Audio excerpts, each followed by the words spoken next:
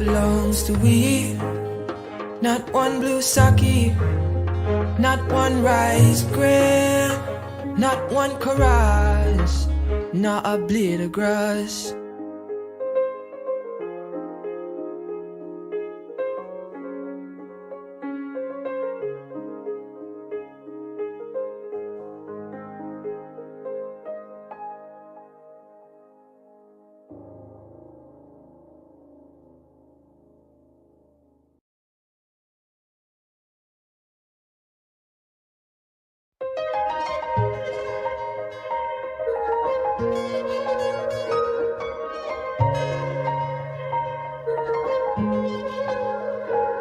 We are a peaceful people, struggle is we struggle, and we don't look for trouble, just ask around. But when outside faces from foreign places talk about taking over, we ain't backing down. We ain't giving up no mountains, we ain't giving up no tree, we ain't giving up no river that belongs to we. Not one blue sake, not one rice grain, not one chorus, not a blade of grass. This land is all I know, we gonna make it somehow.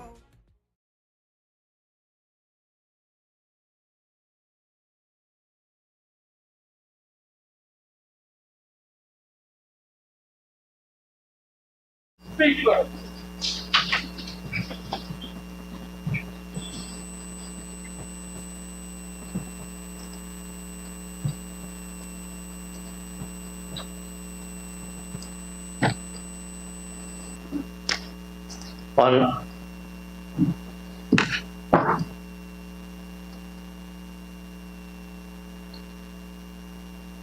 Honorable members, I declare this 42nd sitting of the National Assembly of the 12th Parliament of the Cooperative Republic of Guyana to be duly constituted and in session.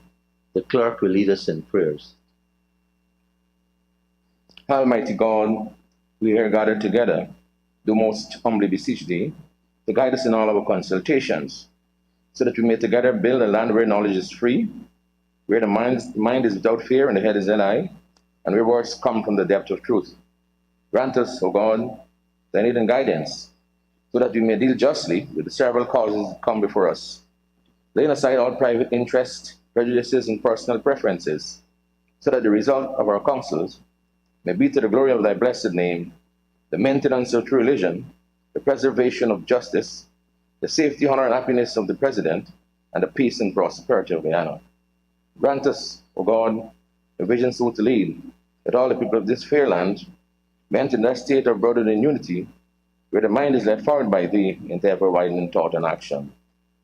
Thank you, honorable members. Please be seated. Messages from the President. Announcements by the Speaker. Continue, Mr. Isaacs. Presentation of petitions, presentation of papers and reports, etc. Reports on committees, oral questions without notice, questions on notice, statements by ministers, including policy statements, personal explanations, requests for leave to move the adjournment of the National Assembly on definite matters of urgent public importance, motions relating to this business or sittings of the National Assembly and moved by minister, introduction of bills, public business, government's business.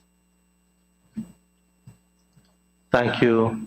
Honorable members, the House will resolve itself into Committee of Supply to consider the estimates of expenditure for financial year 2022.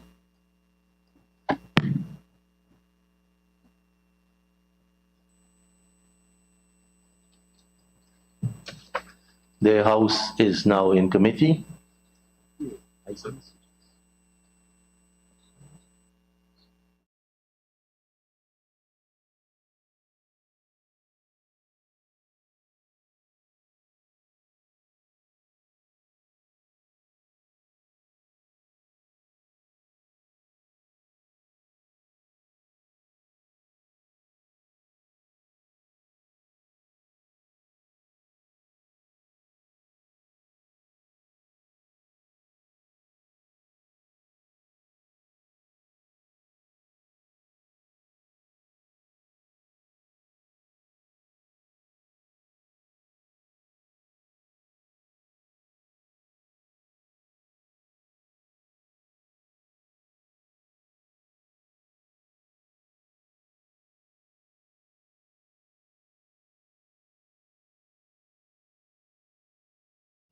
we will get ourselves together.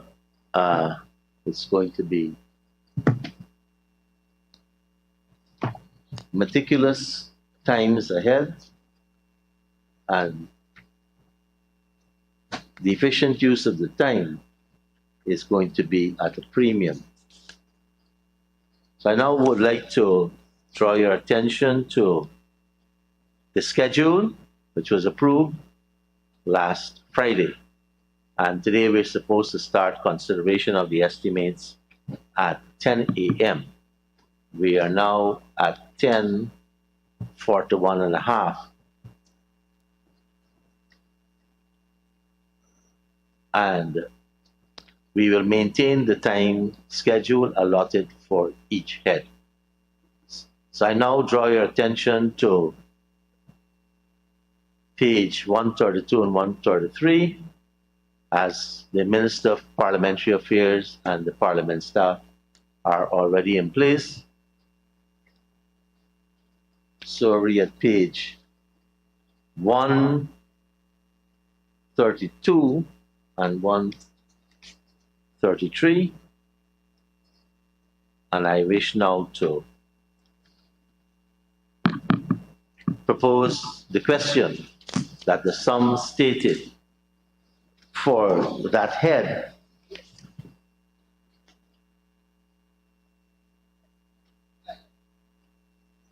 number 71, National Assembly, stands part of the estimates.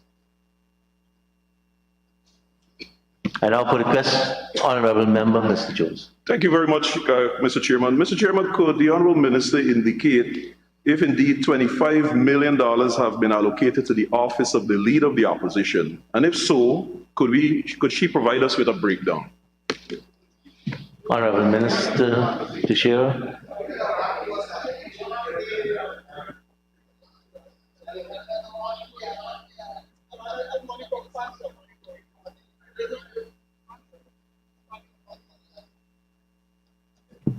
Mr. Speaker, Mr. Chairman, as far as I understand, under 6321, Chart of Accounts, subsidies to local organizations, the allocation of 27.781 million is assigned to the Leader of the Opposition. The Office of the Leader of the Opposition. Office. Thank you. Honourable members, I now put a question that the sum stated for Agency 7, Parliament Office, stands part of the estimates. Those in favour say aye. Those against say no. The ayes have it. The sum stated now stands part of the estimates. Members, please turn to page 628, Capital Expenditure, Agency 71, National Assembly. And I propose a question that the sum stated for Agency 71, Capital Expenditure, National Assembly, stands part of the estimates. Honourable Member Mahipol. Thank you, Comrade Speaker, Comrade Chairman. Comrade Chairman, from the volume 3, I'm seeing the description for the $50 million under project code 4000100. Is there any consideration here for the Office of the Leader of the Opposition? Honourable Member, Honourable Minister Teixeira. Yes, thank you very much, Honourable Member Mahipol. Yes, there is a provision in the $50 million for Parliament Office. $5 million has been allocated for the Leader of the Opposition. Office of the Leader of the Opposition. Office. Honourable Member, Mr. Mahipol. Thank you, sir. Sir, from the $45 million that speaks to the provision for gates and baggage scanner, purchase of furniture and equipment, can we have, can that number be disaggregated, please?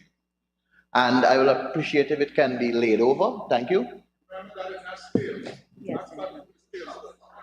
Honourable Member, Mr. Mahipol. Right. Yeah. Parliamentary language, please. I know you have a lot of questions. We don't want to do that to you also. Minister. Thank you, Mr. Chairman. The Of the 50 million is disaggregated as follows. 5 million for the Office of the Leader Opposition, 15 million for cameras. This was a project from 2021 that is urgent and needs to be included. The electronic gates, 10 million. Baggage scanner, 5 million. Photocopying machines, 7 million. Computers, 1.5 million. Furniture and equipment, 6.5 million. That makes it 50 million, sir. Thank you very much, Minister. Honorable members, I now put a question that the sum stated for Agency 7-1, Capital Expenditure, National Assembly stands part of the estimates. Those in favor say aye. Those against say no. The ayes have it. The sum stated now stands part of the estimates. Thank you, Honorable Minister and the staff of the Parliament Office. Honorable members, we can now turn to Agency 8, Audit Office of Guyana, pages 136 and 137. Let's give a few moments for the Audit Office to get into place. Speaker, we have to sanitize each time we change persons here, if you don't mind. Yes. Right.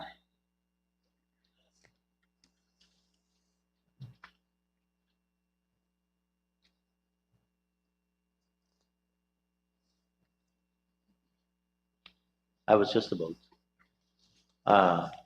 Honorable Minister, maybe we can have the other agency set up on the other side, leaving a chair for you so you can just, or if you want, you can stay in your seat.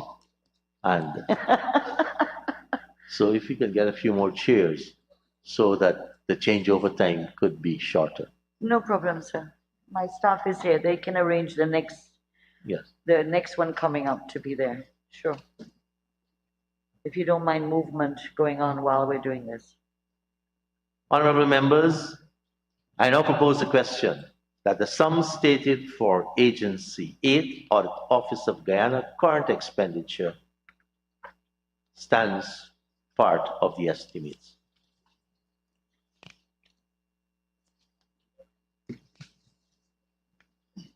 The Honorable Member, Mr. Figueroa. Thank you, Comrade Chair. 6262. Comrade Chair, I've seen a minimal increase of about 1% lump sum to the audit office. But with regards to 6262, overseas conferences and official visits, can the Minister provide his House with the allocated sum to the audit office that will cater specifically for these overseas trips and official visits? Honorable Minister.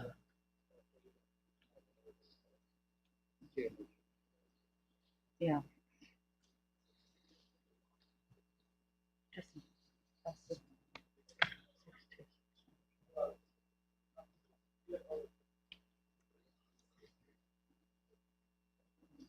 Let me borrow you because I can do it.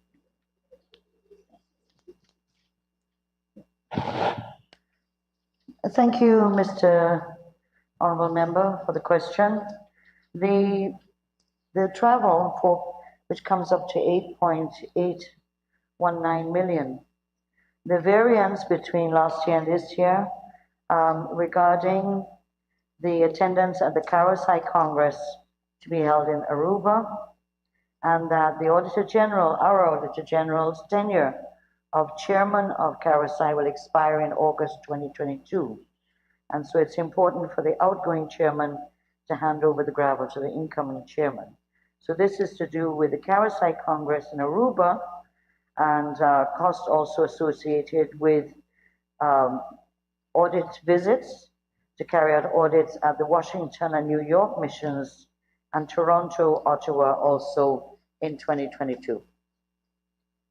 Thank you, Minister. Honorable Member, Mr. Figueroa. Thank you, Honorable Chair. Can the Honorable Minister indicate how many overseas missions will be audited this year? Honorable Minister. I think I said that. I responded. It is Washington, New York, Toronto, Ottawa. Ottawa is a mission. Toronto is a consular office. Honorable Member, Mr. Figueroa. Thank you, Comrade Chair. Having made known of the missions that is going to be audited, can the Honorable Minister say how many times for the year will these missions be audited, and more so, why is it that only these particular overseas missions will be audited for 2022? Honorable Minister.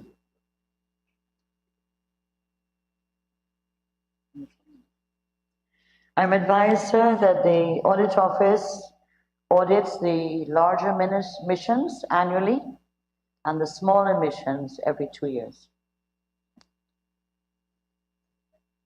Honorable Yes. Member, Yes, sir. Mr. Figueroa.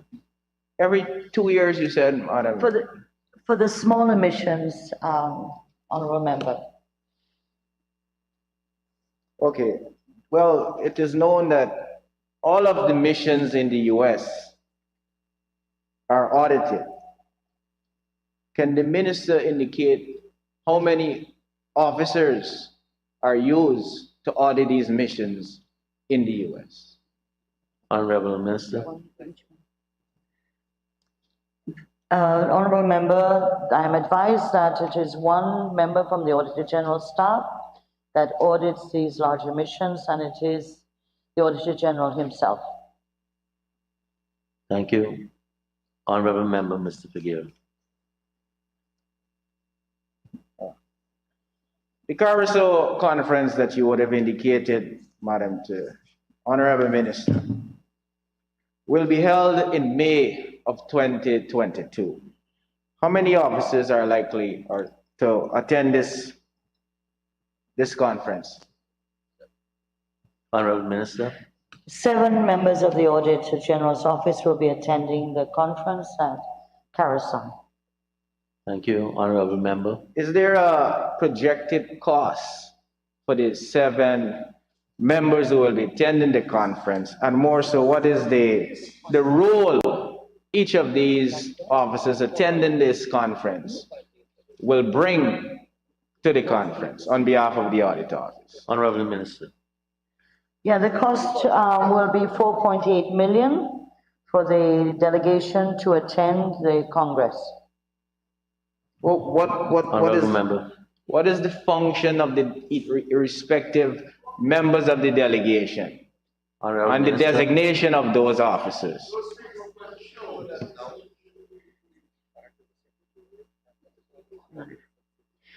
Mr. Chairman and Honorable Member, as I said earlier, Guyana and the Auditor General of Guyana was the chairman of the Carousel. Therefore, Guyana also had the secretariat managed the secretariat of Carousel. And therefore, the handing over is not only the chairman, but the secretariat, which is made up of the audit team from Guyana. And that is why they are going to the meeting to do the handover to the incoming chairman and incoming secretariat. So the country that is the chairman also manages the secretariat functions. And as you know, Carousel is a very important body in terms of setting the standards for audit in the region, and those are some of the standards we use in our audit system here in Guyana. So, Honorable Member. So, Madam Chair, Mr. Chairman, is the minister saying to this House that the only role the attending officers are going to this function for is to partake in a handing over ceremony? No. Honorable I think, Honorable Member. What is the function the respective officers will play? And what is the designated position these individuals hold? Honorable Member, Carousel is a very important body for the region, for the audit institutions of the region, and that it is a Congress of the Carousel that is being held, at which it's 4 days in which there are different presentations by different audit institutions, speakers, etc. And therefore, it's required for Guyana, as the outgoing, to have a strong delegation. Guyana has always played an important role in the Karasai as a result of our Auditor General's office playing a very proactive role there. Thank you, honorable member. 6273, other goods and services. Is it the intention of the audit office in 2022 to purchase photocopying machines for the audit office? Could the honourable member say- 6273, There's no honorable such- member, photocopiers will come on the capital when we get to page 629. Could you hold the question for then? There's- Do you have another question, honorable member? Mr. I'm a little bit confused, Mr. Chairman. 6273 is water charges. Honorable Minister, I've already alerted Oh, the sorry. honorable member with respect to where to ask that question. Honorable member, Mr. Mr. Patterson. Chairman, thank you very much, Mr. Chairman. Can the Minister in the Audit Office state the actual amount budgeted for 2021 to contract audits, how much you actually expended versus what you have budgeted in 2022 for the contract, to contract external auditors to undertake your work? So I will follow up. Honorable Minister.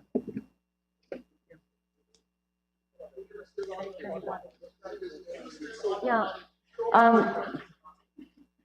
The honorable member may be familiar with the fact that the Auditor General does not expend money on contracting external auditors.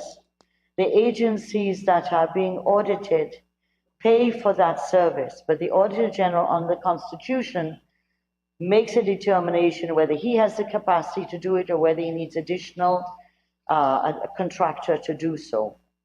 And so there are no monies expended by the Auditor General Office in accessing or acquiring auditing services to assist the Auditor General's office.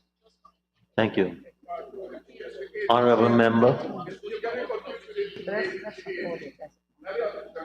Mr. Chair, can I ask the Honorable Minister, with advent of the now Natural Resources Fund and the liability now passing to the Audit Office, what additional provisions has the Audit Office made to examine the expenditures of the monies brought in for the Natural Resources Fund? Honorable Minister. Mr. Chairman, the Audit Office has been preparing to track oil revenue coming into the government coffers or into the Natural Resource Fund.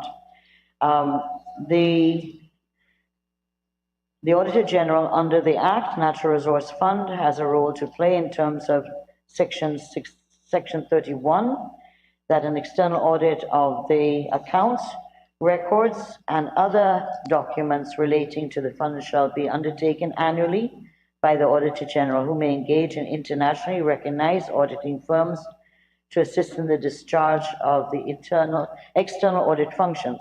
So there are 3 paragraphs that deal with that in the National Resources Fund Act. The Audit Office is building its capacity to audit exploration, extraction, and production of oil in the oil sector. This will be audited under the Natural Resource Fund, will be audited in accordance with the requirements of the Natural Resource Fund Act and the Audit Act. With respect to any technical expertise that might be required, this will be determined during the planning and extraction of the audit. Likewise, the Auditor General will determine at that time if such help will be in the form of external expertise or an international auditing firm. With respect to the capacity as stated above, the Audit Office is equipped to audit the deposits and withdrawals of the fund. Nevertheless, the office has already started improving the capacity, with 2 of its middle management staff having obtained master's degrees in studies relating to oil and gas. With regard to other technical staff, more specifically the engineers, the Audit Office has 3 civil engineers, one with a master's degree, and that it is anticipated that the engineering department will be increased, the capacity and the numbers will be requested in the 2023 budget. As you know, in the PAC is the one that has to approve any changes in the organizational structure and the personnel requirements of the audit office.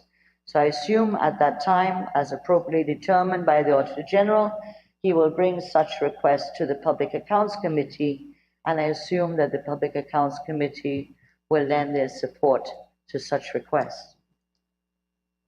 Thank you, Minister. Honorable Member, Mr. Michael. Thank you, Comrade Chair. Comrade Chair, under other goods and services purchased, there is an allotted sum of $66,459,000.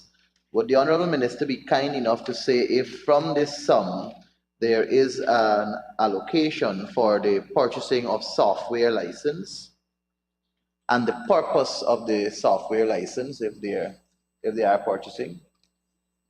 Minister.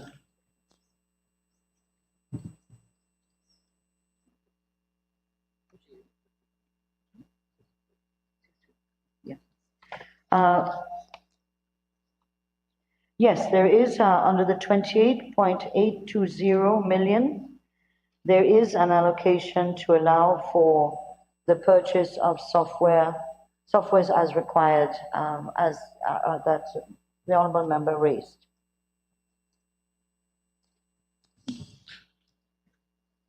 Comrade Chairman, Honourable Member. may I ask how many software licenses will be purchased and the purpose of the software license? Minister.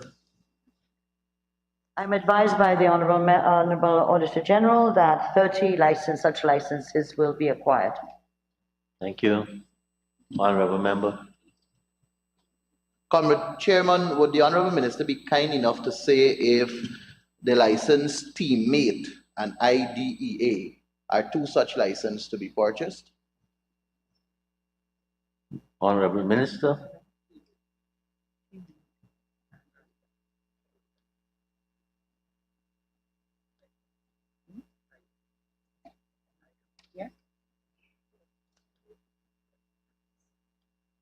Yes, sir, Mr. Michael. Both Teammate and IDA, I think that's what you said, are included in the licenses. Thank you, Comrade Chair. Comrade Chair, would the Honourable Minister Member. be kind enough to give a breakdown of the amount for Teammate and an amount for IDEA and the purpose of these two licenses? Minister. Mr. Speaker, can you give us a minute?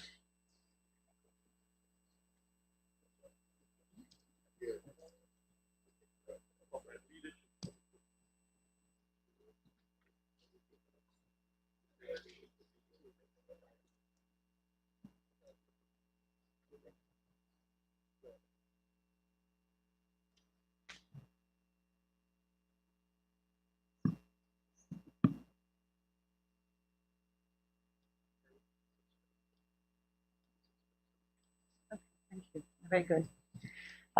Honourable Member Michael, in terms of the software licenses, 9.6 million is allocated to IDA and 1.65 million to Teammate. Yes, and as you know that Teammate is more relating to a paperless system, and IDA is a tool for assisting in auditing. Honourable Member. Thank you, Comrade Chair. Comrade Chair, may I ask if we have been purchasing the license Teammate for the last 6 years? Minister.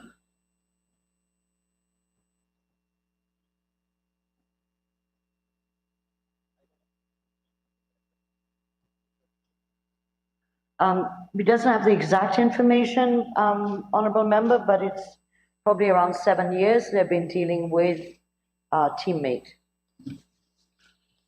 Thank you, Honourable Member, Mr. Michael. Thank you, Comrade Chair. Comrade Chair, in view of us using Teammate to basically go paperless, May I ask why is it that we are not seeing a change in materials, equipment, and supplies? If it is that we are supposed to be going paperless, shouldn't the expense for the purchasing of paper, printer, ink, and the likes be significantly reduced?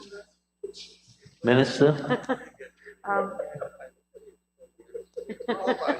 Um, I would take the liberty, Mr. Chairman, of saying many times paperless is not paperless. We're trying to get a paperless parliament, yet we're consumed with paper in here. But I wouldn't put that on the Auditor General's office, but that they're in phase one of the project to move towards a paperless audit.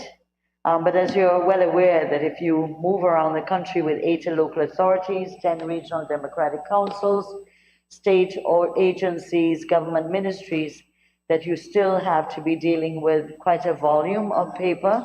And this is a project that is in phase one. Thank you, Minister. Honorable members. Comrade Chair, is the Honorable honorable members, we have 10 minutes allocated for this head, and we saved 6 minutes on the previous head. That's 16. We are now at 20 minutes. I'll allow a few more questions, and then I'll have to put this in. Comrade Chair, Honorable member. Comrade Chair, is the Honorable Minister saying that after purchasing this particular software, which we have been doing for the past approximately 7 years, we are still in phase one of its operation? Did I hear correctly? Minister?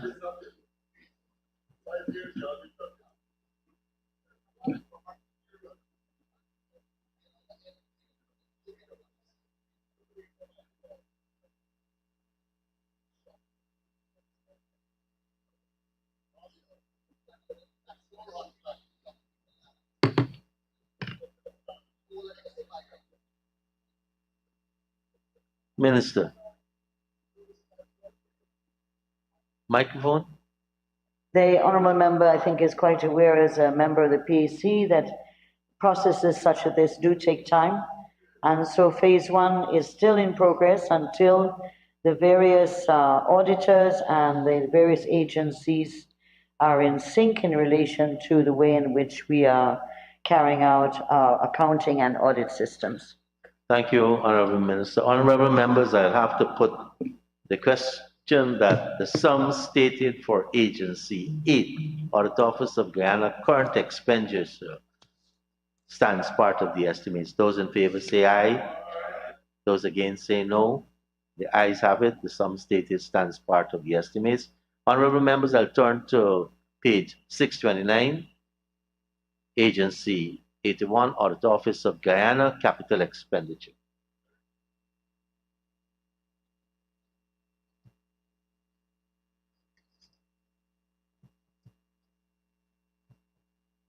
And I propose the question that the sum stated for that agency head stands part of the estimates.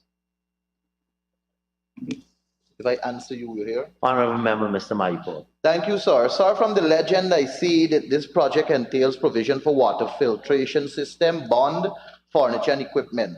Would the Honorable Minister be kind enough to disaggregate the sum of $25 million so we can understand how much is allocated for each project on the project code 4000200? Thank you, Honorable Minister. Mr. Chairman, the allocation of 25 million is as follows. In 2022, building water filtration system, 1.5 million. Building storage area for the audit documents, 5 million. And office furniture and equipment, 18.5 million, coming up to 25 million. Thank you. Honorable Member, Mr. Maipol. Sir, would the Honorable Minister be kind enough to say where is this bond going to be located, if it's the same, the headquarters office at? Minister? I'm tempted to answer, Mr. Chairman, by saying Sussex Street, but I have to inform the member that it's in the same compound as the Auditor General's office. Thank you. Honorable members, I now put a question that the sum stated for Agency 81, Audit Office of Guyana, Capital Expenditure stands part of the estimates. Those in favor say aye. Those against say no. The ayes have it. The sum stated now stands part of the estimates. Honorable members, we now turn to pages 140 and 141.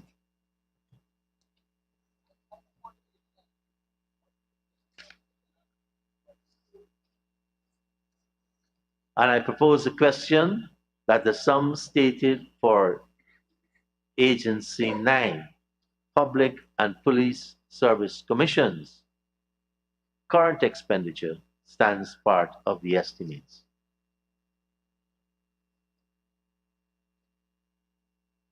Honorable Member, Mr. Ramjatan. Mr. Chairman, just for a clarification, I noticed that the subsidies and contributions from central government from 137 revised in 2021 goes up to 156. Could it just be explained to me? There's a $20 million increase here. No. Honorable Minister. It's in Appendix T at page 830.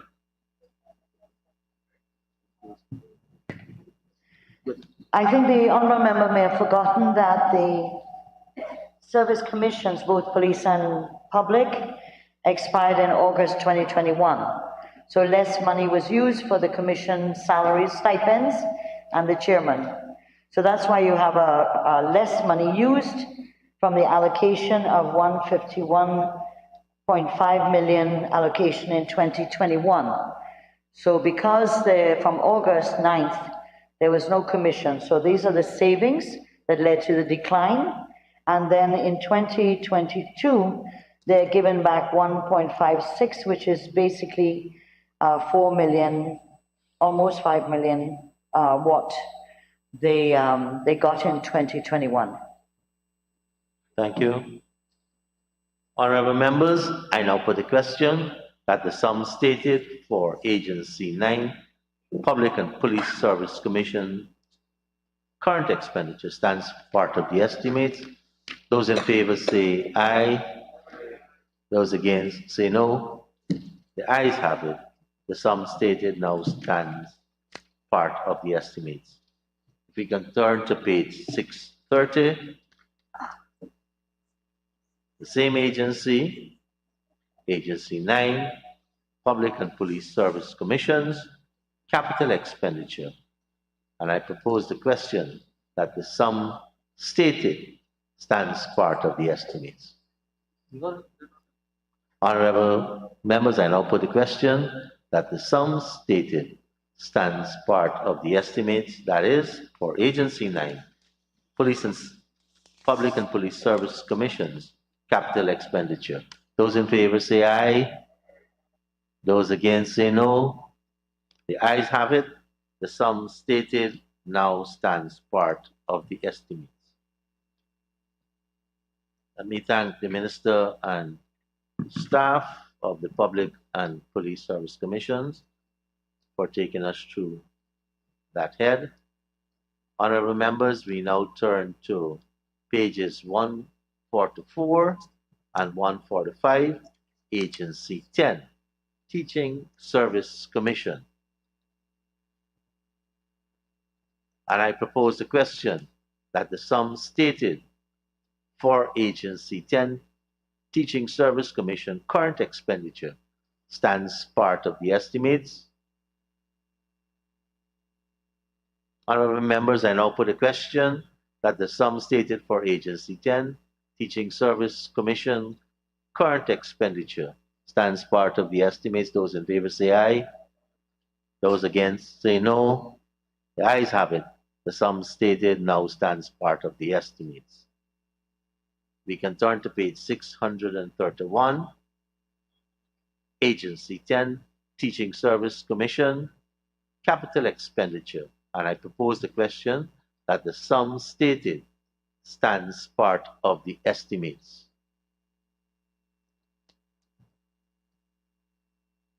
Honorable members, I now propose a question that the sum stated for Agency 10, Teaching Service Commission, capital expenditure stands part of the estimates. Those in favor say aye.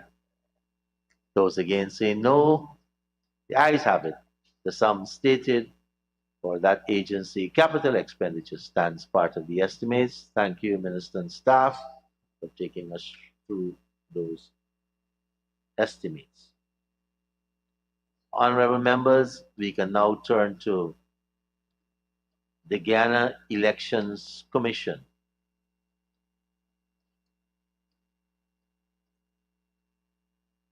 And we are at pages 148 and 149.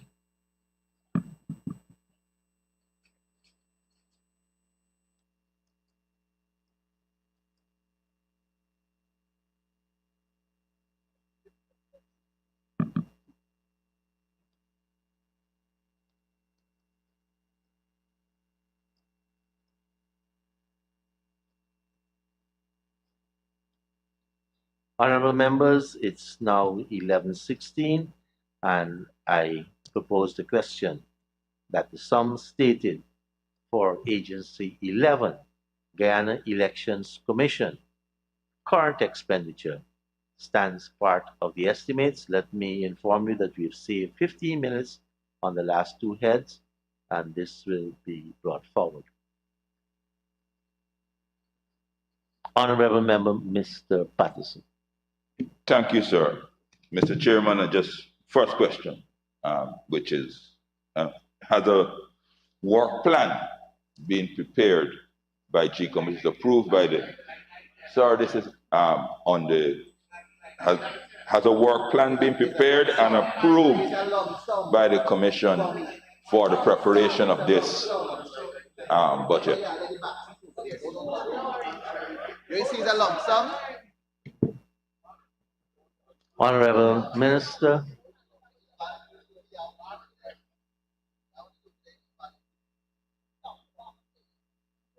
Mr. Chairman, I think the honourable member knows that Appendix T, page 832 is where there's a breakdown. If he wishes to ask a question, could he relate to that so that I may be properly able maybe to answer his question? Honorable Member, Mr. Ramjatan, as the Honorable Member, Mr. Patterson. In Appendix T, are the goods and services purchased, I notice will go up by $250 million. Is that money that is in increase for doing a proper voters list this time for local government elections? Honorable Minister.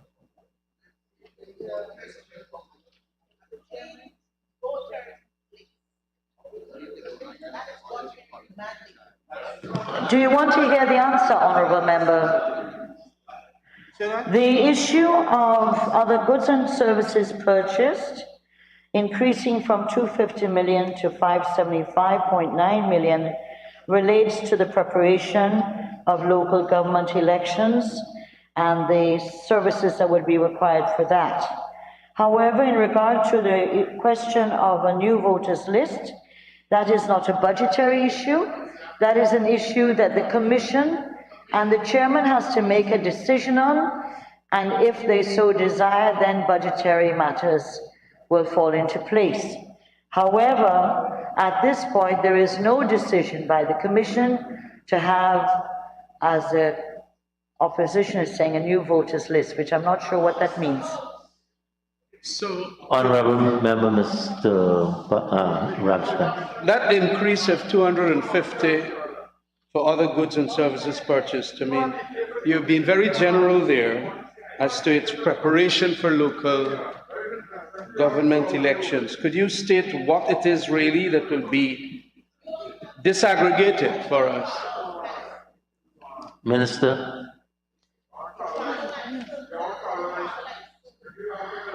Under other goods and services, sir, it includes security services, which would be increased because of local government elections. The equipment maintenance will go up sizably because it has to do with the preparation of the elections, cleaning, extermination, COVID, and other, where it goes from 58 million to 311, which includes areas of rental of backup generators, containers to store ballot papers. Well, I'm sure you remember the containers, don't you? And the publication of ads in all the print media and the public about the election process, and to create public awareness, and to storage of all the sensitive election materials. That specifically, Mr. Honorable Member, Mr. Ramjitan, that is what the 575,937,000 would be spent on. Thank you, Honorable Member, Mr. Patterson. Mr. Chairman, the current voters list has many problems, sir. For example, during the 2018 aborted house registration, at the conclusion of that, approximately 22,000 young people had pink slips and were unable to get onto the voters list. Can the Honorable Minister and the agency say what provisions and allocations have been made to allow to get these 22,000 persons on the list? And of course, what provisions are there to update the list from the last house registration and now, so for new registrants before the local government election? Honorable Minister.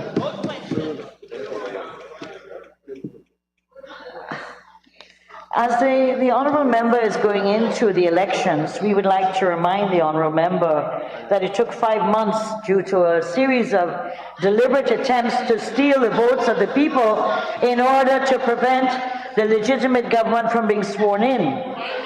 So, Mr. Speaker, I don't believe that the question is a budgetary question. However, the areas of continuous registration and claims and objection as per norm are provided for in the budget in regards to other direct labor costs. This is to do with staff of GCOM working overtime, and to be able to have, in addition to that, the hiring of additional staff with regards to the election process.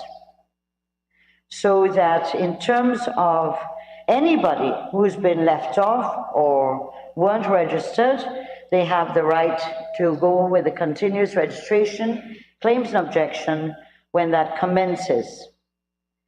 I also wish to remind the honourable member that the Chief Justice of this country ruled that there must be no attempt to scrap the national registration of Registrar of Registrants of Guyana.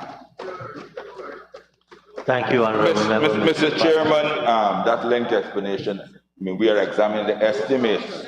It is not a question, so I've asked specifically, right, what is the allocation in the 2022 budget? I didn't ask the inclusion of that or the Chief Justice or so. What money, this is the estimate, sir, what exact funds were there? And I have follow-up questions. Honorable Minister. I'd like to ask the honourable member to repeat. There's a lot of noise, and also I wasn't clear what he was asking. So could you please repeat? Honourable members, please allow the Mr. Minister Chair, I hope you get hear. back the time for the delay in tactics. I asked specifically that in the, there were voters, young voters in 2018 that were not able to get on the voters list, and there are young voters that are persons of come of age.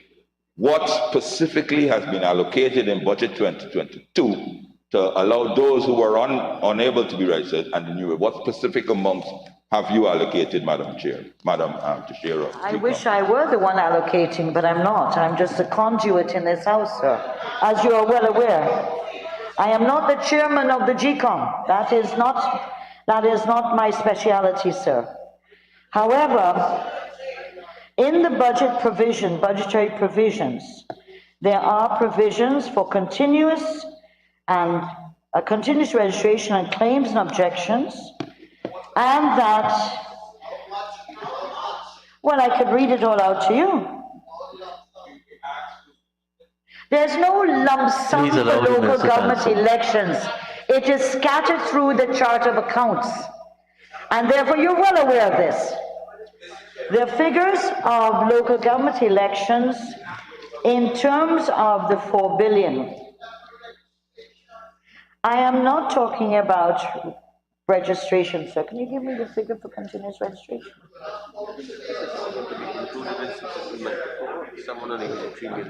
783 million for registration, continuous registration.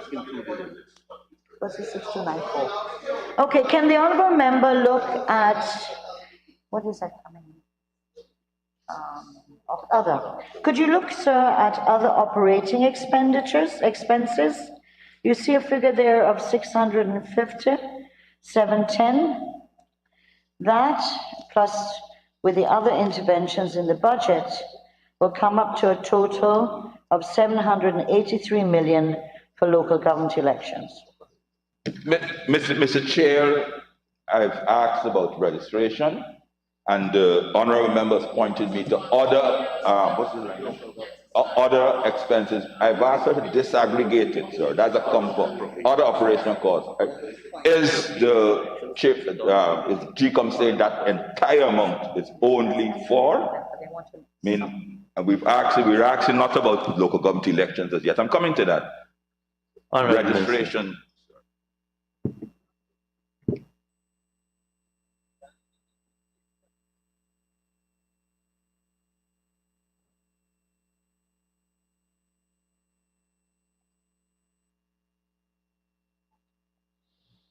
Mike. GCOM has brought a budget here based on what they know. When the commissioners and the chairman make a decision of when local government elections will be held, the processes of claims and objections and continuous registration will commence. They cannot budget for that because no decision has been made in the kind of details that the honorable member wants. What they have done is budget for what would be the current normal situation with continuous registration. They've made provisions for claims and objections. But what the honorable member is asking for is awaiting a policy direction, because the calculations for some of the amounts that you require would depend on when, if and when, the GCOM makes such decisions. Honorable member. So, Mr. Chair, can I assume that the honorable minister is saying that the GCOM has not decided or made a preliminary estimate of when which quarter local government elections shall be held? Right, which quarter, not date, which quarter, because obviously that is how you will allocate. So there's no decision from GCOM, you're saying, which quarter of 2022 there will be local government. Honorable Minister. I think the honorable member is familiar with what is in that the GCOM has stated that they're preparing a roadmap which they will go to the commission, and the commission will make the determination of when they would be ready to commence, and obviously then inform the president of their readiness. That, as far as I know, both in terms of meetings with the GCOM as well as in terms of the press reports, is they have not reached that stage, sir, to say what quarter of the year they will be willing to commence. Or, Mr. Chair, obviously GCOM has their work to do. Sir, printing, sir, in 2018, I think it's 2019, sir, printing of new ID cards, sir, $1 million US was allocated to that. Can the honorable minister state what is the status of printing of new ID cards? This is not, sir, for new registrants or so forth. This is printing new ID card, replacement, etc., etc. Can we know what is being allocated and what is the status of new ID cards for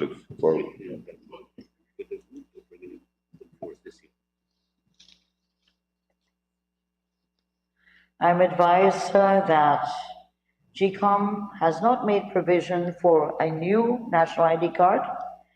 At this point, there are some issues they have to resolve with the vendor they've been using with a view to resolving that and being able to commence the process.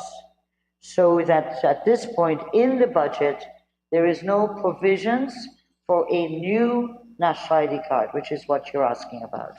No, Mr. Chair. No, Mr. Chair. Honourable member, go ahead. The honourable minister is trying to give the impression that I'm asking about a new reformatted ID card. I'm asking GCOM, the persons have lost their ID cards, persons haven't even been issued ID cards. The youngsters that are coming in and want to take part in local government elections don't even have ID cards. That's I'm asking about, sir. And this is some where and what is the allocation for this among Madam Chair? Honourable Madam Minister. Chair.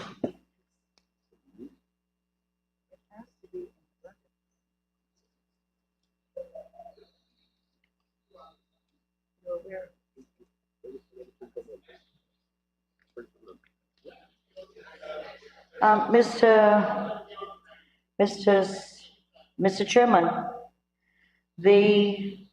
because the honourable member said a new national ID card, there is no other way I could think that he was talking about a new national ID card. If he wanted to ask about the availability or printing of national cards for persons who need replacements, who are now being registered, that's a different question. So we have to be careful how we're asking our questions here. But Mr. Speaker, the allocation under print and non-print materials of 237,760,000 include the printing of sensitive election materials, tally sheets, etc., and and national ID cards. That's an ongoing process, sir. There is nothing to prevent the GCOM from making national ID cards available to Guyanese now. Honourable member. So, just for clarity, that's not my question. The honourable member saying that national replacement ID cards are available right now, and you're saying that to the... Yes. Thank you very much. Yes, sir. As far as I know, in the GCOM centres that is being done, it was advertised about a month or so ago, I think, and that is ongoing, sir. Thank you. Honourable member. Training and voters education, Mr. Chair. Obviously, there was a lot of training. Sir, we would like to know specifically for local government elections, you don't actually have to wait. So we would like to know specifically what is allocated for that and when did that commence based on your allocation requested. Honourable Minister. Thank you, sir. 6302, which deals with training, including scholarships, 135,744,000 have been allocated, to train approximately 20,000 people to manage the election day activities. And so this heading includes production of manuals for training of the staff and other activities, meals and so on that would be needed. So this specifically deals with training of election day staff. Honourable member, Mr. Mahiko. Thank you, Comrade Chairman. Comrade Chair, when I look at the expenditure of a GCOM in 2020, and I look at what was budgeted for in 2021 and what was spent in 2021, I am seeing for 2022 basically a reflection of what was budgeted for in 2021. May I ask if the fact that the revised 2021 is significantly lower than what was budgeted for, for all the heading, if that is because of not having local government elections in 2021, the anticipation for it in 2022 is what would have caused the numbers to be reflecting the same as what was budgeted for in 2021? Yes? Yeah.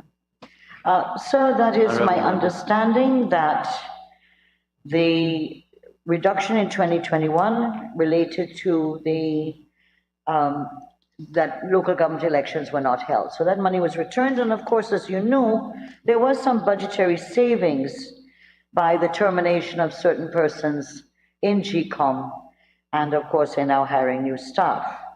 But there was a reduction in the allocation for wages and salaries because, as you know, some people at a very high level were terminated. Thank you, Honorable Member, Mr. Maipol. Sir, on the wages and salaries, I see the same amount being budgeted for, but there's a higher amount that was spent in 2021 when compared to what was spent in 2020. Is there adequate consideration here for wages and salaries when it comes to the staff for local government elections, given this figure here, 1.103253, as opposed to what was spent in 2021, which I assume is for the permanent staff, but all the other staff that is expected for local government elections? Yes, thank you, honorable members.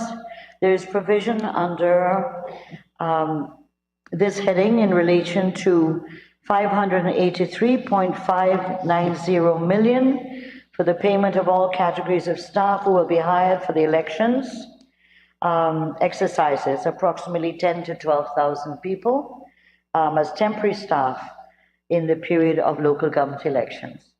So a little more than $500 million has been set aside. Thank you, Minister. Honorable Member. Sir, my final question is, can the Honorable Minister provide the salary and other benefits of the top 5 officials at the Guyana Elections Commission and the lowest 5 at the Guyana Elections Commission?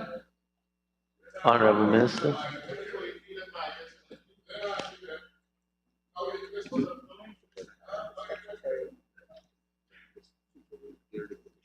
I know.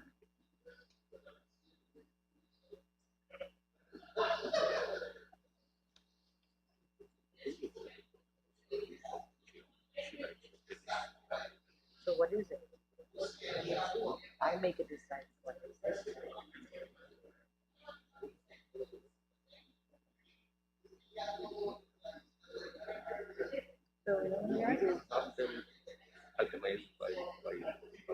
Somebody has to be prepared. Honorable Minister. Mr. Speaker, the top five would include the chairman, CEO, DCO, for example. And the bottom 5 would be, I assume, persons who are cleaners and those in the GCOM apparatus. Honorable Member, Mr. Maipol. Chair, I think I was very clear when I asked for the figure and the other benefits, the total amount that goes to the chairman per month, the CEO per month, DCO per month, and others, the top 5, the amount that they get per month, and the lower 5, the amount they get per month. Thank you, Honorable Minister. Could you, Mr. Speaker, Mr. Chairman, because we have to get the information, and just give me a few minutes, please. Sure, we'll stop the clock.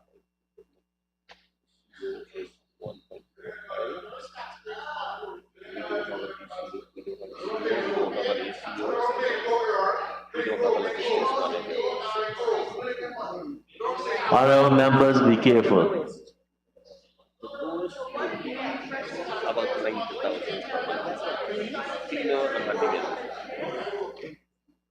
Mr. Speaker. Honorable Minister. The salaries are as follows for the top 5.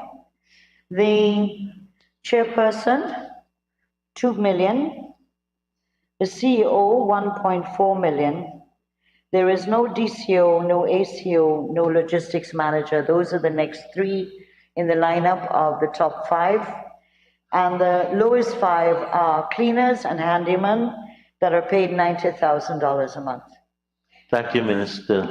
Mr. Mahipol. Sir, I just want to verify the accuracy of this information because I believe a question was asked last year where the answer for the chairman was anywhere, and I believe the answer could bear me out, If I am not accurate, I will apologize, but I believe last year's answer was the chairman was receiving 2.7 million. Can I have some verification on that? And the CEO was receiving more than 1.4 also. I would like for the accuracy. Mr. Speaker, the honorable member asked for salaries.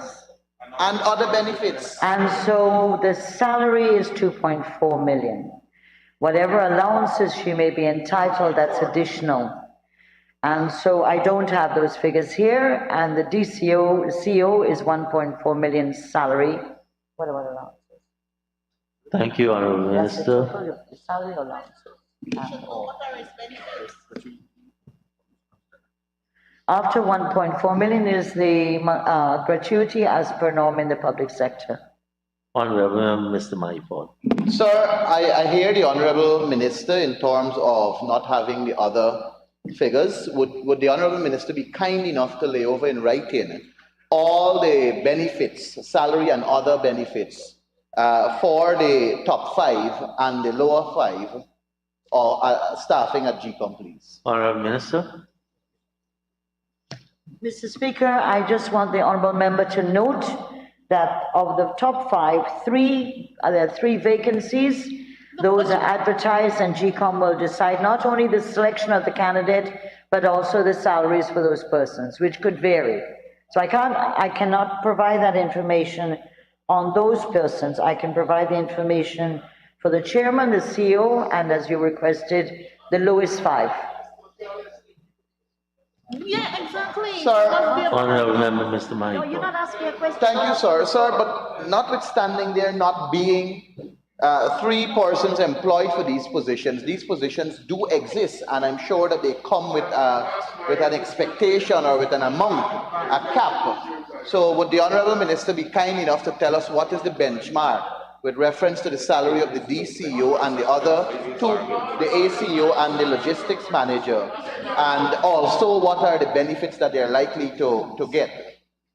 Honorable Minister. Mr. Chairman, forgive me, but I'm sure that if the honorable members who were so close to the former DCO can find out what her salary and benefits were, which were rather On a point of order.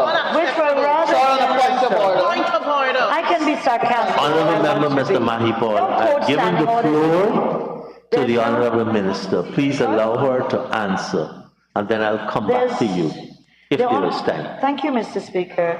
Chairman, there is no standing order relating to sarcasm, my dear. You're imputing. So I'm not imputing anything. We are not close to nobody. Mr. Speaker, the positions of GCOM, the top positions of GCOM are fixed positions on the establishment, but the salaries and benefits have always been negotiable.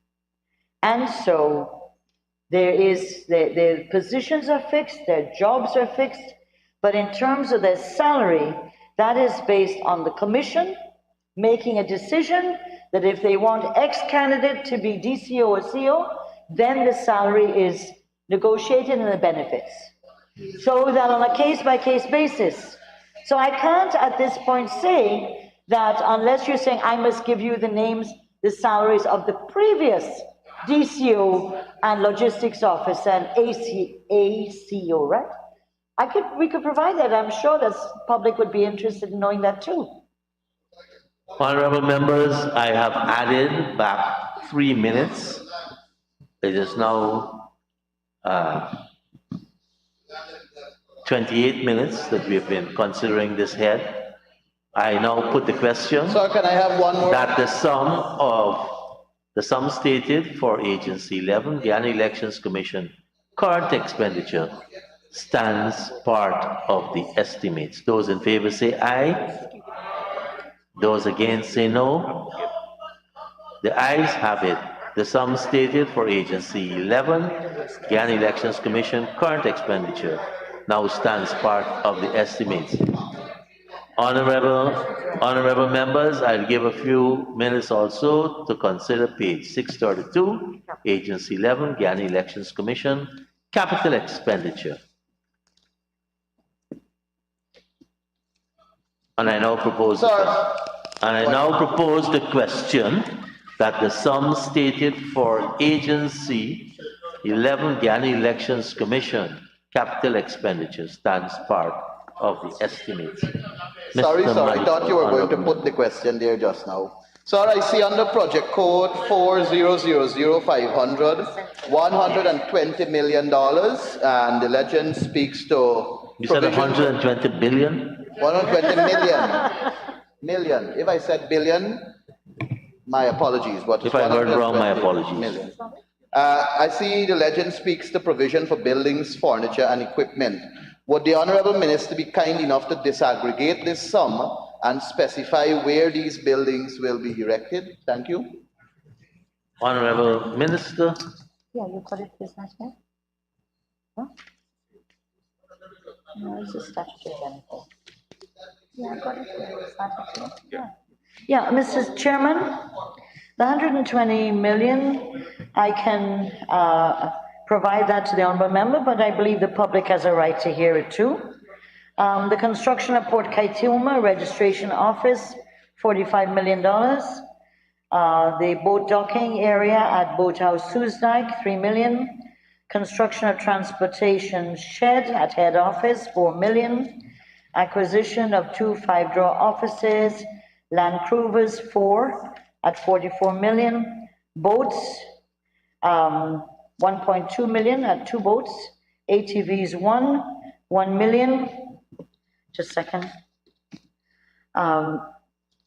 You have things like filing cabinets, 11 of them, 715,000. 200 horsepower outboard engines, 5.8 million. 40 horsepower outboard engine, that's 1 million. Yeah, filing cabinets I gave already.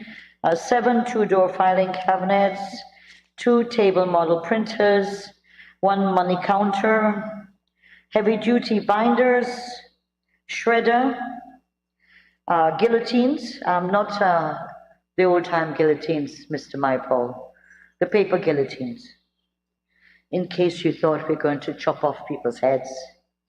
Air extractors, 17 water dispensers, heavy duty printers, there are 2, multifunction photocopiers, and they're multi-purpose, yeah, printers and copiers. So there's several of them listed here as printers and photocopiers and color printers. Projectors 2, so we don't have to use a bed sheet anymore. 8 refrigerators. 4, no, my bed sheets are clean, sir. Well, Minister, you Yes. need projector screens to substitute, not Yes, projectors. of course, but that's why, Mr. Speaker. I will raise it with my friend here, the CEO, that he has projectors, but no projector screens. You're absolutely right, Mr. Speaker. I hope you've noted that, Mr. CEO, because we cannot go again with bed sheets, especially used bed sheets.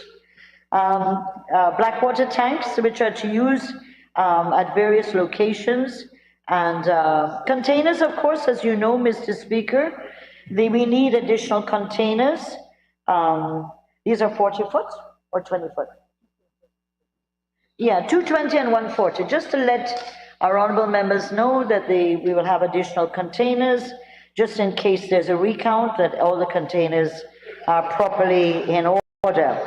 So, Mr. Speaker, because some of those are getting old, as we saw the last time, so 120 million, sir, but these can be shared with the honorable member, recognizing that as a constitutional body, if anything were to happen, they could also make changes in their capital. Thank you, Honorable Minister. Honorable members, I will put the question that the sum stated for Agency 11, Guyana Elections Commission capital expenditure, now stands part of the estimates. Those in favor say aye. Those against say no. The ayes have it. That sum now stands part of the estimates. Honorable members, let's please turn to pages 422 and 423, Agency 55, Supreme Court, and I draw your attention to a document circulated earlier this morning that we have an amendment to Appendix T, Budget for Constitutional Agency, Supreme Court, Public Prosecution, Rights of the Child Commission, Women and Gender Equality Commission. So what we have here will substitute. And I propose the question that the sum stated for Agency 55, Supreme Court, current expenditure, stands part of the estimates.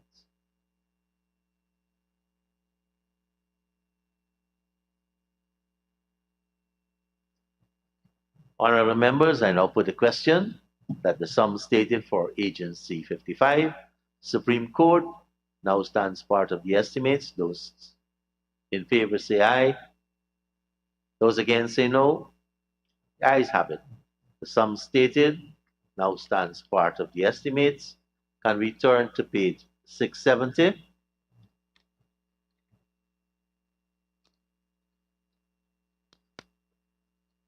Page 670, sorry.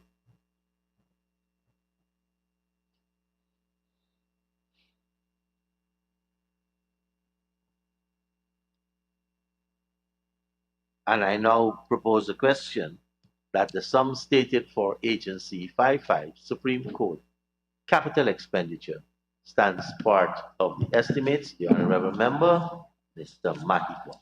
Thank you, Comrade Chair. Comrade Chair, there is an allocation here on the project code 4000600 of 1,250,000,000. And it says provision for courts, quarters, furniture and equipment. And the legend breaks it down as payment of retention, provision for courts, living quarters, bonds, furniture and equipment. Would the Honorable Minister be kind enough to disaggregate the sum and also indicate where the courts will be constructed, the living quarters, bonds, and the bonds? And the payment of retention, which project is it for and where is it located? Honorable Minister. Mr. Chairman, there are a number of items that are rolling over from last year that will be completed, or those that have finished but are waiting for retention, the defects liability period. So you have the Madhya Magistrates Court, the Port Kaituma Magistrates Court, the Living Quarters and Magistrates Court at Mabaruma. These are in different stages of construction or completion. You have the new Vigilance Magistrate Court and Living Quarters at Vigilance East Coast. That is expected to finish in February 2022. September, sorry. That's my handwriting. I didn't read my handwriting correctly. Sorry. Extension of the Court Appeal Building, Kingston, Georgetown, Region 4. The consultancy services for the completion of the Bartica Magistrates Court and the external bailiff bond, BENAB, generator and modifications to the building to accommodate domestic violence and probation rooms. I particularly read that, sir, because I believe that these are issues of interest, particularly to the members of parliament in relation to provision of services for victims of domestic violence and interpersonal violence. You also have a consultancy completion of the Madhya's Magistrate Court, Phase 2, the external bailiff bond, Banab sanitary facility, remaining perimeter, fence generator, driveway, walkway, parking, and shed. So Madhya will have also a completed Magistrates Court. Construction of a Magistrates Court, this is for consultancy services at Coven John, East Coast Demerara, and consultancy services for Maikoni Magistrates Court as well.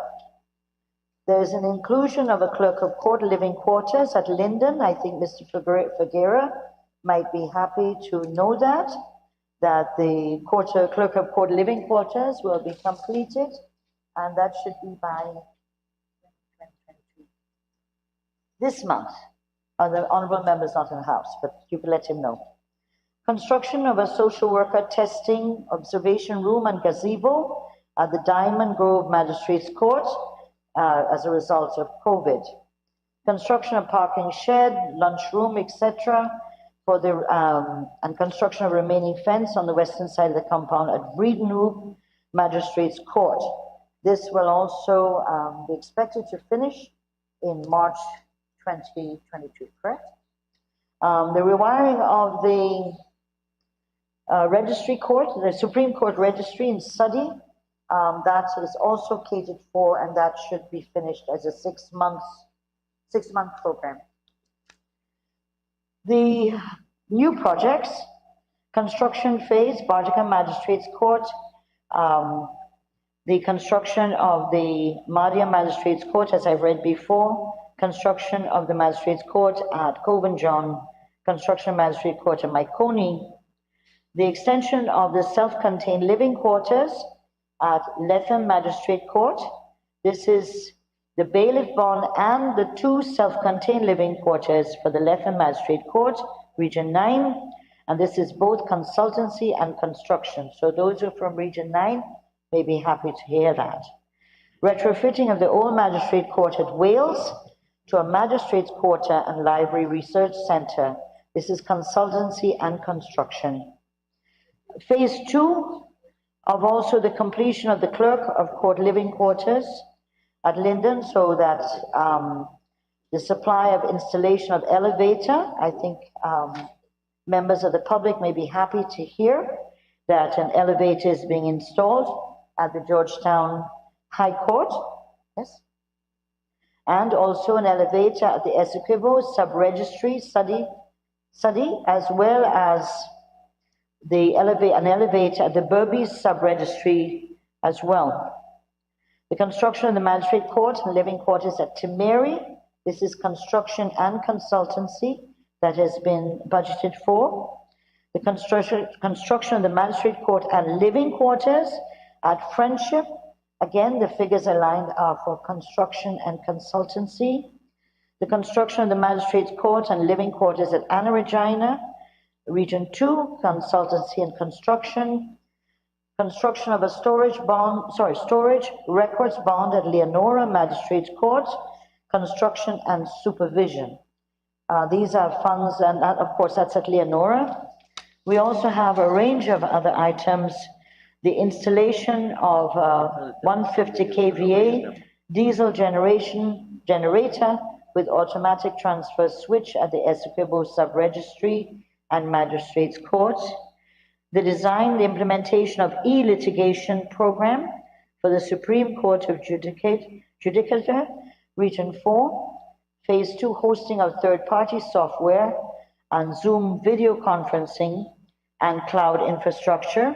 This is approximately, that has been budgeted for mid-year, but the allocation is 54,398,367.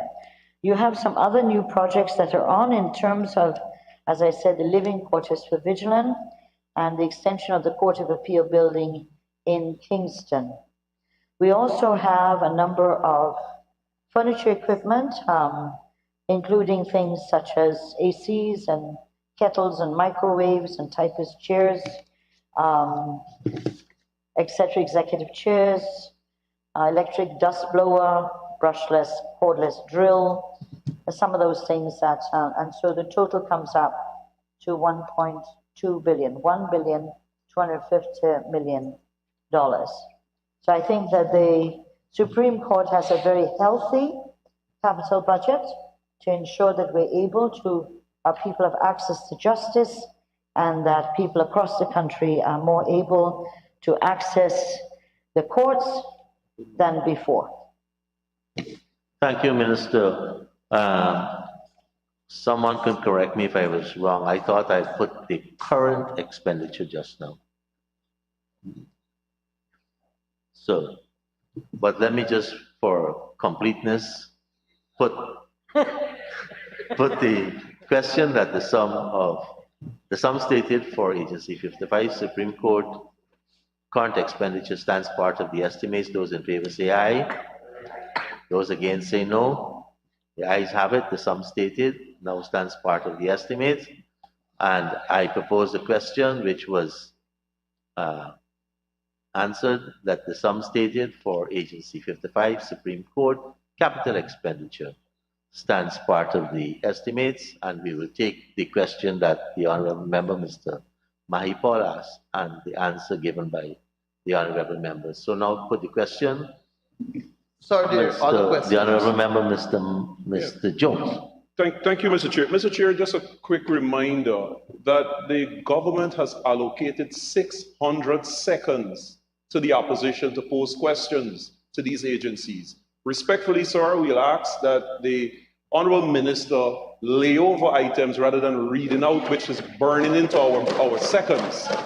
Thank you, sir. Honorable Member, what also could be is when the question is asked, if it's not clear that a layover is wanted, then the minister will do that. So, honorable members, I put the question. Honorable Member, Mr. Mahipal. Sir, I did ask just now in that lengthy response for the sum to be disaggregated in terms of specifying what amount for what project. Would the Honorable Minister be kind enough to lay that over in writing, each project and the sum allocated, which would bring us to the 1.25 billion? Yes, sir, we have the total breakdown here by item, but He's asking to lay it over. I said yes. Yes. Good. However, sir, I want to make it, if the honorable member will let me speak. I will let you speak. Don't Thank worry you, with sir. Yes, just ignore you, Michael. Yes. Mr. Speaker, whilst the layover is important, and I have no objection to that, the public is live streaming and listening, and they have a right to know as well. So I'll use my prerogative as the person defending these budgets to also inform the public, because the public needs to know.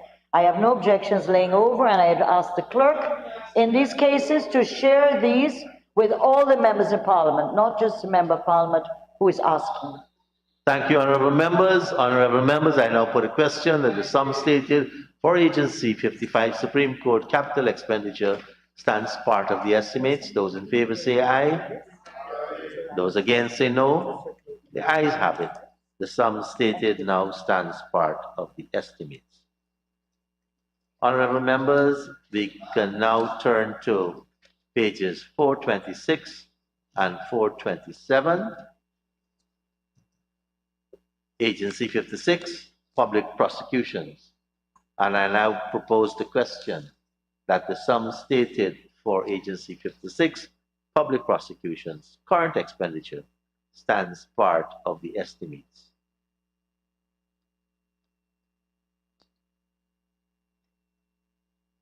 Honorable members, I now put the question that the sum stated for Agency 56, Public Prosecutions, current expenditure, stands part of the estimates. Those in favor say aye. Those against say no. The ayes have it. The sum stated now stands part of the estimates. Honorable members, we now turn to page 671, Agency 56, Public Prosecution, Capital Expenditure. And I propose a question that the sum stated for Agency 56, Capital Expenditure, stands part of the estimates. Honorable member. Clarify here. I know the capital expenditure has gone down to $7.5 million. In view of the fire there, is this going to be sufficient for the repairs of the DPP's chambers? Honorable Minister.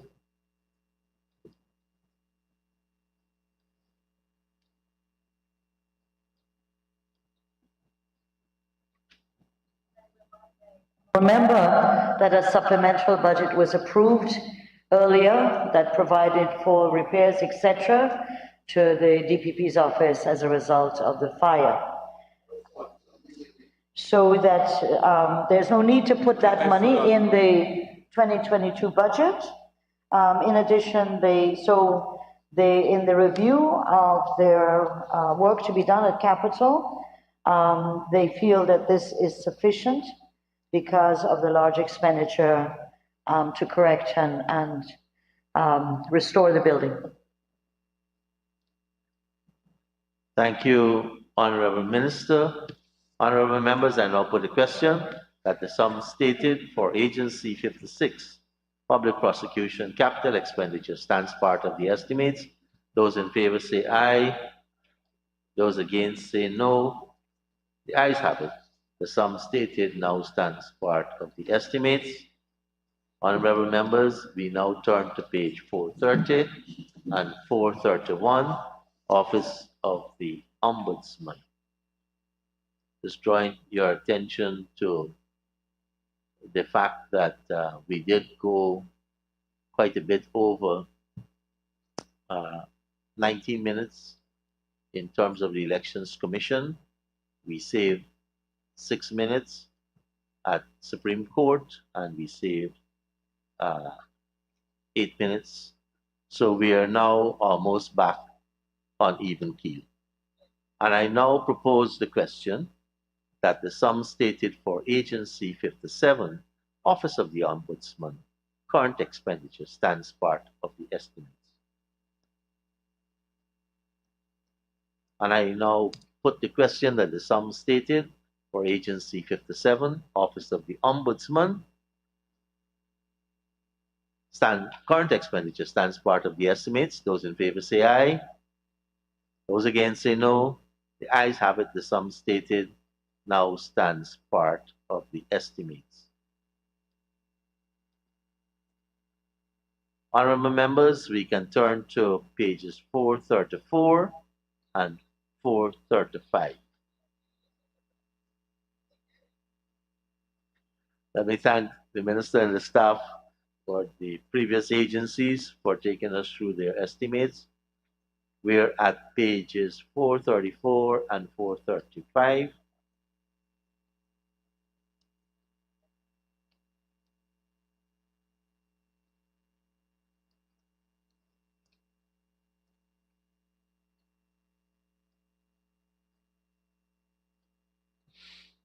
And I propose a question that the sum stated for Agency 58, Public Service Appellate Tribunal, current expenditure stands part of the estimates. Honorable Member, Mr. Mahipal. Thank you, Comrade Chairman. Comrade Chairman, I have noticed on the wages and salaries, there is a reduction.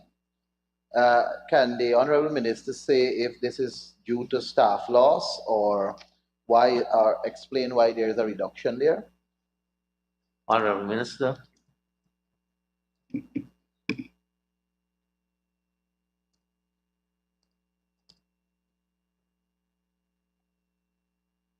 Mike.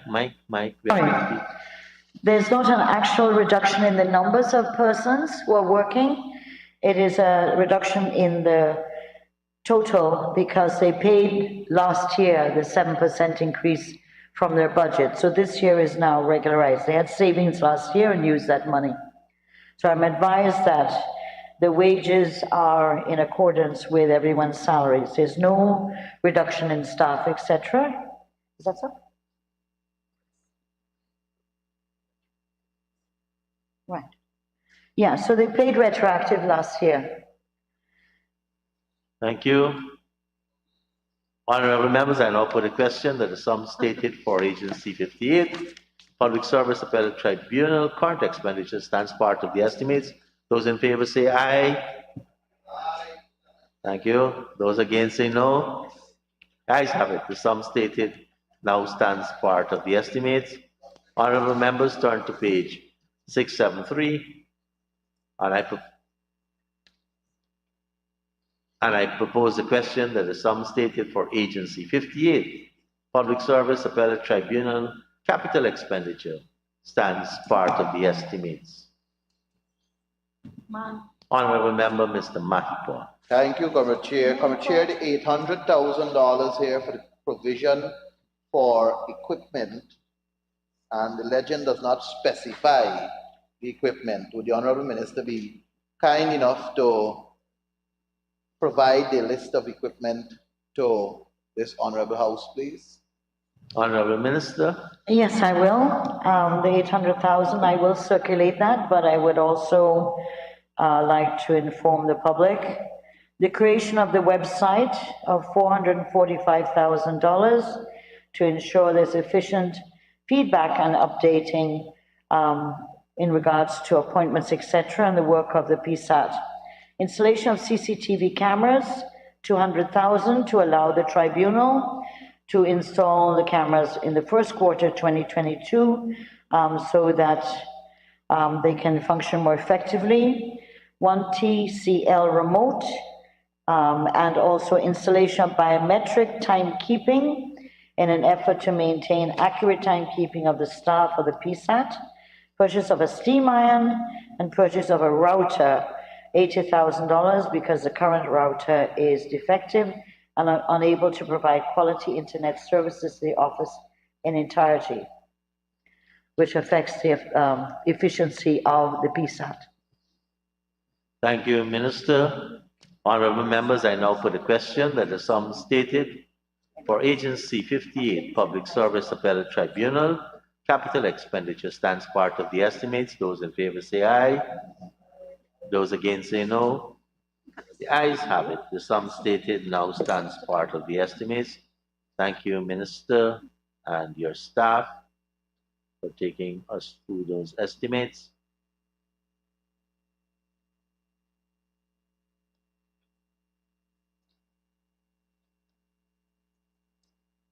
Honorable members, we can now turn to pages 438 and 439.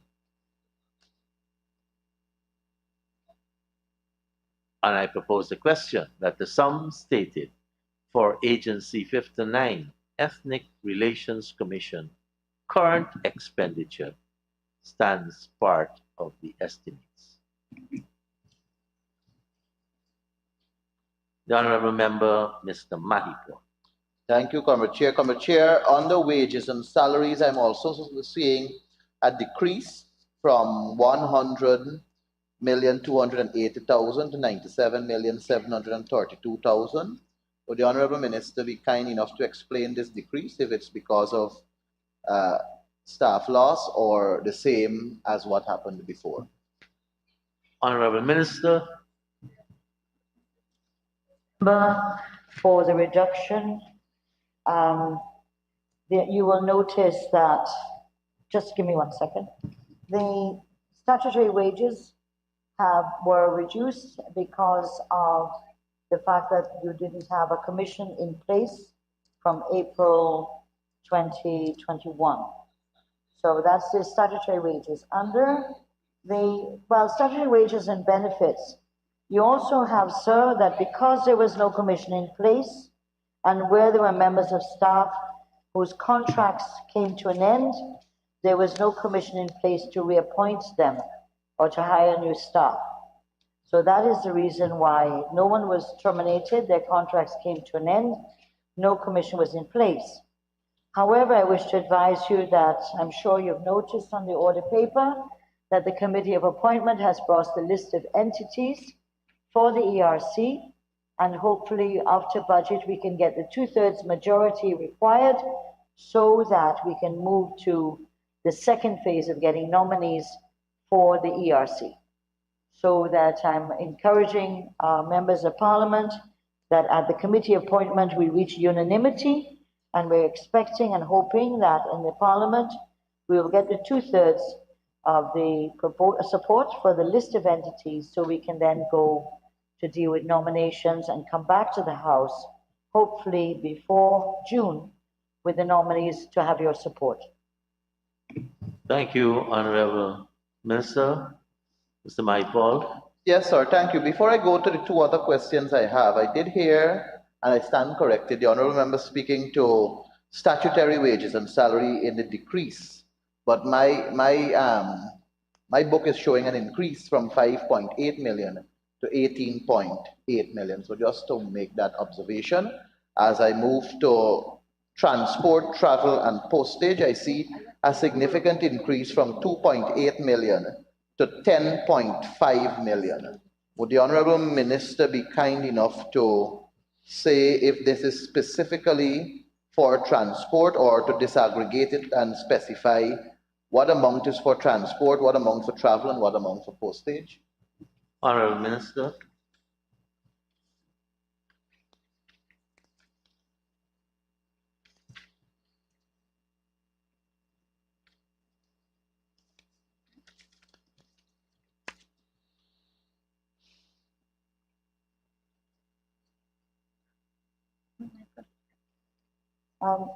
Under transport, travel, and postage, you have the following amounts of monies. There is nothing for overseas conferences, no official visits. You have postage, telex, and cablegrams, which are 24,000 US, 24,000 Guyana dollars, sorry. Vehicle spares and service, 1,156,597, and other 6256 for $5,044,200. Thank you, Minister. Honorable Member, Ms. Ferguson. Thank you very much, Mr. Chair. Mr. Chair, may I draw your attention to the very table on page 881. Line item, I think you have here, other recurrent charges. And if we to look between 2020, 2021, we had, decreases in some instances. However, I noticed for 2022, there is a budgetary allocation of 44.136 million. Can the honorable member explain to the House what constitutes other recurrent charges? Thank you. Honorable Minister.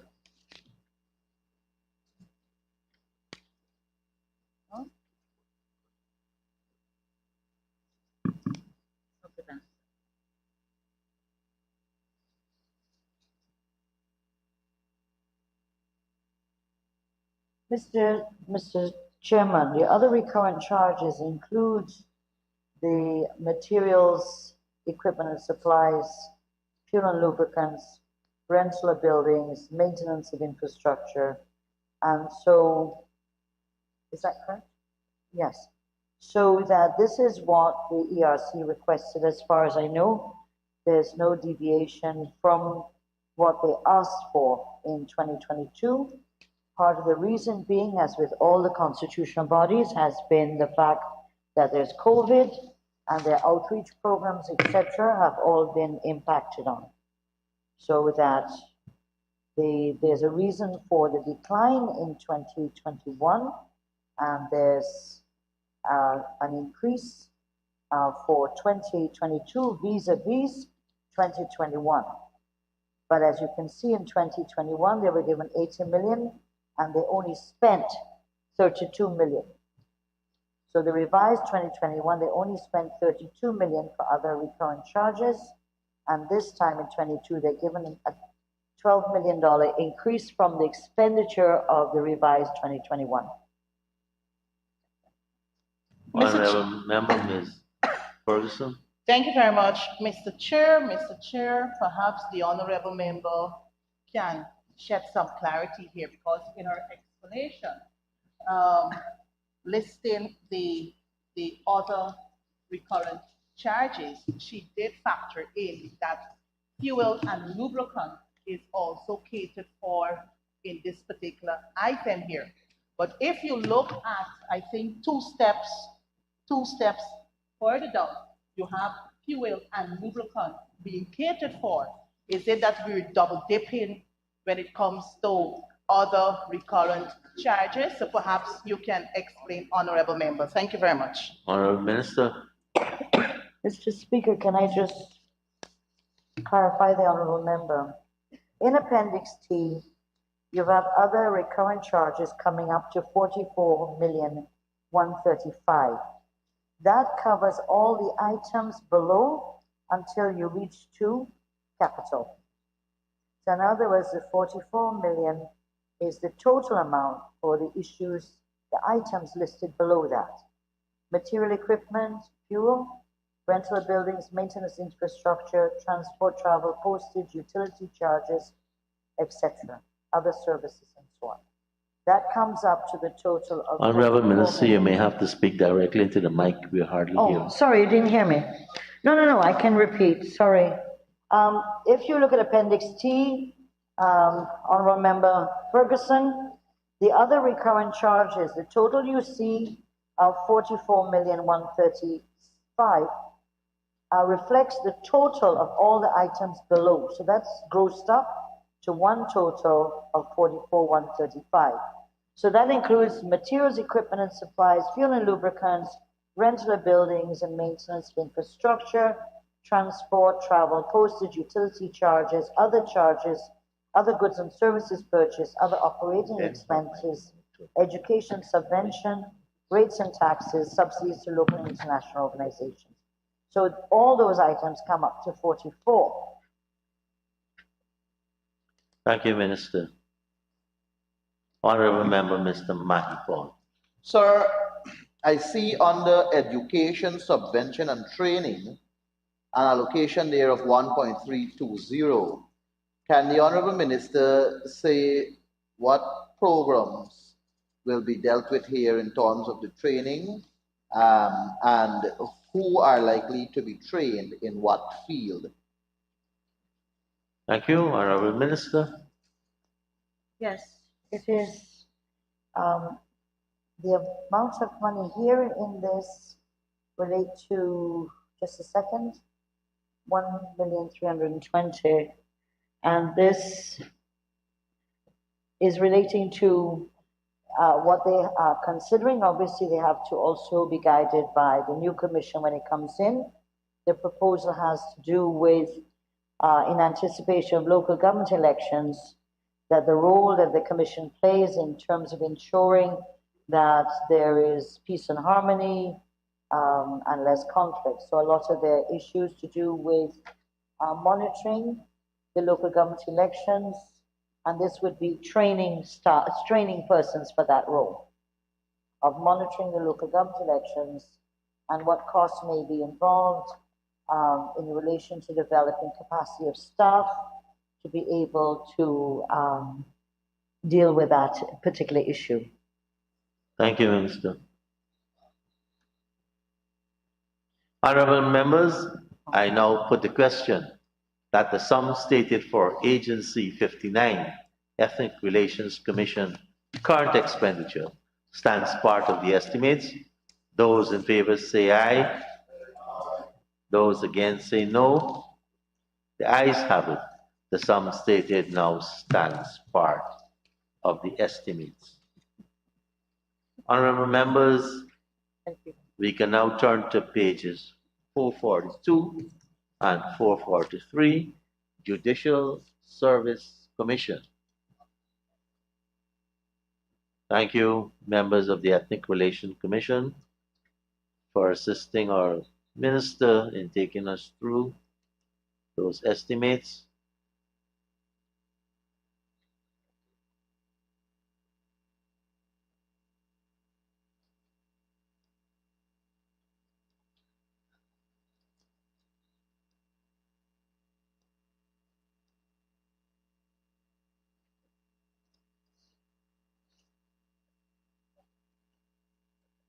Honorable members, I propose the question that the sum stated for Agency 60, Judicial Service Commission, current expenditure stands part of the estimates. I now propose the question. Honorable Member, Mr. Mahipal. Honorable members, I now put the question that the sum stated for Agency 60, Judicial Service Commission, current expenditure stands part of the estimates. Those in favor say aye. Those against say no. The ayes have it. The sum stated now stands part of the estimates. Honorable members, we can turn to pages 446 and 447.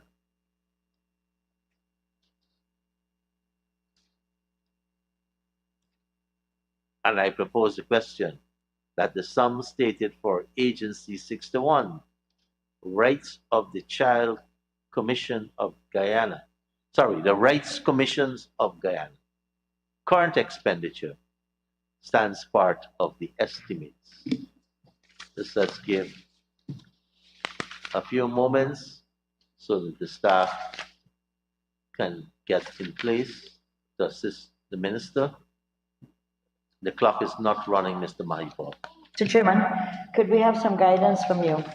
Although it's reflected on page 446, 447 as one heading, you actually have in the appendix T, 3 appendices, one for each agent. So I just need guidance of how you will deal with it, because it is 3 commissions, and in case I need someone near me, it just would be easier if we do them one by one, and then maybe move that the whole budgetary item be put to the vote.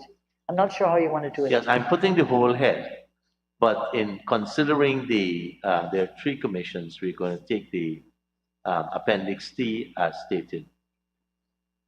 Could in you the say appendix, which one one you'll at a go time. first with?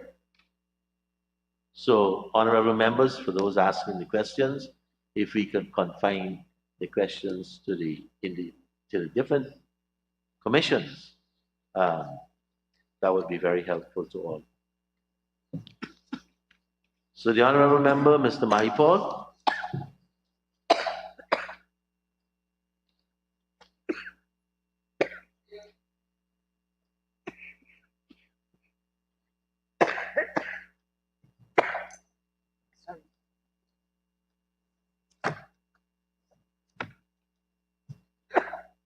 Chair, my apologies. I think I've recognized the amendment that was submitted, and it's corrected based on what I saw in the estimates. Thank you, sir. It's corrected. Okay. Let's take the next commission.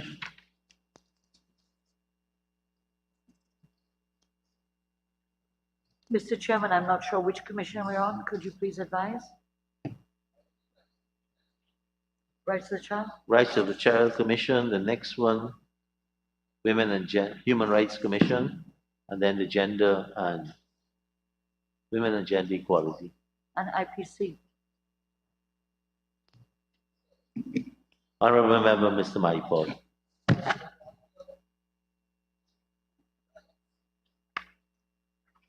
On the human rights, there's an increase there in wages and salary. Can the Honorable Minister say if this is to increase staff and the designation and remuneration package of the staff? Honorable Minister. The increase, Honorable Member, relates to the 7% increase in salary. So there's going to be no change in the staff numbers. It's an increase of 7%.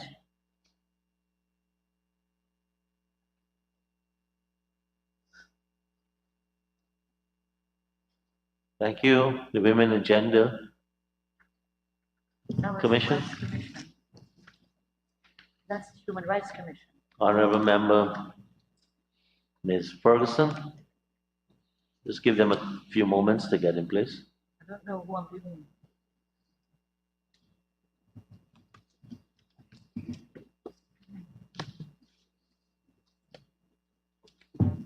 Mr. Chair, just before I put my question to the honorable member, may I acknowledge the Honorable Madam Indrani Chantrapal. Nice seeing you, ma'am.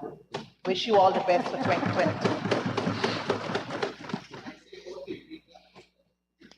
Mr. Chair, I now turn our attention to page 885, Appendix T, Women and Gender Equality Commission.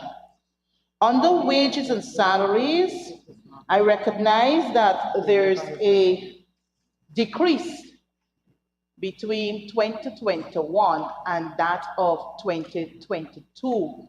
Can the honorable member explain the reason or reasons for the decrease in wages and salaries? Thank you.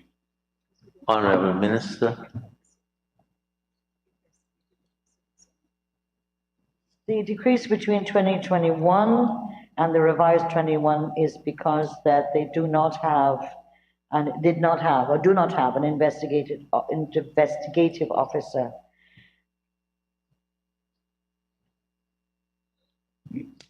Honorable Member, Mr. Maipol. Yes, sir. Sir, I wanted clarity based on a question I asked just now. The honorable member was kind enough to say that the increase in 2022 is catering for the 7%. But was that 7% not paid in 2021? And the number here for 2021 should have reflected the 7% because it was paid in 2021 as an expense. So if there's an increase in 2022, it cannot be for that 7%. Minister. Which head are we talking about? Women and gender, or are you going back to the previous one? So for clarity and not Yes. to mislead the House, I am actually dealing with the Human Rights Commission. Because there is a... Go ahead, you can ask it because we're still on the heading Yes. of Rights Commission. I'm saying, sir, that I asked why is there an increase in wages and salary for 2022? The Honorable Minister was kind enough to say that that caters for the 7% salary increase.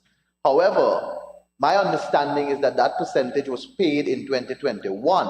So the actual figure here, or the revised 2021, reflects the 7%, which has it at 18,866,000. So why is there that increase in 2022 when the 7% is already in the figure for 2021?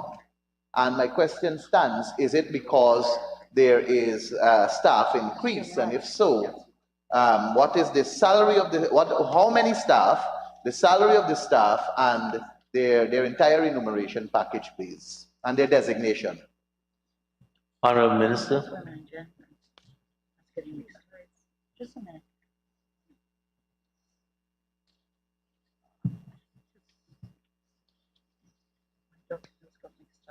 Sorry. Mr. Speaker, first of all, in relation to 7%, he is right to say it was paid out in 2021, but that the increases have to be catered for in the budget of 2022. It's not a one-off payment. So if someone was getting 70,000 and they get the retro in 2021 of $4,000 times 12, that's 48,000.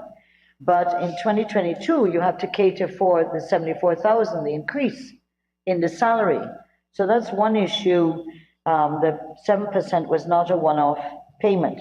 Secondly, I'm advised by the human rights staff that they are hoping to hire 2 more persons, which they have included in their projection. They have a number of staff to also replace. So they're looking to hire 3 staff that have to be replaced. Thank you, Minister. Honorable Member, Mr. Mahipal. Thank you, sir. Sir, just for clarity, because I want to ensure I get this correctly. This 2021 figure of 18,866,000 caters for that 7%, which was retroactive from January. So because there is no increase that is announced for 2022, then the salary, wages and salary ought to be the same 18,866,000, and the remainder of the money will cater for the 3 staff the Honorable Minister is referencing in a projection to hire. My question stands, the designation of the 3 staff, their projected salary and remuneration package. That is what I want to know. But I want the Minister to clarify if I'm accurate that the 18,866,000 for 2021 expenditure will remain for the current staff in 2022 because there is no salary increase that was announced for 2022. Minister? The 18 million caters for the staff presently on board, as well as vacancies to be filled for driver, receptionist, and handyman. So that the 24 million will allow them to hire the 3 additional persons. Sorry, 22 million, beg pardon. Yes, I've heard that. So that this is what I'm advised by the Human Rights Commission, that the 7% of the staff, because remember that they have to now sustain the 7% as well as hire new people. Honorable member. Sir, I don't want people to go away with what the Honorable Minister is saying. I think she's confusing us. This number in 2021, the 18,866,000, is reflecting the 7%. So in 2022, the 7% is included for 18,866,000 for the current staff. The increase, which is 22,866,000, caters for the additional 3 staff. So to say that there is need to sustain the 7% is it's already there in the 18 million, which was paid retroactive January 2021. So I just want to put that clarity on the table. Okay, sir. I just want to caution you. It's not nice to say the minister's confusing you. You could say it is confusing. So you don't say I am confused. Right. Honorable Minister, can you please clear up the confusion? I believe I can. Whether the opposition will accept is a different issue. But the Rights Commission asked for 18,866,000 that would cover the 7% and the staff and the projection. Could you let me speak? I will let you speak, Minister. Don't ignore it. He's trying to confuse you. But due to the generosity of the Ministry of Finance, they gave the Commission an extra $4 million, which they did not ask for. But the Ministry of Finance felt that as a Human Rights Commission, they should get additional support, and so if they want to hire more people, they can. Thank you, Minister. Honorable Member, Mr. Mahipon. The Human Rights Commission, according to the Honorable Minister, asked for 18.866, which is to sustain what they have.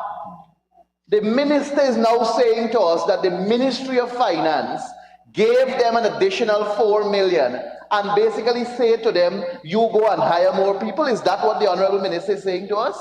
The Honorable Minister has said what she said and is very generous. Something has happened and we should look to them to see how to get more money. Honorable Minister, I give you an opportunity to make one final comment on this as we have to move over to the Indigenous Peoples Commission after. Mr. Chairman, I find it funny the opposition members have problems with additionality, but that's okay with me. The second issue, I want to remind the honorable members that these are constitutional bodies, and therefore they receive a lump sum after we have approved in the House. When they get their lump sum, they have the right, of course, under the procurement laws and financial rules, to realign money as they need it. So in case under fuel and lubricants, they need more, or their higher expenses, they can switch money around.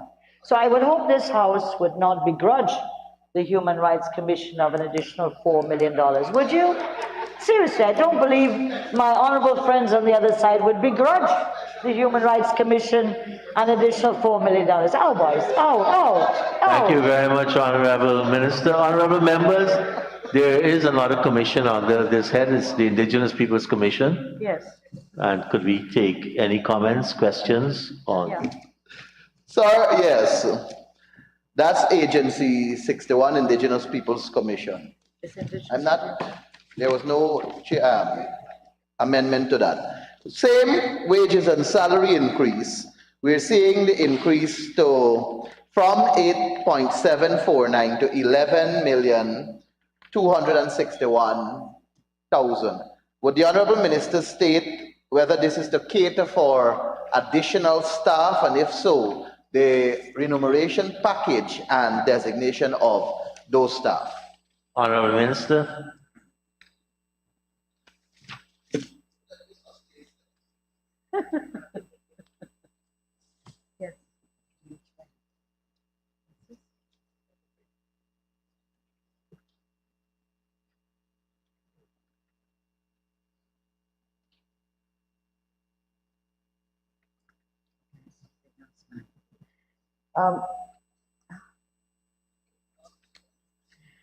I could never be exhausted, sir. Especially with you.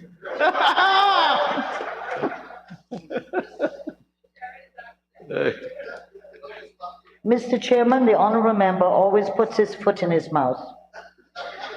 Now, Mr. Speaker, just give me a minute. I might be getting a little bit overwhelmed in terms of the number of papers before me.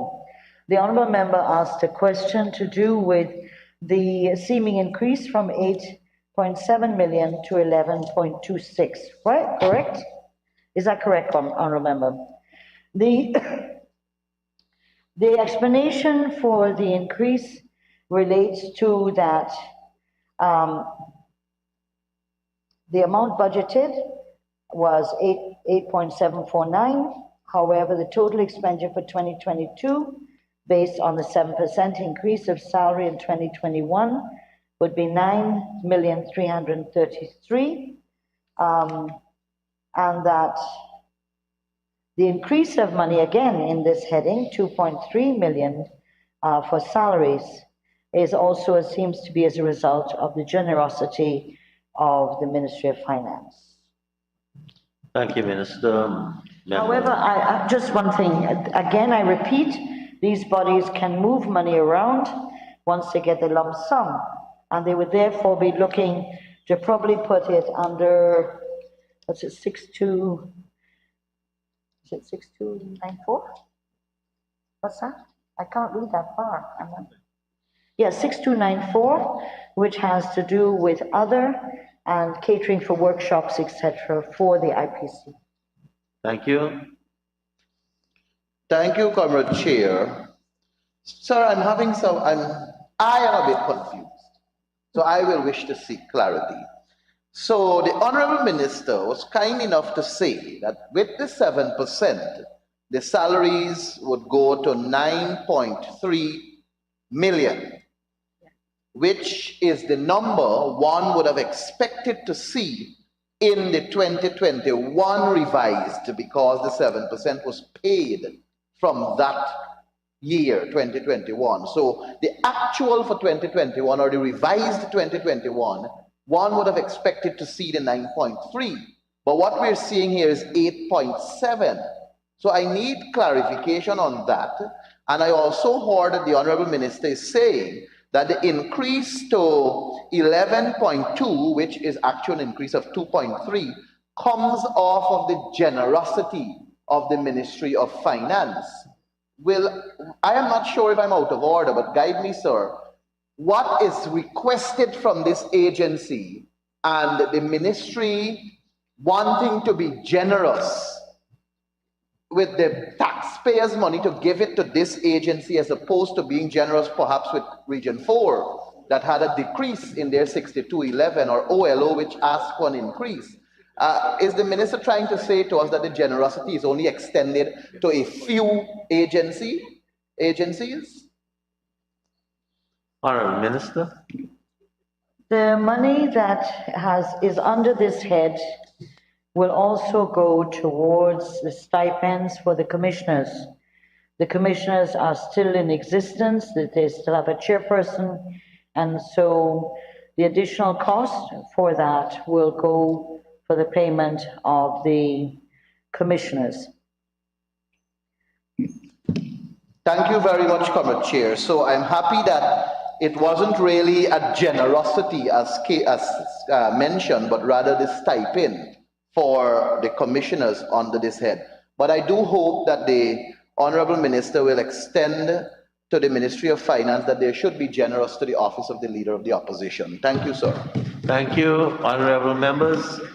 We now put the question Mr. Chair, not that the again. sum stated for Agency 61, Rights Commissions of Guyana. Mr. Chair? Sorry, honorable member, go ahead. Thank you very much, Mr. Chair, for acknowledging me. Mr. Chair, may I turn our attention to page 885, WGEC, Women and Gender Equality Commission. I noted, okay, let me give way to Right Honorable Sandra Paul.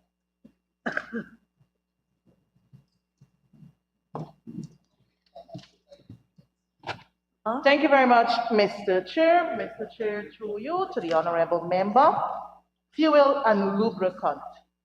I noticed that for 2020, we had 138,000. For 2021, we had 331,000. Then for, well, the revised figure for 2021 remains the same. But I noticed for 2020, we have 34,000 allocated here, which is a significant reduction over the last 18 months. Can the honorable member explain the reason for this lesser amount and whether the commission would be able to effectively carry out its constitutional mandate with such limited sums? Thank you. Thank you, honorable minister. Thank you for the question, honorable member. The issue of fuel and lubricants under women and gender reduced and has gone back to what was a revised amount in 2021 because there is no driver that this particular commission has. There are 3 vehicles under the Human Rights Commission that has drivers, and that is the Secretariat to assist women and gender, rights of the child, in what are called core responsibilities. So the figure of 331, which was budgeted for, was not utilized. Only 34,000 was utilized, and therefore that's put back into 2022. But to let you know, there's no driver. When they hire a driver and there's any issues that the commission needs, they can move money around within the lump sum to fill any gaps, and that they can also, on a number of core issues, go to the Human Rights Commission to get additional support. As I said, there are 3 vehicles and drivers that all the women, children, and indigenous are supposed to be available to their work and their outreach. Thank you, Minister. Honorable members, I now put a question that the sum stated for Agency 61, Rights Commissions of Guyana, current expenditure stands part of the estimates. Those in favor say aye. Those against say no. The ayes have it. The sum stated stands part of the estimates. Honorable members, move to page 675, Capital Expenditure, Rights Commission of Guyana. And I propose a question that the sum stated for Agency 61, Rights Commissions of Guyana, Capital Expenditure, stands part of the estimates.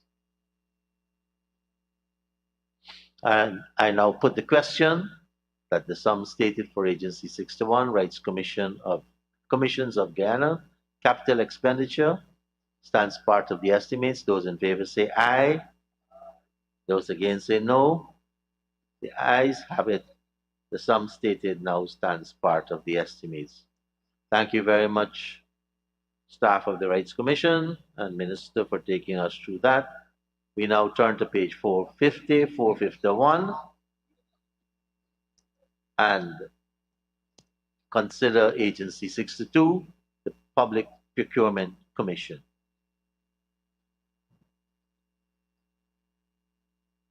So I propose a question that the sum stated for Agency 62, Public Procurement Commission, current expenditure stands part of the estimates.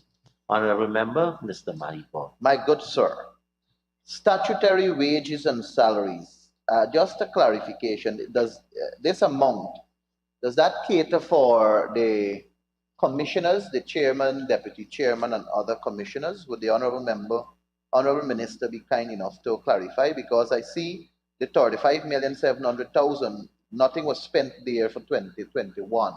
So I'm asking if this caters for the chairman, deputy chairman, and other commissioners. Honorable Minister.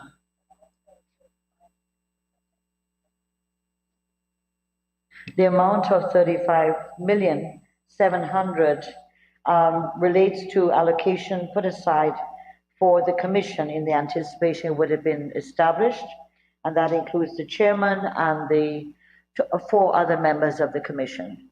So that in this year, the exact money has been put back, and I think we have greater hope this time because the PPC the nominees have been unanimously agreed by the PAC, and we hope to bring a motion in after the budget to get the 2/3 majority. This is an important body we would like to see up.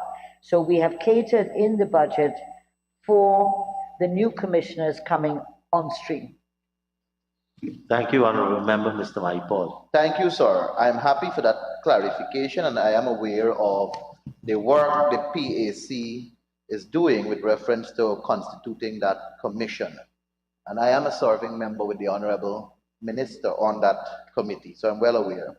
So can the Honorable Minister now explain the increase in terms of wages and salaries from 76.1 million to 101.5 million, somewhere around $25 million increase in wages and salary? And if it is to cater for additional staff, would the honorable member be kind enough to say the number of staff, their designation, and remuneration package? Thank you, sir. Honorable Minister. Again, Mr. Chairman, this is in anticipation that the PPC would be appointed and that staff, as I explained in an earlier constitutional body, that where there was no commission, those persons who were contracted and those contracts came to an end moved on, and therefore the 76 million related to a number of staff members whose contracts expired in 2020-21, and therefore that's why that figure is lower. The exact money has been put forward at 101,470, I think, yes. So as to allow the new commission, when it comes on stream, and hopefully sooner than later, to be able to rectify the vacancies that exist in the commission right now, the staffing of the commission. Thank you, Honorable Member, Mr. Ramchatan. Sorry, Honorable Member, Mr. Maipol. Sir, I just want some clarity. So this 76,120,000 paid staff that were on contract, and it also has in it staff whose contract came to an end in 2021. So there is no existing, am I hearing correctly that there is no existing staff at the Public Procurement Commission? If I am incorrect, and if there is existing staff there, would the Honorable Minister be kind enough to say how many staff were paid in 2021 with this sum of $76,120,000? How many staff are there right now, current date, and what is the expected amount of staff for the Public Procurement Commission to take it to the salary of $101,470,000 in 2022? Thank you, Honourable Member. The PPC created an establishment of 23 positions. In the 2021, the positions that were occupied, 23, but over the year, people's contracts expired at different times. Some were hired in 2019, expired in 21, etc. And so throughout the year, there was attrition. At the end of the year, we were left with 7 staff. So they have an establishment of 23. When the new commission comes in, it can examine the filling of those vacancies. And that's why provision was made to allow the commission to have money to do that. Honorable Member, Mr. Michael. Sir, may I ask the Honorable Minister to lay over in writing the designation of the 23 staff that existed in 2021, their designation and the remuneration package for the 23, please? Thank you. Honorable Minister. Yes, yes. Yes. Let's stand up and answer this. Honorable Sorry? members, I now put a question that the sum stated for Agency 62, Public Procurement Commission, current expenditure stands part of the estimates. Those in favor say aye. Those against say no. The ayes have it. The sum stated now stands part of the estimates. Honorable members, I now turn your attention to page 676 and consider Agency 62, Public Procurement Commission, capital expenditure. And I propose the question that the sum stated for Agency 62, Public Procurement Commission, capital expenditure stands part of the estimates. Honorable members, I put the question that the sum stated for Agency 62, Public Procurement Commission, capital expenditure stands part of the estimates. Those in favor say aye. Those against say no. The ayes have it. The sum stated now stands part of the estimates. Let me thank Minister and her staff for taking us through those estimates. Honorable members, it is now 12:57 according to my clock, and we have saved up to now 19 minutes that is rolling over to the other heads. Members, this is a good time for us to take the suspension. Honorable Member, Mr. Shearer, microphone. According to the schedule, the break was 12:10 to 1 o'clock. So I'm not sure how you're saying we save time. But anyway, I'm not objecting. I'm not objecting. Honorable members, we will take one 50-minute break for lunch and resume. While we had a late start of 40 minutes this morning, so we are now applying that lateness to the schedule. Thank you.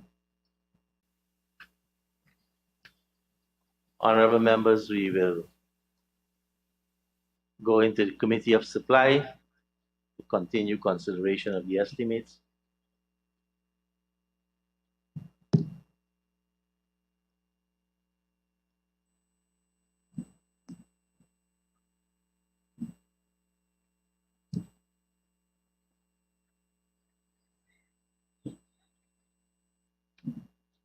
Honorable members, we are going to start with the Office of the President, the Honorable Minister of Parliamentary Affairs and Governance, the Honorable Gail Shearer and her staff.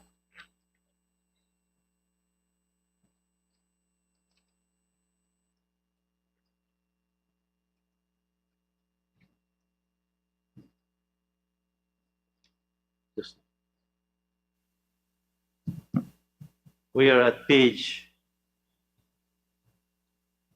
68 and 69, Office of the President.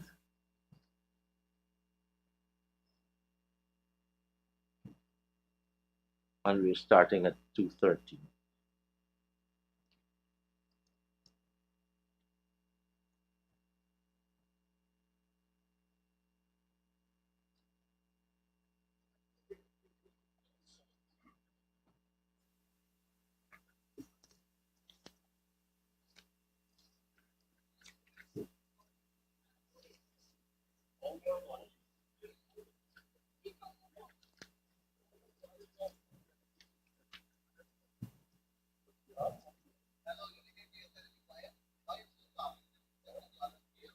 Honorable members, And I am about to propose the question for Agency 1, Office of the President, Program 011, Administration. And I propose the question that the sum stated for Agency 1, Program 011, Administration, stands part of the estimates.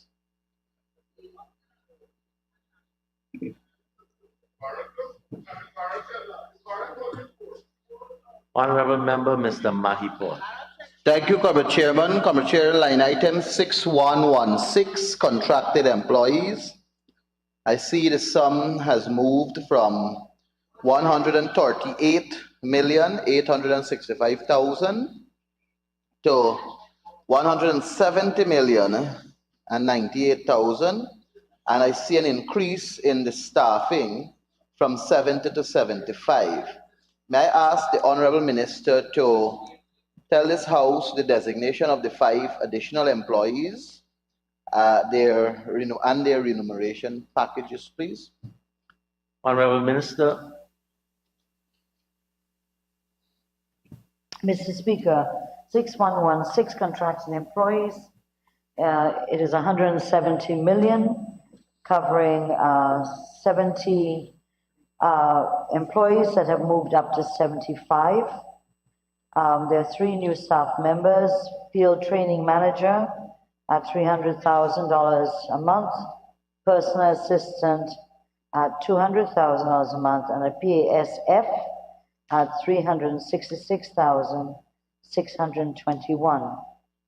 In addition, 2 staff were transferred from line item 6117 to the contract employees. These were the accounts clerk 2 at $75,053 and the pool attendant at $7,000.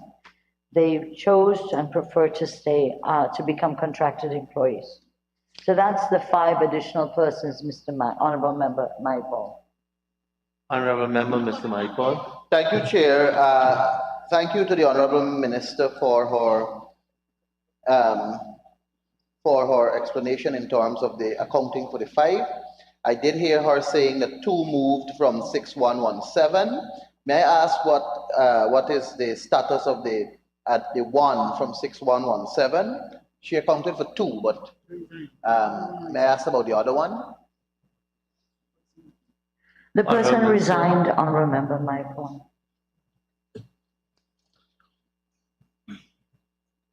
Sir, 6242, maintenance of buildings.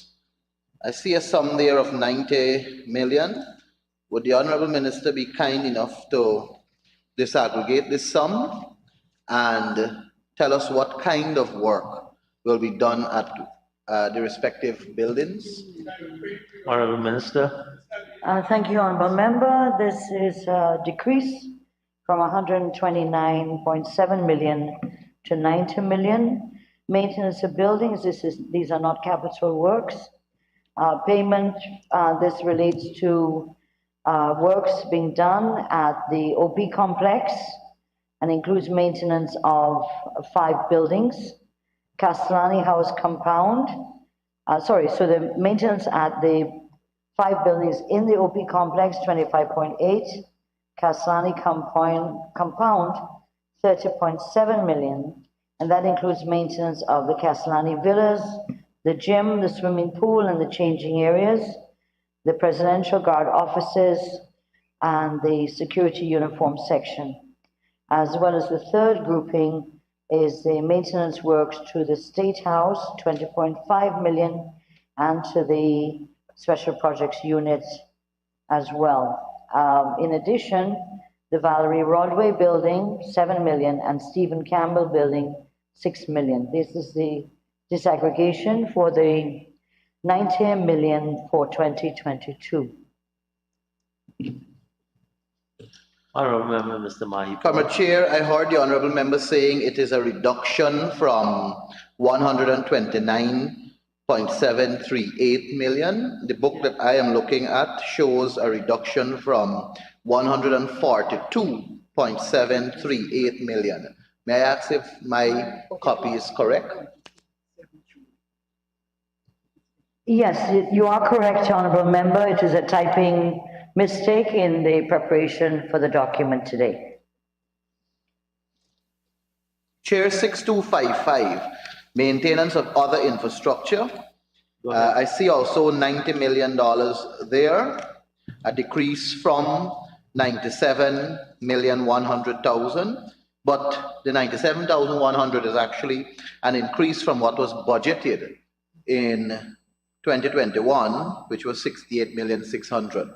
May I ask the Honorable Minister to disaggregate the $90 million for this budget and specify the type of works to be done there?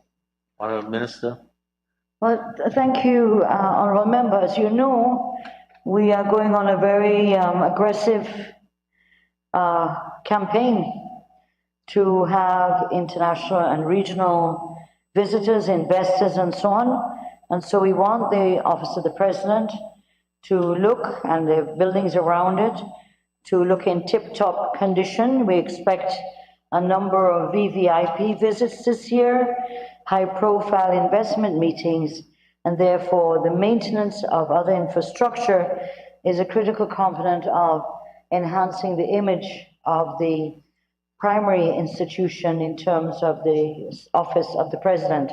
So the breakdown, the OP complex for 50 million includes painting of the driveways, painting of curbs, bridges, painting of gates, maintenance of lawns,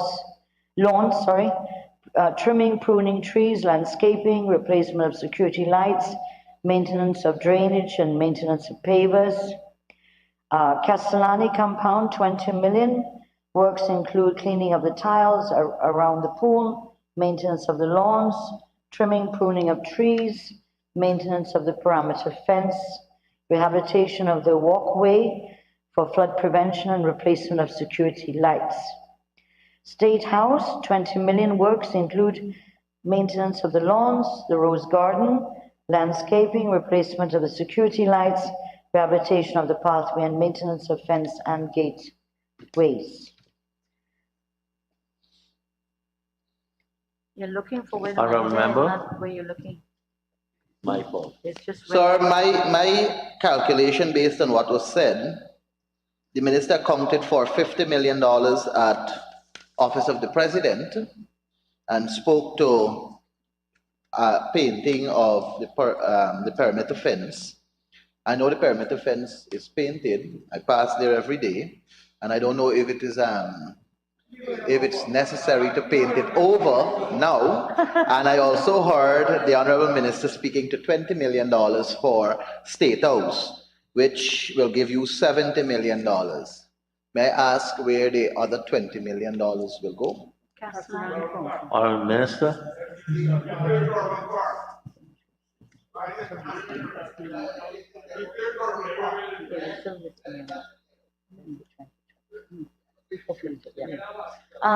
Yes, Honorable Member, you missed Castellani. So 50 for OP complex, 20 for Castellani compound, and 20 for State House. You were again there with your 90 million. Never mind, fault. Sir, 6284, other. There is a significant increase there to $135 million, with the heading just being other. Could the Honorable Minister be kind enough to disaggregate this sum so that we can understand where 135 million will go? Honorable Minister, would you be kind enough?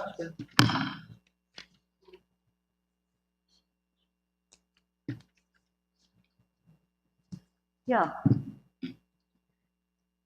Again, Mr. Speaker, the 135 under 284 relates to the payment for the official gazette, 82 million, State House, OP and Villa Carpet, 5 million, waste disposal, 2.5, signs and banners, 2 million, cable services, 2.5 million, consultancy fees, 27.8 million, radio and TV airtime, 1, services rendered, 1.5 million, fiber optics, 1.5 million, liability to DPI, 7.2 million, and miscellaneous expenses, 2 million.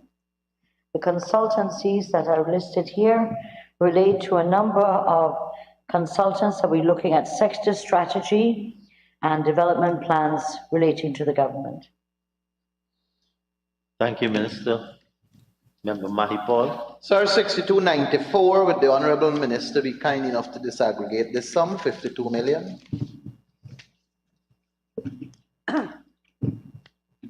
This, sir, relates to, again, the issues relating to national development priorities, 15 million with regarding to consultancies and technical expertise to advise us in the area of the development strategies and development. We have other costs involving issues relating to provision of food, etc., for the groceries, for both the Office of the President and State House, gifts, purchase of utensils, packages of relief, dietary supplies, and miscellaneous expenses. So this is for OP and State House. Thank you, Minister. Honorable members, I now put a question that the sum stated for Agency 1, Office of the President, Program 011, Administration, now stands part of the estimates. Those in favor say aye. Those against say no. The ayes have it. The sum stated now stands part of the estimates. Could we move to page 619? Same agency, 01, Office of the President, Program 011, Capital Expenditure. And I propose a question that the sum stated for Agency 1, Program 011, Administration Capital Expenditure forms part of the estimate. Honorable Member, Mr. Mahipal. Sir, project code 1214100, Office and Residence of the President. In 2020, sir, we spent 25,700,000 there. In 2021, we spent 65 million there. And in 2022, we are projected to spend $120 million there. And the legend for 2020, 2021, and 2022 seems to be the same. It speaks to upgrade of the electrical system at State House and Office of the President, and provision for building and shed at Castellani House. My memory, sir, tells me that since 2020, we were spending money on the upgrade of the electrical system. And I remember that the Honorable Minister was kind enough last year and the year before to disaggregate the sum of 65 million and 25,700,000 respectively. And this year I see again, there is consideration for upgrade of the electrical system from this 120 million. May I first of all ask how much money is allocated in this budget for the electrical work, the upgrade of the electrical work, and if this will complete that that project of dealing with the electrical work, and if she can provide us with a total sum that was spent on the electrical work at the Office of the President and the Residency of the President.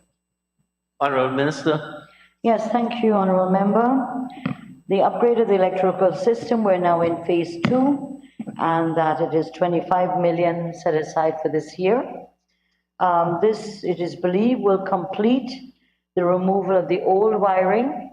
However, there will be in the future still additional work on electricity as new equipment, new offices are added to upgrade or to add additional capacity. But this phase, I'm advised, will complete the removal of the old, outdated wiring. Thank you. Honorable Member Mahipal.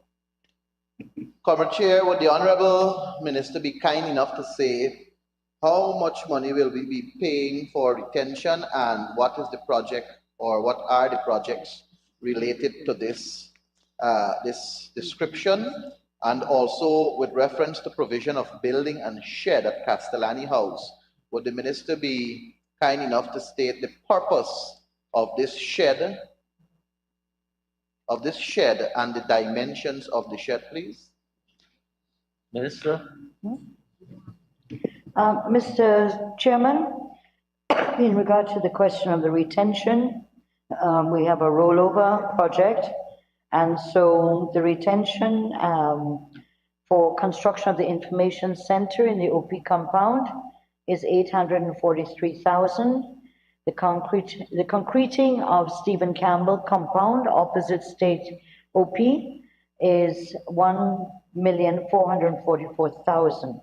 So those two amounts are for the retention. In regards to the construction of the parking shed, this is Castellani House. It is $20 million. As you know, the parking areas, the vehicles would be kept under the shed.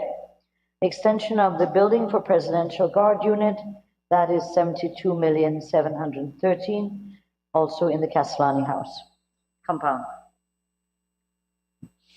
Honorable Member, Mr. Maipol. Comrade Speaker, project code 1701700, minor works. I see the figure remains the same as was in 2021. I am aware that this is the line item to which the President would normally exercise his liberty of assisting and so on. May I ask, sir, given that this amount, yes, it's prerogative, very good word. May I ask, sir, if we can be told as to an expected spending and how it is being broken down, taken into account that it happened in 2021, along what line does it go? Honorable Minister. Mr. Honorable Member, this is funds, as he is well aware, is at the discretion of the President, whoever he may be, whether it's Mr. Granger, Mr. Jagdeo, or Mr. Ali. And so this is used for the purposes of educational trust development projects and humanitarian activities, laptops, scientific labs, playgrounds, special help to members of the public in special circumstances, etc. So that this is the spread. It is hard sometimes to detail because in the case of humanitarian assistance to people, you might get 100 people one year and you get 1,000 people the next year. So it is hard to put that, but the figure of 245 remains the same with no increases. Mr. Maipol, Honorable Member. Thank you, sir. Sir, I trust there will be some generosity there to consider giving the office of the Leader of the Opposition some more money. Sir, project code 2405200, land transport. I know that we have spent $95 million in 2020 for vehicles, purchasing of vehicles. In 2021, we spent $67,600,000, and I see here in 2022 we will be spending $71 million for the purchasing of vehicles. May I ask the Honorable Minister to state what type of vehicles we will be purchasing, the purpose of the vehicles, and if it is to replace existing vehicles or it will be added to the current fleet of vehicles? Yeah, thank you, Mr. President.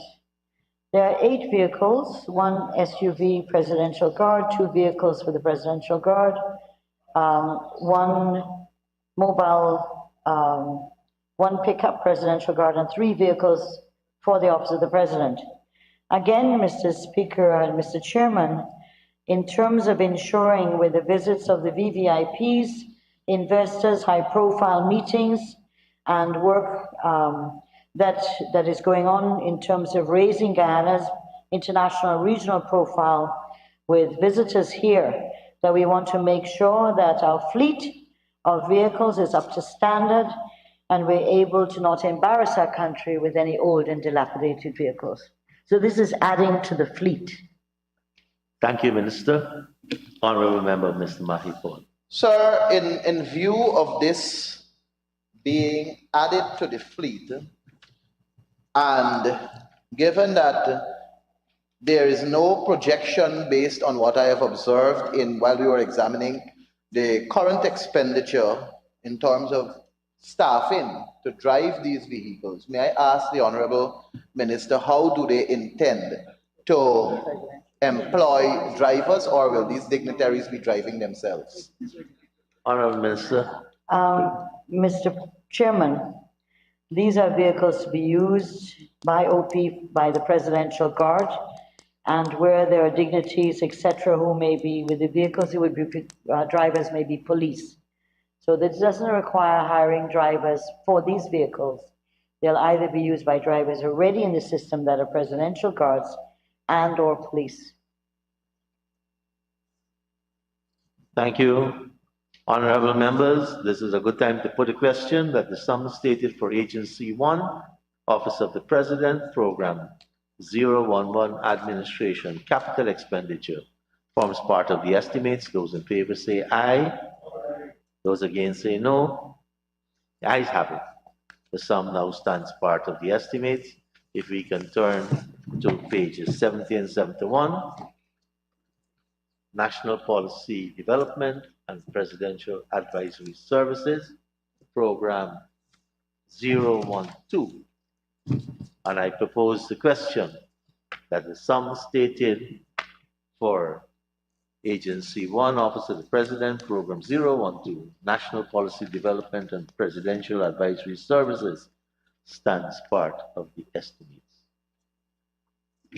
Honorable Member, Mr. Mahipon. Sir, line item 6116, contracted employees, the number I see has moved from 304,466,000 to 386,284,000, and the staffing has moved from 89 to 95. May I ask the Honorable Minister to provide the designation and the remuneration package for this increase of 6 staff? Honorable Minister. The monies allocated here include the 7% for those who were in the system, as well as we're moving from 89 to 95 members of staff. These are 6 new members of staff.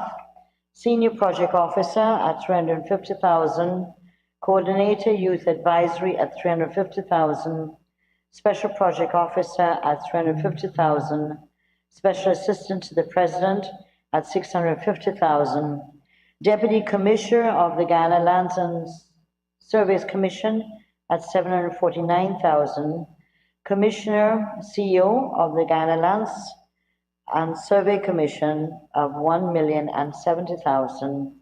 And as I said, the 7% added in for the variation for 2021. Thank you, Minister. Honorable Member. Thank you very Ms. much. Ferguson. Thank you very much, Mr. Chair.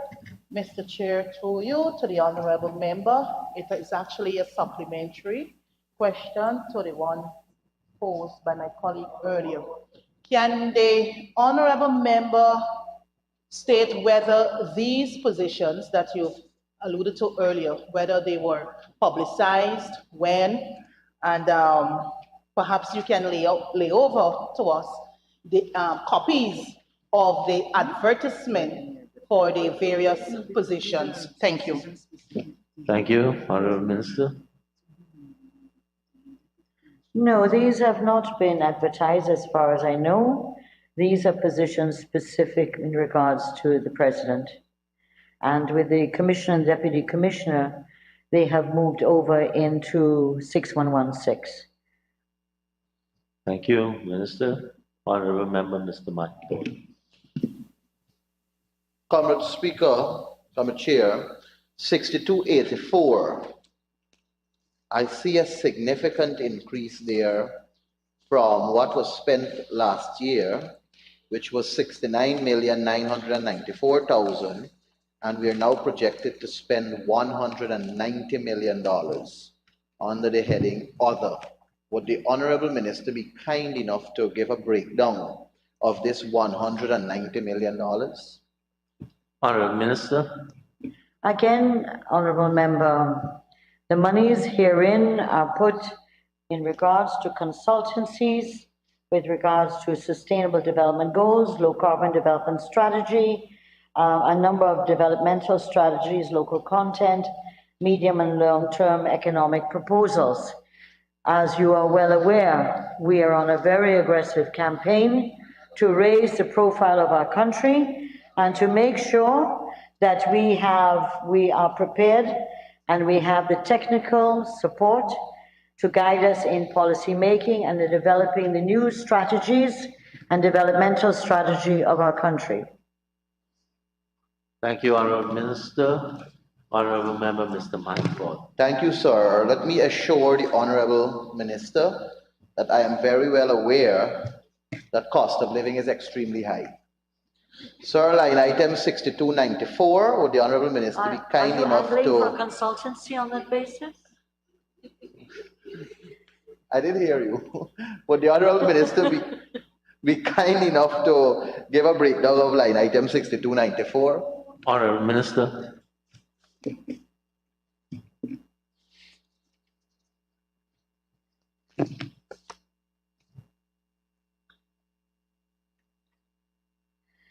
$6294 obviously deals with a number of activities that are perfunctory in the Office of the President, dietary supplies, miscellaneous expenses, carpet cleaning, rental of venues for meetings where required, gifts, etc.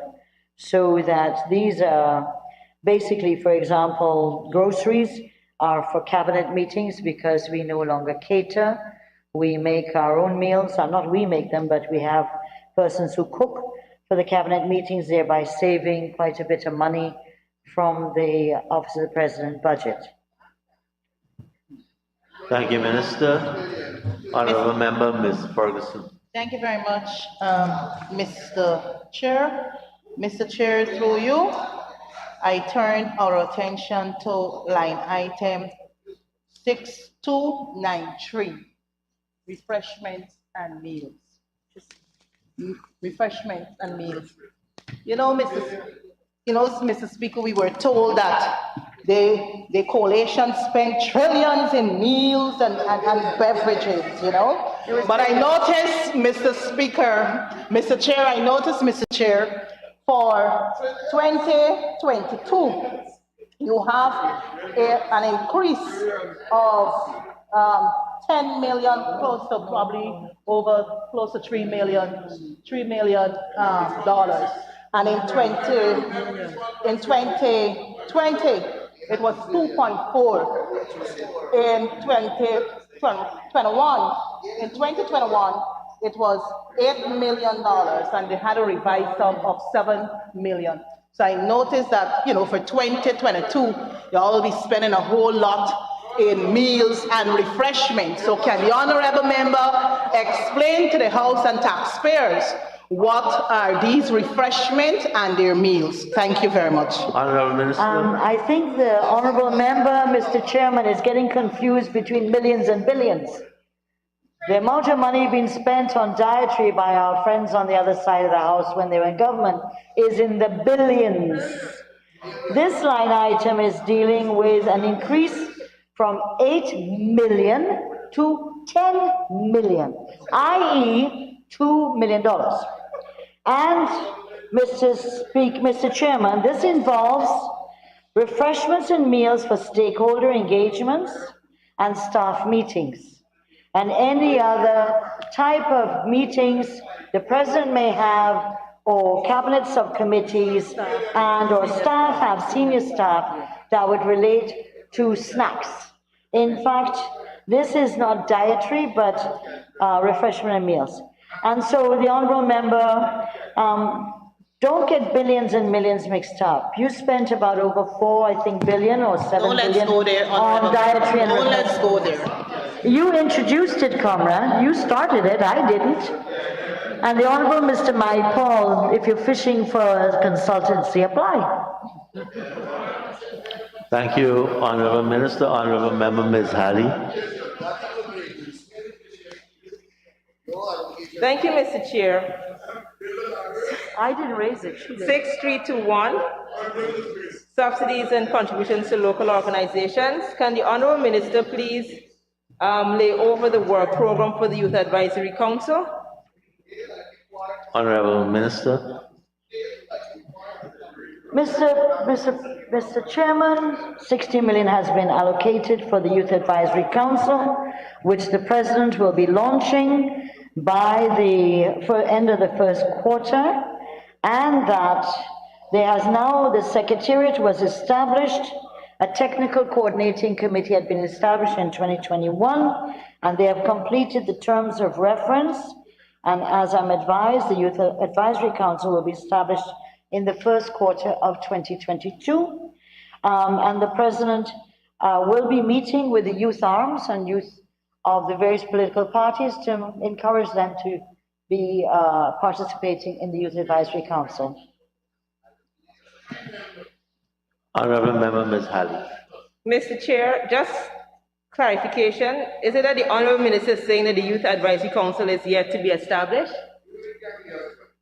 Honorable Minister. I've made it very clear, Madam, that the technical work has been completed, and now they're ready to move to establishment of the Youth Advisory Council at the end of the first quarter this year. Honorable Member Ms. Halley. Thank you, Mr. Chair. Would the Honorable Minister be so kind as to lay over whatever technical works completed? I'm guessing a report would be involved in that technical work. If that would be laid over, please.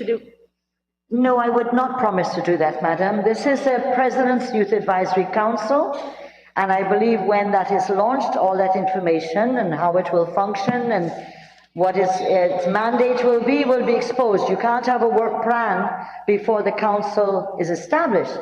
The council will make its own work plan. Thank you, Honorable Minister. Honorable Member Ali. Thank you, Mr. Chair. Mr. Chair, if same 6321, if we go to page 602, it shows here that the Office of the Commissioner of Information there's an increase of over $10 million to this particular, and I'm trying to understand the rationale behind this. Can the Honorable Minister please explain? Honorable Minister. The Office of the Commissioner of Information is now again occupied, and this includes salary and allowances. Honorable Member Ms. Halley. Mr. Chair, is the Honorable Minister stating that there was no commissioner and there is now a commissioner? Honorable Minister.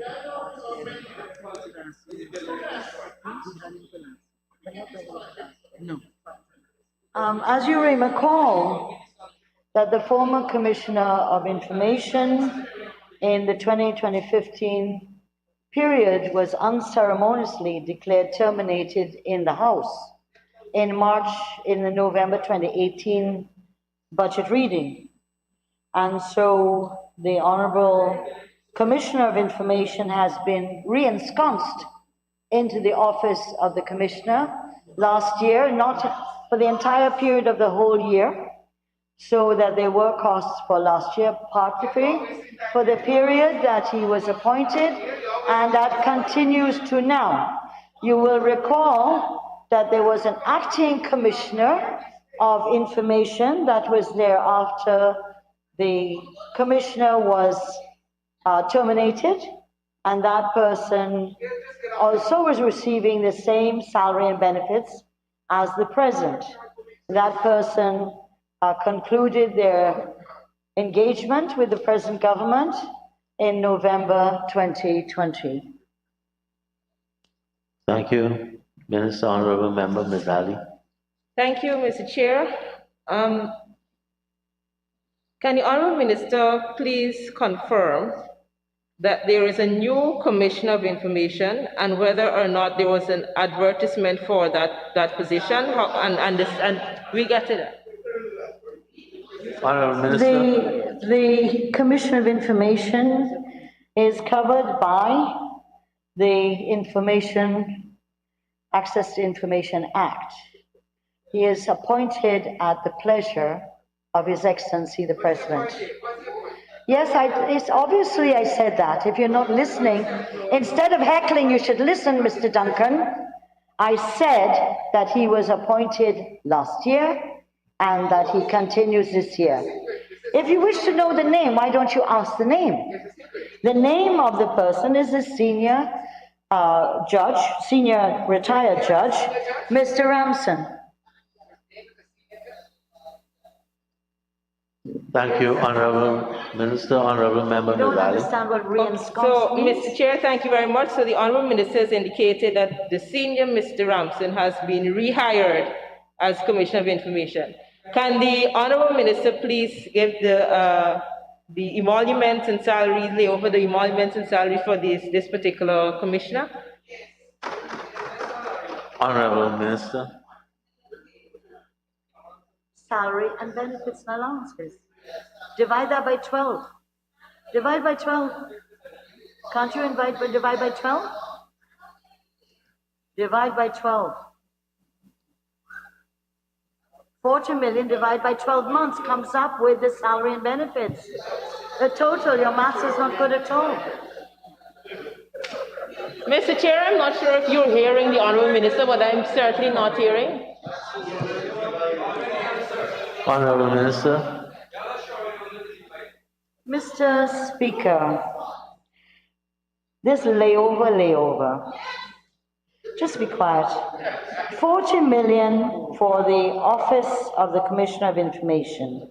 40 million has been allocated for that position. There are 12 months in the year. Divide 40 million by 12 months and you will come up with the salary and benefits per month for the individual. Thank you, Honorable Minister. Honorable Member Ms. Halley. So, thank you, Mr. Chair. So, Mr. Chair, if I'm understanding the Honorable Minister accurately, the $40 million is not for the office of the Commissioner, but for the Commissioner himself, and there's no other staff that will be assisting this Commission in his work. I'm sorry, Mr. Chairman, I didn't hear that last comment because I'm trying to coordinate here. I can't listen to two different things out of two different...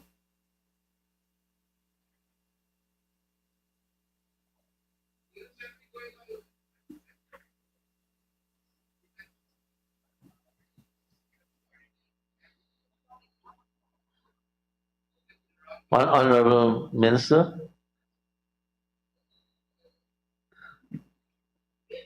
Honorable Member Ms. Halley. Thank you, sir. Mr. Chair, I'm requesting from the Honorable Minister whether or not the $40 million was in fact for the office or for the Commissioner, and if there's no other staff that will be assisting the Commissioner's duties as Commissioner of Information. Honorable Minister.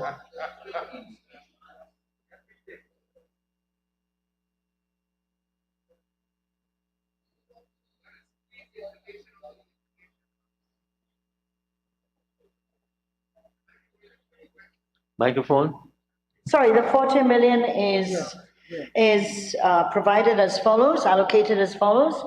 1.5 million per month for the Commissioner with gratuity and vacation allowance, which are calculated statutory. And that comes up to 23.8 million per annum. And the balance is then goes towards the office, supplies, materials, and the office for the Commissioner of Information. Thank you, Honorable Minister. Honorable Member Ms. Halley. Thank you, Mr. Chair. At least we got some clarity that the 40 million wasn't just salaries. Can the Honorable Minister please indicate whether or not the Office of the Commissioner of Information has any plans to probably have a website so that we would have easier access to information in this information age? Honorable Minister. I'm afraid I would not be able to answer that question. it may be a good idea for a question that the opposition can raise, but we can ask him, but I'm not able to answer at this point. I don't know. Thank you, Minister. Honorable Member Ms. Ali. Thank you, Mr. Chair. Can the Honourable Minister state whether or not the Commissioner of Information has put to the Minister a work plan for the year? Honorable Minister. As far as I know and I'm advised that the Commissioner of Information would have given his work plan to the President in accordance with the Access to Information Act, which states what are the stages and things he should do on an annual basis, etc., and what the agencies must do on an annual basis. Thank you, Minister. No. Honorable Member Halley. No. Thank you, Mr. Chair. Mr. Chair, can the Minister please lay over that work plan since it's access to information, and so in keeping with all of that, it may be wise or helpful for us to know what the work plan is for this particular commissioner. Mr. Speaker. Honorable Minister. The Access to Information Act says the following, and that is what causes the work plan. First of all, that agencies must provide the Commissioner of Information with staff, their policy documents, etc., which are gazetted. So that anybody wanting to know what are the holdings of a particular ministry or an agency, they see what those are. Secondly, the public has a right to ask the Commissioner for information, and once it is not public, he will then make a determination on that. So it is not allowed on the Act to ask for information that is already public. The Act also decides on certain information that might be required, and it's based on requests from the public. So it is very hard to have a work program in terms of what you're thinking of. It's a work program in accordance with the Act. The Act gives the Commissioner the power to decide if someone's asking for, let's say, Madam Tabitha Sarabo Haley's medical records. The law does not allow that. The law does not allow for that. But if someone were to say they want to know whether a ministry has certain policies and they're not made public, he will determine once they're not a security issue, or that they're in the middle of commercial investment negotiations, that they would be able to access that information. So were someone to ask the government and through the Commissioner, because he's the one that funnels all the requests to the various agencies, that what is the status of negotiating with a particular company on a particular issue, once the negotiations are not concluded, you cannot ask for that information. So I suggest if you get familiar with the Access to Information Act, you'll have a very clear idea of what the work program of the Commission on Information should be. Thank you, Minister. Honorable members, I now put a question that the sum stated for Agency 1, Office of the President, Program 012, National Policy Development and Presidential Advisory Services, stands part of the estimates. Those in favor say aye. Those against say no. The ayes have it. The sum stated now stands part of the estimates.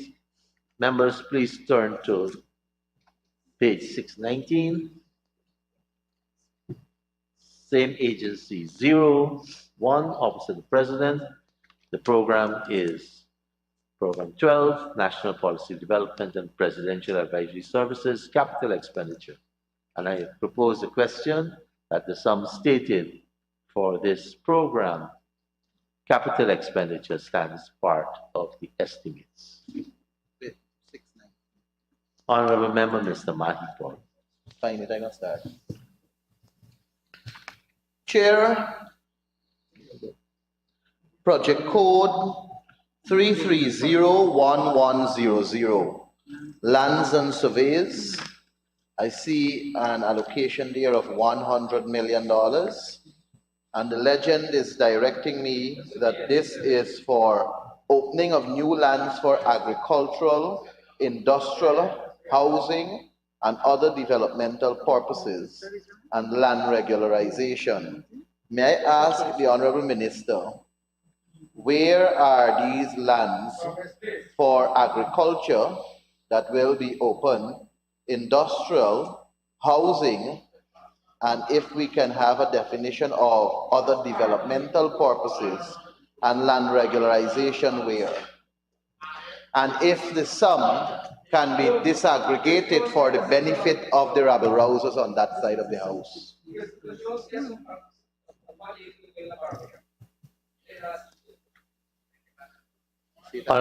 Minister. Yes, Mr. Chairman, we have a very extensive capital program with Guyana Lands and Surveys.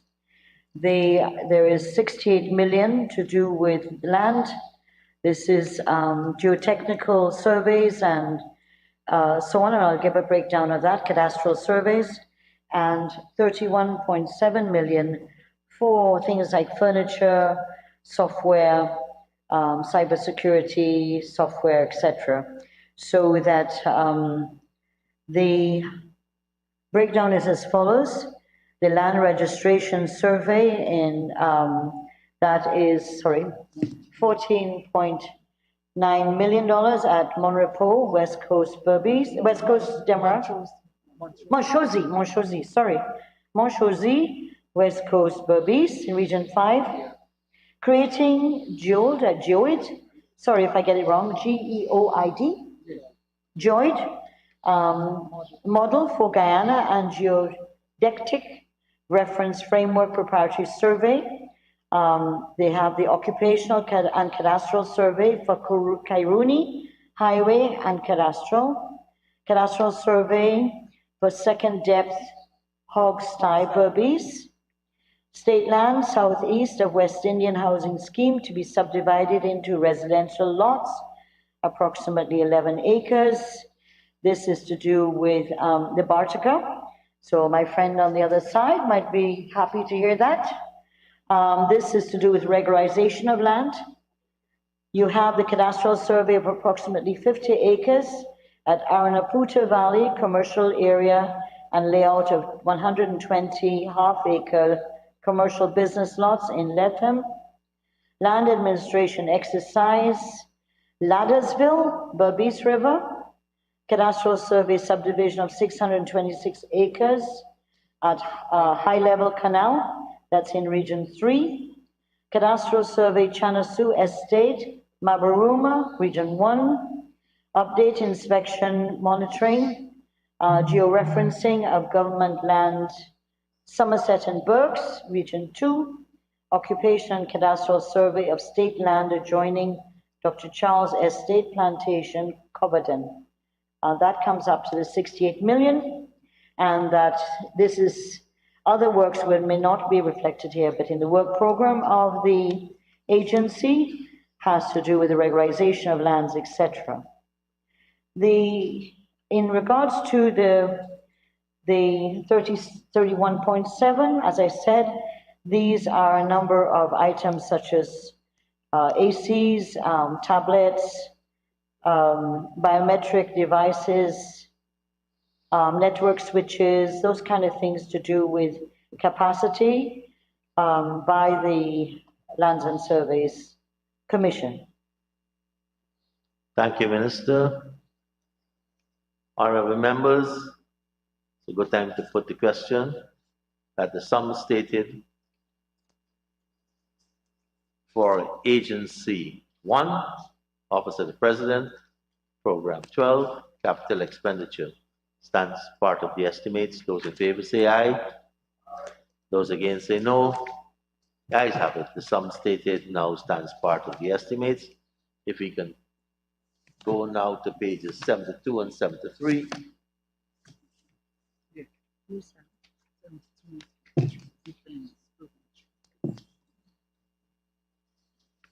And I propose the question that the sum stated for Agency 1, Program 13, Defense and National Security, current expenditure forms part of the estimates. The Honorable Member, Mr. Mahipol. Sir, 6116, contracted employees. I see an increase there to 12,717,000, and I see that the staff remains the same. Could the Honorable Minister justify this increase, please? Honorable Minister.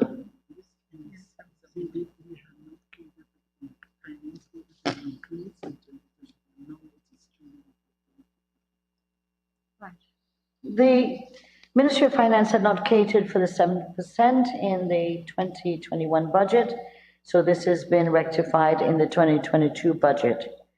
So that, as you know, the Ministry of Finance paid from their heading 616, what's it called? 6141, where agencies did not have money to pay the 7%. The Ministry of Finance paid that. So the 12,717,000 reflects the 7% now accurately. Thank you. Thanks, sir. My last question on this program is to 6271. Sir, in 2021, we spent $805,000 to cater for telephone and internet charges.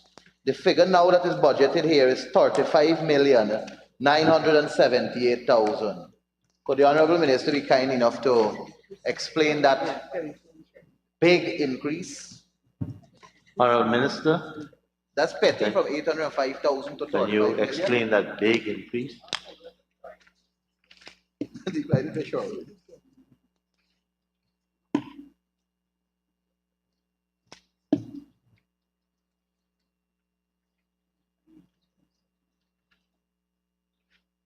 I'm afraid I'm not finding it amongst the papers.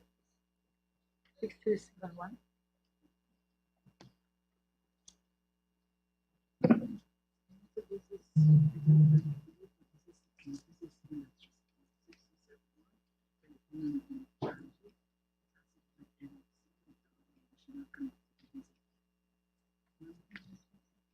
Yeah, the page wasn't printed. Yeah, 6271. There is an increase, but I'm sure you recognize this is the NISA and the Defense and National Security. And this is to enhance the capacity in terms of telecommunications, connectivity, internet, Wi-Fi, and cell phones, etc. This is the Security and Defense section, Secretariat of the Office of the President. I'm sure the members on the other side are aware about this organization. We also, as I'm advised, there was an extension to their building, so this also increased the use of various telecommunications. Thank you, Minister. Honorable Member, Mr. Mike Paul. Sir, this is an increase from 2021, $805,000. $805,000 we spent in 2021. Notwithstanding, the budgeted amount in 2021 was $990,000. And I'm not mixing up my zeros. We are now in this house seeing a request for $35 million. $35,978,000. And I believe we need some more clarity because the line item speaks to telephone and internet charges. And it means that somewhere else telephone charges are going up and somewhere else internet charges are going up. We need to know where. Because in the sir, if I may, in the staffing details, there is no increase in the staff. So who's benefiting from this huge sum that caters for telephone and internet charges? I know we had, sir, a time when a minister used to get $1 million phone bill. So I don't know if that is here. Honorable Minister. Mr. Speaker, before I answer the question, would be allowed to answer what was said about me in the House? Because I would like to have the opportunity to be able to make very clear this misrepresentation. It was what GT&T issued to advisors in terms of a credit line so that your phone would not be cut off if it went above the $5,000 range, which was the case in those years. and GT&T could not offer anything between $5,000 data coverage or 1 million. I never in all my life, sir, have used anything like that, ever. And you can check all my GT&T records. You can ask the Commission of Information to provide it for you. And therefore, Mr. Speaker, this constant misrepresentation, I have never used 1 million, never, ever once or in over decades, Mr. Speaker. And so can I now move to the question being asked? Mr. Speaker, Mr. Chairman, this is the Defense and Security Secretariat of the Government of Guyana. And I've sat in this house and I haven't heard anybody ever ask, when it was set up in the 2015 period, ever ask questions on this heading, because it has to do with the overall defense, territorial and otherwise, and intelligence gathering and information gathering. Therefore, telecommunications, internet, telephones, and other forms of communication are critical. I therefore, whether it is you find the problem that it was small amount before, it may have been offered and held under other headings in other sectors. The agency or the unit has therefore connections international, local and regional in terms of the work that is assigned to and what it was designed to do.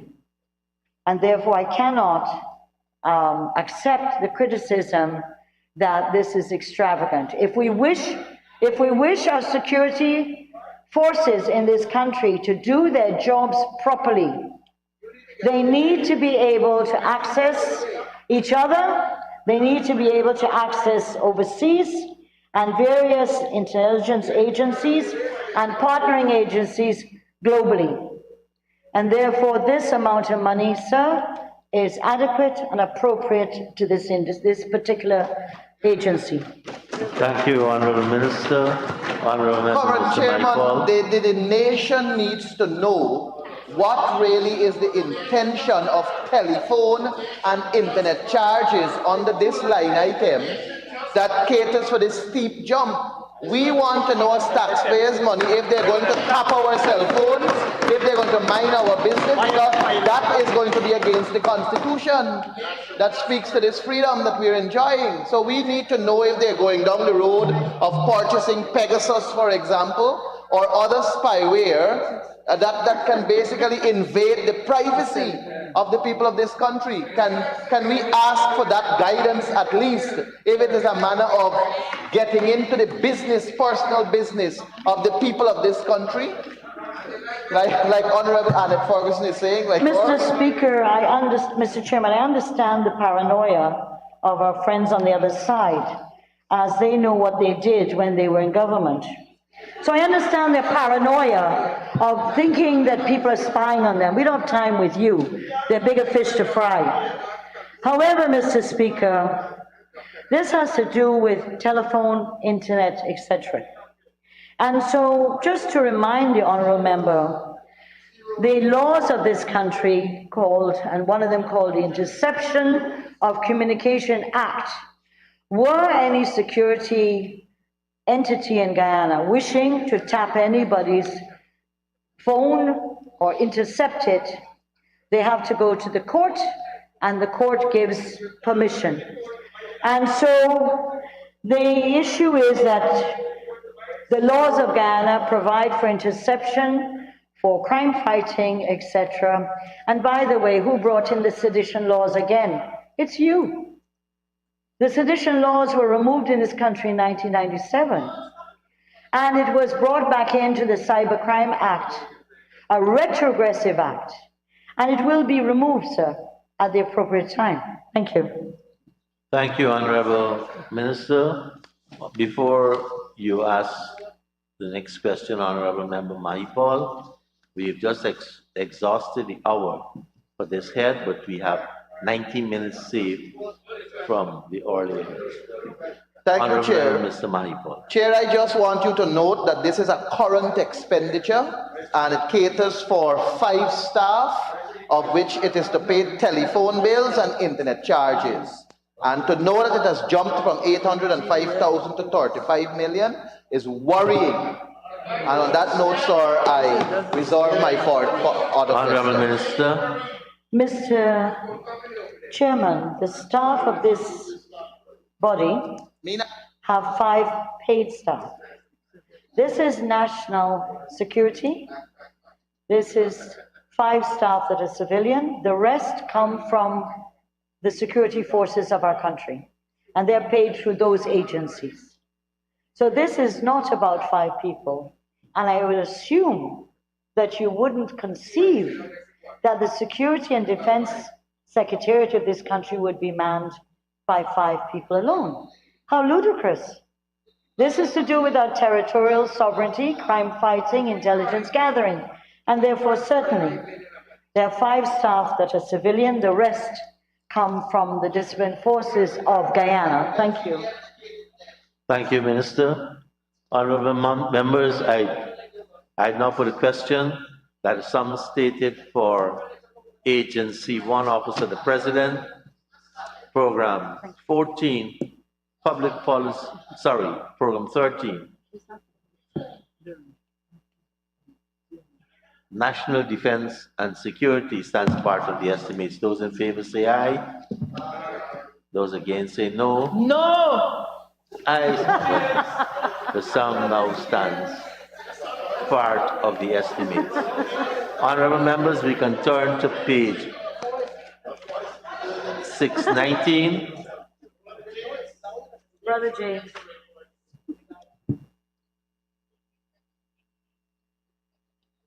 Agency 1, Office of the President, Program 13, Defense and National Security Capital Expenditure. And I propose the question that the sum stated for this agency and program stands part of the estimates.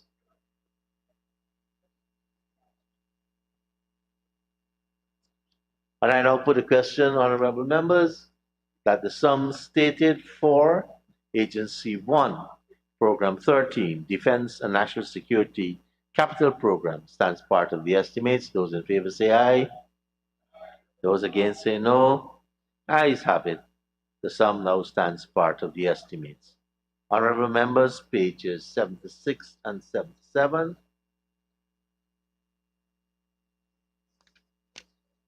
Sorry, 74 and 75. 74 and 75. Program 14, Public Policy and Planning. And I propose the question that the sum stated for Agency 1, Program 14, Public Policy and Planning, Current Expenditure, stands part of the estimates. Honorable member, I now put a question that the sum stated for Agency 1, Office of the President, Program 14, Public Policy and Planning, Current Expenditure stands part of the estimates. Those in favor say aye. Those against say no. The ayes have it. The sum stated now stands part of the estimates. If we can turn to page 619. And I propose a question that the sum stated for Agency 1, Office of the President, Program 14, Public Policy and Planning Capital Expenditure stands part of the estimates. I now put a question, honorable members, that the sum stated for Agency 1, Office of the President, Program 14, Public Policy and Planning Capital Expenditure stands part of the estimates. Those in favor say aye. Those against say no. The ayes have it. The sum stated now stands part of the estimates. Page 76 and 77.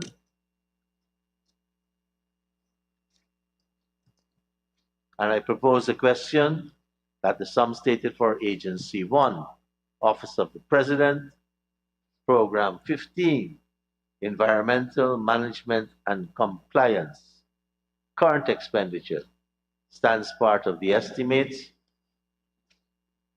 Honorable Member Ms. Halley. Thank you, Mr. Chair. 6284. Can the Honorable Minister state whether any salaries are being paid from this line item? Honorable Minister. This figure of 60 million, which is 20 million less than last year, is payment for consultancy for the new Blue Economy Initiative and consultancy fees for LCDS, etc. And so it's all consultancies. Nobody's salary is paid from here. Honorable Member Ms. Halley. Thank you, Mr. Chair. I'll go on to 6321, Appendix T, which deals with the EPA. Can the Honorable Minister explain the $20 million increase for fuel and lubricants under this heading?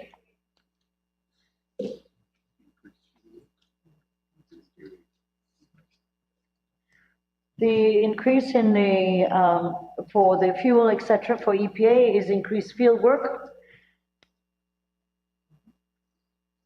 Thank you, Honorable Minister. Honorable Member Ms. Halley. Can the Honorable Minister state when she said increased field work? That's what I heard? Yes. Yes. Okay, that's confirmed. Thank you. Can the Minister further explain the almost double increase in rental and maintenance under the same line? Honorable Minister.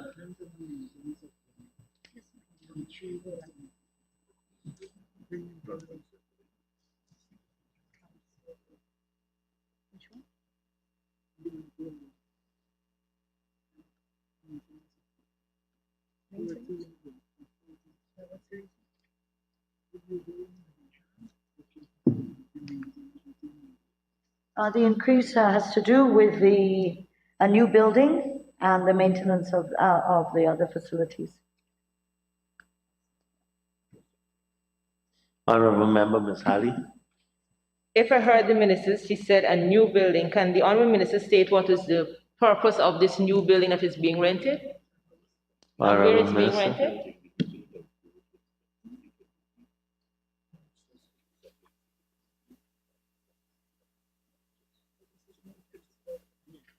Yeah, I'm sorry, I may have misguided you. This is the old building of EPA 2018 built that is having some structural problems. And so this money is to do with the maintenance of the building. These are not capital works, these are maintenance works. Thank you, Minister. Ms. Halley, Honorable Member. Thank you, Mr. Chair.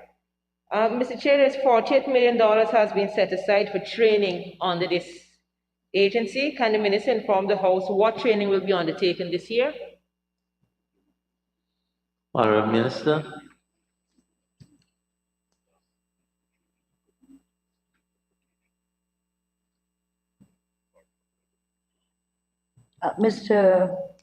Madam Honourable Member, this has to do with training, as you said, correctly pointed out, to do with what you said, remote? What they call remote real-time monitoring. Thank you. And the training of the staff to be able to use the equipment. Honorable Member Halley. Thank you, Mr. Chair. Can the Honourable Minister state whether this would be general training for all staff or particular staff will be going ahead with this particular training? I'm advised that this is across the agency. Pardon? I'm advised, sorry, that it's across the agency for all staff. Ms. Halley. The final question on this point. Can the Honourable Minister please see if it's possible they can lay over the work program for EPA for this year?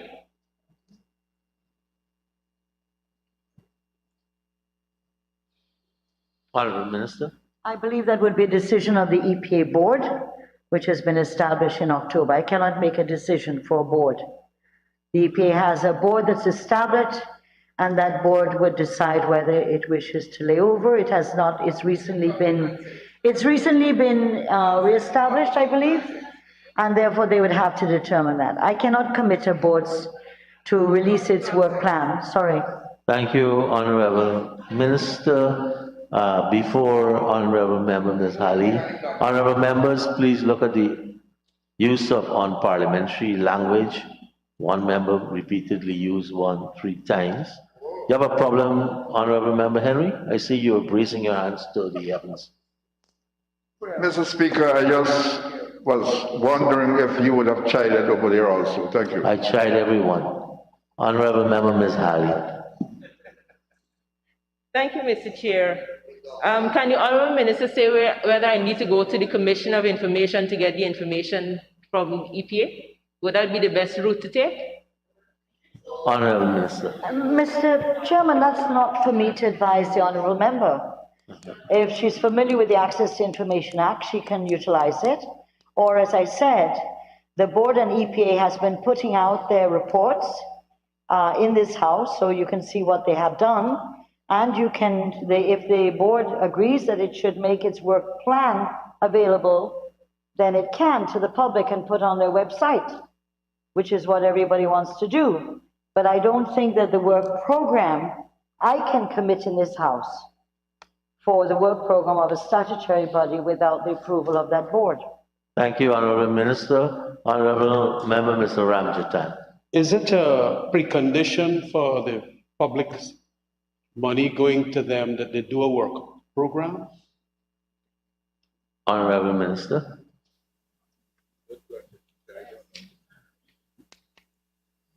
No, as far as I know, it isn't.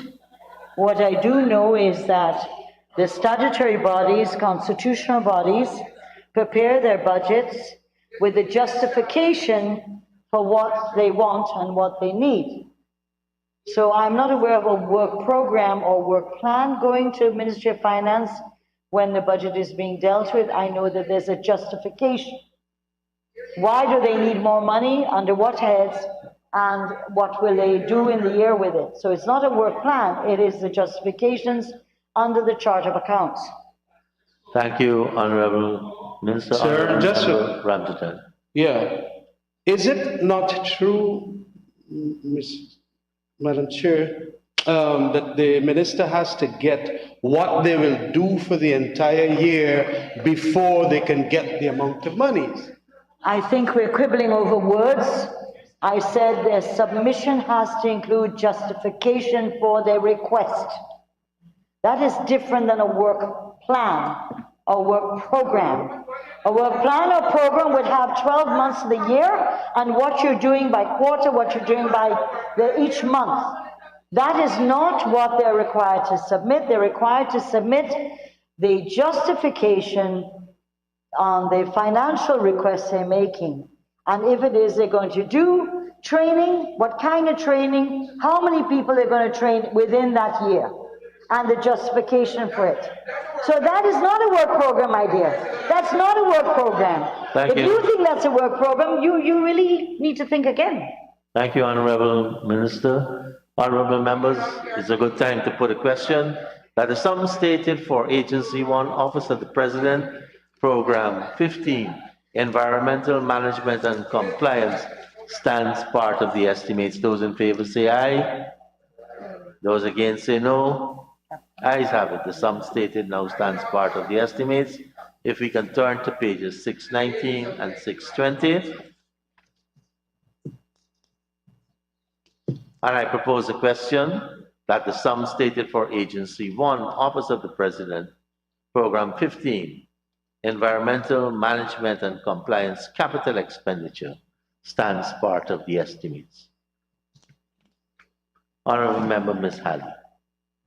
Thank you, Mr. Chair. There is a sum here, but the legend has nothing. So can the Honorable Minister please provide some guidance as to what this $1.6 billion would be for?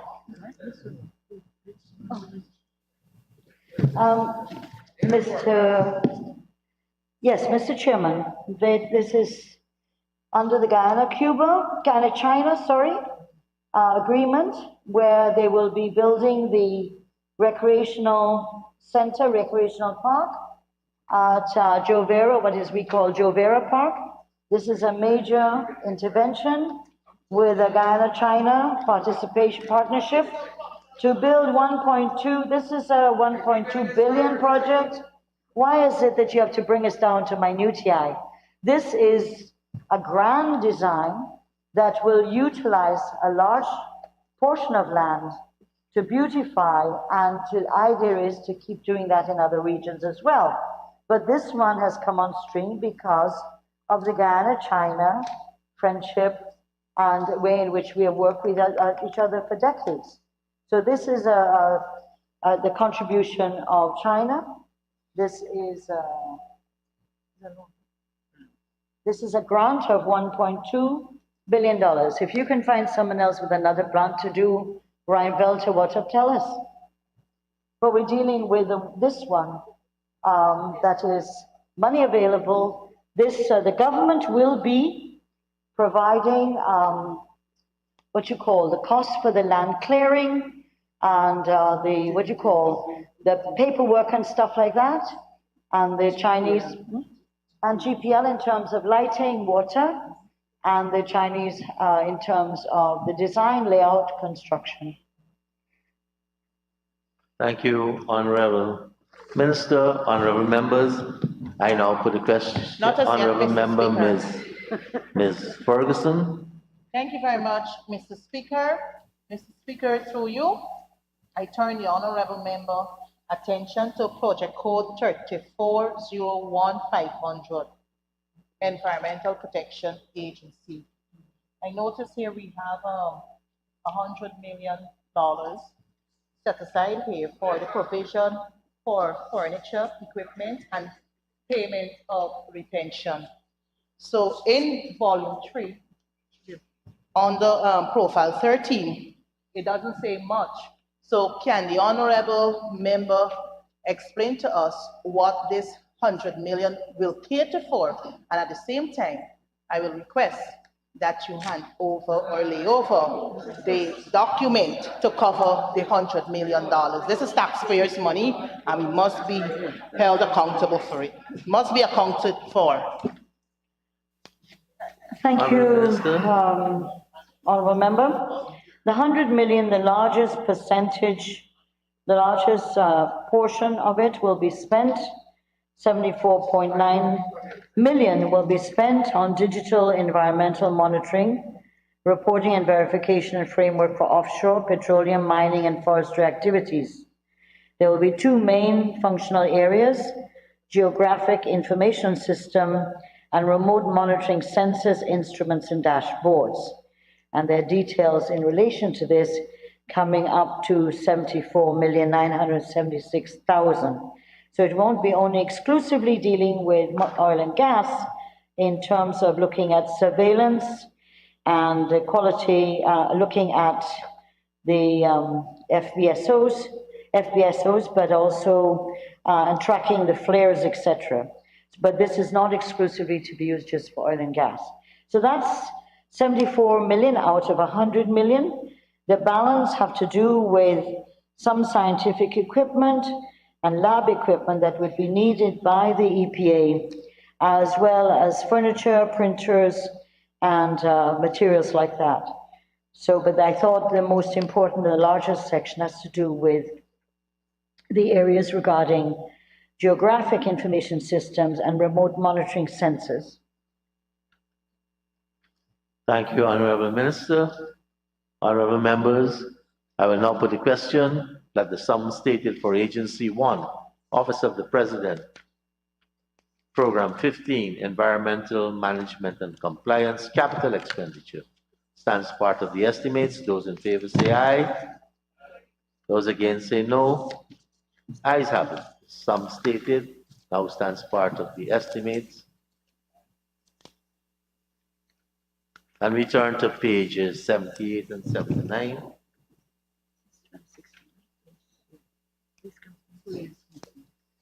And I propose a question that the sum stated for Agency 1, Program 16, Police Complaints Authority, current expenditure stands part of the estimates.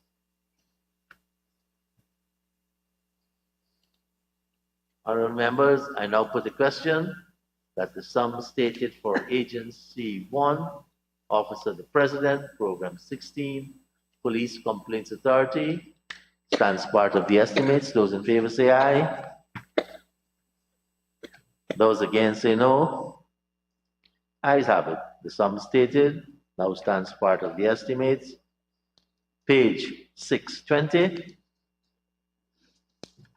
And I propose a question that the sum stated for Agency 1, Office of the President, Program 16, Police Complaints Authority, Capital Expenditure, stands part of the estimates. Honorable members, I now put a question that the sum stated for Agency 1, Office of the President, Program 16, Police Complaints Authority, Capital Expenditure stands part of the estimates. Those in favor say aye. Those against say no. The ayes have it. This concludes consideration of this agency. Honorable members, let's thank the Honorable Minister, the staff of all the different agencies, and the staff of the Office of the President for taking us through these estimates. And we have exhausted all the time savings, and now we are starting back from scratch. Honorable members, let's make way for the Guyana Defense Force.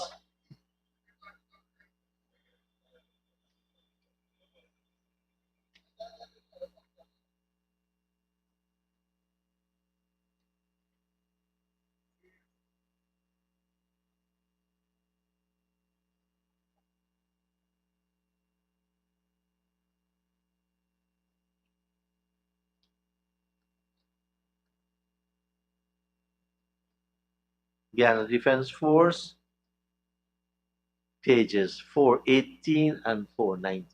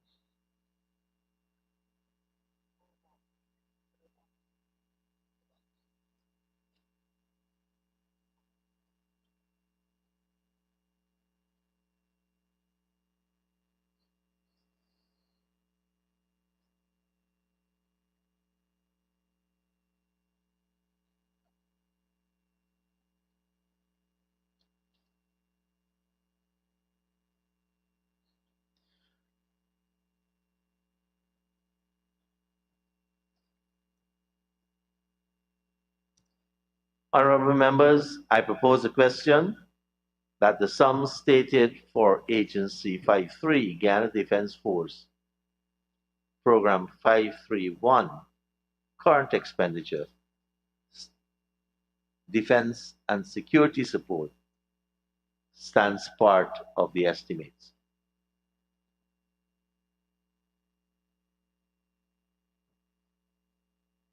Honorable members, I put the question that the sum stated for Agency 53, Guyana Defense Force, Program 531, Defense and Security Support, Current Expenditure, stands part of the estimates. Those in favor say aye. Those against say no. The ayes have it. The sum stated now stands part of the estimates. Honorable members, we can turn to page 669.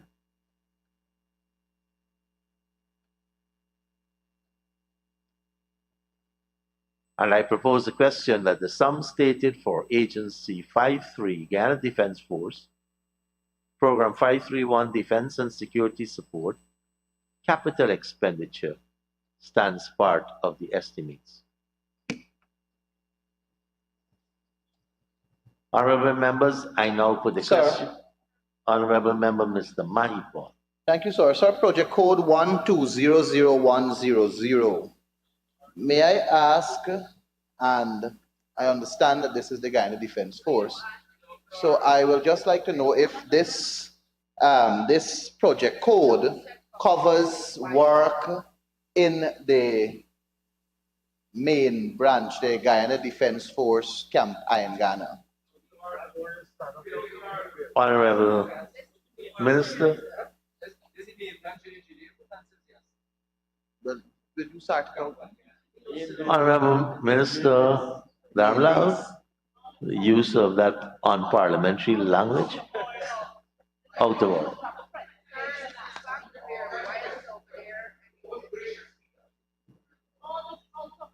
Thanks for that recognition, Honorable Duncan. Honorable Minister. Yes, the allocation, as in the budget, majority of it is for Region 9 and some other, like the Air Corps and other areas. So not to do with, and some in Letham, Region 9, but most of it is campaign Ghana. Thank you. Honorable Member Mr. Mahipon. Sir, 2404600. Is it possible for the Honorable Minister to lay over the description of the items? And if you, sir, I trust you are recognizing that I am not going in detail, but at least the description of the item, lay over the description of the item under this project code. Mr. Chairman, I would not lay over the details.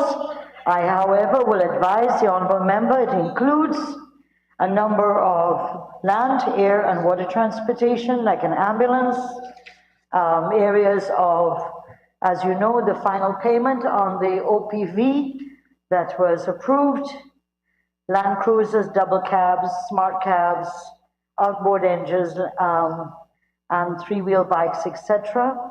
And so we'll make the final payment for the OPV.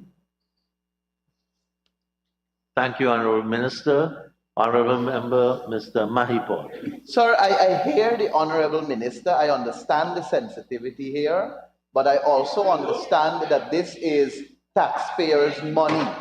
And I also recognize that this is an extremely large sum. And because of the sensitivity, you would recognize that I'm not even mentioning the sum that is before me. I'm not even mentioning the description of the items there before me. But what the question begs as to whether it is prudent spending in my view, and that is why I'm asking if we can at least have a breakdown of the amount that will be spent on each item.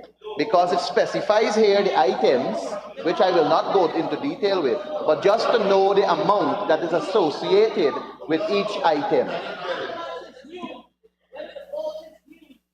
Honorable Minister. Mr. Speaker, I shall be unable to give a breakdown of the details as requested. This is our security, it's our army, and yes, there's accountability. The Auditor General does it, and the public accounts review it, and there's internal audit. So the concerns that members are raising can be covered by those areas. The fact is that our army, our Guyana Defense Force, we need to make sure that they're properly equipped and trained to do the job that they have according to the Constitution, which is to defend our territory and to ensure that we live in a secure environment. Thank you. Mr. Speaker. Sir. Honorable Member Mr. Mahipon. Sir, thank you very much. Sir, I agree with the Honorable Minister in what she's saying there. We need to ensure that the Guyana Defense Force is properly equipped to do the work it has to do. Nobody's questioning that.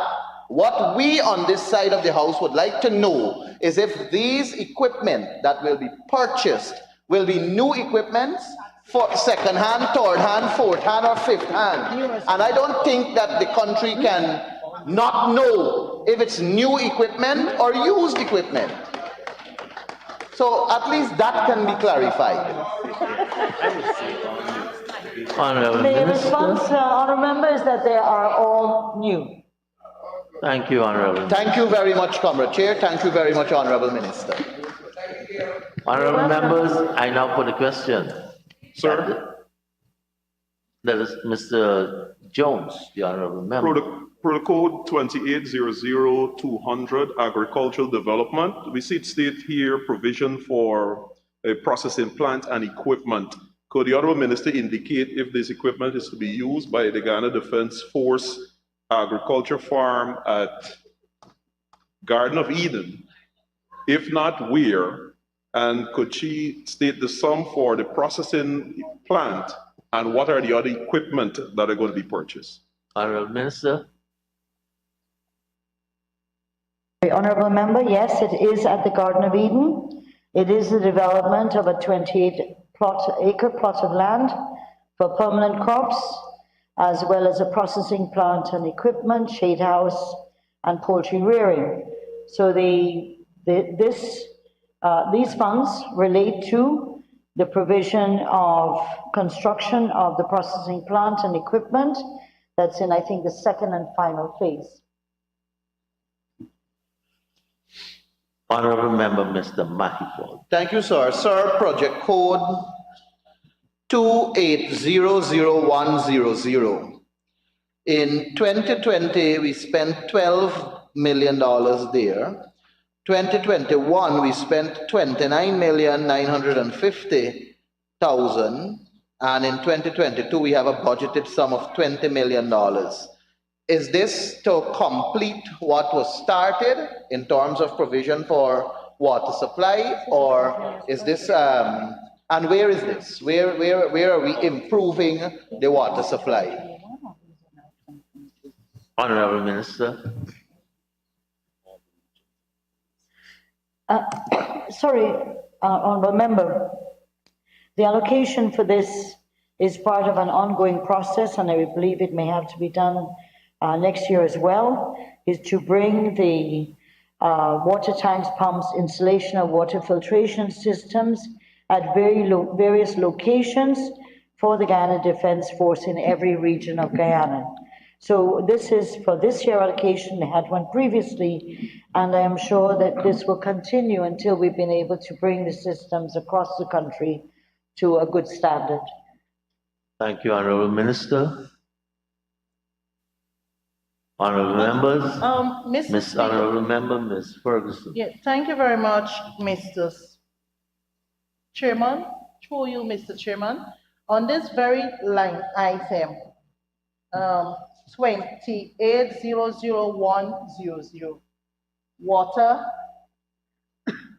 supply. When I look at the profile number in volume 3, 281, it states here that this is a new project. The Honorable Minister, a new project totaling $20 million. So the Honorable Member, in her explanation to my colleague, stated that it's an ongoing process. So our understanding here is that it started perhaps in 2020, 2021, continue in 2022 and onward. But the profile is saying something different. So perhaps the Honorable Member can shed some clarity where this particular project item is concerned. Thank you. Thank you, Honorable Member. So I'm hearing, is it a new program in an ongoing process? Because the Honorable Member mentioned new project and you said ongoing process. I just wanted to get clarity for me so that perhaps, no. I don't know if I heard the Honorable Member accurately. It is the Honorable Member who said to Honorable Mahipol that it is an ongoing process or project. When I checked the volume 3, the status here has it as new, funded by the government of Guyana, which would cost us $20 million Guyana dollars. And it says here, The project entails upgrading of water distribution systems. So all I'm asking the honorable member is to clarify what she said to Honorable Mahipal and what I discover in the volume 3. Thank you, Honorable Minister. New project, ongoing process, combination of both. All two.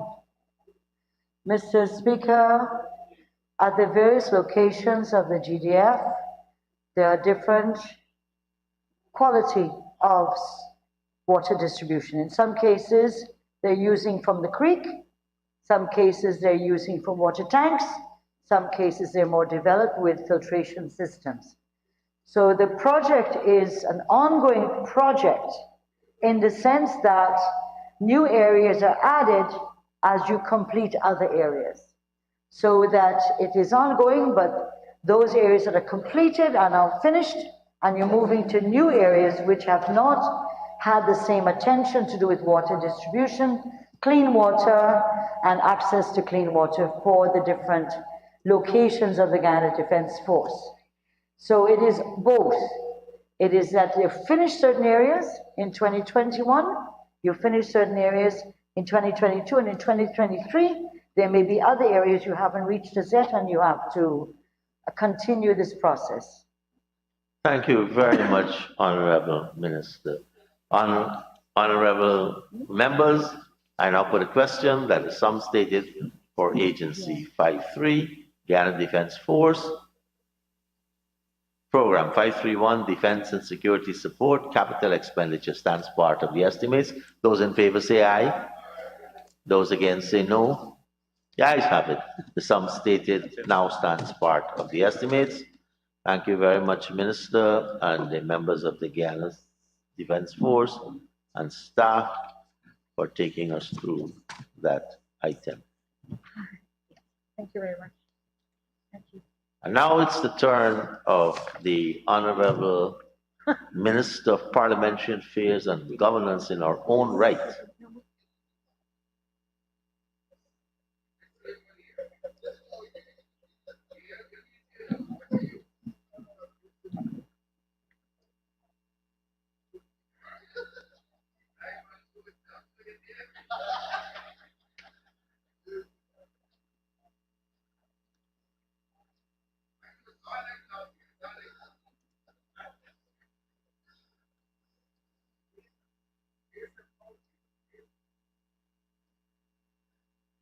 Honorable members, we can now turn to Agency 6.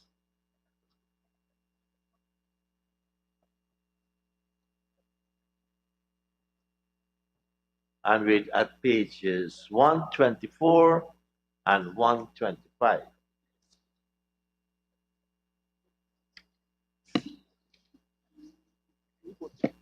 And I propose the question that the sum stated for Agency 6, Ministry of Parliamentary Affairs and Governance, Program 061, Policy Development and Administration, current expenditure, stands part of the estimates.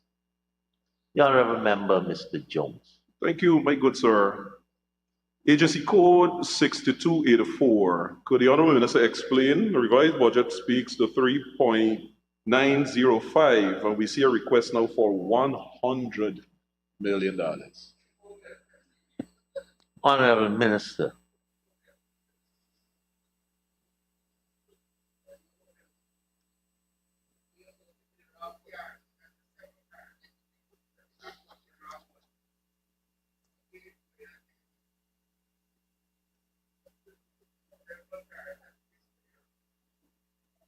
But cannot resist teasing me. I don't know why he has this penchant for always teasing me, but I take it in good stride. 628, $400 million. Yes, it is an increase, and I'm very happy that our ministry is being given additional resources. We're a young, a new ministry, and that this is to do with raising the profile of our ministry in terms of parliamentary affairs and governance, which is a particularly important area for the government of Guyana, and it will include, as I said, improving our international profile and having our presence at international conferences. We have a lot of work to do, the preparation of our reports to various international levels and treaties that we have ratified, as well as acquiring technical support to do that. It also includes capacity building in terms of not only our staff, but looking at various agencies in order to deliver, whether it is on treaty commitments or whether it's in terms of looking at our parliamentary agenda. We intend to participate in all international organizations and regional organizations dealing with governance. Just as a side, Mr. Chairman, we are the only ministry in the Caribbean region at this point, and I don't think there's any other in this hemisphere that is dealing specifically with governance. So we're very happy to be able to learn and to participate in the organizations dealing with governance as well as conferences.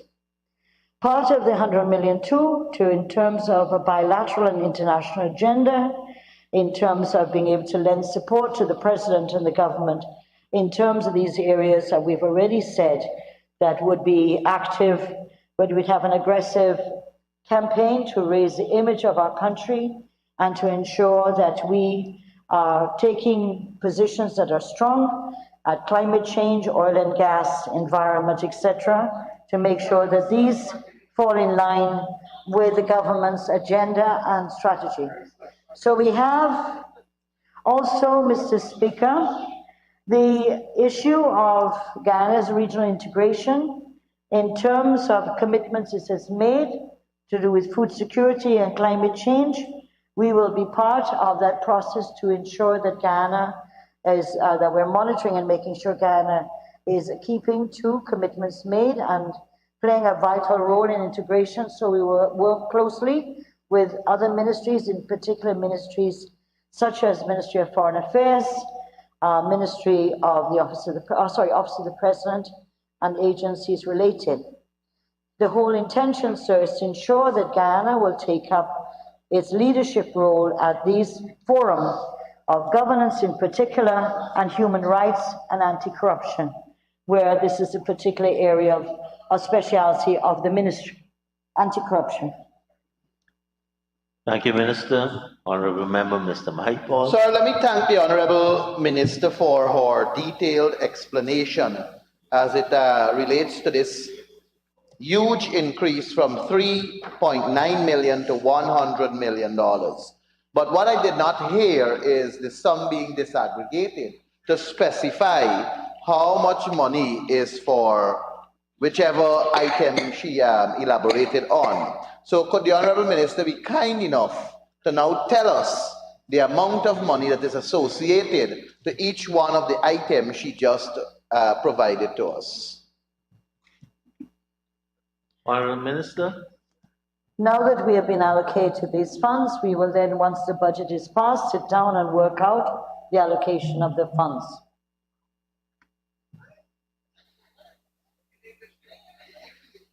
What do you mean in English? I speak English. What do you mean? Honourable Member, Mr. Mahipal. Thank you. Honourable members, I now propose a question. I now put a question that the sum stated for Agency 6, Program 061, Policy Development and Administration, current expenditure, stands part of the estimates. Those in favor say aye. Those against say no. The ayes have it. The sum stated now stands part of the estimates. Honourable members, we can turn to page 627. And I propose a question that is sum stated for Agency 6, Ministry of Parliamentary Affairs and Governance, Program 061, Policy Development and Administration, capital expenditure, stands part of the estimates. Honourable Member, Mr. Mahipal. Sir, project code 1220000. Can the Honourable Minister provide us with the address where this guard hut and sanitary facility will be constructed? Yes, 105 New Garden Street, Queenstown, which is the home of the Ministry of Parliamentary Affairs and Governance. We're between Laloni Street and Naira Street, in case you haven't come to visit us as yet. So that's where the money is. I'm offering Ganesh, not you. You, I don't want you near my ministry. Thank you very much, Honorable Minister. Honorable Member, Mr. Mahipo. Thank you, Comrade Chair.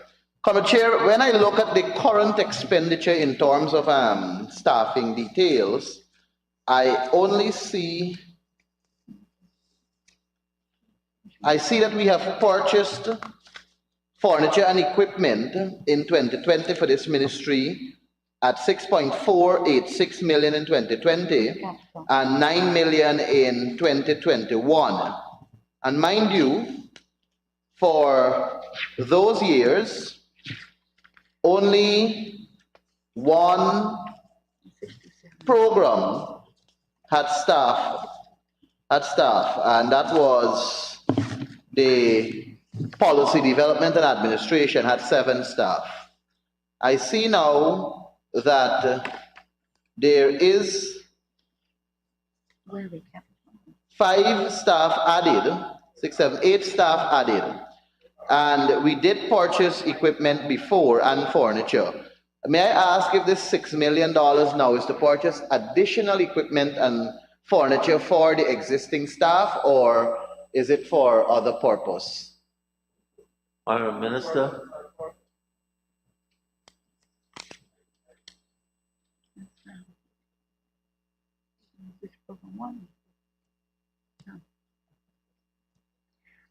The issue of, maybe if I read, Honorable Member, what the items are.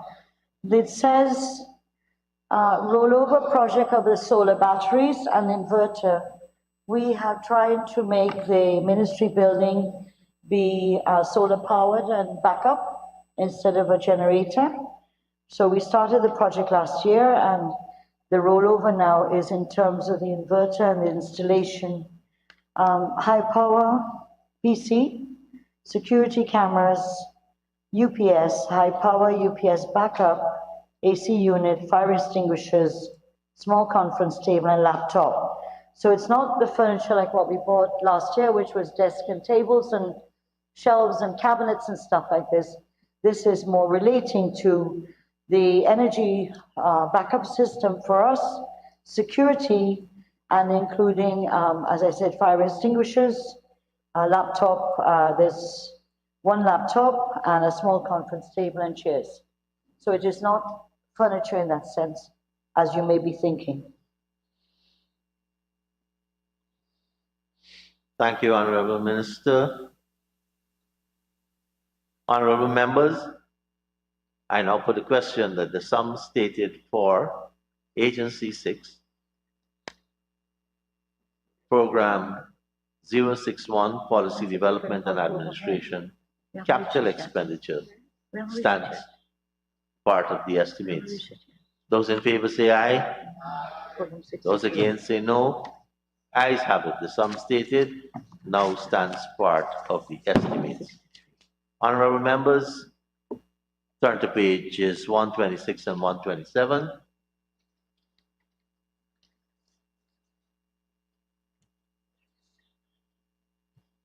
And I propose a question that the sum stated for Agency 6, Program 62, Parliamentary Affairs, current expenditure, stands part of the estimates. Honorable members, I now put a question that the sum stated for Agency 6, Program 62, Parliamentary Affairs, current expenditure, stands part of the estimates. Those in favor say aye. Aye. Those against say no. The ayes have it. The sum stated now stands part of the estimate. Honorable members, if we can turn to page 627. There's no capital.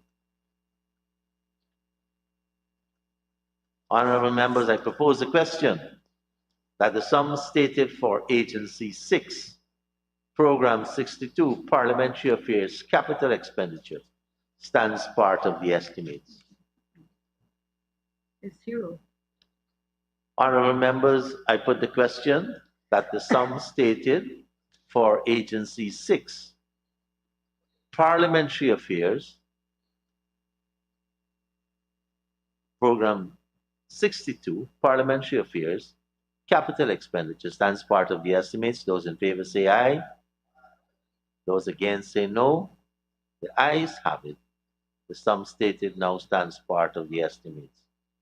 Honorable members, please turn to pages 128 and 129.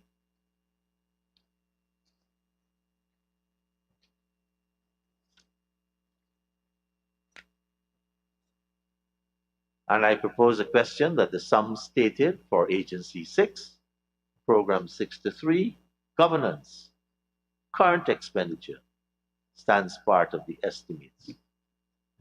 Honorable Member, Mr. Mahipon.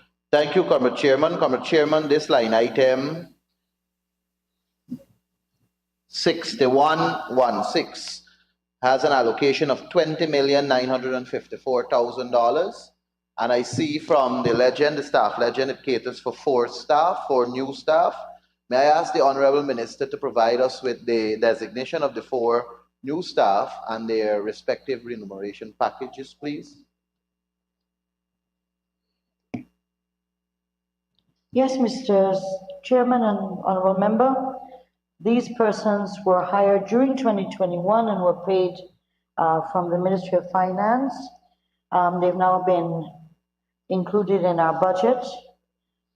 So there was no provision in our budget in 2021 to pay for these staff, although we had the positions created by the Ministry of Public Service. So we have 4 members of staff. The Special Projects Officer at $374,500 per month, 10,000 duty, 5,000 telephone, travel 5,000. We have Governance Officer, 332,770, 10,000 duty, 5,000 telephone, 5,000 travel. Researcher, 340,837, 10,000 duty, telephone 5,000 and travel 5,000. Research Officer, 130,540, 10,000 duty, 5,000 telephone, 5,000 travel. Those are the 4 members of staff presently under 6116, Mr. Michael. Honorable Member, Mr. Mahipol. Sir, may I ask if these 4 employees of the Ministry of Parliamentary Affairs and Governance, what was the method of employment? Was there a public advertisement? Were they interviewed and were they selected from among a group of persons who applied for this position through public advertisement, or were they selected? Honorable Minister. Mr. Speaker, 2 persons were transferred from ministries they were in. One is a fixed establishment. One has with us on contract. And the other, all the persons who were brought into the ministry for all the positions were interviewed. We collected applications from the Public Service Ministry. We looked at different agencies and tried to see where we could bring people in. So the one person is from Ministry of Home Affairs in the parliamentary area. One person was a member of the Parliament Office staff to try to bring in the technical expertise that we needed. So no, there wasn't public advertisement, but there were in each of these positions. When we got into office and the ministry was created, we had a lot of applications by people looking for jobs, and that we found that a number of them had adequate qualifications, and they were brought in and to be interviewed and and to be assessed and to hopefully bring them in as new members of the staff. Honorable Member, Mr. Maipol. Sir, I need some further clarity. The Honorable Minister indicated earlier that these 4 staff members were being paid by the Ministry of Finance. And in her explanation just now, we heard that one of them falls under the fixed establishment and another was transferred from some other ministry, or I think I heard Parliament office. So was that staff not paid from the Parliament office? And if one of them falls under fixed establishment, how is it that it is reflected here as contracted employees? Honorable Minister. Under program 62, we have a member of the Parliament office who was transferred to us with the support of the Public Service Ministry. The person remains under program 62 as a member of the public service establishment at the salaries that are commensurate with the position, a new position created in the ministry with the approval of the PSM. The other persons in the person's salary, what they were getting in the Parliament office is at the same level in the ministry, the new ministry. So they have not lost. Sorry. Under the program 63, there are 4 members of persons here. These are persons who, 2 of the 4 were in other ministries who expressed an interest in coming over to us. They were on contract. When their contract expired, in the process they were interviewed and they were brought on staff. They all came with good recommendations from the agencies where they'd previously worked in the government sector. 2 other persons were brought in with applications and interviews and were accepted as members. So all the 4, Mr. Maipol, under this 6116 are contracted employees. One that came from a public service ministry elected to come on board as contract instead of public service. Honorable Member, Mr. Mahipol. Sir, let me thank the Honorable Minister for clarifying, because earlier I heard her saying that from the 4, one is on the fixed establishment. But I'm happy that she clarified that the one she was speaking to, the Honorable Minister was speaking to, had to do with the one that received the transfer from to Parliamentary Affairs, 062 program. Yeah. And I still want some clarity on this 063, where the Honorable Minister indicated that these 4 staff were there since 2021 and they were paid from the Ministry of Finance. And I do hear that 2 of the persons were in other ministries. Is the Honorable Minister saying to us that the 2 staff members were at the Ministry of Finance and seconded to her ministry and is now employed fully at her ministry, or were they from other ministries and were being paid from the Ministry of Finance? Honorable Minister. Yes, I'm sorry, I forgot to answer that aspect of the question. As a new ministry, when we started out, we had no staff and a small budget, and we started hiring people. Not all were hired at one time. And because there was no provision in the 2021 for the payment of the staff, but there was the approval of the PSM for the organizational structure of the ministry and the positions that were approved in the ministry, we were allowed to go ahead and hire. Once we were able to do that and all our staff are contract, we except one, we then advised the Ministry of Finance, and they were paying the staff out of, what is it, 6141? 6141, which is a revision of salaries, until we could have our budget in 2022 reflect all those staff. So they all didn't come over in one time. One came in January, one came in March, one came in April, one came in August. But as they came on, the Ministry of Finance issued a warrant that would allow us to pay. So we could still hire, but they would give us a warrant, and in the new year, those persons will be put on our establishment on the budget line item.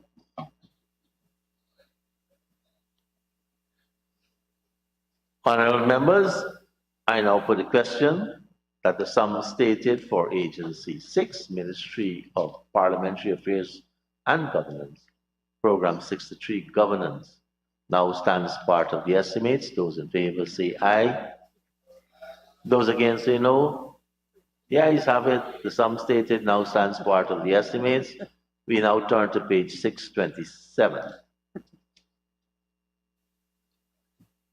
And I propose the question that the sum stated for Agency 6, Ministry of Parliamentary Affairs and Governance, Capital Expenditure, Program 63, Governance, now stands part of the estimates.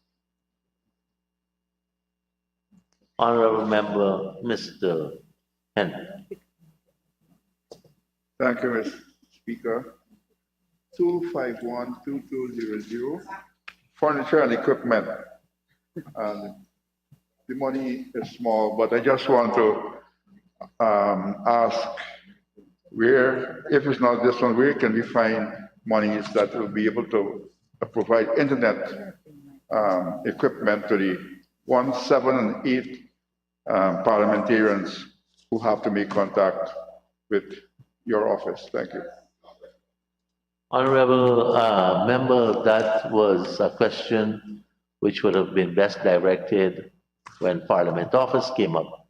But I'm sure that the Honorable Member can consult with the clerk. There is something in place to deal with that. Honorable Members, I now put a question that the sum stated for Agency 6, Ministry of Parliamentary Affairs and Governance, Program 063, Governance, Capital Expenditure, stands part of the estimates. Those in favor say aye. Those against say no. The ayes have it. The sum stated now stands part of the estimates. And let us say our gracious thanks to the Honorable Minister and her staff for taking us through our ministry's estimates. Congratulations, Honorable Minister. Always. Honorable members, it is now time for the office of the Prime Minister. Let us give the Honorable Prime Minister and the staff an opportunity to get in place.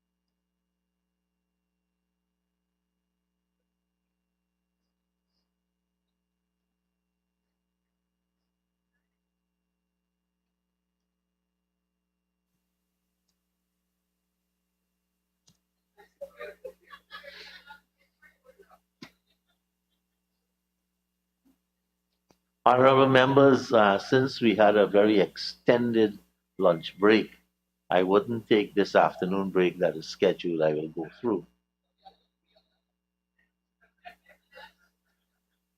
You didn't seek my agreement when we struggled for a quorum for half an hour.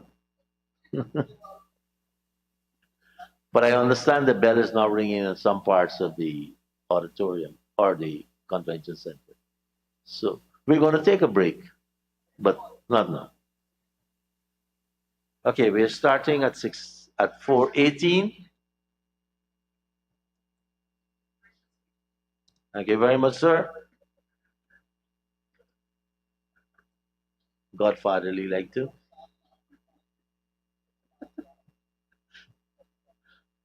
Honorable members, we turn to pages 84 and 85.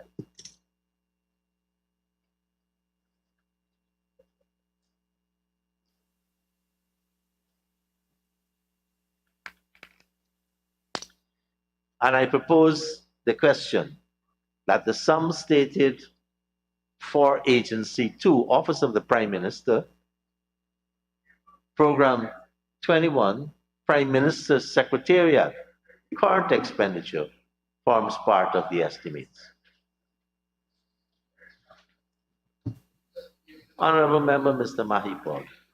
Sir, you know, one of the strangest things we have unearthed just far is the fact that there is significant increase in these agencies under line item 6284.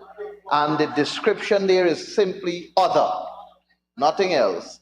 Now we're seeing in this same line item for our goodly Prime Minister, the Honorable Mark Phillips, an amount from 77,845,000 to a number $200 million. Would the Honorable Prime Minister be kind enough to break down this $200 million and to give us the figure that is associated with each item under this line item? Honorable Prime Minister.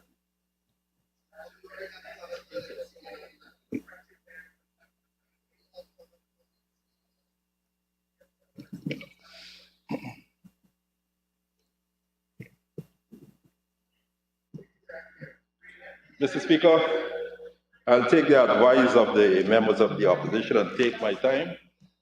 Since being a Prime Minister with a substantial portfolio, so many agencies,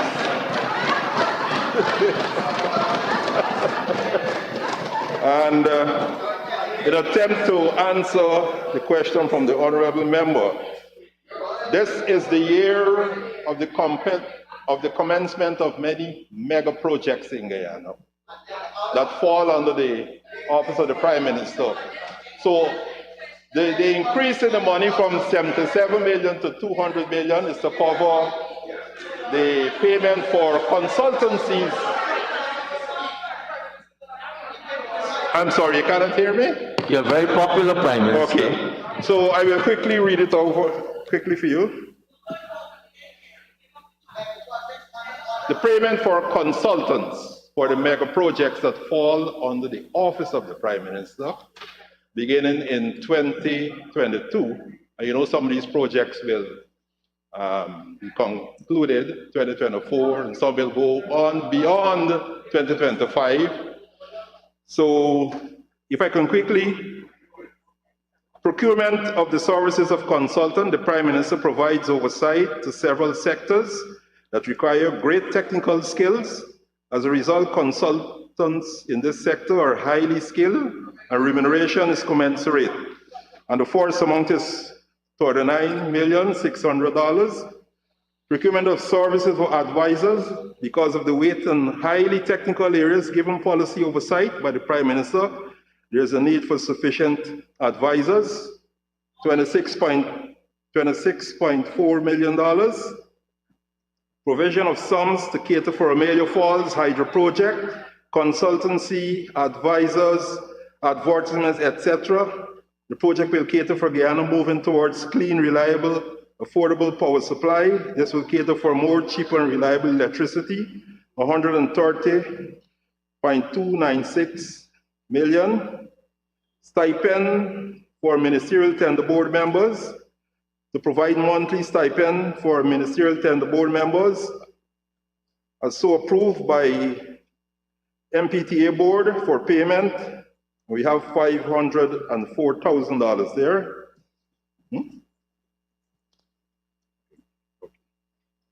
I think that answers your question, Honorable Member. Thank you, Honorable Prime Minister. Honorable Member. Comrade Chair. Comrade Chair, the services of these advisors, what system will you use to procure their services? Will it be a public advertisement and they will be asked to advertise and so on? Or will you single-handedly select who you believe are competent in your eyes to do the job?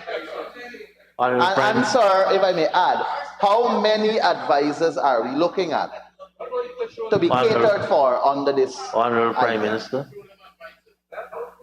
Mr. Speaker, I wish to assure the honourable member that proper procurement procedures will be followed, and I also wish to assure you that everyone that is taken on board as an advisor or consultant will have to have the commensurate qualifications for the job. As many as is required. Sir,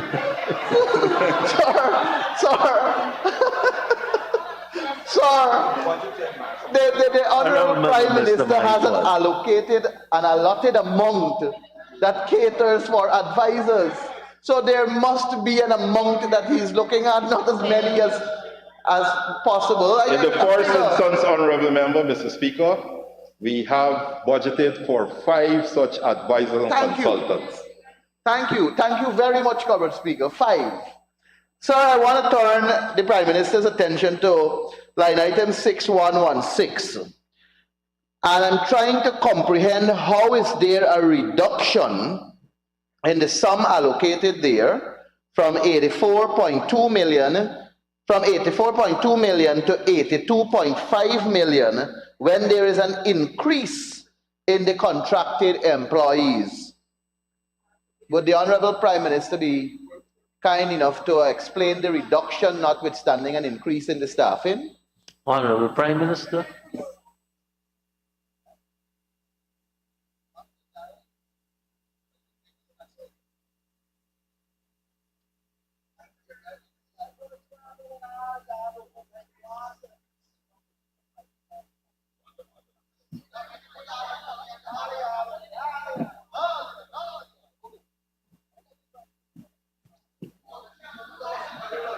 Mr. Speaker, the answer is we had 3 employees who resigned their position, and they were paid at a fairly high scale in the public service, and that is the reason for the reduction.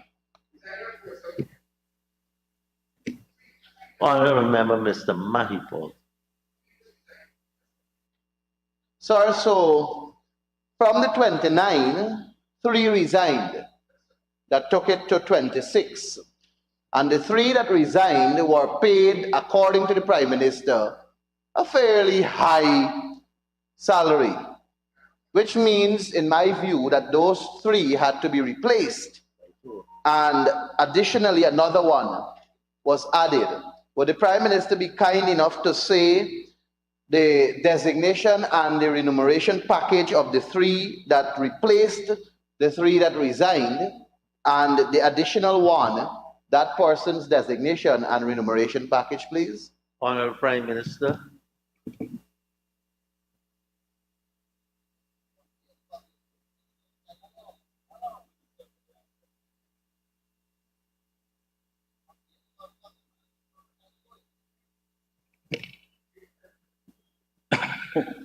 Mr. Speaker, we had some replacements, and those replacements were at a lower salary scale, and that is what resulted in the difference in totals here. No, PM, no. Comrade Chairman, Go ahead, Honourable Member. Sir, my initial question was that there is a reduction in the monies allocated for this line item. Noted. But the staff in details is showing an increase. Yes. The Prime Minister explained that there were 3 persons who resigned and were paid high salary. But the number that is showing here is 30 for 2022. From the direct side here, it means 1 increase. Given what the Prime Minister has said, it means that it's really 4 persons. And I'm asking him, the 3 that resigned, their positions, I'm sure, I'm asking first, were those positions filled? That brought it back to the 29, plus the 1 addition which has it at 30, if he can provide us with the designation and remuneration package of the 4 new persons. Now I'm hearing he's saying that there are some other staff that resigned. Can he clarify this 29 to 30 for us clearly so that at least we can move on? Honorable Prime Minister. Mr. Speaker, perhaps I will take this opportunity now to speak a bit slower and clear up this issue for the honorable member. The high price employees who resign were not replaced in terms of their positions filled by anyone else. What we did is employed additional employees, right, which were required at a lower level to perform lower level functions. So when you look at the net, that shows the difference. I'm happy that I was able to clear up that matter, Mr. Speaker. Thank you very much, Honorable Prime Minister. Honorable Member, Ms. Kathy Hughes. 6281, Security Services, a massive increase from 2020, 3.8, to 2022, over 20 million. Can you explain that increase? Honorable Prime Minister.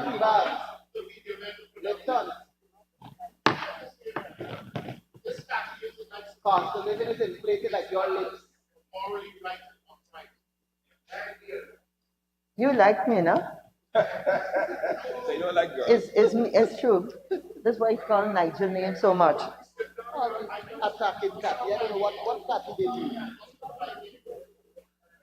Yes, Honorable Prime Minister, you may proceed. Well, I don't know, Mr. Speaker, where the honorable member. Sorry, Prime Minister, now hearing so clearly. 2021 and 2022, basically it's the same money we were spending, according to the figures here.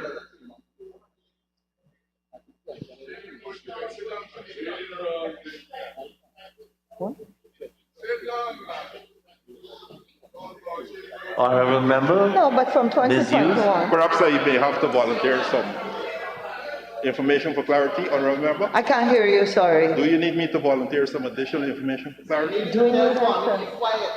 Honorable, Sorry, Honorable Mr. Prime Minister. I'm not hearing you clearly at all. Honorable Maybe you take Ms. off Hughes, the mask. repeat what you were asking him. Repeat the question? I'm trying to get an explanation for the large increase in security costs. And that's 6281.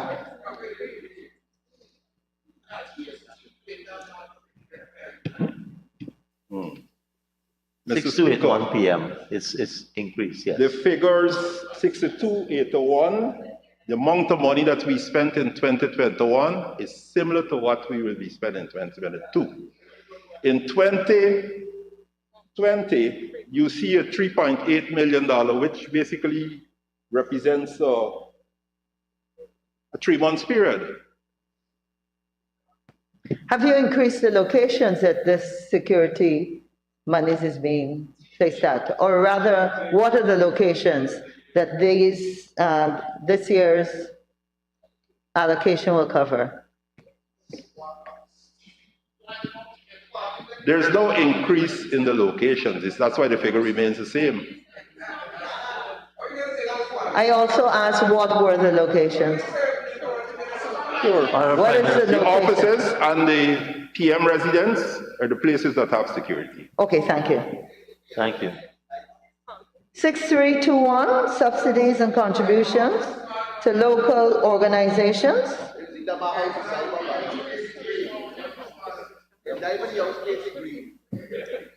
Honorable Member, I see a 0 there, so there is no question to ask.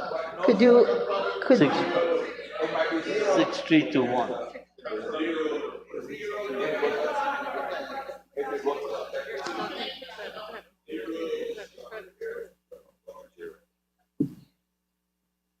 Is there a question, Mr. Speaker? No, there is no sum, and the rule is if there is no sum, there is no question. Anything by 0 is 0. Exactly.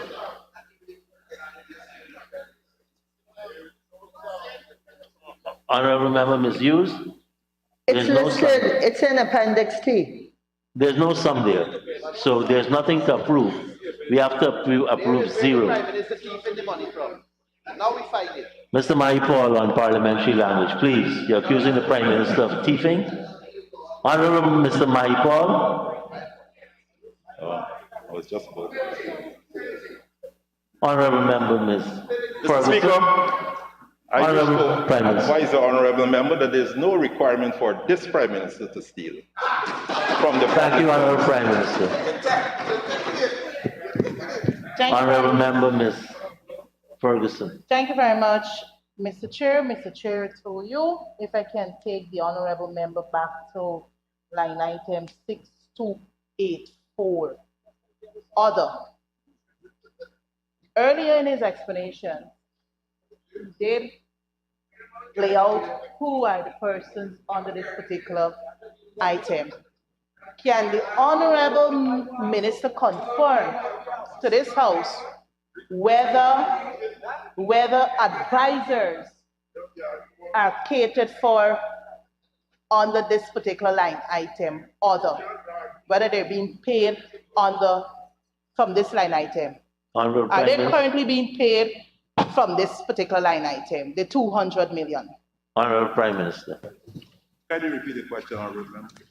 I'm asking you, Honorable Prime Minister, whether it is customary for ministerial advisors to be paid their benefits, emoluments under line item 6284. Honorable Prime Minister. Because it is a project, Mr. Speaker, it is approved for payment on the 60, this line item. Thank you. No, I didn't hear it. There was a bit too much of excess sound in the. And the other issue is super is so far away. Because of the project, it is allowable for the payment to be done under this line item. Thank you. The 5 advisors. I'm sorry, a minor falls project. Yeah. Honorable Member Ms. Ferguson. Thank you very much, Mr. Chair. Mr. Chair, would the Honorable Minister be kind enough to say to this House, what are the qualifications of these advisors? Honorable Prime Minister. And if he can provide a breakout or a disaggregation of the emoluments and benefits for these 4 advisors. Thank you. Honorable Prime Minister, you may have answered the second part earlier. The qualifications of these advisors hired or to be hired. Mr. Speaker, we now started the process. And this will be advertised, whatever the qualifications that is needed will be advertised as we seek to recruit the necessary consultants and so for these projects. Thank you, Prime Minister. Honorable members, this is a good time to put the question that the sum stated for Agency 2, Office of the Prime Minister, Program 21, Prime Minister's Secretariat, current expenditure stands part of the estimates. Those in favor say aye. Those against say no. The ayes have it. The sum stated now stands part of the estimates. Members, please turn to page 621.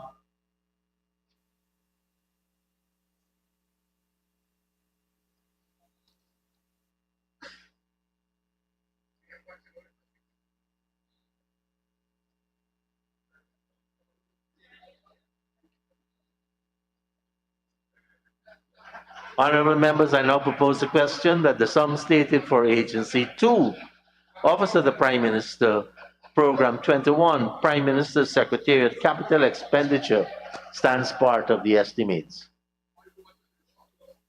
Honorable members, I now put a question that the sum stated for Agency 2, Office of the Prime Minister, Program 21, Prime Minister's Secretariat, Capital Expenditure, stands part of the estimates. Those in favor say aye. Those against say no. The ayes have it. The sum stated now stands part of the estimates. Honorable members, please turn to pages 86 and 87.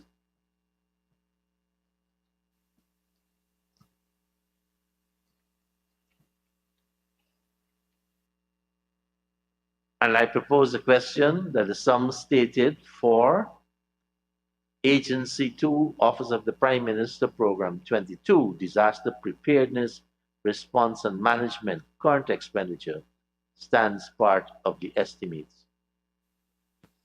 Honorable Member, Mr. Patterson. Sir, 6294, order. Once again, can the Prime Minister disaggregate the sums as the 5 billion, 2 million? Honorable Prime Minister.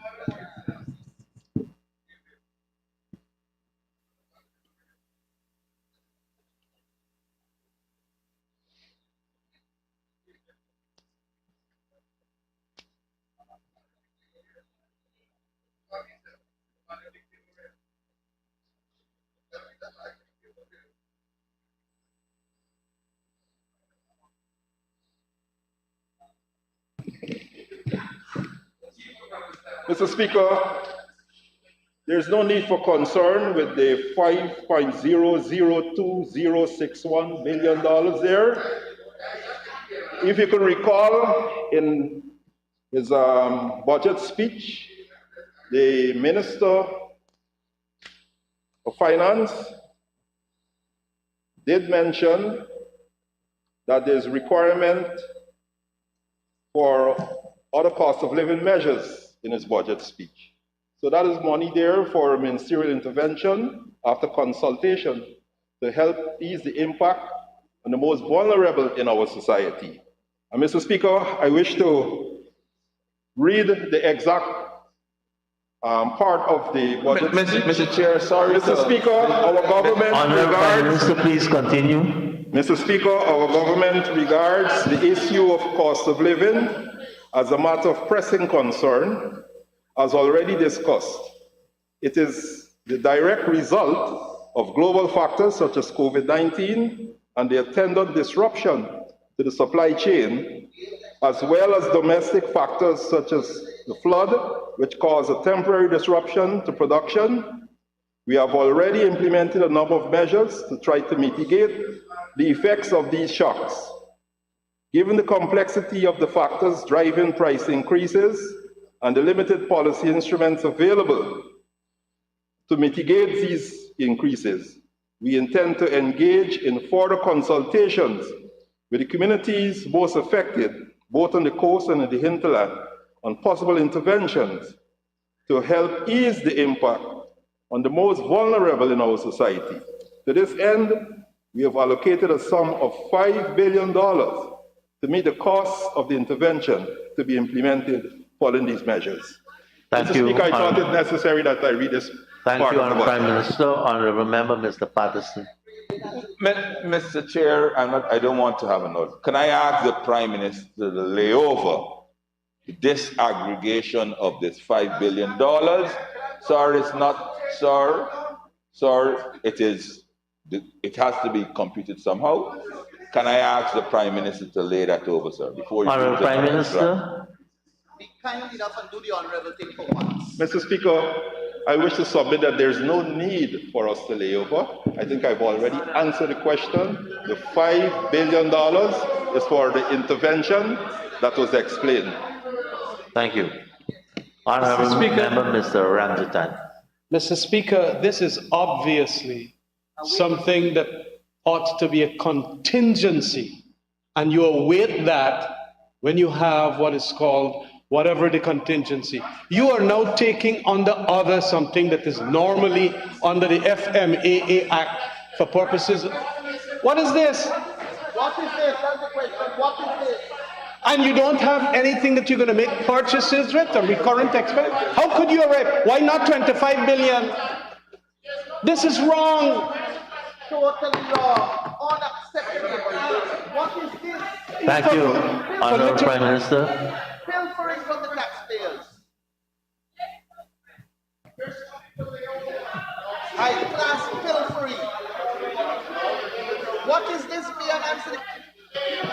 Honorable Prime Minister, Mr. please. Speaker, I did not hear a question, but my answer remains. Thank you, Honorable Prime Minister. Honorable Member, Just one more question, Mr. Speaker. Is this going to go towards transfer payments like in the flood relief? And how much will a person get? Honorable Prime Minister. Mr. Speaker, I think the important word there is consultation. We said after consultation. The intervention will be done after consultation. Thank you, Honorable Prime Minister. Honorable Member Dr. Cummings. Thank you, Mr. Chair. Mr. Chair, 6224, 6224, print and non-print. Honorable members, I'm trying to hear Dr. Cummings. Yes.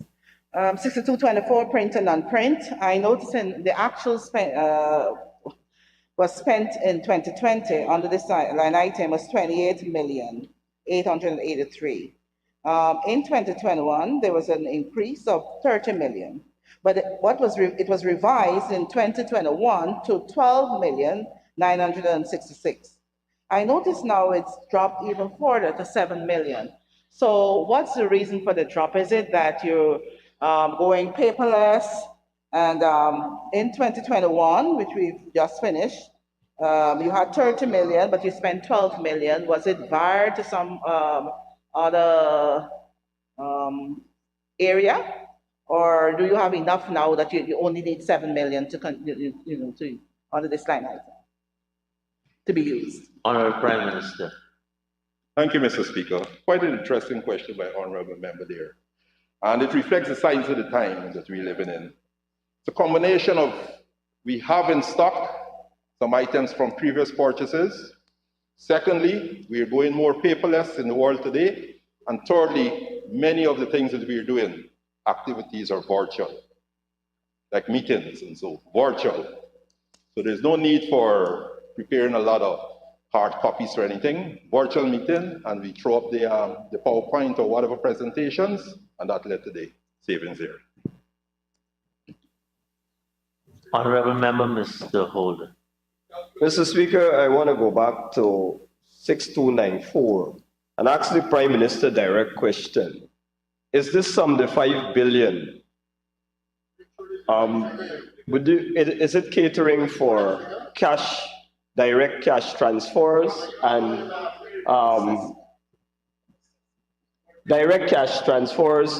distribution of hampers? Also, what assessment, I heard the Prime Minister talk about the cost of living. How do you determine the beneficiaries? Which communities will benefit from these sums? And if you could list, Prime Minister, if you can list these communities or lay it over for us, Mr. Speaker, we will appreciate that. Honorable Prime Minister. Mr. Speaker, I'm looking at 6294, and I've not seen no 75 billion. Honorable Prime Minister. 5 billion, I said, Mr. Speaker. Apparently, the Prime Minister is not following. $5 billion. It's the same line item which was interrogated minutes ago. Mr. Speaker, honorable members, please. Mr. Speaker, I do not have an hearing problem, but I'm now hearing 5 billion. Thank you, Honorable Prime Minister. And my answer that I gave before. Thank you, Honorable Prime Minister. Honorable members, I now put the question that the sum stated for Agency 2, Office of the Prime Minister, Program 22, Disaster Preparedness, Response and Management, Capital Expenditure stands part of the estimates. Those in favor say aye. Those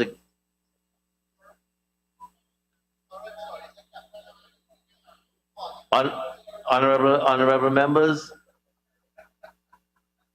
it is current expenditure stands part of the estimates. Those in favor say aye. Those against say no. The ayes have it. The sum stated now stands part of the estimates. Honorable members, let us turn to page 621. Page 621. And I propose the question that the sum stated for Agency 2, Office of the Prime Minister, Program 22, Disaster Preparedness, Response and Management, Capital Expenditure forms part of the estimates.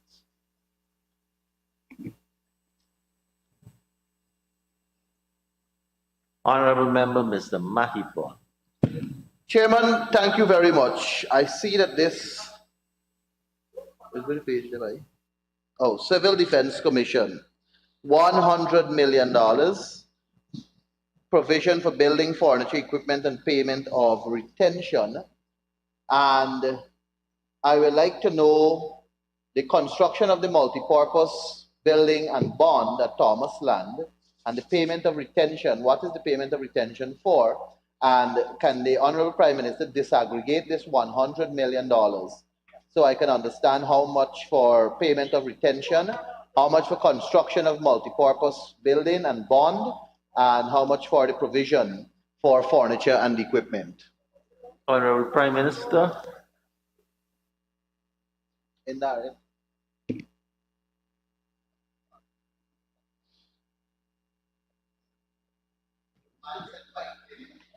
Mr. Mahipol.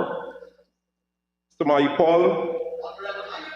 Mr. Speaker, my answer to the question from the Honorable Member, Mr. Mahipol, retention consultancy, CDC,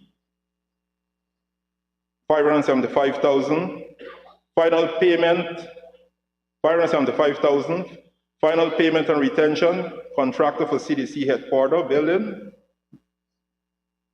8,168,828, retention, CDC guard huts, 441,362, construction of multipurpose building, phase 1, 70,814,810,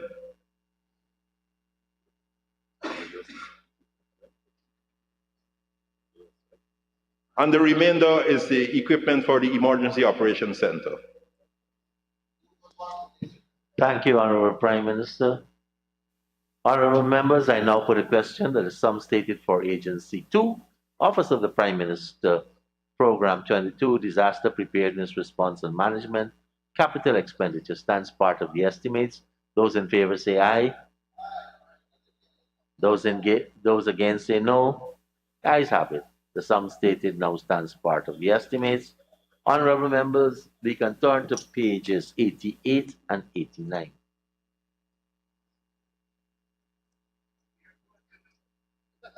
And I propose a question that the sum stated for Agency 2, Office of the Prime Minister, Program 23, Power Generation, current expenditure stands part of the estimates. The Honorable Member, Mr. Patterson.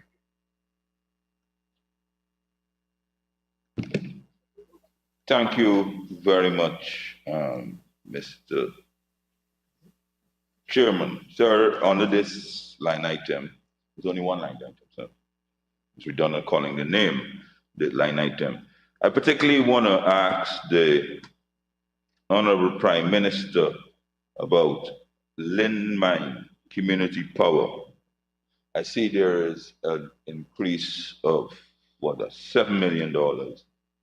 Can the Honorable Prime Minister explain how he arrived at only $7 million? That's a follow-up question, but I need to know. Increase for 2022. Honorable Prime Minister.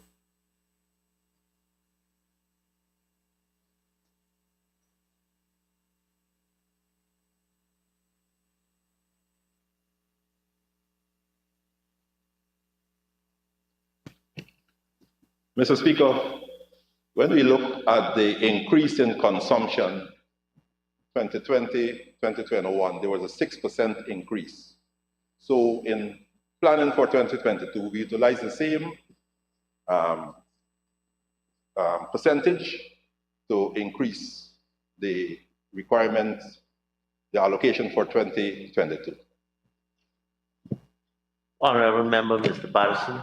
I thank the Prime Minister for that. I anticipated that answer, but during the budget debate, sir, there was many lauded things on the things that happened in Region 10, including call centers, housing developments, etc., and they extended it to various other communities.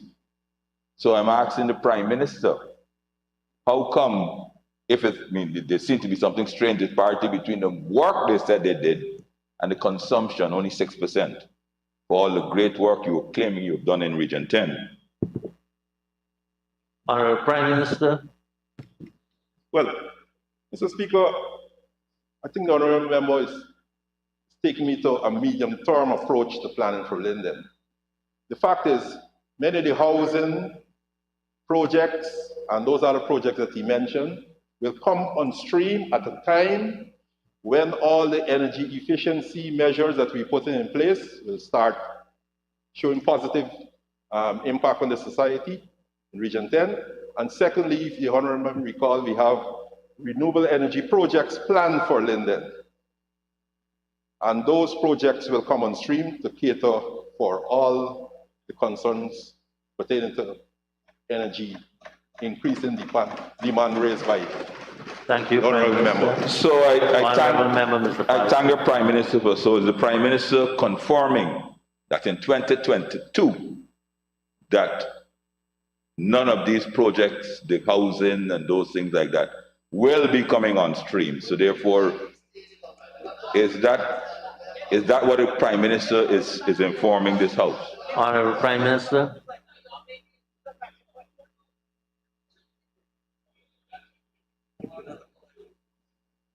Mr. Speaker, there's a process. By the time those houses are ready to utilize electricity, we will have adequate electricity in the system. Thank you, Prime Minister. Honorable Member, Mr. The last question, I'm trying to be very, very courteous to the Prime Minister. So therefore, sir, can you state, for the records, what renewable energy projects will be on stream for 2022 to supply these houses, so that people could know, sir? You just don't get up and speak glibly. Honorable Prime Minister.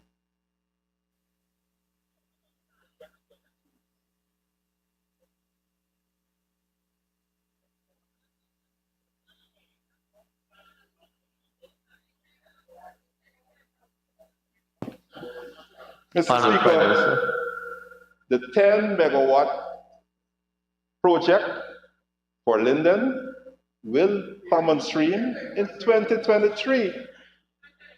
2023, I can repeat again, 2023. Thank you.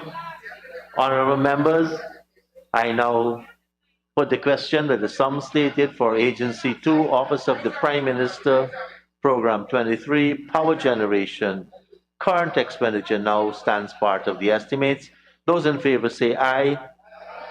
Those against say no. The ayes have it.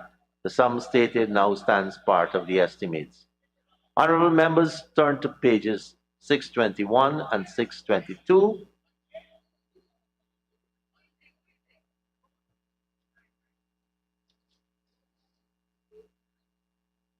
and 622. And I propose the question that the sum stated for Agency 2, Office of the Prime Minister, Program 23, Power Generation, Capital Expenditure, stands part of the estimates. The Honorable Member, Mr. Patterson. Sir, let's start off at 2606,700, which is hinterland electrification. Can the Prime Minister disaggregate the $200 million allocation for 2022? Honorable Prime Minister.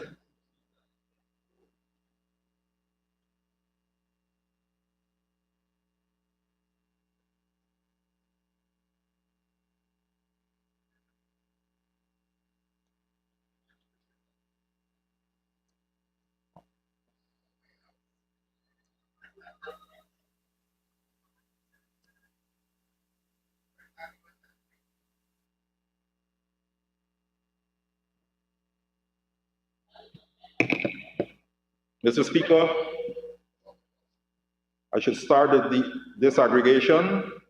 Construction of distribution network for Cato Hydro Power Project, a project that had started long before 2020, that we more or less came into office and had to do some corrective work there, rescue that project. I wish to advise that that project is back on stream now, and it's our intention to deliver to the people in the shortest possible time. And for that project, $25 million. The next one, procurement of 625 kVA generator for Port Kaituma, $30 million. Procurement of 900 kVA generating set for Mabaruma, $32 million. Expansion of grid from Orinoco to 4 miles, Port Kaituma, $36.5 million. Extension of electricity to villages of the Mainab and Pakira, Matthews Ridge area, $15 million. Extension of distribution network in Kokwani, Region 10, $11 million. Upgrade of electricity grid in Barimanobo and Rocks community in Mabaruma, $10 million. Secondary electricity network extension, Campbelltown and Madhya, around Madhya, $30 million. Construction of fence around main water source in Kokwani, $4 million. Procurement of inline fuel meter for Mabaruma, $2 million. Procurement of Balder motor 3-phase pump for Kokwani, $2 million. Procurement of 15 kilowatt generator for Kokwani, $2.3 million. A lot of money being expended in Region 10 there. Procurement of motorcycle, Kokwani, $200,000, and that should give us a total of $200 million, Mr. Speaker. Thank you, Honorable Prime Minister. Honorable Member Ms. Hughes. 1219-100, National Data Management Authority. Provision for equipment.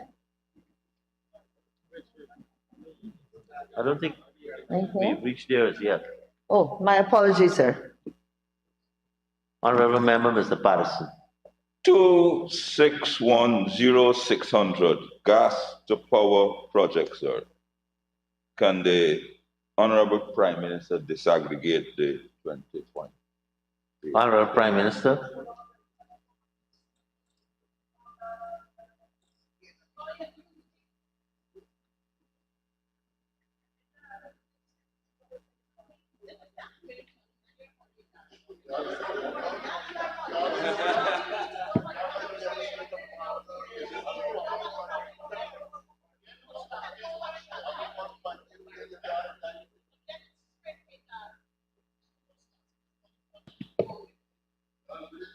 Mr. Speaker, I wish to answer honorable member by stating that the $20.8 billion that you were mentioning in your question is for the gas to power project, and that will cover the phase 1 construction of the power plant at Wales. Mr. Chairman, that's self-evident, self-obvious, sir. It's there in the legend. Sir, did not ask him what it is, sir. Sir, the Prime Minister, his advisors, and all the great person he had would have done some amount of calculation to say what is the land clearance, what is the foundation, what is the generations. I don't know how they arrived at it, sir. So I'm asking the Prime Minister to disaggregate this $20.8 billion. We know what is the project. It's listed there. Mr. Speaker, I wish to assure the honorable member that the disaggregation of this $20.8 billion will be submitted to the House. Thank you, Prime Minister. Honorable Member, Mr. Patterson. Is the Prime Minister saying to this assembly, sir, that the $20.8 billion, single largest budgetary item in his portfolio, that he has no information to provide to this assembly? Honorable Prime Minister. Mr. Speaker, there is a provision for laying over of information. And what I'm saying to the honorable member is that will be done. Thank you, Prime Minister. Honorable member. Mr. Chair, just I mean, you normally, and I'm not surprised, but you normally would ask the Prime Minister or any other person within what time period. So I would hopefully to lay it over. You normally do that, sir. Can you just inquire from the Prime Minister when can we expect? Are you going to ask me to ask the Prime Minister when he's going to lay over, if he will lay over? I was going through you, Chair. I was going through you, Chair, with the hope that you would get a more positive and favorable response using your high office. Honorable Prime Minister, you prepared to lay over at a later stage? Mr. Speaker, I will lay over at a later stage, but with a high degree of expediency. Thank you very much, Honorable Prime Minister. Honorable members, Honorable Member, Mr. Patterson. Sir, we have a project agency code. Let me get agency 2610-100. So I'm going in between, which is the construction of hydro facilities at Maka, etc. That's big. And I see it's the ISDB project, and it's only 300 million there. So can the Prime Minister disaggregate the 4 items or 5 items that he has here for 2022? Honorable Prime Minister.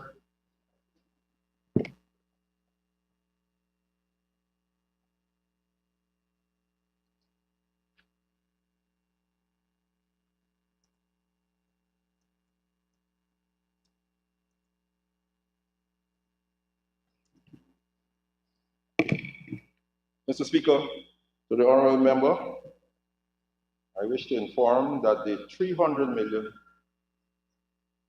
listed here is for the construction of the Kumu and Mokomoko hydro projects. Thank you, Honorable Prime Minister. Mr. Chair, I'm seeking your intervention here. It's listed in the profile documents what's for. I didn't ask what it's for. I asked him to disaggregate the amounts, and so therefore we could know what to expect for the people's money. That's all we ask. I mean, we know it's listed there. It is listed there in the capital profile. What's there? Prime Minister. Mr. Speaker, let me assure the honorable member that it will be laid over.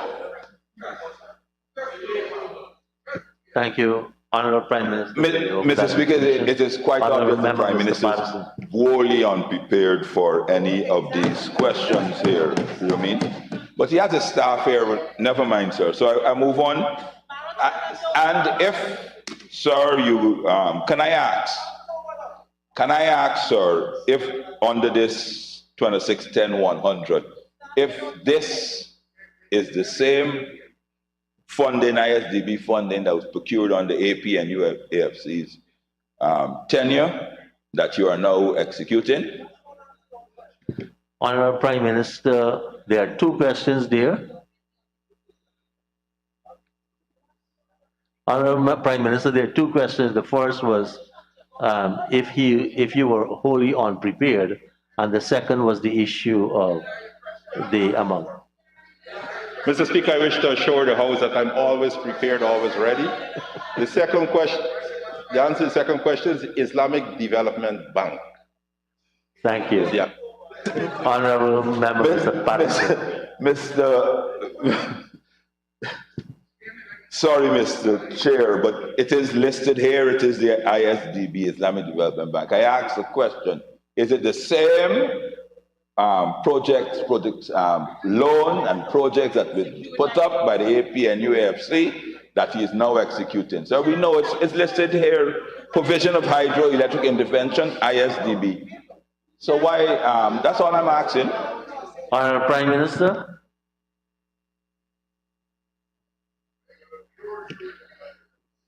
Mr. Speaker, under the honorable member, there was a proposal for 3 hydros. We have since modified it to 2 hydros. And it's from the same funding agency, the Islamic Development Bank. Thank you very much, Prime Minister. Honorable Member, Ms. Patterson. Ms. Ferguson. Thank you very much, Honorable Chair. Honorable Chair, the very line item that we're considering, power generation, project 23, there are a slew of projects under this particular head. Can the Honorable Member state to this House and to the Guyanese at large, which projects will be funded from the Natural Resources Fund? Thank you. Honorable Prime Minister, any funding here from the Natural Resource Fund?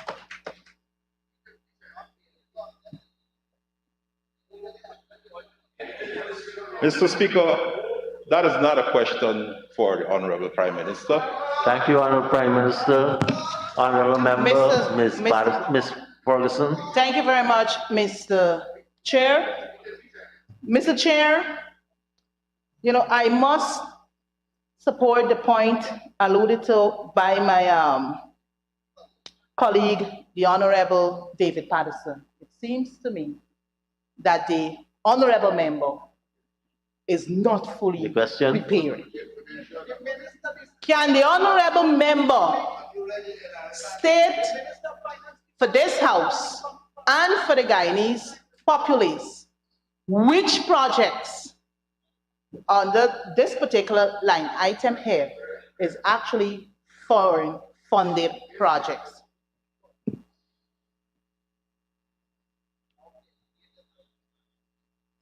But this is from listening, I think that question was answered twice by the Prime Minister. Honorable Prime Minister. Yeah. Which foreign funding? You see?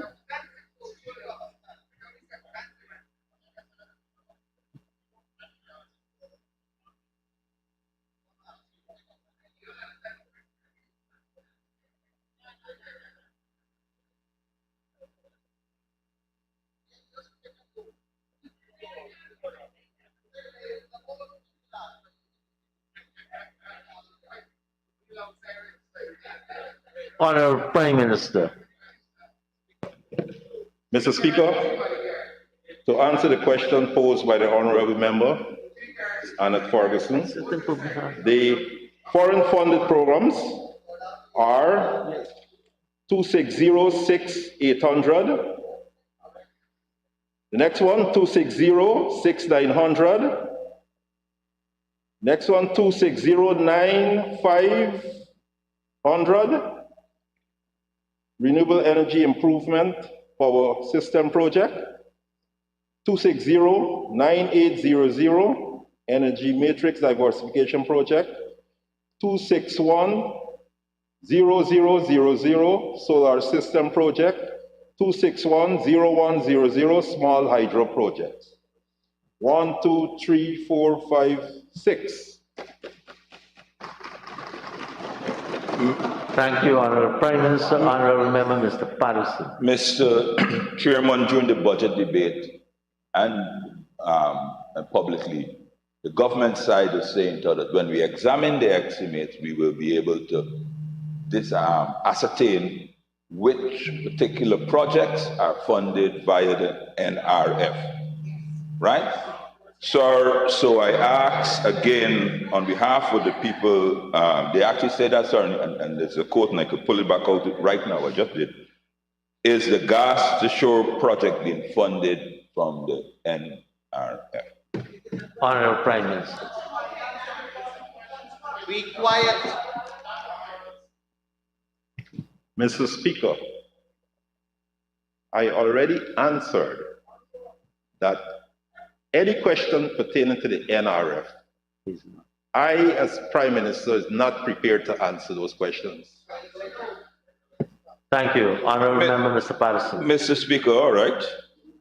I hope the Guyanese people are listening. I do assure the Guyanese people are listening and they. Sir, at the launch of the Gas to Shore project, there was a Wales Development Authority. Is this agency under the office of the Prime Minister? Under which line item are we asking? This Sir, the same, sir. Gas to shore, power generation, gas to power. It was, yes. Honorable Prime Minister. Mr. Speaker, I'm not aware as to where the honorable member is going with this.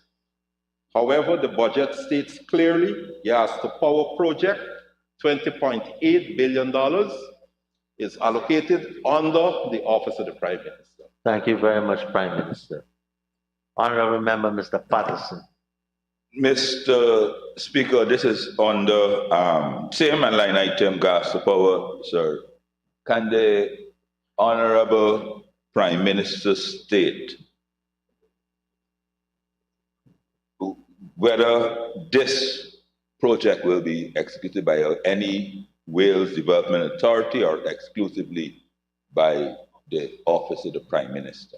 Honorable Prime Minister. Any part of this allocation, 20.8 billion. Mr. Speaker, I like sticking to the facts.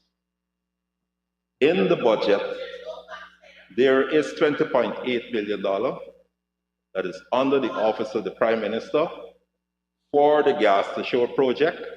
I already stated that the power plant construction, this money will be utilized for the first phase, and that it will be at Wales. Those are the facts. Honorable Member, Mr. Patterson. Mr. Chairman, sorry, right? It has been stated that additional studies on the gas to power project has to be executed, right? And this line item here is the gas to power project.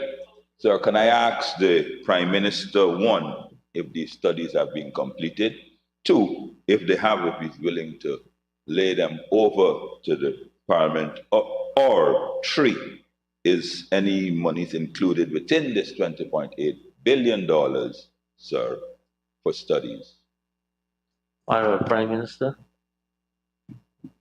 Mr. Speaker, in the interest of being accurate in responding to the question, I'll ask that the honorable member pose the question in writing, and it will be provided as a layover. So the Honorable Prime Minister needs some time.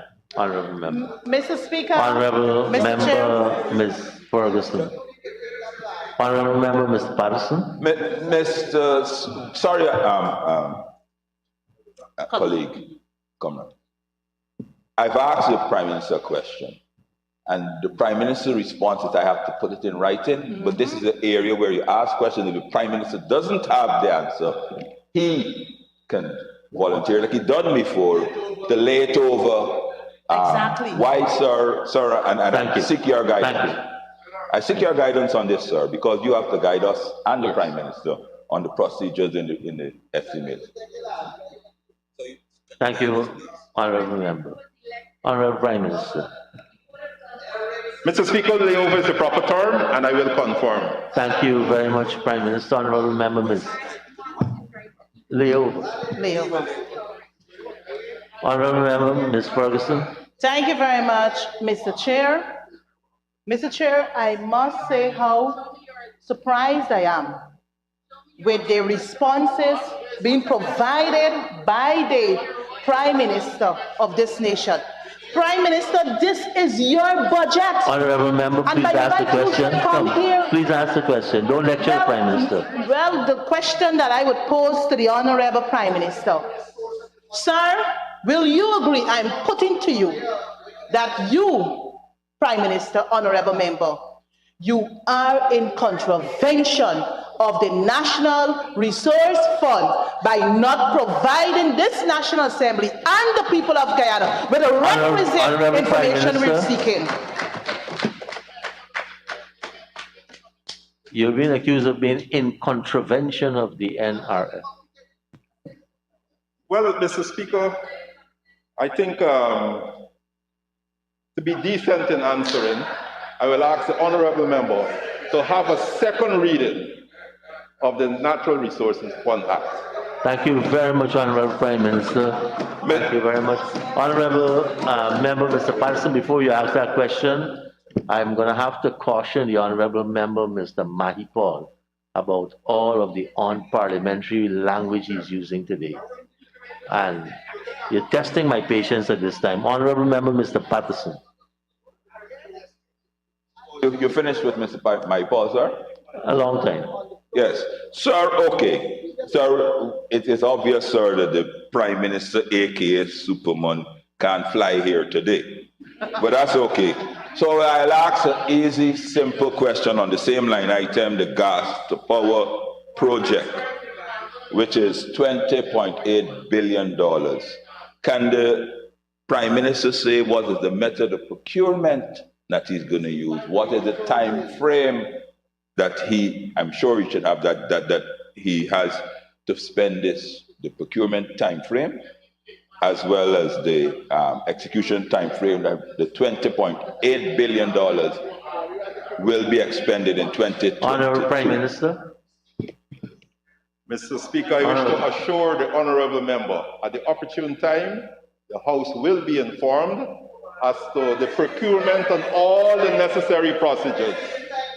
This is not the time.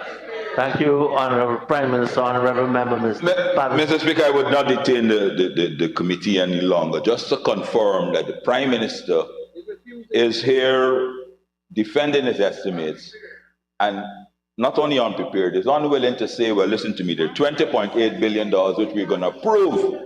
We are going to approve because they have the majority. That he does not even have a time you frame. You have a question? Because yes, the Prime Minister has been answering.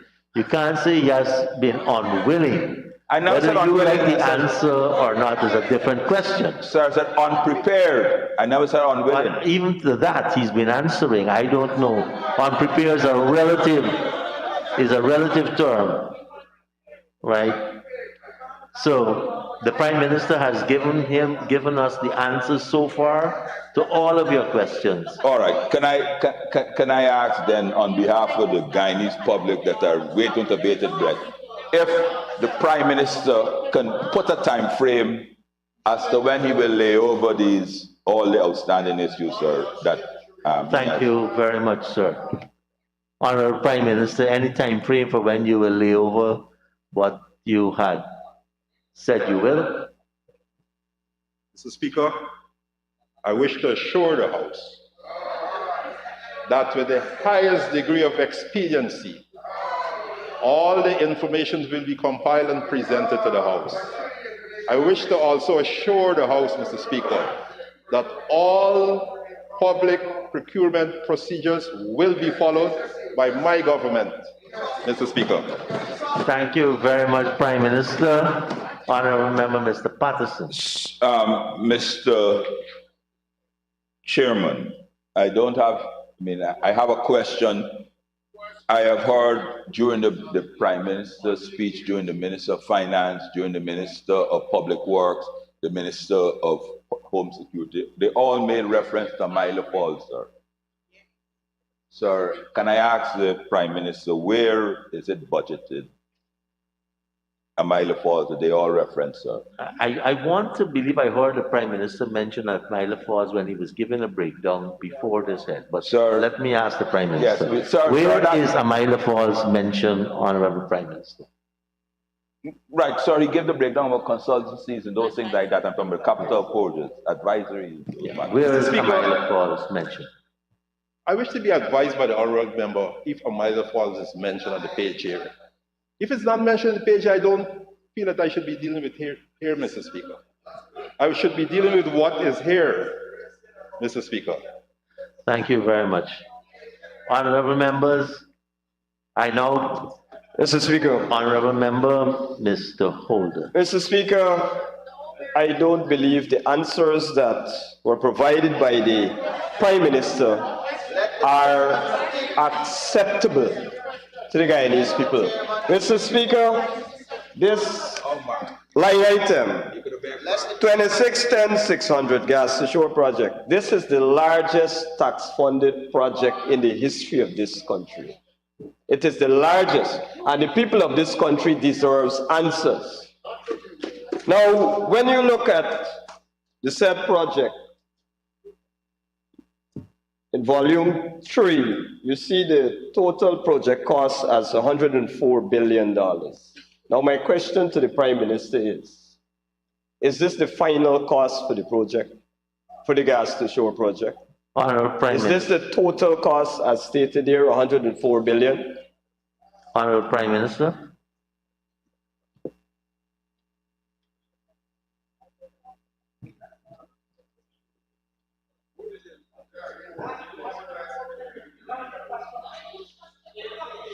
Mr. Honorable Speaker, members, please. Mr. Speaker, The parliamentary language. Honorable Prime Minister, please go ahead. Mr. Speaker, I'm looking at this document and I'm still to see any project with $104 billion. Miss, Gas to Shore, 2610600, Gas to Power project, the figure is $20.8 billion, provision for power project. Let me just ask the honorable member, Mr. Holder, to clarify. He's asking for the final cost, the total cost of a particular project. But Mr. Speaker, Holder, the honorable you want to member clarify? is important information. Mr. Can I am in his stead, sir. In his stead. I just want him to clarify so that the Prime Say Minister, that to me, sir. right, the Prime Minister could answer properly to him. Mr. Holder, please. Sorry, say that to me. Honorable, you wanna ask the Prime Minister, or tell the Prime Minister where you got that figure from? Mr. Speaker, it's in the volume 2, but I'll allow Mr. Patterson to continue. Thank you. Mr. Honorable Member Patterson. Please. Sir, page. Mr. Speaker, page. To help the honorable member, yes. There's a document Prime here that says 104.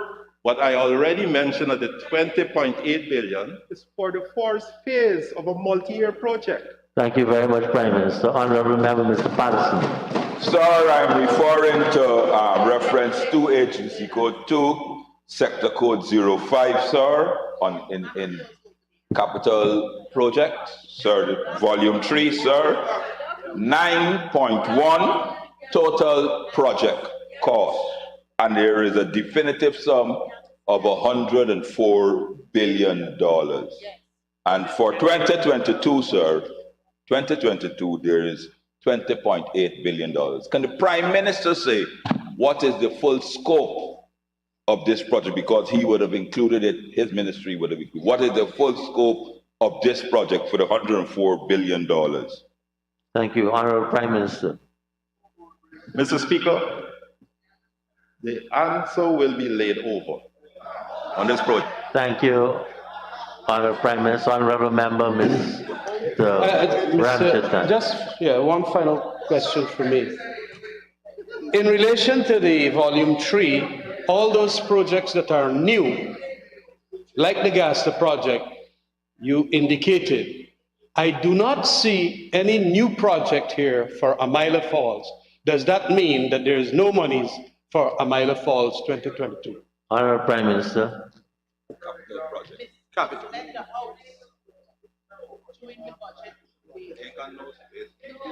Volume 3, your staff come on prepare, they don't have the volume 3.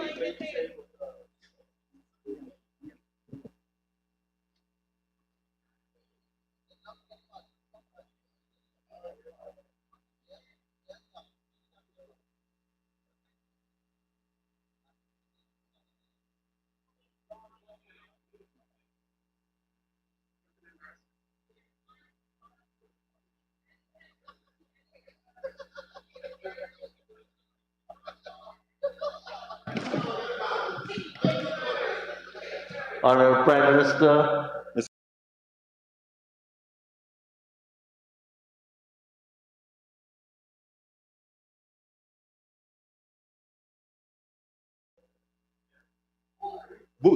boot system, and therefore we are not dealing with the capital cost of that project.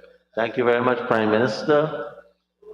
Honorable members, this is a good time to put a question that the sum stated for Agency 2, Office of the Prime Minister, Program 23, Power Generation, Capital Expenditure, stands part of the estimates.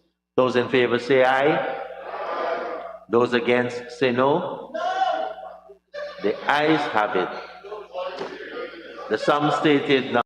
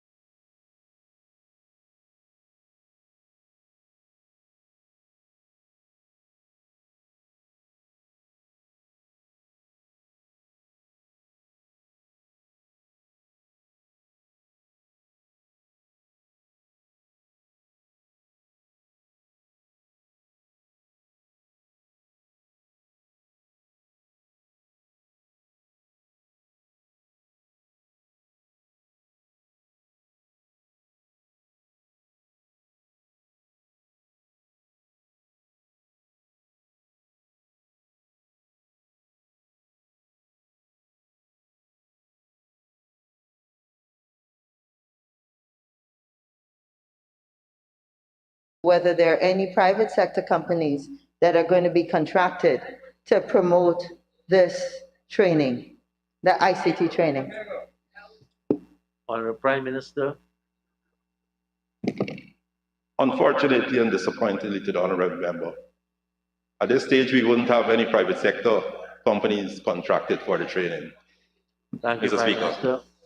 Honorable Member, Ms. Hughes. I think it's very sad that you would not be supporting the private sector in the delivery of some of the training. Anyway, I'd like to go on to 6321, subsidies and contributions to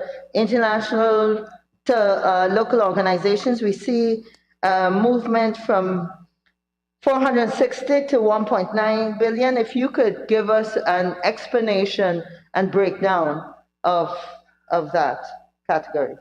Honorable Prime Minister.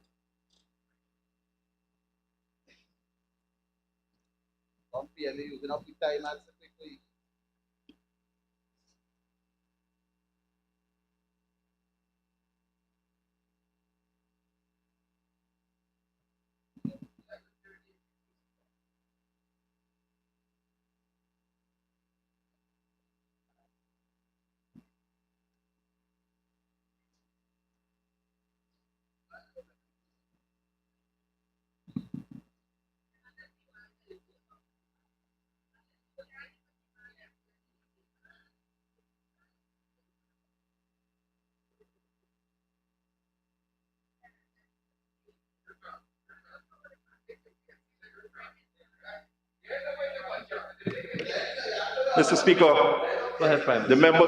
honorable member talk about $560 million. What's the sum you're inquiring about?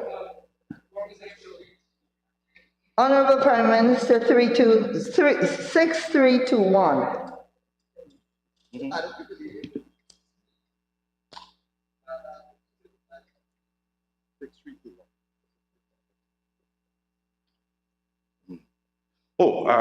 Mr. Speaker, that is the sum, the recurrent expenditure for the National Data Management Authority.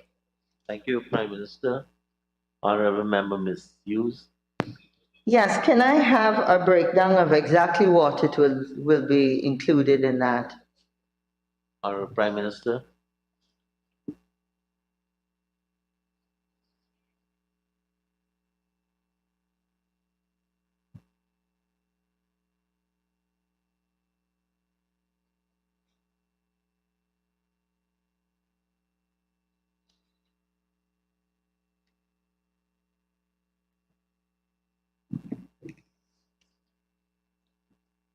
The breakdown, wages and salaries,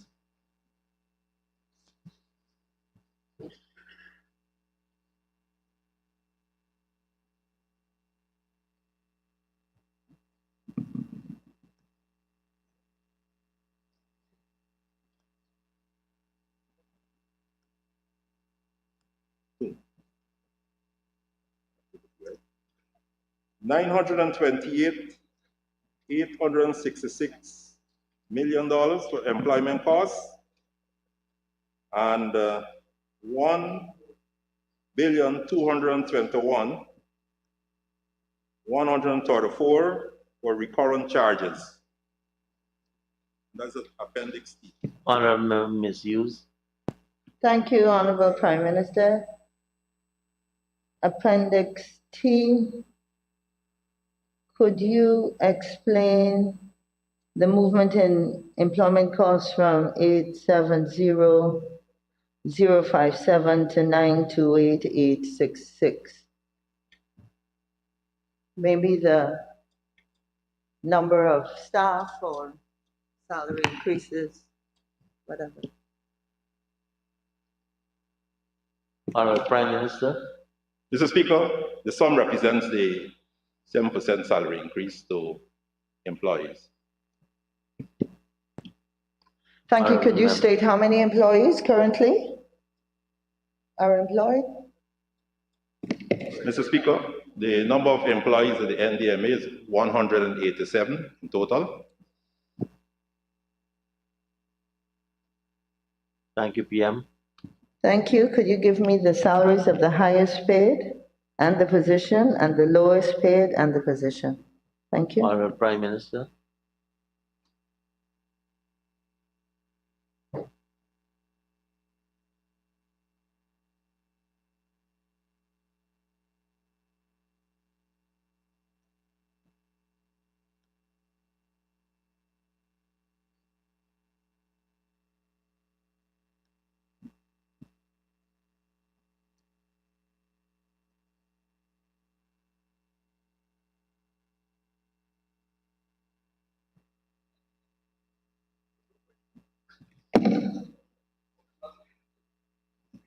Mr. Speaker, the highest paid obviously is the general manager, and the lowest paid is the housekeeper. The general manager is at scale 14, and the housekeeper is at scale 9. Thank you. Government scale Honorable is Prime readily Minister. available.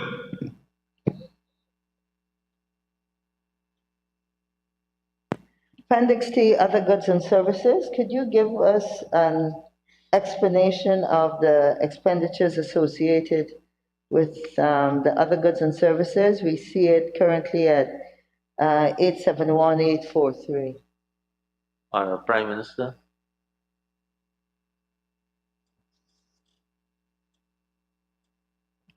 What would those goods and services be?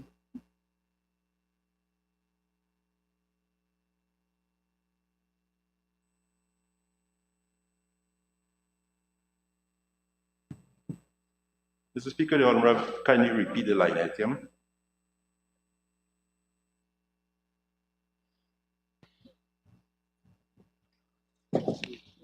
It's NDMA. It would come under 6321. It is listed in Appendix T, other goods and services purchased. 871 odd million.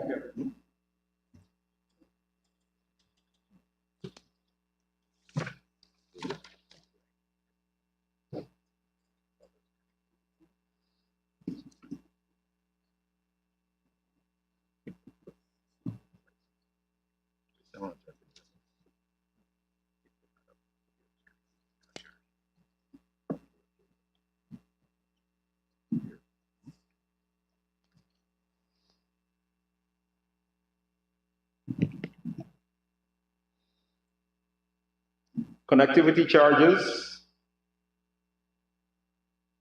Huawei maintenance contract for the legacy infrastructure, 77 million.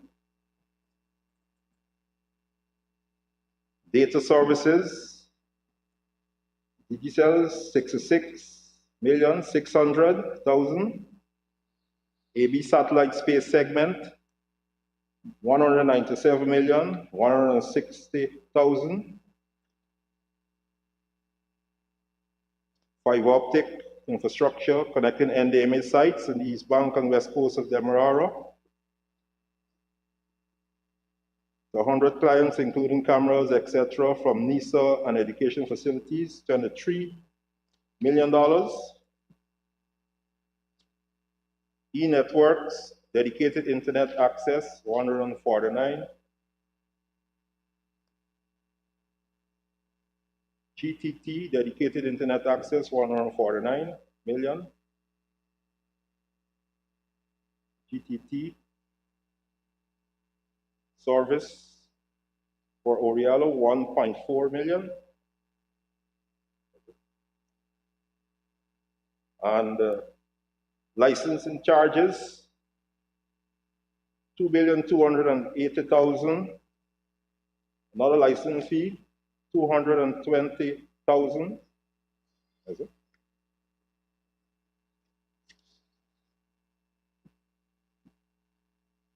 Renewal of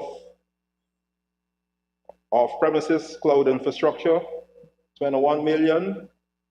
Renewal support license, 250,000. Implement cPanel web host management platform, 900,000. Implement monitoring tools for website uptime and performance, 600,000. Acquire NSX license for virtual hosts located in Liliandal and Castellani Data Center training, 24 million. Rack space, managed security service, 9,240,000. Rack space managed web hosting, 7,750,000.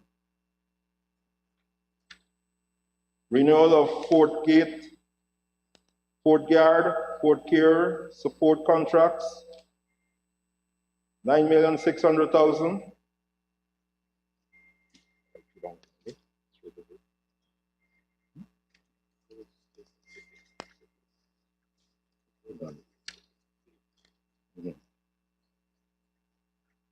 Mr. Speaker, with your permission, I could read out the information. It will take about 20 minutes.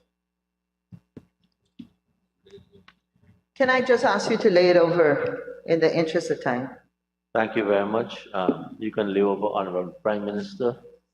And just to inform those ministers who promised to lay over items, the clerk has been making the notes and will formally write every minister. Honorable Member Ms. Hughes.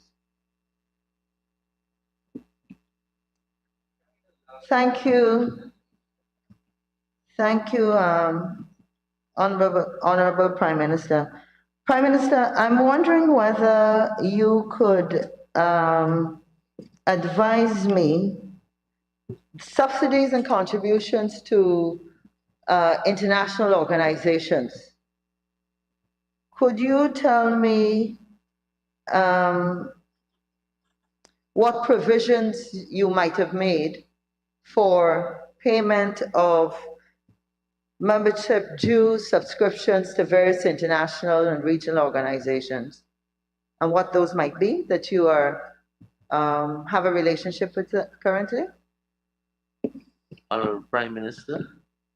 Mr. Speaker, that is done through the Telecommunications Agency, and if you note here, the share zeros there. So that is taken care of through the Telecommunications Agency. Thank you, Mr. Prime Minister, for the clarification. It's still Program 024, Telecommunications Agency. I see an increase. The subsidies for the same local and international organizations as listed in Appendix T, 401 plus million. So could you again say which international organizations, regional or international, that that expenditure might be assigned to? Honorable Prime Minister.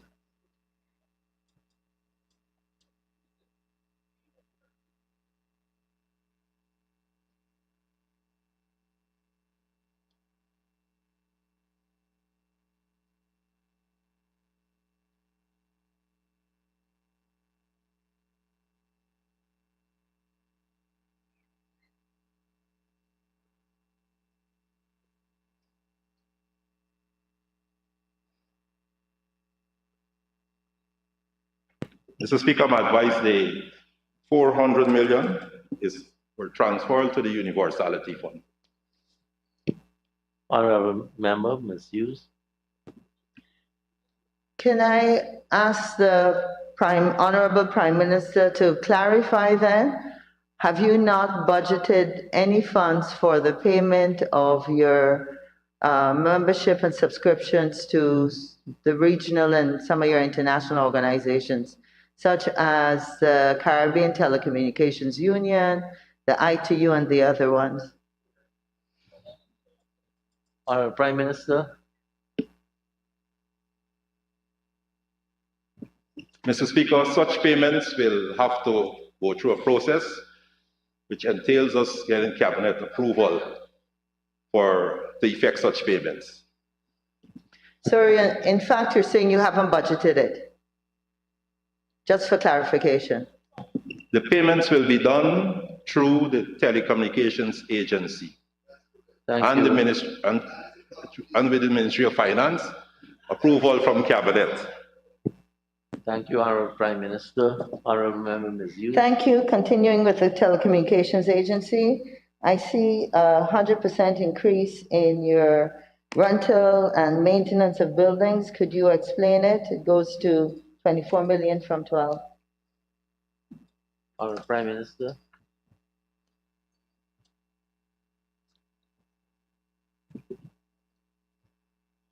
Mr. Speaker, the amount listed represents an increase in rental. We've got notice from the owners of the building for increase in rental for 2022, and therefore we made provision for it. Thank you, Honorable Prime Minister. Honorable Member. Thank you, Honorable Prime Minister. Clarification, that increase in rental is, the 100% increase in rental is for the same premises, or are you moving to a new location? Honorable Prime Minister.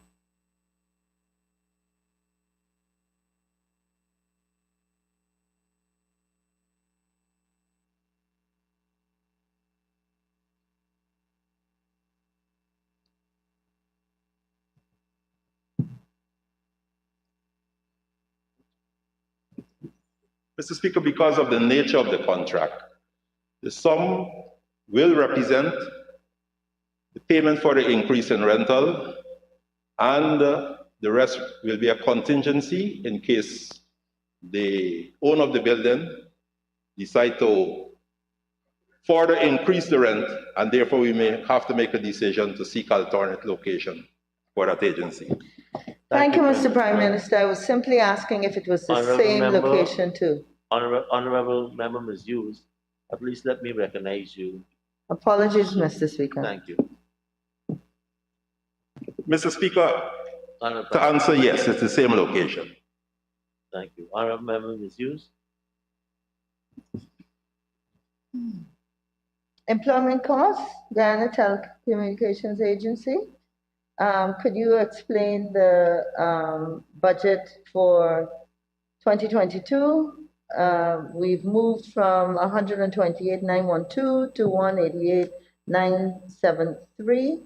If we could get an explanation as to what those expenditures would be aligned to.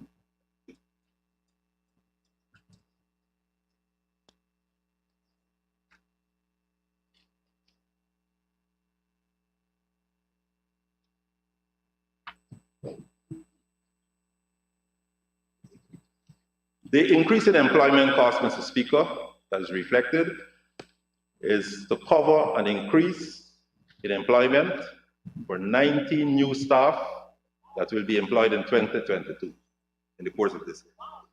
Thank you, Prime Minister.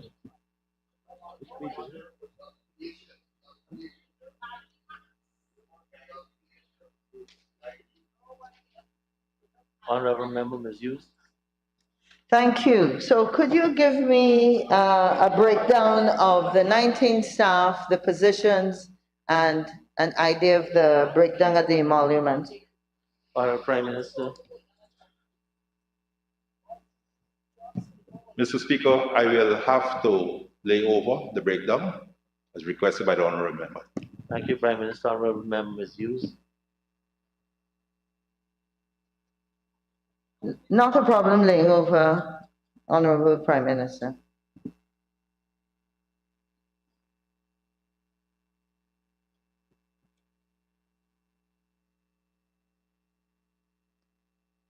Thank you. Honorable members, this is a good time to put a question that is sum stated for Agency 2, Office of the Prime Minister, Program 24, Telecommunications and Innovation. Current expenditure stands part of the estimates. Those in favor say aye. Those against say no. The ayes have it. The sum stated now stands part of the estimates. Honorable members, let us turn to page 622.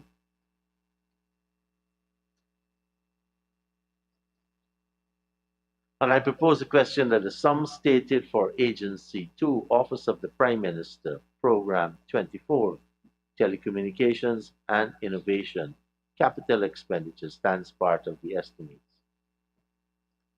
Honorable Member, Mr. Patterson. 1219100. National Data Management Authority, sir, and the capital is $2.6 billion. Can I ask the Prime Minister if this will be funded from the Natural Resource Fund? It's $2.6 billion. Honorable Prime Minister. Mr. Speaker, this is funded from the allocation under the Office of the Prime Minister. That's the only answer I can give on this question. Follow-up question, Mr. Chairman, just to be elusive. Is the Prime Minister saying that him and his other ministers will be unable to tell the people of Guyana where the Natural Resource Fund monies are allocated to? Is that the response? Honorable Member, could you ask a question with respect to the line item which the Prime Minister is responsible for? Mr. Chair, can I ask the Prime Minister if any of his allocation is being funded by under the capital? You have to ask on a line item. Sir, line item, sir, 024, telecommunications and innovations. Total amount is 6.6, the whole line item, sir. And I'm asking, is any of these items funded from the Natural Resources? Honorable Prime Minister. Mr. Speaker, I find it difficult that I will have to answer this question, but I want to make it simple to all the members and all the people of Guyana, that all the money from under the Office of the Prime Minister and from this budget is coming from the Consolidated Fund. Does that make sense? It is coming from the Consolidated Fund. Thank you, Prime Minister. Honorable Member, Ms. Hughes. Thank you, Mr. Chair. Honorable Prime Minister, 1219100, same line item. Could you give me an idea? It says provision for equipment. Could you give me an idea of, let's say, the large ticket items in that equipment? What exactly is it? Honorable Prime Minister, the large ticket items. Mr. Speaker, I will give the entire breakdown just to be on the safe side. Expansion of backup site, Lillian-Dahl, $30 million. Network fiber equipment, $27.3 million. Upgrade internet infrastructure, $43 million.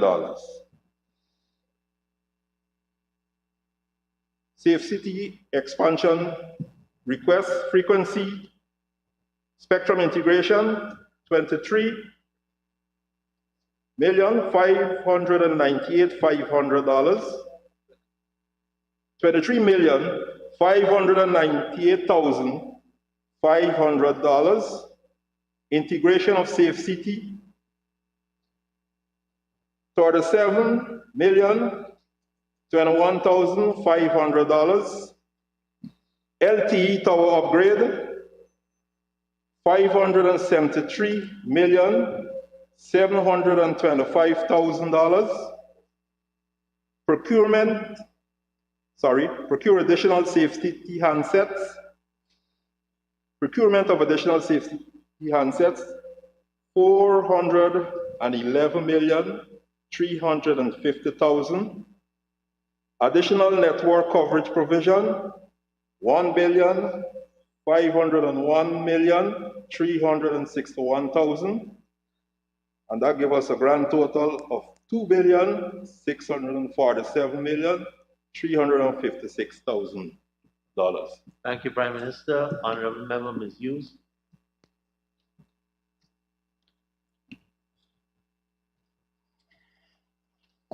Were any visa dishes included? Honorable Prime Minister, any VSAT issues? The answer is no, Mr. Speaker. No. Honorable Member Ms. Hughes? 2509-600, furniture and equipment. Can you say where this furniture and equipment is for? Honorable Prime Minister?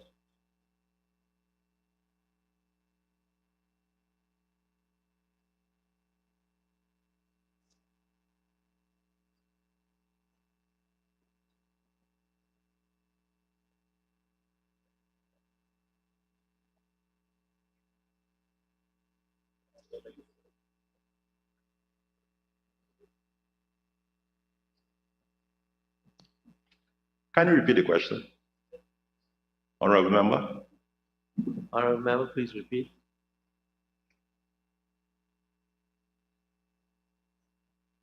To repeat.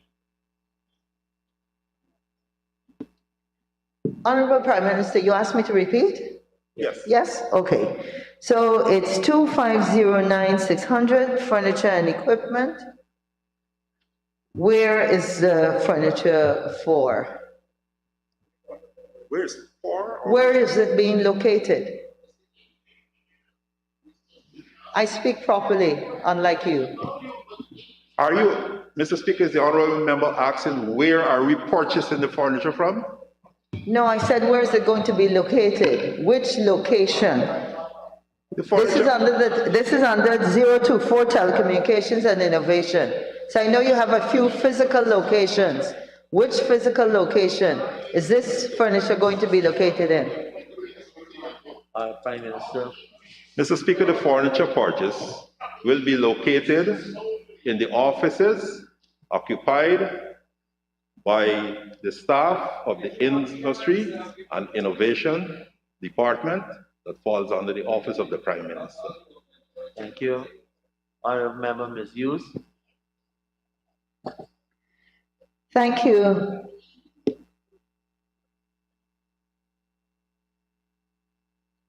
Thank you, honorable members. Honorable members, this is a good time to put the question that the sum stated for Agency 2, Office of the Prime Minister, Program 24, Telecommunications and Innovation, capital expenditure forms part of the estimates. Those in favor say aye. Those against say no. Ayes have it. The sum stated now stands part of the estimates. Honorable members, we can turn to pages 92 and 93.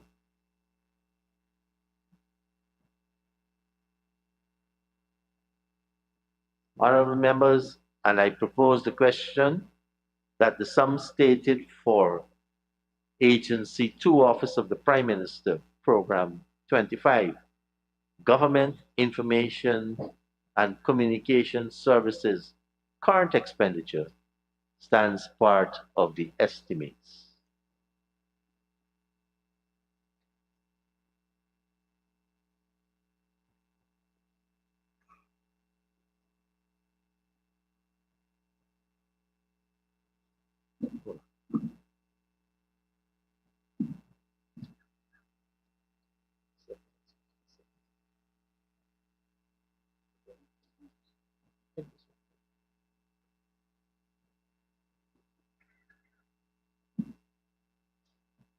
Thank you.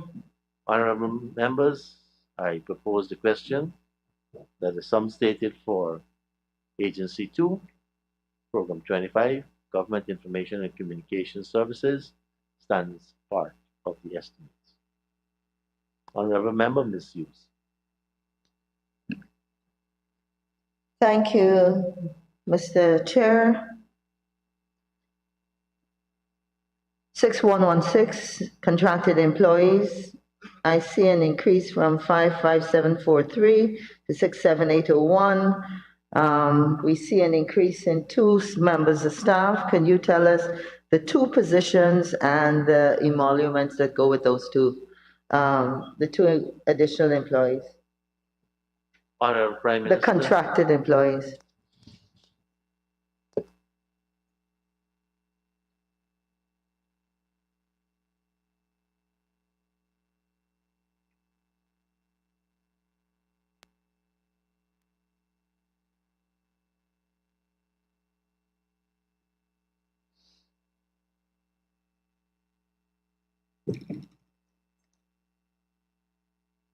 The employees are technical officer,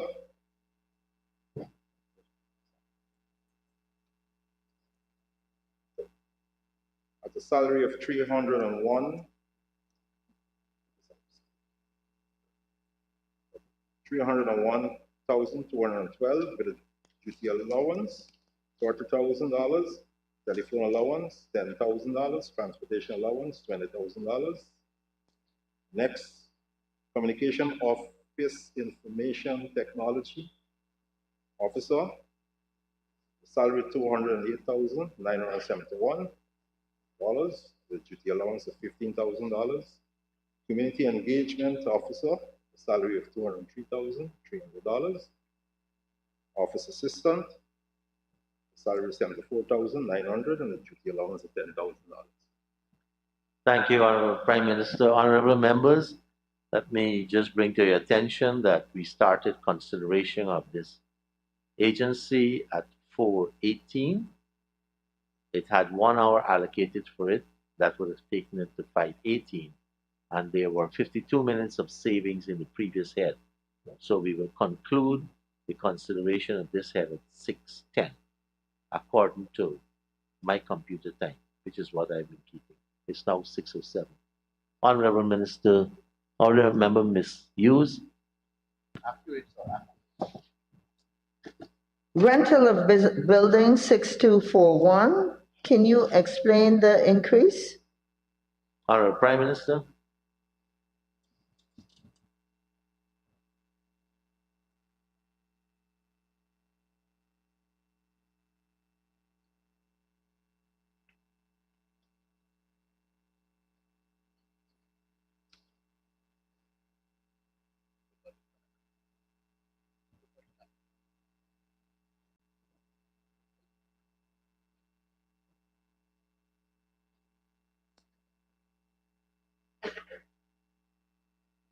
Yeah, we got to eat dinner.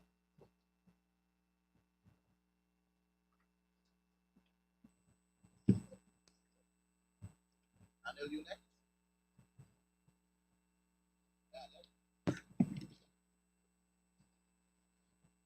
Mr. Speaker, the increase will cater for the rental of a new location, office space to accommodate the Guyana National Broadcasting Authority. Can I Thank ask? you, Honorable Member Ms. Hughes. Thank you, Honorable Prime Minister. Can I ask where that location is? Honorable Prime Minister. Still to be assigned, Mr. Speaker. Can you repeat? It's for the rental, but we're still looking for a place to rent. Thank you, Honorable Member Ms. Hughes. Honorable members, I now put the question that the sum stated for Agency 2, Office of the Prime Minister, Program 25, Government Information and Communication Services, stands part of the estimates. Those in favor say aye. Those against say no. The ayes have it. The sum stated now stands part of the estimates. Honorable members, let's turn our attention to page 622.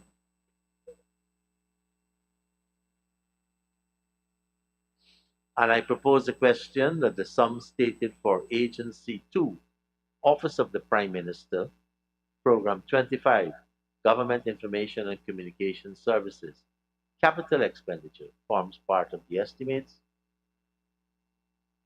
Honorable Member, Ms. Hughes. Thank you. Honorable Prime Minister, can you say how many, well, let me give you the number for 4502900 National Communication Network. Can you give me an idea of how many additional community stations you propose to establish and in which locations? Thank you, Honorable Prime Minister.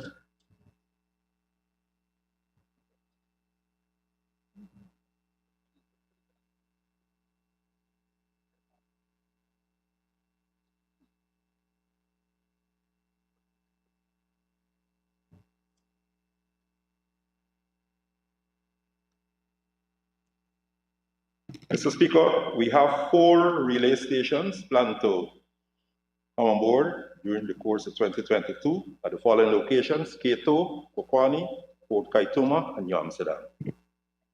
Thank you, Honorable Prime Minister. Honorable Member Ms. Hughes, I allow you in spite of the time. Thank you, Mr. Chair. Last question. I know those are relay stations, but in the information you mentioned increasing community stations. So is it that you haven't budgeted for an increase in the community stations as opposed to relay stations? Thank you. Honorable Prime Minister. For 2022, just the 4 relay stations. In the future, we will consider the community stations as mentioned by the Honorable Member. Thank you, Honorable Prime Minister.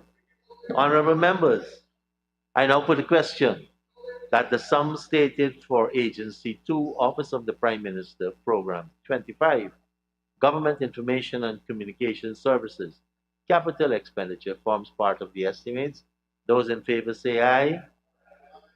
Those against say no. The ayes have it. The sum now stands part of the estimates.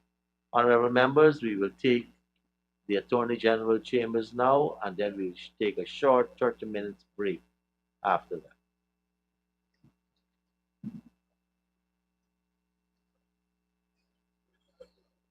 Let me thank the Honorable Prime Minister and all of his staff of the many agencies for taking us through their estimates.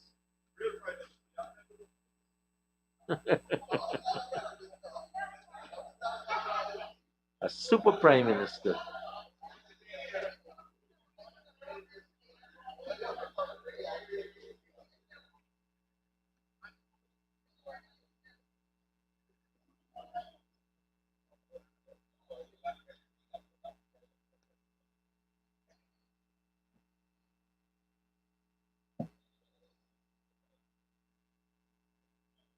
Honorable members, please turn your attention to page 408 and 409.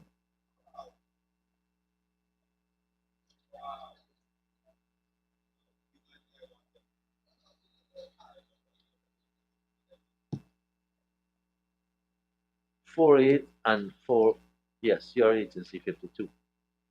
408 and 409.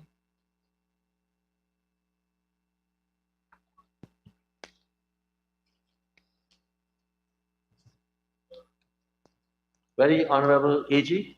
Yes, sir. Thank you. Honorable members, I propose a question that the sum stated for Agency 52,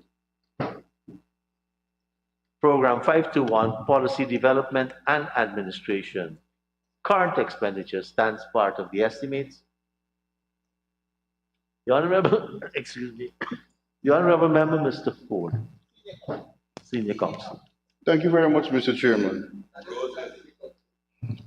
Mr. Chairman, with respect to Program 521, line item 6116, contracted employees. The staffing details indicate that in relation to the contracted employees, that 8 more persons would have been contracted as employees of the Ministry of Legal Affairs, increasing the budgetary allocation to 13,717. Could the Honorable Minister indicate the designations and emoluments and the date of employment of such persons? Honorable Attorney General.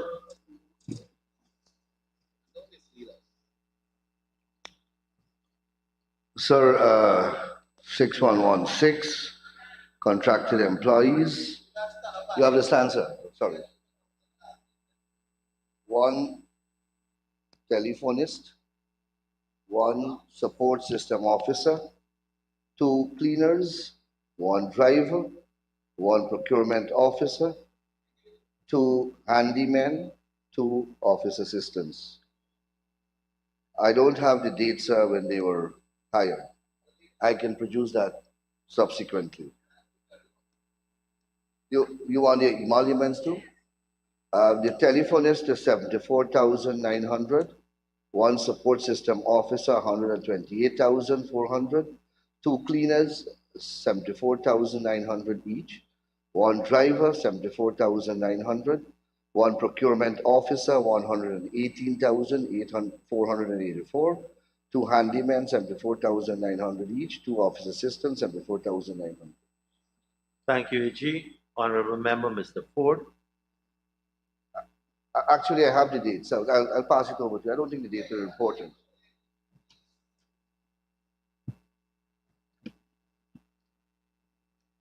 Honorable Mr. Ford, you can. Mr. Chairman, line item 6242, maintenance of buildings. Could the Honorable Minister indicate which buildings are covered, the details in relation to such buildings? Honorable AG. Unfortunately, sir, the Attorney General Chambers and Ministry of Legal Affairs has a solitary building. It's located at Carmichael Street.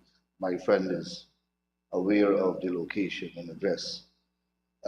Repairs to stores, minor repairs and painting of the interior walls, replacing broken windows, recapping of a driveway.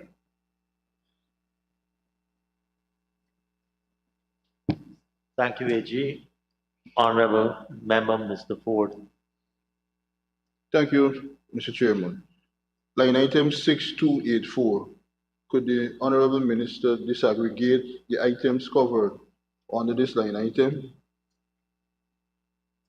Honorable AG. One moment.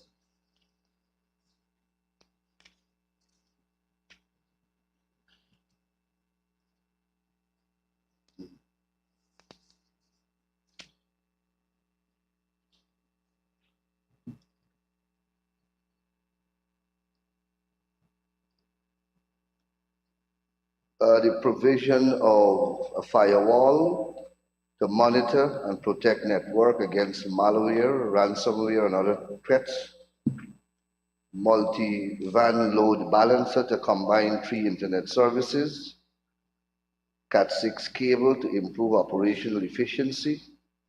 100 base team management and 8 port Ethernet to bolster security. Replacement of integrated fire alarm system to alert staff of possible fire in the building, replacement of industrial wall-mounted fire hose, reel, anchor bolts, connectors, etc., to protect the building against fires. Thank you, AG. Honorable Member, Ms. Ferguson. Thank you very much, Mr. Chair. Mr. Chair, through you to the honorable member, project code 6224, print and non-print materials. Can the honorable member state whether the provision highlighted here caters for the printing of, law books personally for the Attorney General? Honorable Attorney General.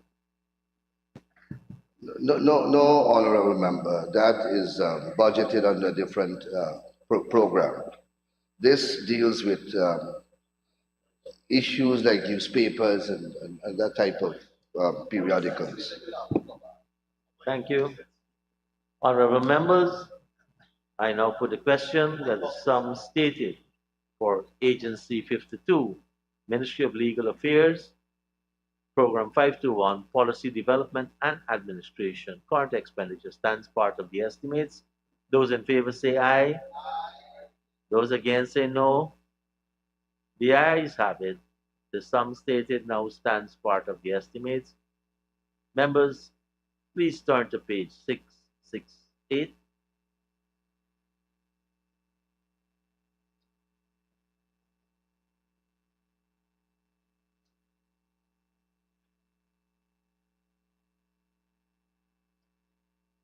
And I propose the question that the sum stated for Agency 52, Ministry of Legal Affairs, Program 521, Policy Development and Administration, capital expenditure, stands part of the estimates. Honorable Member, Mr. Mahipo. Sir, project code 1201300 for the construction of the fence and the rehabilitation of the roof. Is this at the AG chambers on Carmichael Street? Honorable AG. Thank you, sir. Honorable members, I said the AG chambers and Ministry of Legal Affairs operate out of one location. So the fence is there, the shed is there, the concrete is there, the building is there. Honorable Member, Mr. Mahipo. Thank you, sir. Sir, I would like project code 1501500. The sum of $250 million, and I know it's provisions for institutional strengthening and justice reform through the IDB program. And in the third volume, there is a detail here in terms of every aspect of what it covers. And it is an ongoing program. Would the AG be kind enough, for my benefit and the country's benefit, just elaborate on this allocation so that we can understand clearly about it? Thank you. Honorable AG.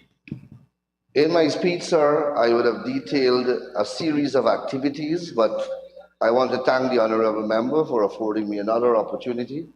So we have the prosecutorial program, where we are training persons at the University of Guyana who are in possession of a Bachelor of Laws degree to prosecute. We retained a consultant who has prepared lecture notes and the syllabus.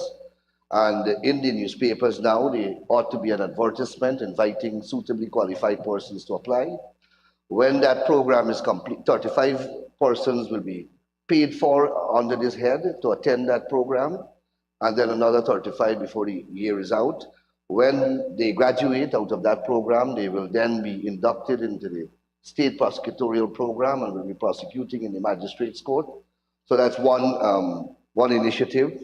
Then, sir, to further enhance the prosecutorial ability of the state, the program will donate to the Guyana Police Force a quantity of computers and printers that is expected to aid the police in stopping the practice of using handwriting statements in court processes, in the magistrate's court in particular, and to have their statements typewritten. That's another program, another component of the program. Then, sir, we have the restorative justice bill that will be brought to the Parliament, and that brings in a new component in our jurisprudence, where we have trained the judiciary, we have trained the DPP office, we have trained police prosecutors, we have trained officers in the social and welfare department, acquainting them with the basics and principles of restorative justice, a new concept now that we are introducing in our legal system. The bill will set up the infrastructural framework and the governing structure. There's going to be an office established. There's going to be a coordinator of the program, the rehabilitation program. So we have to equip that building as well, and we have to hire staff to work. So that's another item under the project. Then, sir, a third item under the project, we are working in collaboration with my colleague, the Honorable Minister of Human Services, to address the question of domestic violence. We are going to, right across the country, identify locations, establish a domestic violence sort of center where persons can go and access legal services, medical services, and they can also get counseling and also access members of the Guyana Police Force at these various centers across the country. It's a pilot project. We hope to replicate that once, if it is successful. Then, sir, there's a fourth element of the program. A fifth element of the program, sir, has to do with, we are commissioning a review of the Sexual Offences Act, along with that ministry again, and the Domestic Violence Act. These are two pieces of legislation that are now old on our books, and the problems of sexual abuse and domestic violence abuse continue to preponderate in our society. So we are going to commission a review of those legislation, and we also have a public awareness program attached to this project to educate our people about both these initiatives. We are going to have consultations done across the country in relation to both pieces of legislation, as well as to popularize the concept of restorative justice. Out of my head, sir, those are the main components, I think. Oh, sorry, sir. We have a project that has already been, that is currently being, the procurement process has begun to identify a suitably qualified consultant to draft sentencing guidelines. As you know, sir, sentencing guidelines are, I believe, very much required in our country because a lot of large sections of our population are complaining about inconsistent, if not erratic sentencing by judicial officers. We also have, sir, a bail bill that will be brought here. That consultancy has been concluded. A bill that requires a lot of consultation with the stakeholders, for example, the judiciary and the practicing bar. So that is also in the pipeline, sir. That the mental health bills are coming under the Ministry of Health. That's the Ministry of Health. I know it anxiously being awaited in this house and very much needed.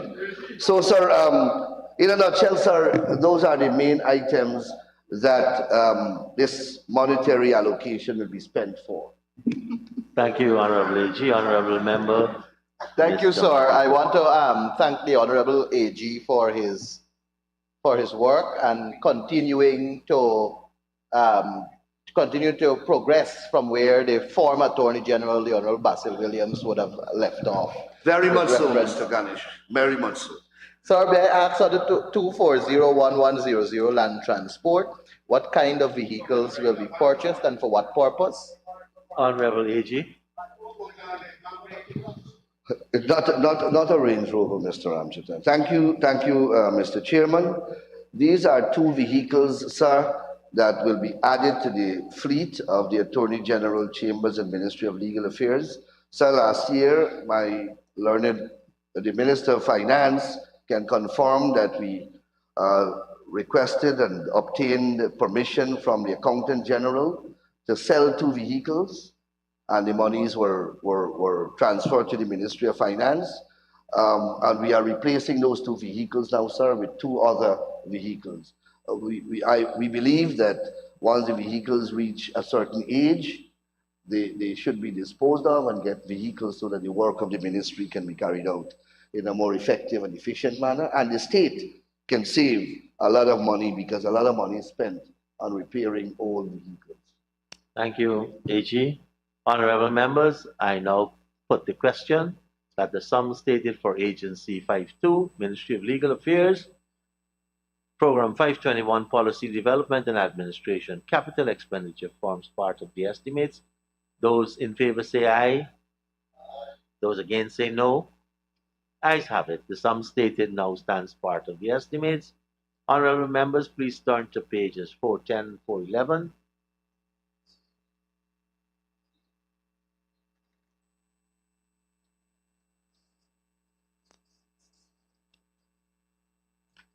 And I propose the question that the sum stated for Agency 52, Ministry of Legal Affairs, Program 522, Ministry Administration, Current Expenditure, forms part of the estimates.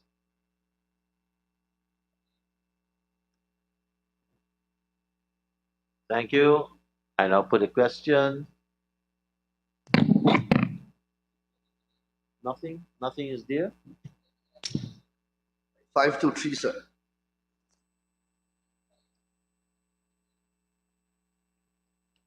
I respectfully invite Your Honor to Honorable members, I now turn to pages 412 and 413.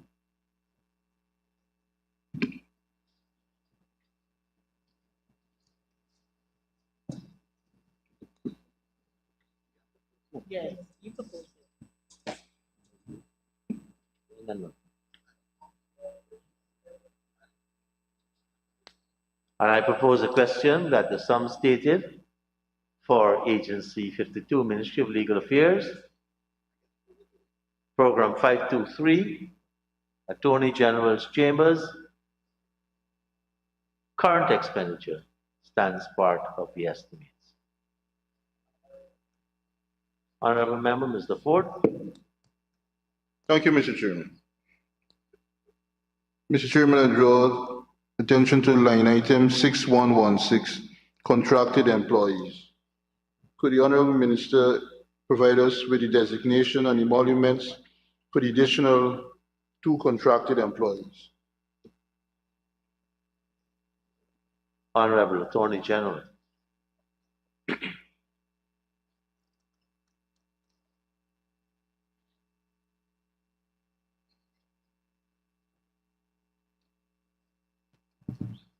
The 2 posts are that of a senior legal advisor and a personal assistant. The senior legal advisor, you want the salary too? 321,000. Permit me to say, sir, that this is an officer who was seconded to the Ministry of Legal Affairs from the local government ministry as a legal advisor to that ministry under the previous administration. She was seconded, sir, on the same terms and conditions that she was contracted under that previous government. The personal assistant, sir, what's it?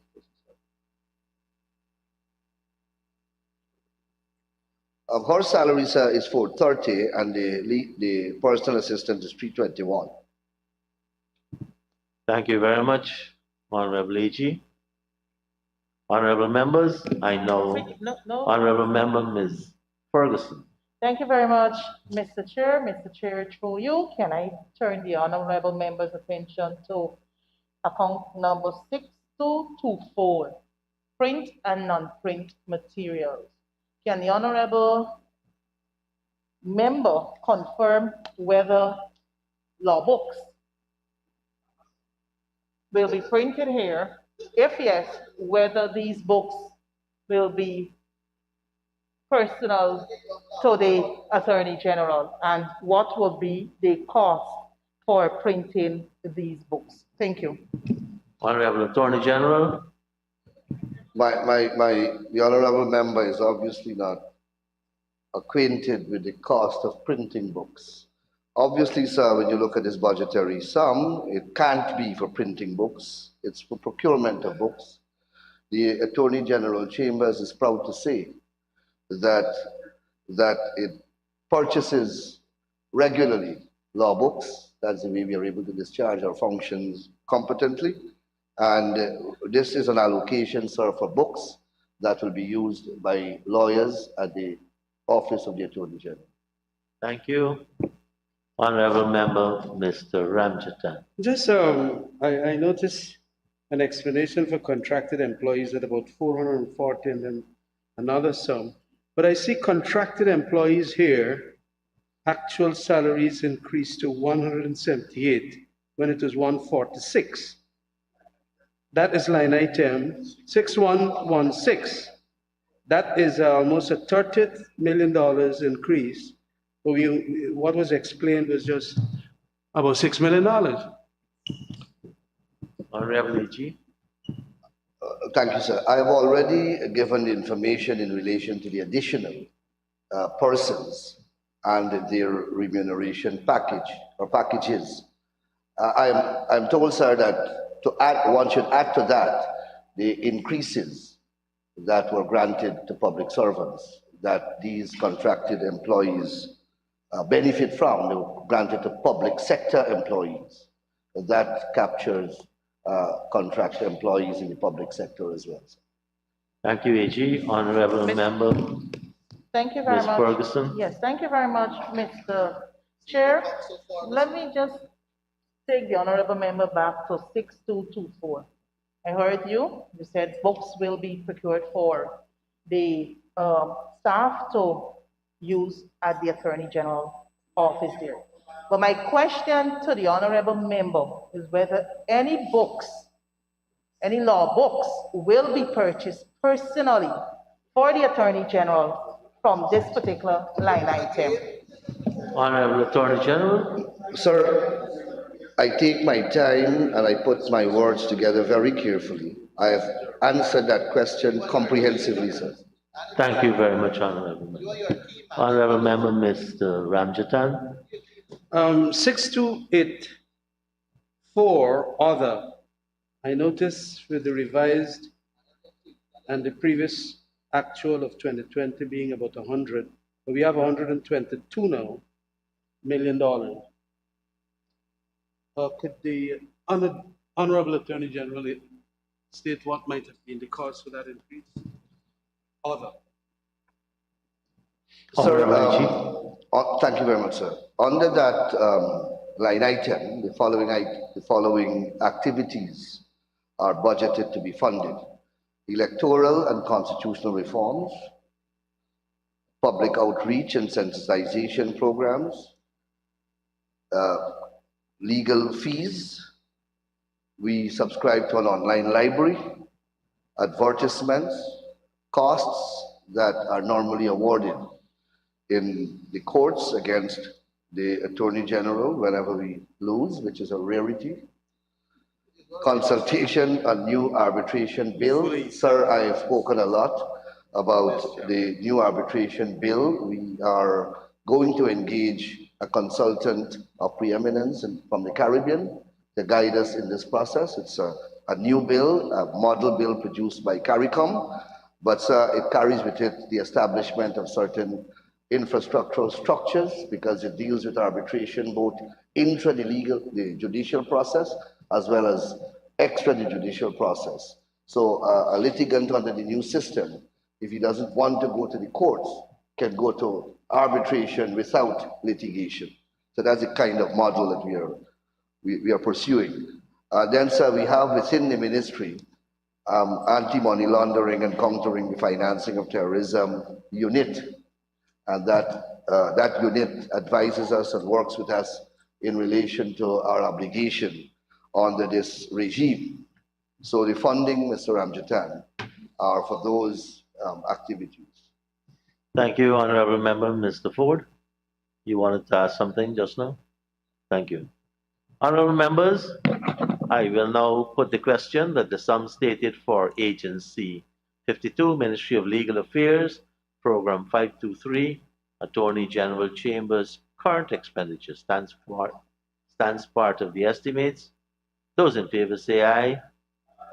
Those against say no. Ayes have it. The sum stated now stands part of the estimates. Honorable members, we can turn to page 668.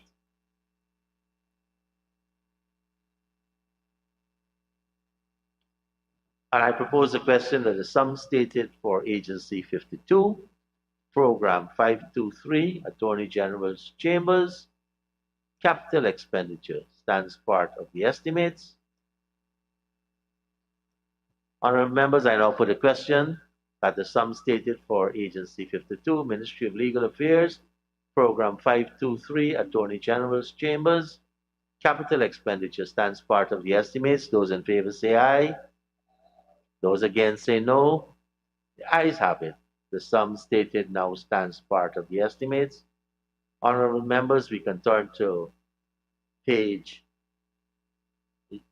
414 and 415.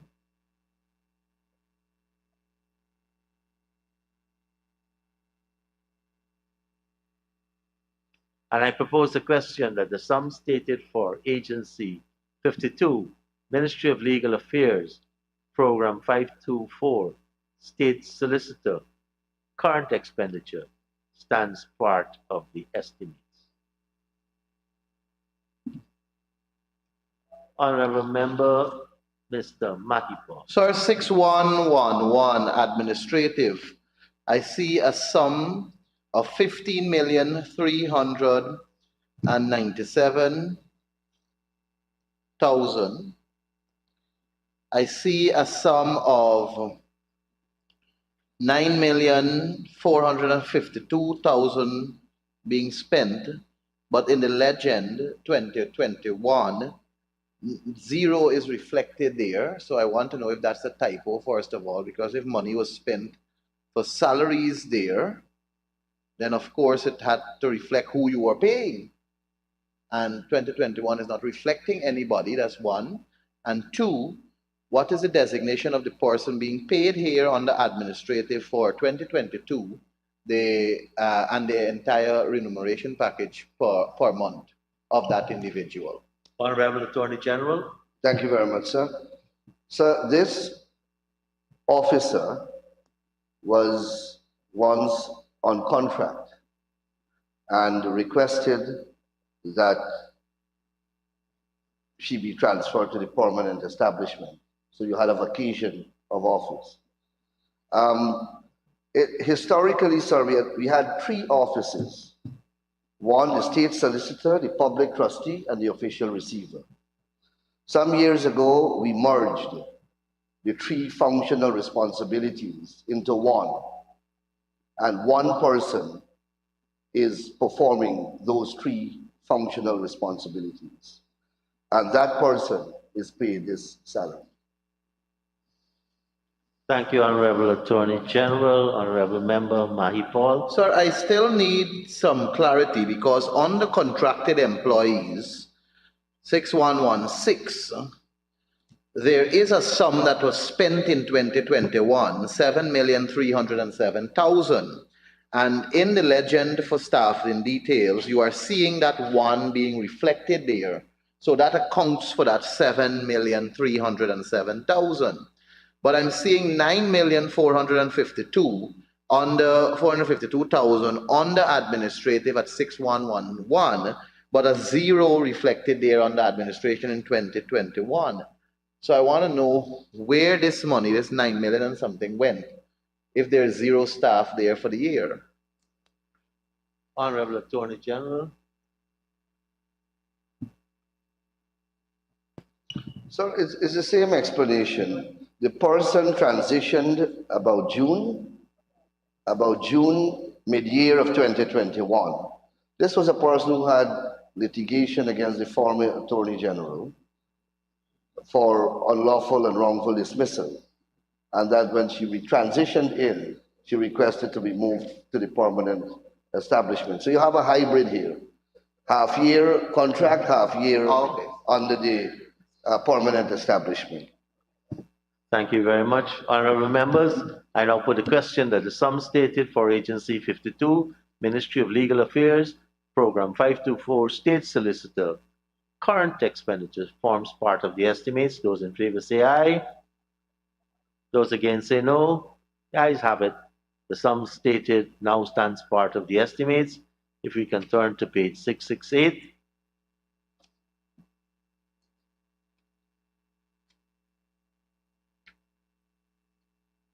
Honorable members, I now propose the question that the sum stated for Agency 52, Ministry of Legal Affairs, Capital Expenditure, Program 524, State Solicitor, now stands part of the estimates. Honorable members, I now put the question that the sum stated for Agency 52, Ministry of Legal Affairs, Program 524, State Solicitor, Capital Expenditure, stands part of the estimates. Those in favor say aye. Those against say no. The ayes have it. The amount now stands part of the estimates. Honorable Attorney General and Minister of Legal Affairs and your staff, thank you very much for taking through your agency. Let the Assembly resume. Thank you very much, sir. Yes, we actually took 30 minutes. 30 minutes. Honorable members, this is a good time to take committee.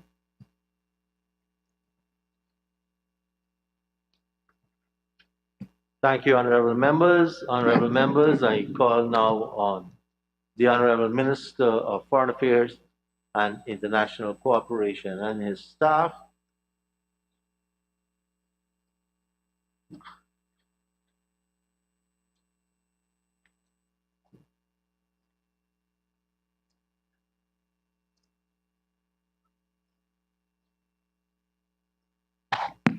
Honorable members, we now turn to pages 114 and 115.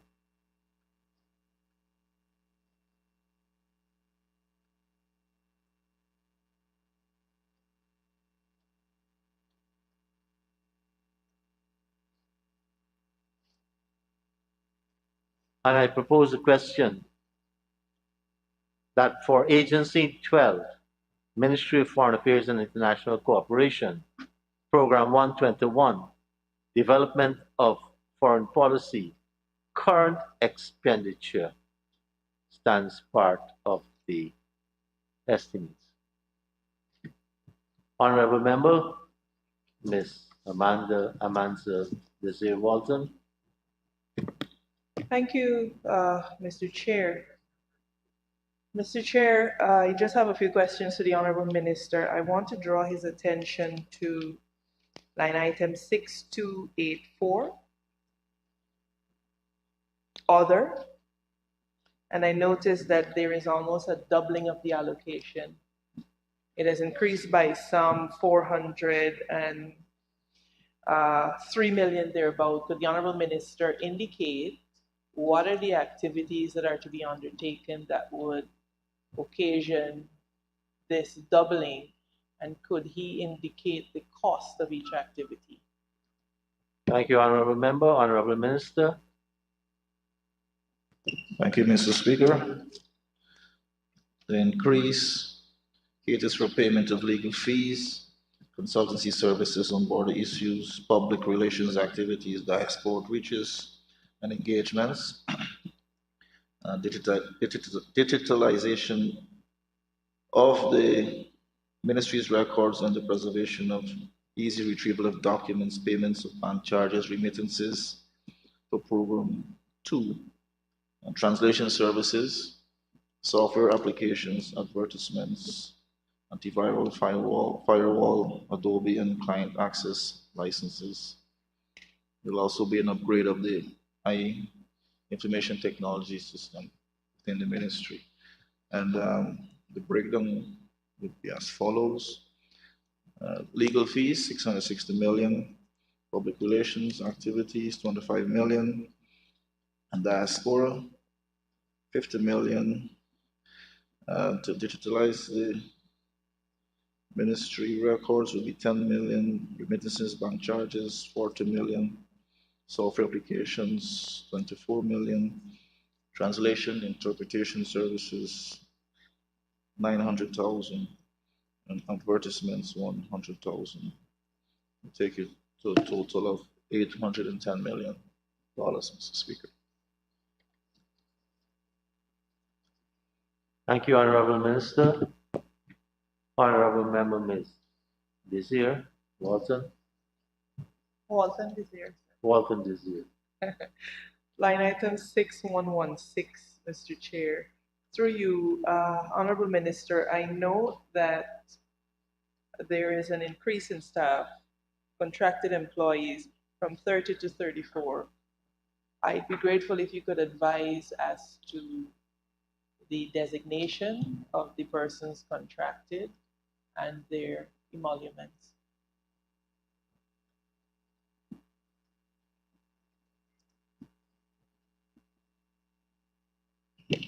Thank you, Mr. Speaker. Thank you, Minister. Go ahead. We have the agent, foreign secretary, permanent secretary, an advisor to the minister, the head of the EPMU unit, along with a principal foreign service officer and a legal officer. Thank you. Honorable Member. Thank you again, Mr. Chair. I want to draw our attention to line item 6322.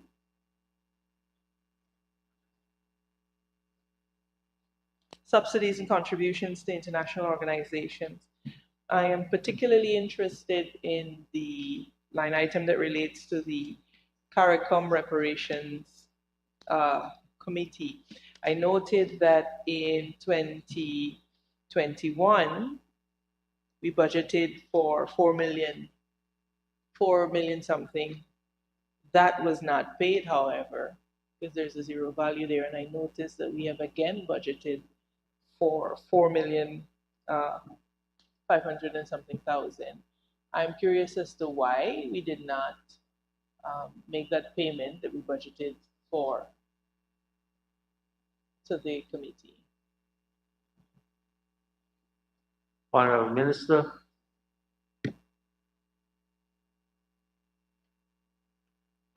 Just give me a second, Mr. Speaker.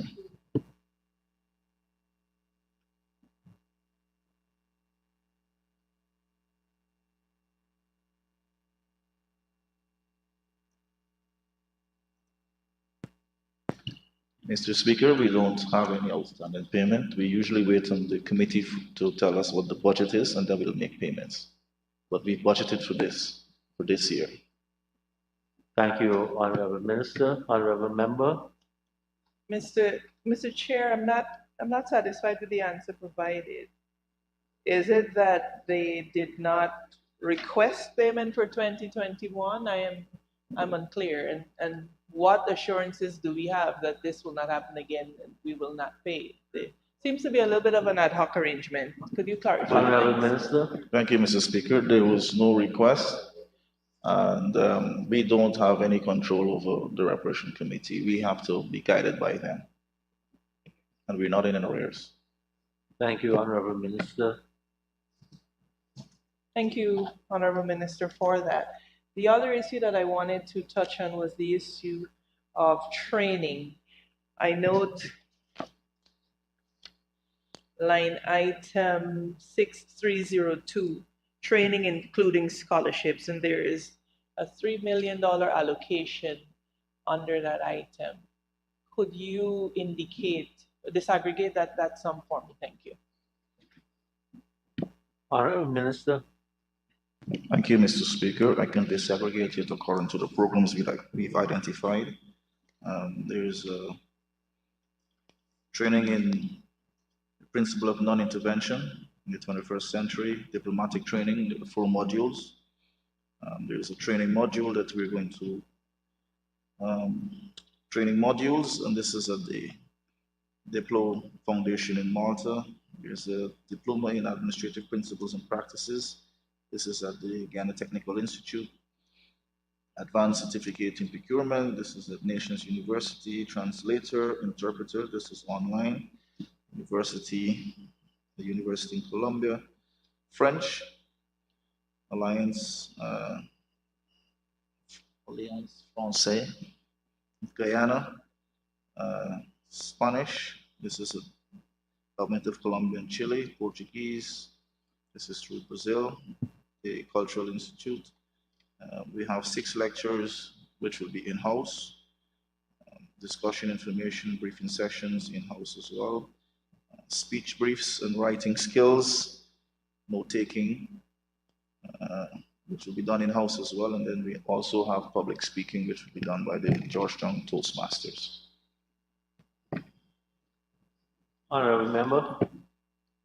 Thank you, Mr. Chair. On the same item of training, could the Honorable Minister indicate, he indicated a number of institutions that would be offering different training courses. I'm particularly curious as to which courses, if any, are going to be offered by the Foreign Service Institute. Honorable Minister. Thank you, Mr. Speaker. Those that I mentioned in-house. Could you Honorable Member. enumerate? Thank you. I gave a description earlier. Honorable Minister, I'm asking you to repeat. Thank you. Honorable Minister. So we have discussion, information, and briefing sessions, speech briefs, writing skills, note-taking. And we also have lectures in diplomacy.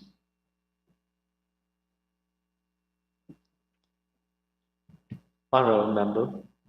Thank you. My final question on that, and I'd be grateful if the Honorable Minister could lay over this response. I'm interested in seeing the content of this course. I'm interested in who will be delivering this course, these courses. So if that information could be laid over, thank you. Honorable Minister. Certainly, Mr. Speaker. Thank you. Honorable members, I now put the question that the sum stated for Agency 12, Ministry of Foreign Affairs and International Cooperation, Program 121, Development of Foreign Policy, current expenditure, forms part of the estimates. Those in favor say aye. Those against say no. The ayes have it. The sum stated now stands part of the estimates. Honorable members, please turn to page 626.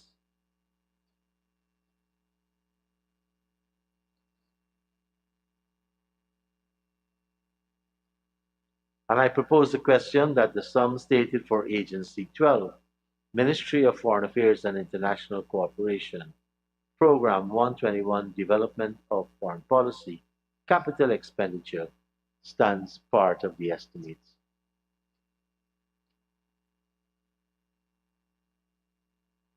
Honorable members, I now put a question that the sum stated for Agency 12, Ministry of Foreign Affairs and International Cooperation, Program 121, Development of Foreign Policy, Capital Expenditure, forms part of the estimates. Those in favor say aye. Those against say no. The ayes have it. The sum stated now forms part of the estimates. Honorable members, please let us turn to pages 116 and 117.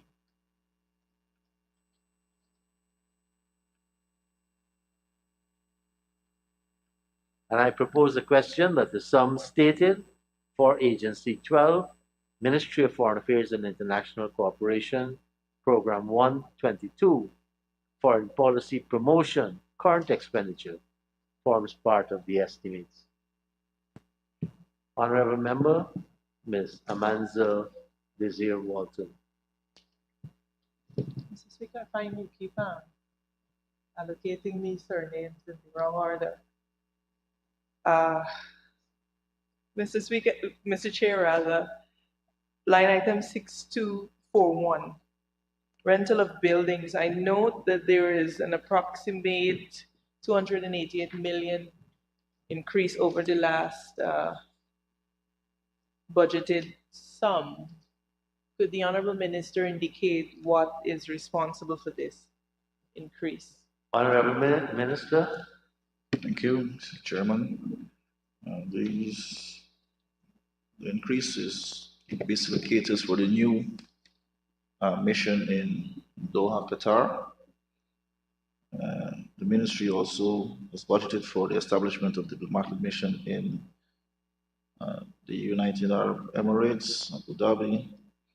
Also, the representation in Nairobi, Kenya, as part of the CARICOM diplomatic mission. Also, in addition to this, rental of residences for the replacement of ambassadors and staff posted to missions would cater for the sum that stated in this year's budget. Thank you, Minister. Honorable Member, Ms. Amanza Walton Desir. Thank you, Mr. Chair. I want to turn attention to line item 6302, training, including scholarships. I note that there is 2.6 million allocated. I'm particularly concerned, Minister, at these very, I would consider, paltry sums, given that in your budget speech you indicated that there'll be heavy emphasis on training. Could you indicate what that 2.3 million will accomplish in terms of training our foreign service personnel or foreign affairs staff? Honorable Minister.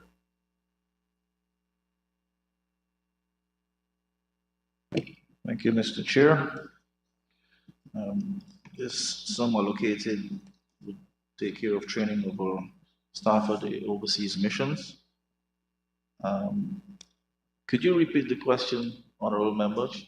Honorable member, please repeat. You wanted a breakdown? I was saying that I wanted to understand what type of training Oh, right. $2 million will accomplish for Okay. our staff. So for example, in Beijing, will be Mandarin will be one of the training that we'll be undertaking, and also finance, international relations. This is also part and parcel of our building of capacity within the missions. For example, also in Bovista, Portuguese to improve our efficiency. In Paramaribo, Dutch communication skills.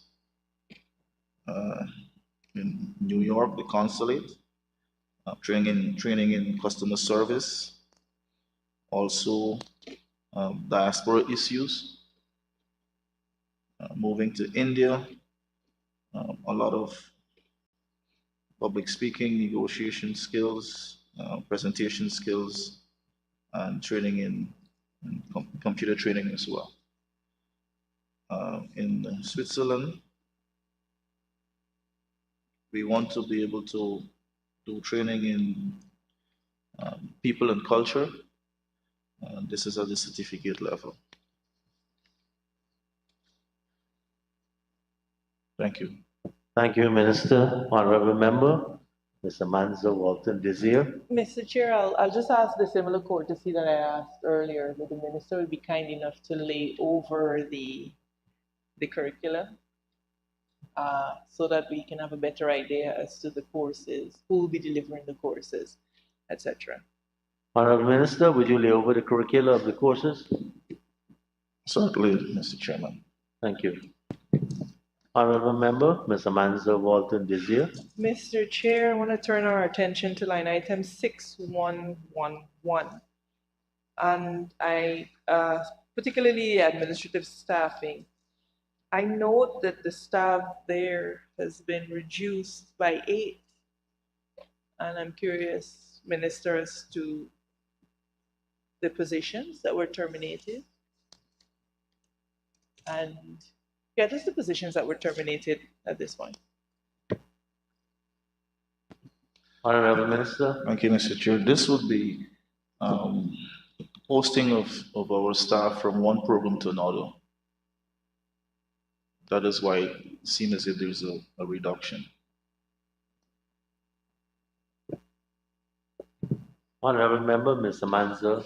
Follow up on the same line item, sir. So this represents a rearranging of staff, if I'm understanding you correctly. Yeah. Rearranging. When we're posting from program 1 to program 2, they move. So it's just part of the admin function that we have to perform. But and then you have those who returning to headquarters. They'll be coming back from program 2 to program 1. Thank you, Minister. Honorable member, go ahead. My final question under this, Head Minister, Mr. Chair, sorry. The line item 6116, I noticed there is a decrease in the number of contracted employees from 14 to 9. Could the Honorable Minister indicate those positions that were, or the contracts, the positions that were terminated? Honorable Minister. Well, Mr. Chair, you've had a resignation in the permanent mission in New York of the registry supervisor and 2 confidential secretaries. We've also had a non-renewal of contract for 1 foreign service officer. In London, the principal foreign service officer was transferred to program 1 as returning to headquarters. Staying in London, 1 legal officer that was returned to headquarters. Havana,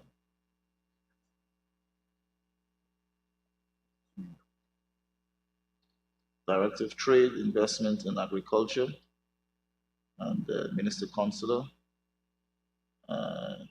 We have also heads of mission appointed to Brasilia, Caracas, Ottawa, Brussels, Geneva, London, Kuwait, Nigeria, Bridgetown, and Port of Spain, and New York.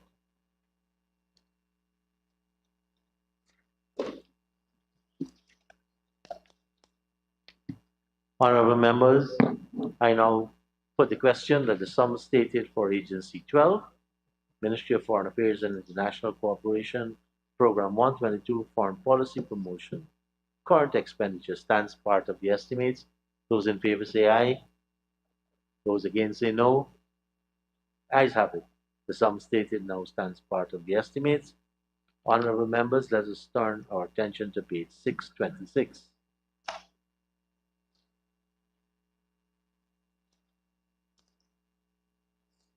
And I propose the question that the sum stated for Agency 12, Ministry of Foreign Affairs and International Cooperation, Program 122, Foreign Policy Promotion, Capital Expenditure, stands part of the estimates. Honorable Member, Dr. Cummings. Thank you, Mr. Chair. Mr. Chair, Program Code 1201400 on the buildings. I've noticed the provision of 24,340,000 for building and gate.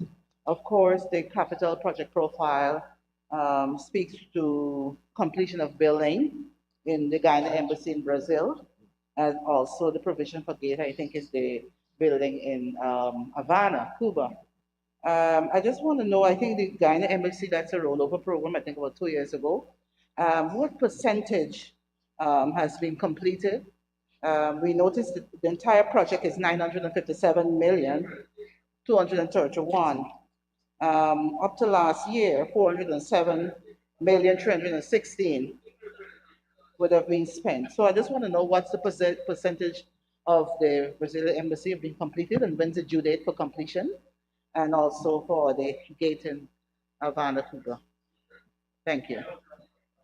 Honorable Minister. Thank you, Mr. Chairman. 53% of the building has been completed, and we should. 53% of the building has been completed, and we estimate full 100% at, well, before the first half of this year. Thank you, Honorable Minister. Honorable members, I now put a question that the sum stated for Agency 12, Ministry of Foreign Affairs and International Cooperation, Program 122, Foreign Policy Promotion, Capital Expenditure, stands part of the estimates. Those in favor say aye. Those against say no. The ayes have it. The sum stated now stands part of the estimates. Honorable members, let's turn to pages 118 and 190.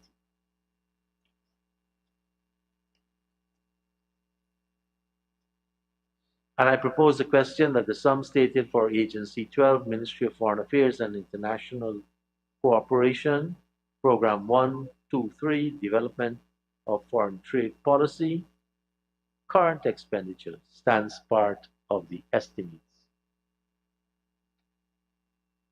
Honorable members, I now put a question that the sum stated for Agency 12, Ministry of Foreign Affairs and International Cooperation, Program 123, Development of Foreign Trade Policy, current expenditure, stands part of the estimates. Those in favor say aye. Those against say no. The ayes have it. The sum stated now stands part of the policy. Honorable members, back to page 626.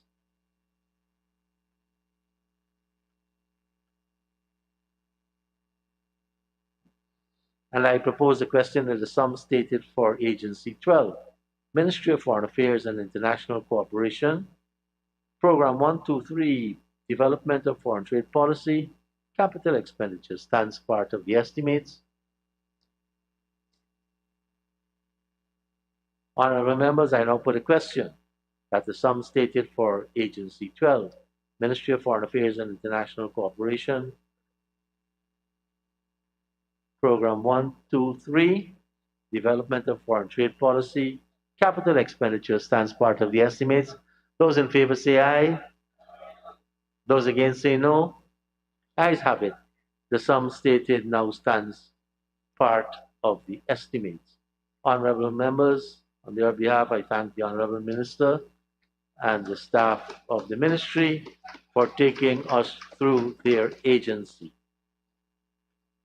As the Honorable Minister and the staff depart, let us bring the Honorable Minister of the Public Service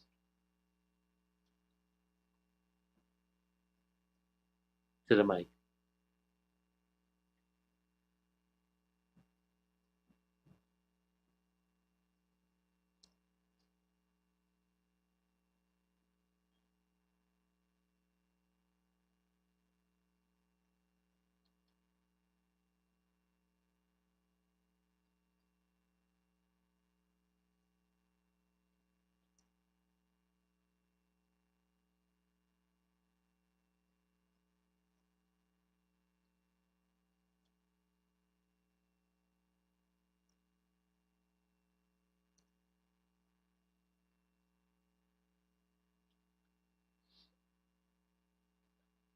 Honorable members, can we turn our attention to pages 164 and 165?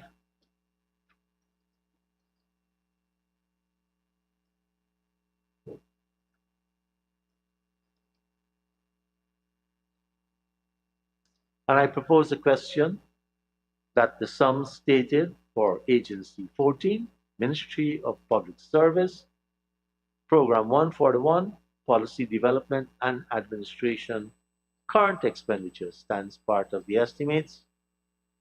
The Honorable Member, Ms. Halley. Thank you, Mr. Chair. 6111. Can the Honorable Minister state how many of the public service designations are held by contracted employees? Honorable Minister.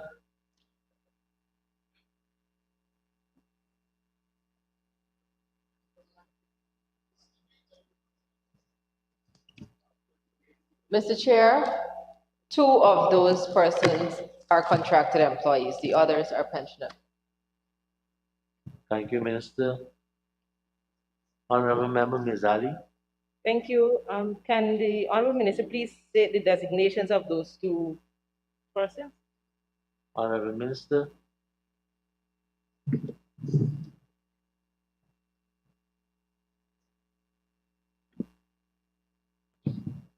The designations, Mr. Chair, are the accountant and the EPMA. Thank you, Honorable Minister. Honorable Member Ms. Rabo Hali. Can the Honorable Minister please lay over the designations and emoluments of the public service positions that are currently being held by those contracted employees? Honorable Minister. Mr. Chair, I will not lay over, but I can state it right here and now. Permanent Secretary, 561,423 by 12 months. The accountant, 121,564. The EPMA, 141,804. Honorable Member Ms. Rabo Hali. Thank you, Mr. Chair. 6281. Can the Honorable Minister please lay over the terms of the contracts for security services that necessitated an over $4 million in increase for security? Honorable Member, Honorable Minister.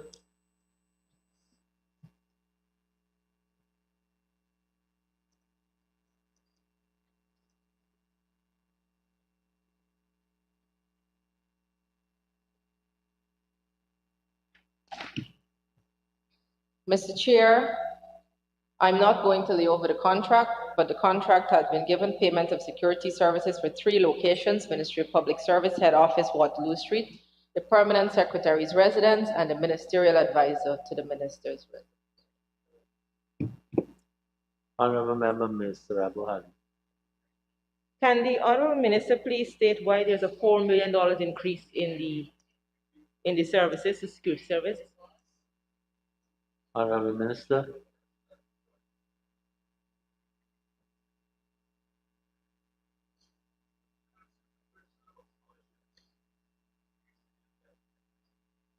Mr. Chair, in 2021, it was just a 9 months contract. It is now a full year contract. Honorable Member, Mr. Rabohali. Thank you, Mr. Chair. Can the honorable minister state which service is providing security services for these different locations? Honorable Minister. Mr. Chair, we are currently being secured by Elite Inc. Thank you, Minister. Honorable members, I now put a question that the sum stated for Agency 14, Ministry of the Public Service, Program 141, Policy Development and Administration, current expenditure, forms part of the estimates. Those in favor say aye. Those against say no. Ayes have it. The sum stated now stands part of the estimates. Honorable members, turn to page 635.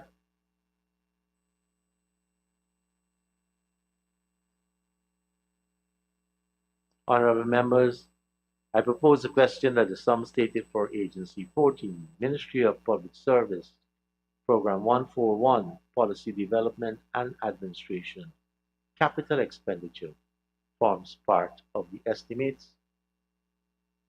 Honorable Member, Ms. Rabohali. Thank you, Mr. Chair. Can the honorable minister disaggregate this 3.5 million, what is going to be spent on, and where? Honorable Minister.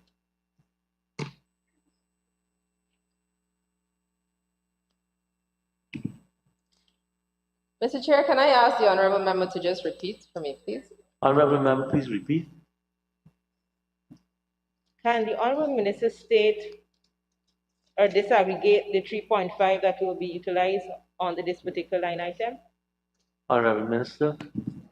Mr. Chair, we will be buying 2 desk computers, 1 laptop computer, 1 monitor unit camera, 1 executive chair, 2 bath sanitizing station, 2 webcams, 1 monitor 27 inches, 1 desktop printer, 1 shredder, 1 headset, 2 water dispensers, 1 staple heavy duty, 1 station intercom phone.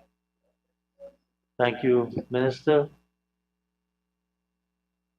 Honorable members, I now put a question that the sum stated for Agency 14, Ministry of Public Service, Program 141, Policy Development and Administration, capital expenditure, forms part of the estimates. Those in favor say aye.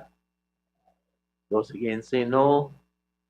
Ayes have it. The sum stated now stands part of the estimates. Honorable members, turn to pages 166 and 167.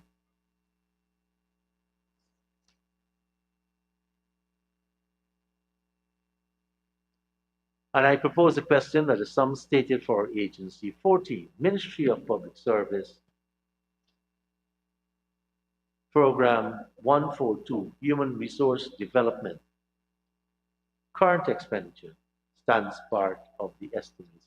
Honorable Member, Ms. Sarabuhali. Thank you, Mr. Chair. 6284, other. Mr. Chair, budgeted for 2021 was 0. For 2020 was 0. Revised budget was $27 million. And then budget for 2022 was 260,000. Can the honorable minister state why there's a significant increase, how it is that there's an increase in a revised when no supplemental came to the House for this particular provision and nothing was budgeted in 2021? Before we get to the 260 now. Mr. Chair, I will be happy to answer the question. The line item 6284 was not open in 2021, so there was a virement from 6201, which is training, and the 27 million was specifically for the launching of goal and commencement programs like the CEIT, etc. So that is why there is a reduction this year. Honorable Member, Ms. Rabohali. Thank you, Mr. Chair. Thank you very much for that response. We'll go on to 6302, training. Can the Honorable Minister disaggregate this sum? How much will be going to goal? How much will be going to pay for students that are already enrolled and overseas? Honorable Minister.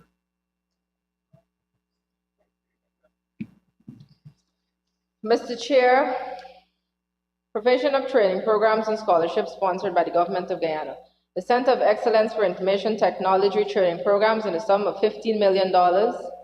Local training in the sum of $20 million, which includes central training at $11 million, virtual training at $2,192,000, in-house training $6,037,000, and procurement of training software $770,000.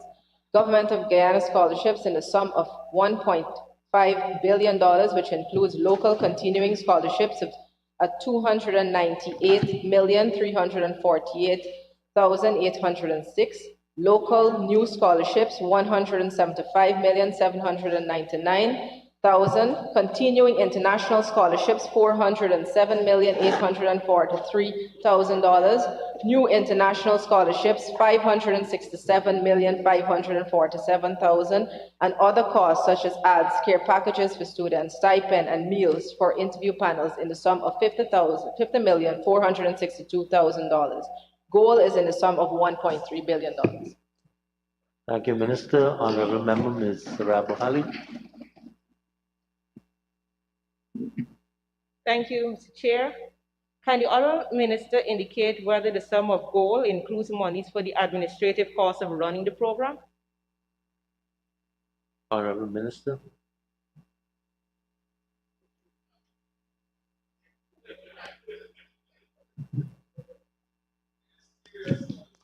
Mr. Chair, the Guyana Online Academy of Learning is a unit or department within the Ministry of Education, and therefore administrative costs are from the Ministry of Education, and with respect to the granting or awarding of scholarship and the money to be spent on scholarship, etc., is from the Ministry of Public Service. Thank you, Minister. Honorable Member, Ms. Sarabo Ali. Thank you, Mr. Chair. Can the Honorable Minister indicate whether there is any cost attached to partnering with the overseas institutions, and what is the total cost? Honorable Minister. Under the gold scholarships.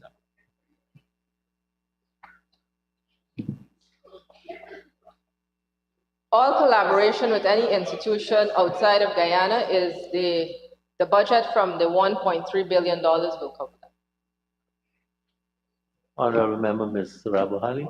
Thank you, Mr. Chair. Can the Honorable Minister state whether there is a recurring cost that goes in terms of administrative costs to those institutions that we have to pay annually outside of the scholarships that we're getting for the students? Honorable Minister. Mr. Chair, we just pay the tuition. That's it. Honorable Member, Ms. Hali.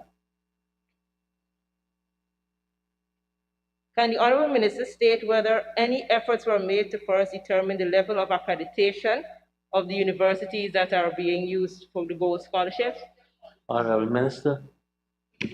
Mr. Chair, GOAL is an entire department that is dedicated towards looking at accreditation. It is assessing what the needs are of the nation and the rank of the university internationally. So, Mr. Speaker, that is GOAL's job and task, and that is being done, and that was done in 2020. Thank you, Honorable Minister. Honorable Member, Ms. Sarabo Ali.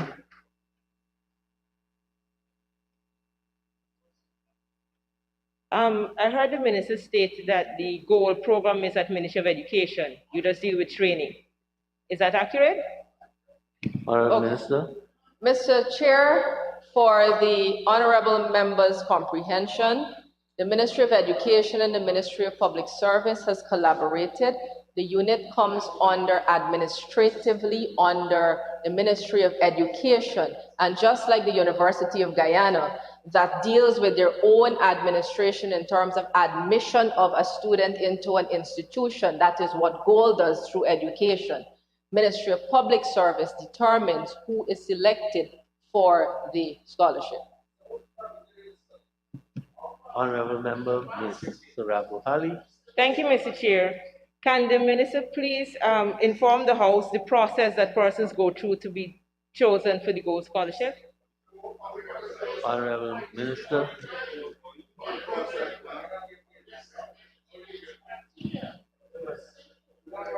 Mr. Chair, the process starts with the Ministry of Education, whereby there is an admission into the institution. Once the applicants are eligible for the programs, then they are placed on a list, and the Ministry of Public Service, in collaboration with GOAL, that is the director of GOAL, will do a selection process based on several criteria, two of which are your income and your regional, your geographical location,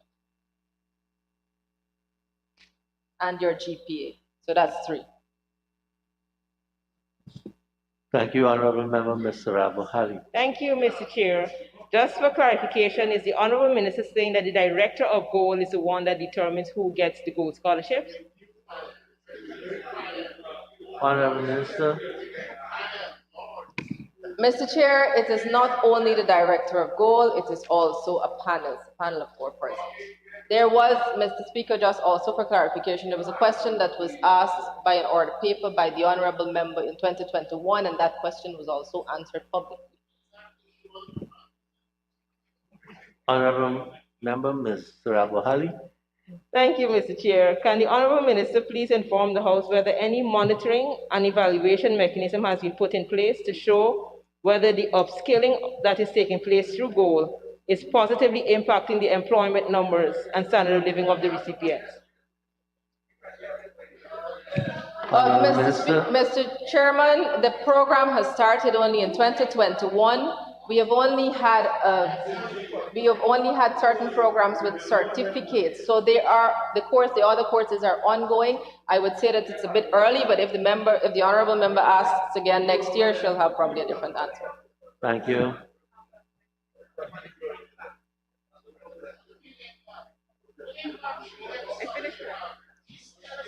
Thank you, honorable members. I now put a question that the sum stated for Agency 14, Ministry of Public Service, Program 142, Human Resource Development, current expenditure, stands part of the estimates. Those in favor say aye. Those against say no. Ayes have it. The amount now stands part of the estimates. Honorable members, can we now turn our attention to page 635?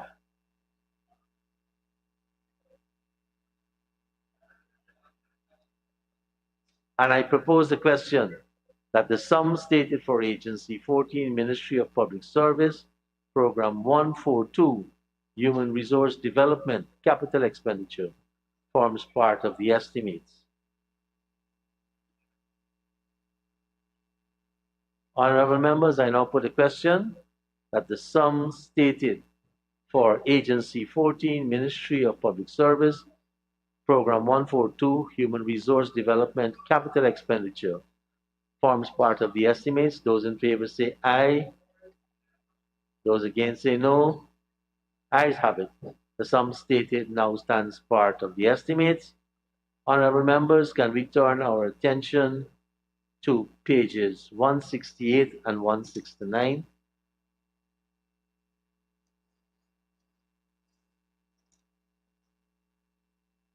And I propose the question that the sum stated for Agency 14, Ministry of Public Service, Program 143, Human Resource Management, current expenditure, forms part of the estimates. Honorable Member, Ms. Sarabo Ali. Thank you, Mr. Chair. 6111. Mr. Speaker, there's an increase in administrative staff by 3. Can the Honorable Minister state whether any of the new staff will be working with the Public Service Commission to reduce the 6 months wait for salaries that currently exist? Honorable Minister. May I ask that the honorable member repeat her question, Mr. Chair? Thank you very much. There is an increase in admin staff by 3. Can the Honorable Minister state whether any of the new staff will be working with the Public Service Commission to reduce the 6 months wait for salaries that currently exist. Honorable Minister. Mr. Chair, there isn't a 6 month wait for salary to be paid. So I can't have somebody work for something that doesn't exist. Thank you, Minister. Honorable Member, Ms. Sarabu Hali. Mr. Speaker, Mr. Chair, I'm just wondering what I tell the public servants who are actually waiting for their salaries for the last 6 months. But thank you, I don't have to tell them anything, they just have to keep waiting. Thank you, Minister Indar. Can the Honorable Minister inform the House whether monies have been budgeted to do any job evaluations across agencies? Honorable Minister. 611.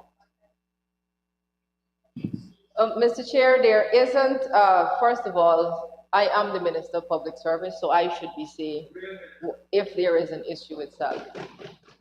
And my ministry is working assiduously to cure any delays or any glitches in the system.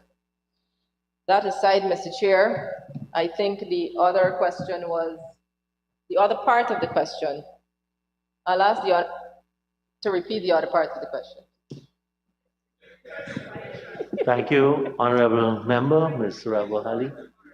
Of the 3 staff that you just hired, I'm just wondering whether any one of them would be dealing with job evaluations to determine whether jobs are equivalent across agencies. Honorable Minister.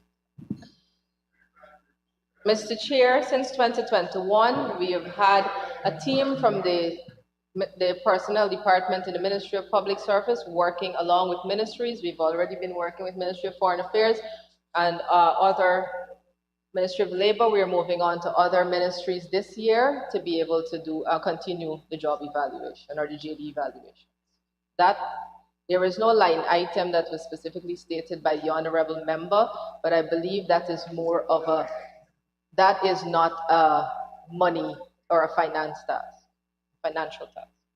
Thank you, Minister. Honorable Member, Ms. Sarabu Hali. Thank you, Mr. Chair. Mr. Chair, the Honorable Minister stated in her budget speech, same 611 on the administrative, in her budget speech that a Center for Excellence in IT started in 2021. I would, however, like to just state that the Center for Excellence in IT started in June of 2019. Now, can the Honorable Minister state when the HR needs assessment will commence and whether TORs have been completed for it? Honorable Minister. Mr. Chair, those were 3 questions in one.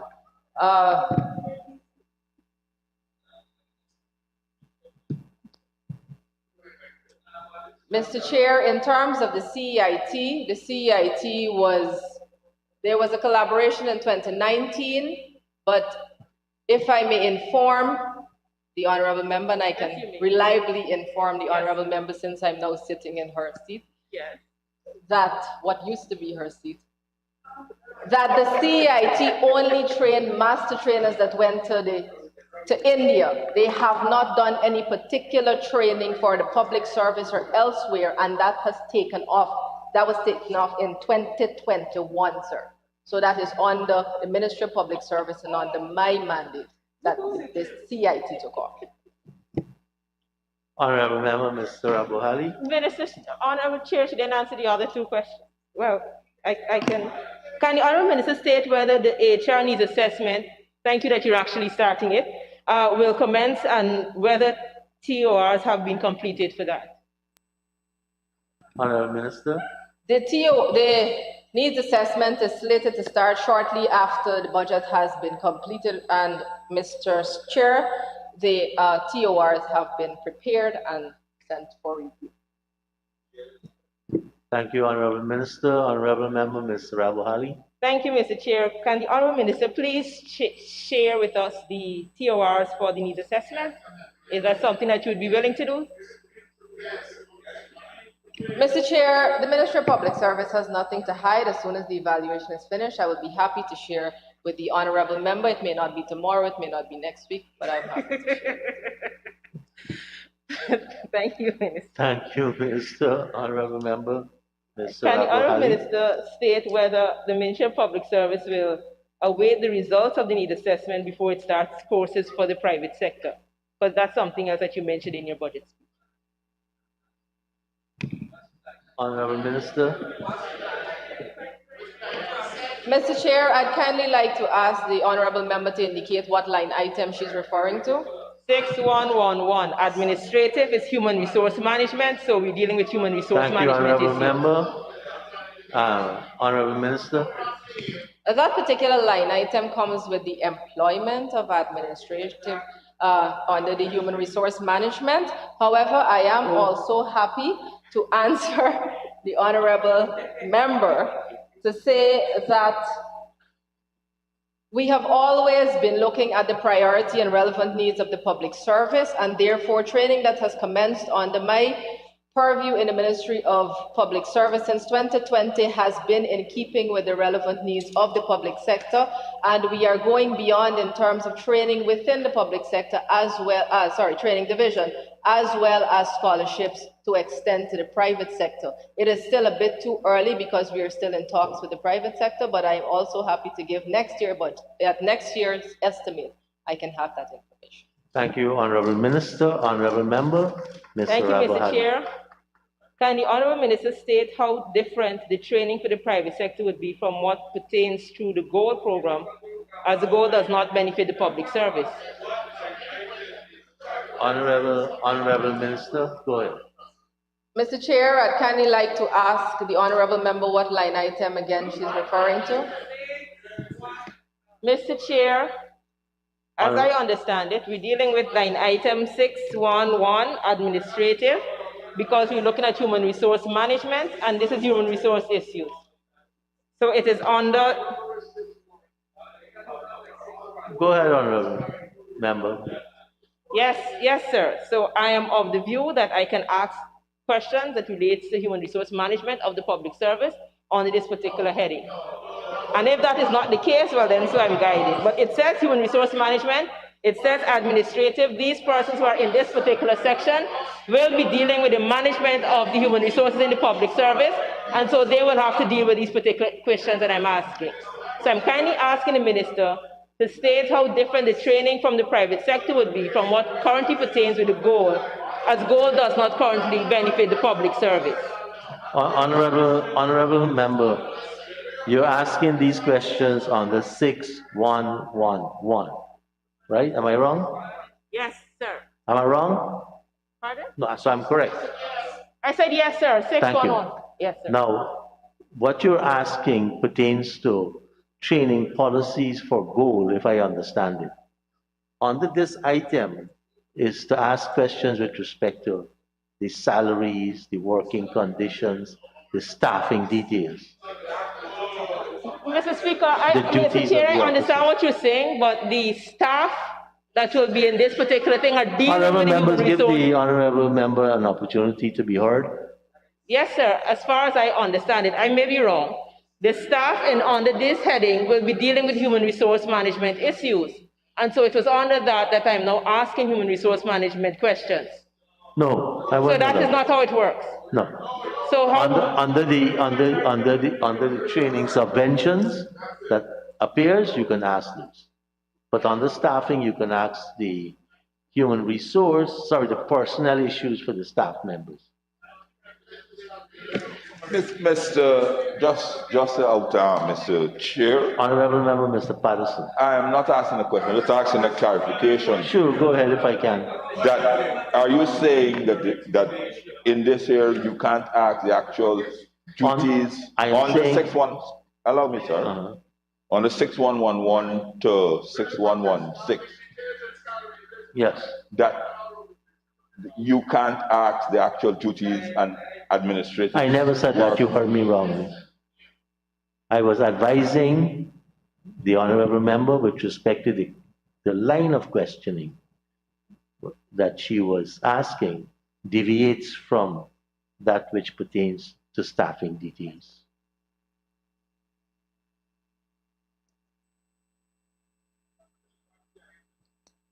Honorable Member Ms. Hali, you have a follow-up? I have one question. You guide me whether I can go ahead with it. I will just ask it and you tell me whether. If you could identify the line item for It's me. still the same line item, Go ahead. 6111 to 6117. Can the Honorable Minister state what is the scope of the needs assessment that the senior technical officer will be doing? So I would like to know what the scope is for that particular assessment. The scope of the assessment The which needs assessment that the minister said that they will be starting soon. the need. I do not know if this needs assessment is pertaining to this staff or something else, but I'll give the minister an opportunity to answer that question. Mr. Chair, 6111 to 6116 deals with the specific types of employment and the wages and salaries attached to those employments and the designation attached to those employment. Those types of employment. It does not extend to a needs assessment and how you're doing a needs assessment. So this specific line item and the question on this specific line item, there is no response for that other than it deals with wages and salaries. It deals with a certain type of employment and it deals with the designation under that. The human resource management of the ministry. Thank you, Mr. Chair, Honorable. maybe can I just ask the Honorable Member, Mr. Patterson, you have, I don't want to use the adjective, habit of standing and speaking without being recognized. The convention is the person that first catches the eye of the speaker outside of if we have a speakers list. The person that caught my eye was Ms. Sarabo Hali. Before I can open my mouth and acknowledge you and tell you that I have a previous speaker in my sight, you started to talk. Please, I'm asking that we allow the chair to recognize you to ask a question. Honorable Member Ms. Hali, are you finished? Thank you very much. Honorable Member Mr. Patterson. Thank you very much, Mr. Chair, but you're most welcome, sir. But I am just accustomed for you not recognizing me. Hence, sir, the reason why I jump and intervene as often as possible. Some or the other, sir, this side seems to be okay. Honorable Member, you continue to insinuate. Okay? There isn't a time today that I have not recognized you when you ask for recognition. You are not in my blind sight. You're not. I am glad to and know I that have a good view of the convention center. Most gracious. Honorable Member.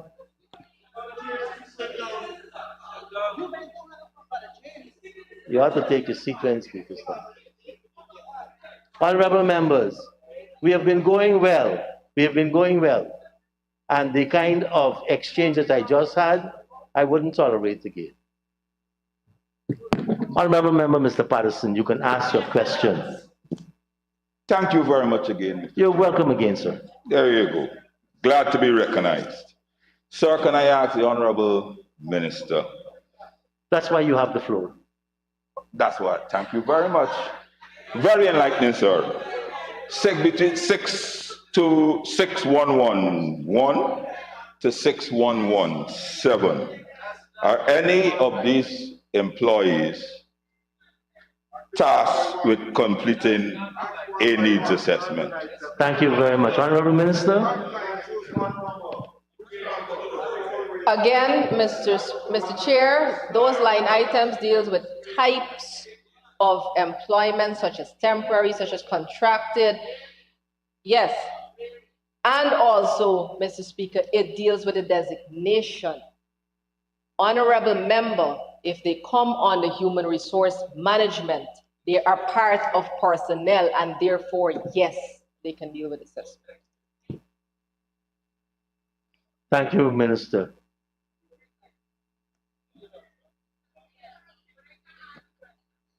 Honorable members, I now put a question that the sum stated for Agency 14, Ministry of Public Service, Program 143, Human Resource Management, current expenditure stands part of the estimates.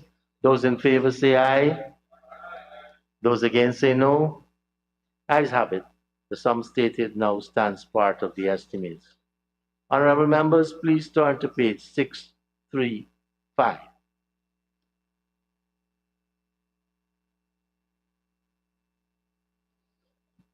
I propose the question, honorable members, that the sum stated for Agency 14, Ministry of Public Service, Program 143, Human Resource Management, Capital Expenditure, forms part of the estimates.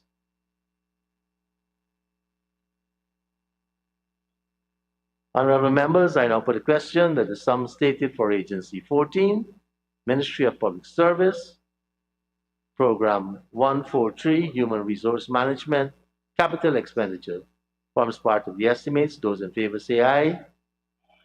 Those against say no. The ayes have it. The sum stated now stands part of the estimates. Honorable Minister, we thank you and your staff for taking us through this Thank you, Mr. Chair. agency.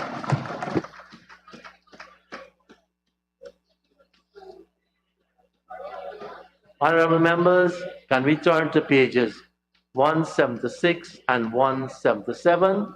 The agency is the Ministry of Amerindian Affairs, and let's give the Honorable Minister and her staff an opportunity to get in place.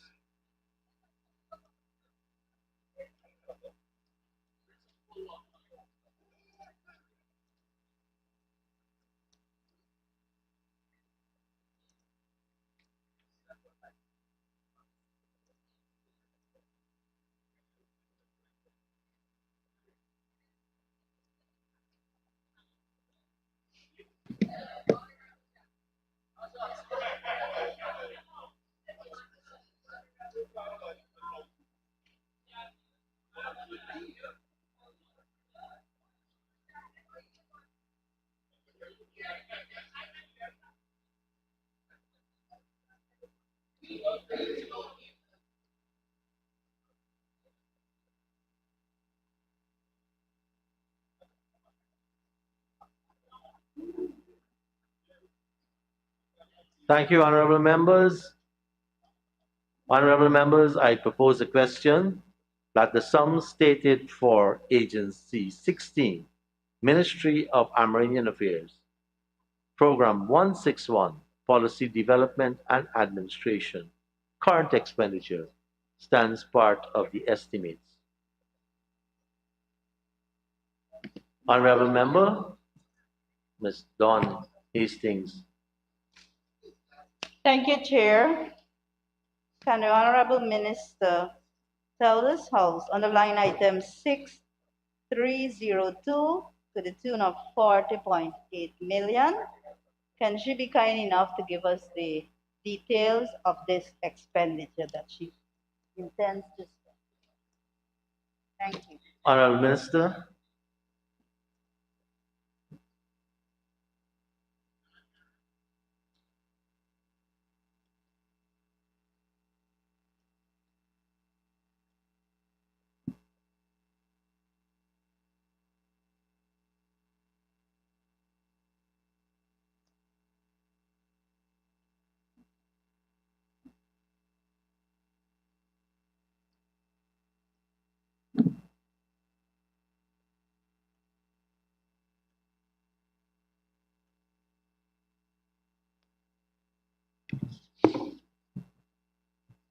Thank you, Mr. Chairman, and thank you for the question.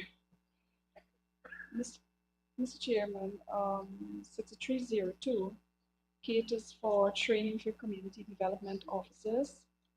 Minister, you may have to come closer to the microphone, please. No, come closer, right.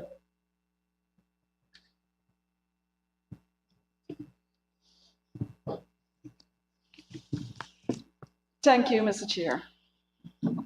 The allocation caters for the training of community development officers, village councils, in terms of training in governance, record keeping.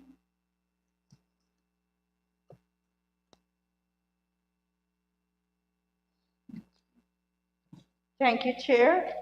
Follow-up Go ahead, question. honorable member. Thank you, Chair. Follow-up question. How many CDOs and how many village councils does she intend to train under this line? Honorable Minister.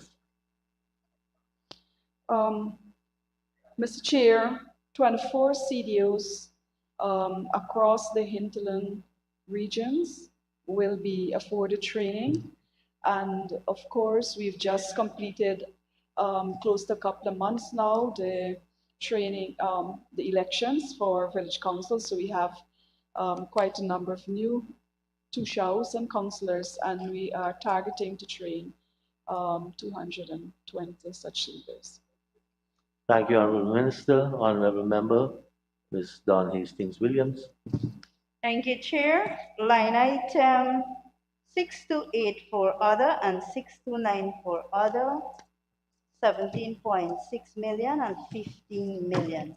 Can the Honorable Minister tell this House what those two line items include? Honorable Minister. Mr. Speaker, Mr. Chairman, 6284, it caters for the increase. There's an increase also. It caters for the public tendering of projects. It also caters for repairs to office furniture, photocopying, binding of documents, advertisement of bids, vacancies, purchase of fuel drum hose, drum and vehicle logos, and payment for services and driver porters, fees for transportation of tractor labor for transporting capital purchases. Mr. Speaker, our ministry is procuring capital items for hinterland regions. And so this allocation covers the delivery. For example, we will be acquiring 71 additional tractors, and we will need operators, fuel to take it to the village. So all those expenditures will be catered under this line item. Thank you. What is the other line item you ask after? Thank you. 6284? 6294. 6294.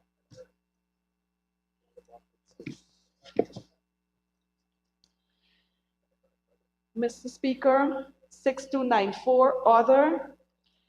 This estimate caters for the purchase of COVID-19 supplies for Amerindian communities, such as masks, sanitizers, antibacterial soap, disinfectant spray, thermometers, for both for villages and for the ministry staff. Also for ministerial board members, I think it's their annual cost, which is $504,000. The estimate also caters for financial assistance to villages, schools, and schools asking for support for a sports event, purchase of buntings, flags for national events, purchase of kitchen utensils for the ministry staff room, and also the purchase of door and bathroom mats to replace old deteriorating ones.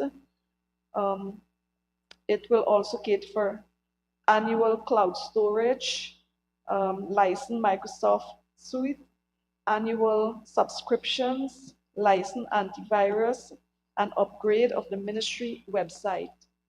So basically what we're saying here is that our e-governance, we need to upgrade some of those applications, etc., and we'll cover those things. Honorable members, just hold a minute. I have the honorable member, Mr. Ganesh Mahipal, online. Thank you, Comrade Chair. Thank you for recognizing me. I'm joining you virtually. Line item 6116.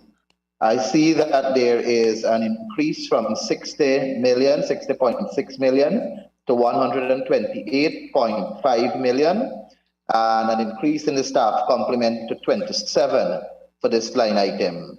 Would the Honorable Minister be kind enough to lay over the designation of the additional 27 staff, their job description and emolument package, please? Honorable Minister. Mr. Speaker, I have the information and I'm willing to provide it verbally. And the 27 is the additional 27. Honorable Minister, the honorable member is asking that you lay it over. Mr. Speaker, I will lay it over, but I would like also for the House to read it. Because I have it in front of me and I'm accustomed to ensuring that our information is disseminated to the House. Mr. Speaker, Program Coordinator, Regional Coordinator, Principal Assistant Secretary Finance, Ministerial Liaison to the NTC, the Regional Coordinator of Community Development, Management Development Officer, two of those, System Administrator, Senior Regional Development Officer, Community Development Officer, seven of those. 16 CDOs. I think that, the confidential secretary to the minister, yes, confidential secretary and one cleaner. That adds up to 27. Thank you, Honorable Minister. Honorable Member, Mr. Chair. Cox. Go ahead, Honorable Member, Mr. Maipol. Chair, I trust that the Honorable Minister, when she lays the document over, it will also provide us with the remuneration package for these staff and their job description as requested in the question. Honorable Minister. Yes, Mr. Speaker, I can provide that immediately. The program coordinator, his salary, the salary is 411,914. The regional coordinator is 321,000. The principal assistant secretary finance, 267,500. Ministerial liaison to the NTC, 267,500. The regional coordinator of community development, 257,498. The management development officer, 187,642. And that's for two that we have there. System administrator, 187,642. For the CDOs, they come on at the rate of 109,202. There is a senior regional development officer with a salary of 160,500. All the CDOs came on at 109,202. The confidential secretary comes on at $85,587. The cleaner at $74,900. Thank you very much, Honorable Minister. Let's give the Honorable Member, Mr. Maipol. Is that okay with you? Thank you very much, the Honorable Member, Mr. Cox. Yes, sir. Thank you very much. Honorable Member, Mr. Cox. Thank you, Mr. Chair. Thank you, Honorable Minister. Those details represent a vast expansion of the ministry, and so we look forward to more effective work projects in the ministry. But the increase of the 27 contracted employees with specific regions, which regions would these CDOs be employed? And or majority of the contracted employees, are they at the central ministry or are they sent to regions? Honorable Minister. Thank you, Mr. Chair. Mr. Chair, I would want to respond to the comment first, and that is, yes, since the PV Pacific government came into office in August 2nd, 2020, there's been a vast improvement in the service that the Ministry of Amerindian Affairs has been delivering to the villages, communities, and settlements. Mr. Chairman, the dispersion of the CDOs are, I can give you the 24 CDOs that we have across the region. We have Region 1, 5 CDOs, 3 and 4, Region 3 and 4, 1, 5 and 6, 1, Region 7, 7, Region 8, 4, Region 9, 5, and Region 10, 1. Honorable Member, Mr. Cox. Thank you very much, Honorable Minister. Item 6222. Mr. Chair, could the Honorable Minister detail what field materials and supply will be utilized and under what activities? Honorable Minister.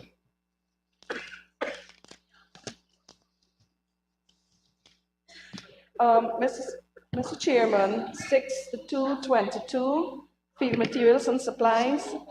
The estimate caters for the purchase of umbrella, mosquito repellents, raincoats, flashlight, long boots, snake bite kits, tarpaulin, life jackets, and it also caters for safety gears for 5 handymen and 6 drivers.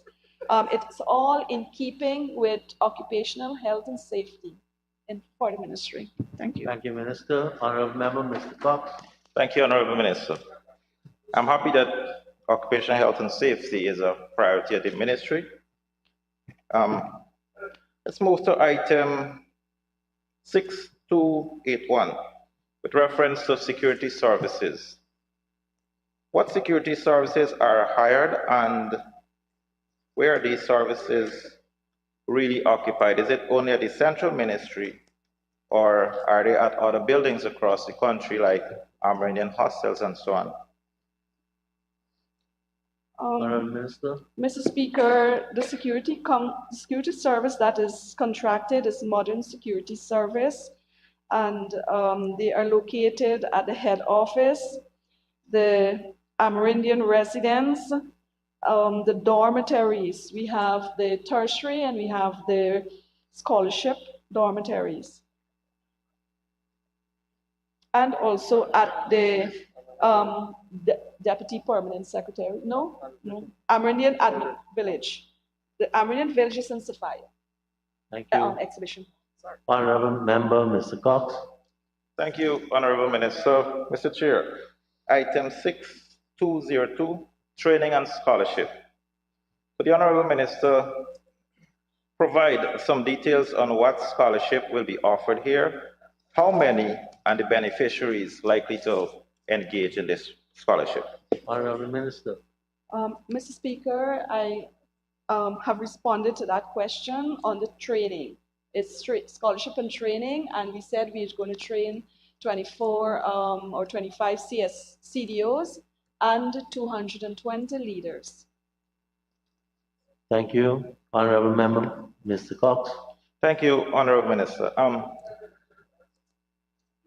Let's get it clear. Well, these persons will be trained. All right, let me rephrase the question. What are the training? What scholarship? And I want to know, like, the institution, the duration of the program. Is it academic scholarship or is it just staff development? Honorable Minister. Mr. Speaker, with respect to the training of the CDO is staff development. Thank you. Honorable Member, Mr. Henry.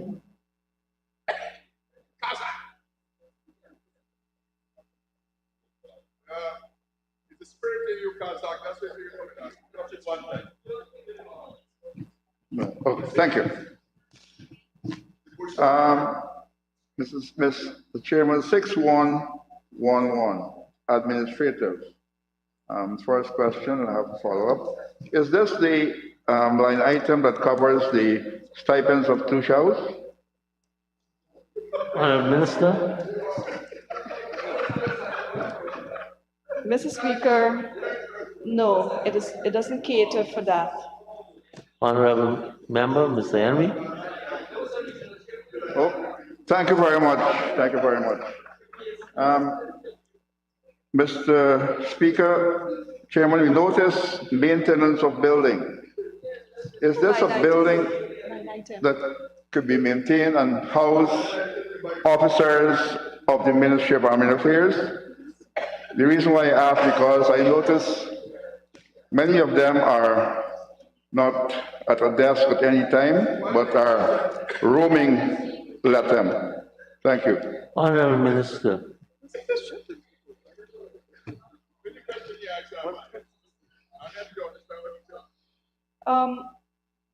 Mr. Mr. Chairman, 6242, maintenance of building. He didn't call a line item, but he did say something about maintenance. It is to replace, it is for the maintenance work of the ministry and its routine work. Replacement of damaged floorboards, to repair dining hall floor, the grilling of the eastern side of the dining hall and welfare at the welfare department, repair of kitchen countertop and cupboard, and to paint the administrative quarter. General repairs and servicing of gutters on the building, general repair to female dorms and washroom, electrical and plumbing maintenance at the Amerindian residence. The head office, we will be repairing the exterior of the building, refurbishing of office, electrical and plumbing maintenance.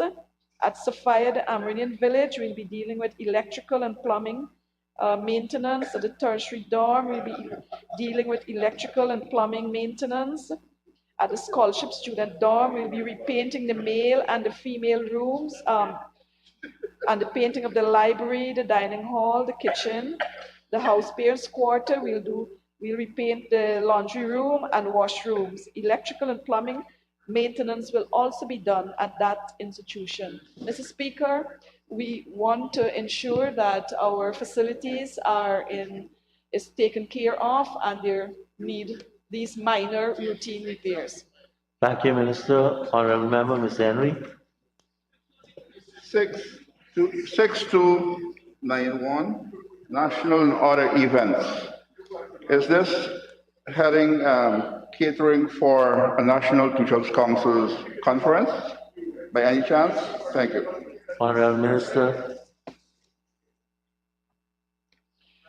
Mr. Speaker, this line item caters for the hosting of leaders meetings within region 1 to 10, support for hosting of various expos, and of course, support to district sporting events. For example, we have been customarily supporting the Upper Mazaruni District Council sports. Thank you, Minister. Honorable Member, Mr. Speaker, I asked a specific question if this amount would cater for a National Teachers Council conference this year. Is the answer yes or no? Mr. Speaker, I have answered it. Some people refer to leaders as leaders, and some people refer to Tushao, which means leaders. Honorable Member, Mr. Henry. Yes, so therefore there will be no National Teachers Council. I answer my own self. Mr. Speaker, our government introduced in the legislation the National Tushos Council, which is a very important body that represents and embodies all the elected leaders. We've done that. We are customarily holding it every year, annually, including we were unable to hold it during the COVID period. So we have catered if the leaders become much more responsible and support the government's COVID-19 effort, we may get back to some form of normalcy, and we'll be happy to hold the NTC. Thank you very much, Honorable Minister. Honorable Member, Mr. Henry. Mr. Chairman, I noticed, let's find it, equipment and maintenance 6282, and the amount there is 5.332.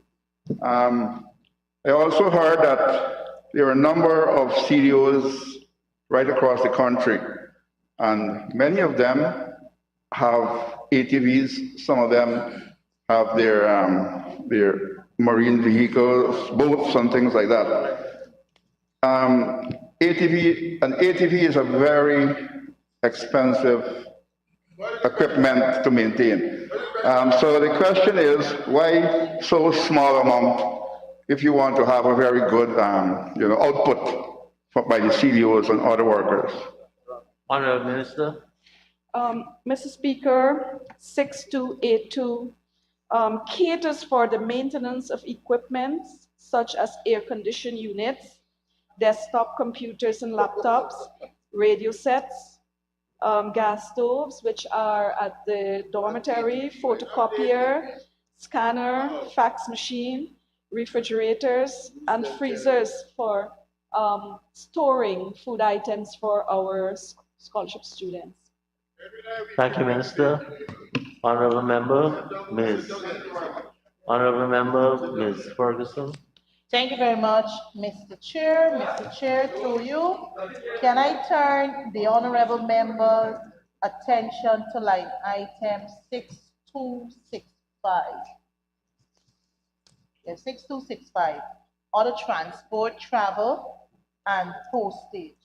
I noticed in 2021, you had a budgeted sum of 105 million, and then there was a revised sum to 135 plus million. Can the honorable member state the reason for the increase from 135 revised for 2021, now 136 plus in 2022?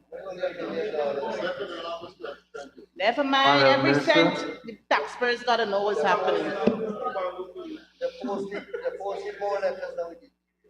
Mr. Speaker, 6265 caters for enhanced visit to 220 Amerindian villages and satellites.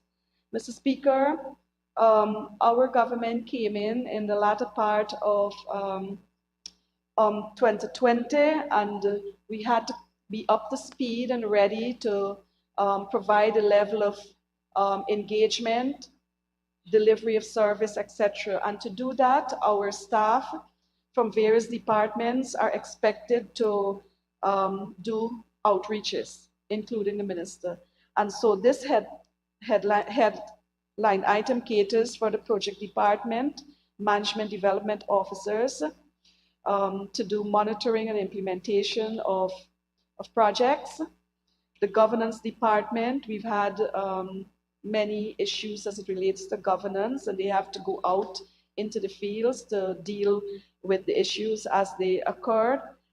Field audits, we have continued to do field audit as the legislation require, ministerial outreaches, and of course, in this year, the call for an examination or a review of the legislation, we will be establishing a committee that will start the work on that matter. And of course, we have other traveling officers like field auditor, engineer, etc. that will be used, this heading will be used for them to do their work. And of course, postage of capital items. Again, under this line item, we have monies allocated for the delivery of 71 tractors. Thank you. I have the honorable member. Oh, just to add, Mr. Chair, just to add, not only tractors, but their accompanying trailers and implements, which is a very important and significant project which our government is pursuing with the leaders and the village councils and the villagers to enhance their life. Thank you, Minister. Honorable member, Mr. Mahipot. Thank you very much, Comrade Chairman. Comrade Chairman, I heard the Honorable Minister whilst answering line items 6281 spoke in the past tense, indicating that that the service is already being provided and where the service is being provided. Am I to interpret that a contract was already awarded to the tune of this sum? And may I ask what procurement measures or procurement practice was used for the awarding of this $49,008,000? Honorable Minister. Mr. Speaker, the question posed was what was the security service, and I provided the name of the security service, and I was asked where are the security being provided for, the service being provided for, and of course it's the areas and location that I have repeated here in the House when I was answering the question earlier. And to answer the second part of the question, the contract was awarded in May of last year, and it's a rollover for 1 year. Sir, Mr. Mahipal. Comrade Chair. Thank you, Comrade Chair. So if it is rolled over to May of this year, or if it's a 1 year, it will be the month before May, which will be April. So questioning the allocation for budget 2022 to the tune of $49,008,000, this contract has not been awarded. So that service is not the service that will be utilizing this amount. Am I correct to say that? Honourable Minister. Thank you, Mr. Chair. With some level of definitiveness, the contract will be re-advertised mid-year of this year. Thank you, Honourable. Comrade Chair. Go ahead, Honourable Member, Mr. Mahipal. Thank you. So the current service that is being utilized is not the service that this $49 million is budgeted for. This will be after the tendering process and the award. Whichever company is awarded the contract, that company is what will facilitate this budgeted sum based on their what they bid for. Am I correct? Honourable Minister, is he correct?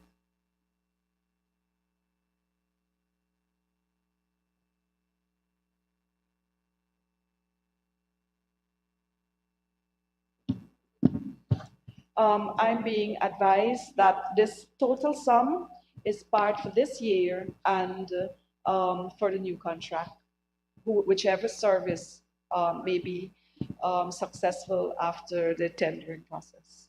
Thank you, Minister. Will be awarded by them. Thank you, Comrade Chair. Thank you, Honourable Members. I now put the question that the sum stated for Agency 16, Ministry of Amerindian Affairs, Program 161, Policy Development and Administration, current expenditure, stands part of the estimates. Those in favor say aye. Those against say no. The ayes have it. The sum now stands part of the estimates. Honourable members, we can turn to page 637.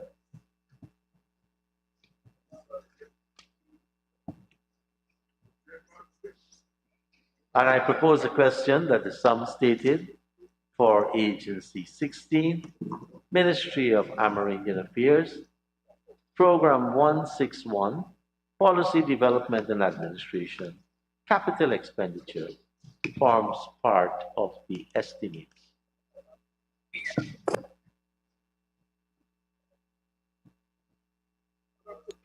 Chair.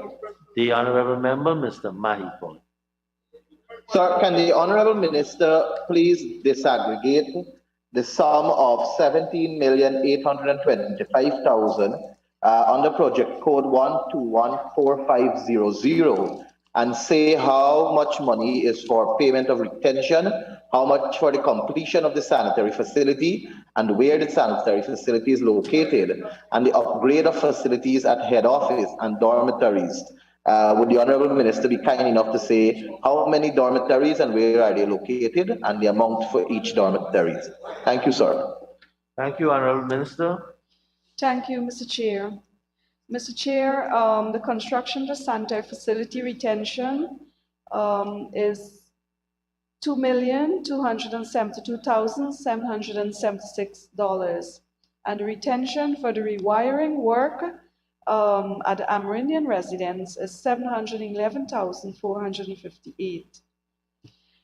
With respect to your location of the construction of dormitories, they are both at the Amerindian residence, not dormitories. Thank you, Minister. Honorable Member, Ms. Hastings.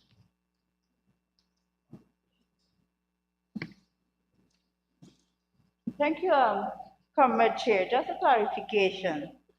I was looking at policy development and administration and 636 capital expenditure. Under that doesn't have any allocation. So have you gone over now to community development? I'm sorry, Mr. Speaker.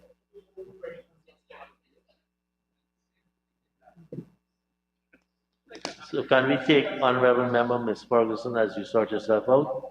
Yes. Honorable Member Ms. Ferguson. Thank you.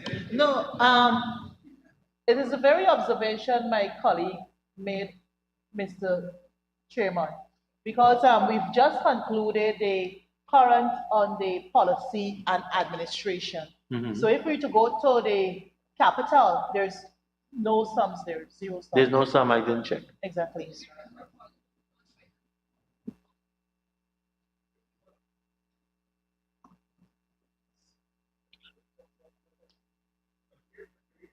Mr. Chairman, just one moment, sir. Are we not dealing with 161, program 161?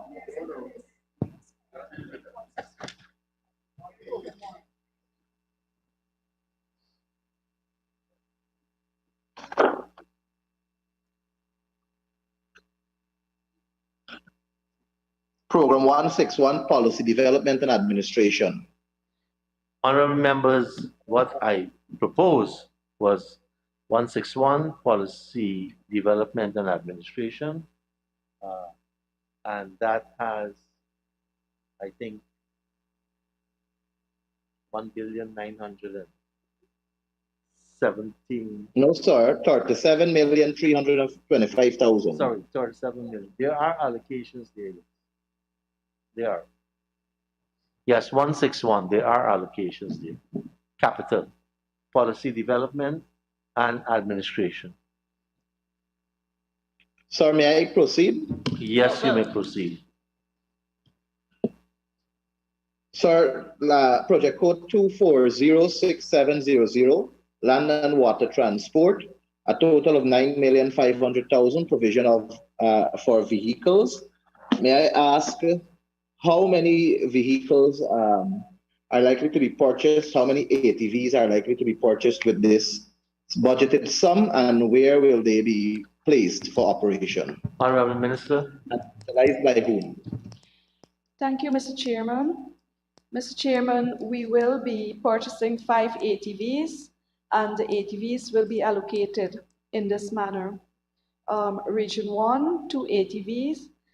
It will be allocated to CDOs, one in the Maruka sub-region and one in the Matakai sub-region. The third one will be allocated to Region 8 in the North Pacaraimans. The other 2 ATVs will be assigned to Region 9. One in the one in the central, and two in South Central. Thank you, Minister. Honorable Member, Ms. Ferguson. Thank you very much, Mr. Chair. Mr. Chair, through you, the very line item 240670. Can the honorable member state for the Assembly and the people who are listening what procurement method will be used to purchase these 245 ATV vehicles. Honorable Minister. Mr. Speaker, we will be doing open tender, which is customary for the ministry.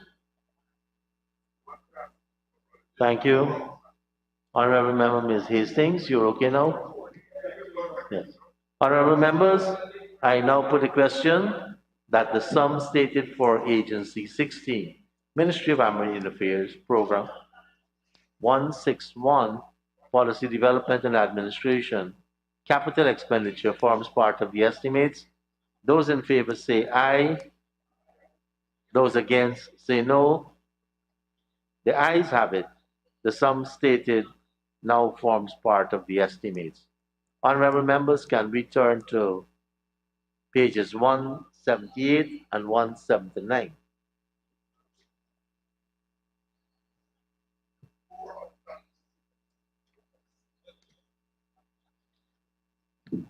I propose the question, honorable members, that the sum stated for Agency 16, Ministry of American Affairs, Program 162, Community Development and Empowerment, current expenditure forms part of the estimates.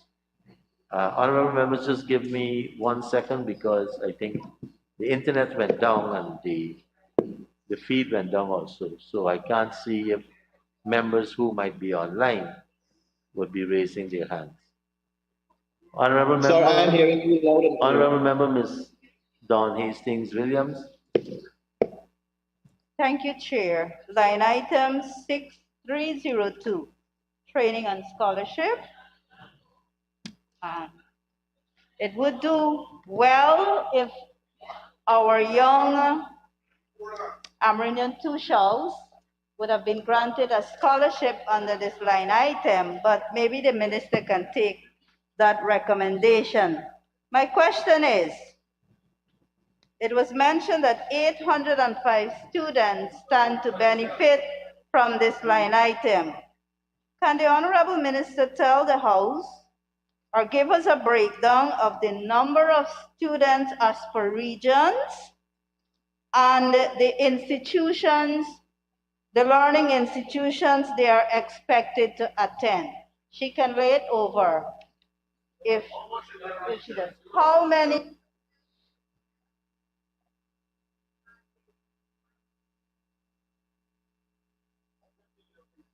Honorable Minister.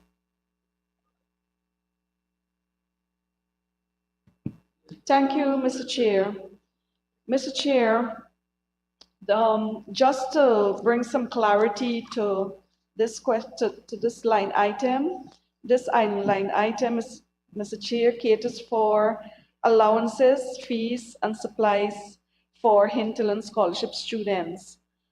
It caters for pocket allowances, uniform allowances, guardian allowances, monthly dorm allowances, quarterly examination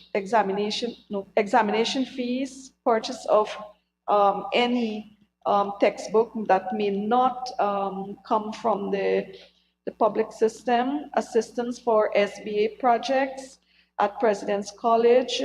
It caters for support of projects for students going to GTI, the School of Agriculture, Carnegie School of Home Economics, and of course, the return transportation for students to their respective villages when they need to go home at the end of the academic year.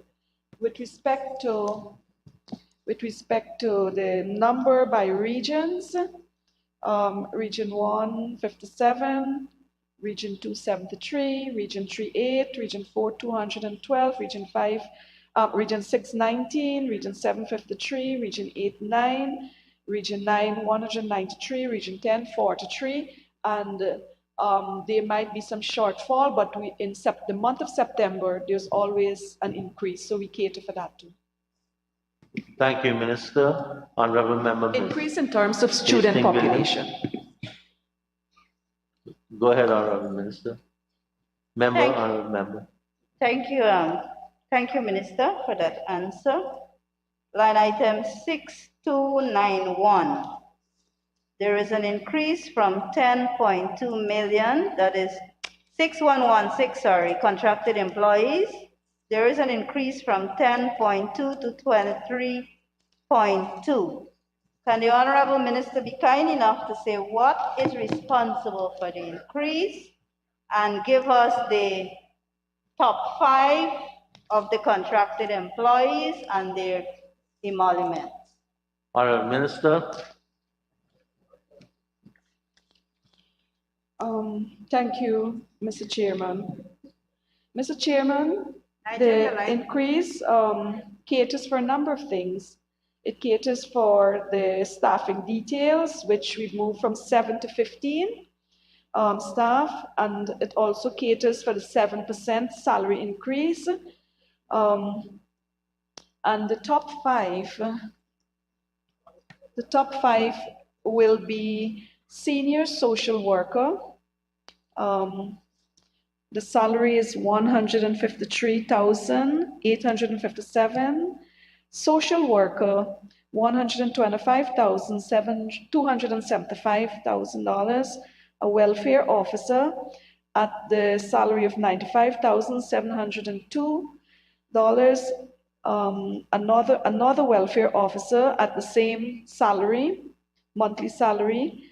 A welfare officer at the salary of $94,824. That takes care of the top 5. Thank you, Minister. Honorable Member, Ms. Ferguson. Thank you very much, Mr.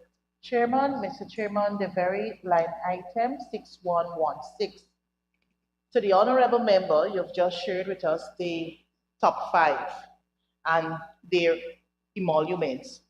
Can you say to us whether these positions were advertised? If yes, when? And when the staff actually commence their employment, respectively? Thank you. Honorable Minister. Thank you, Mr. Chair.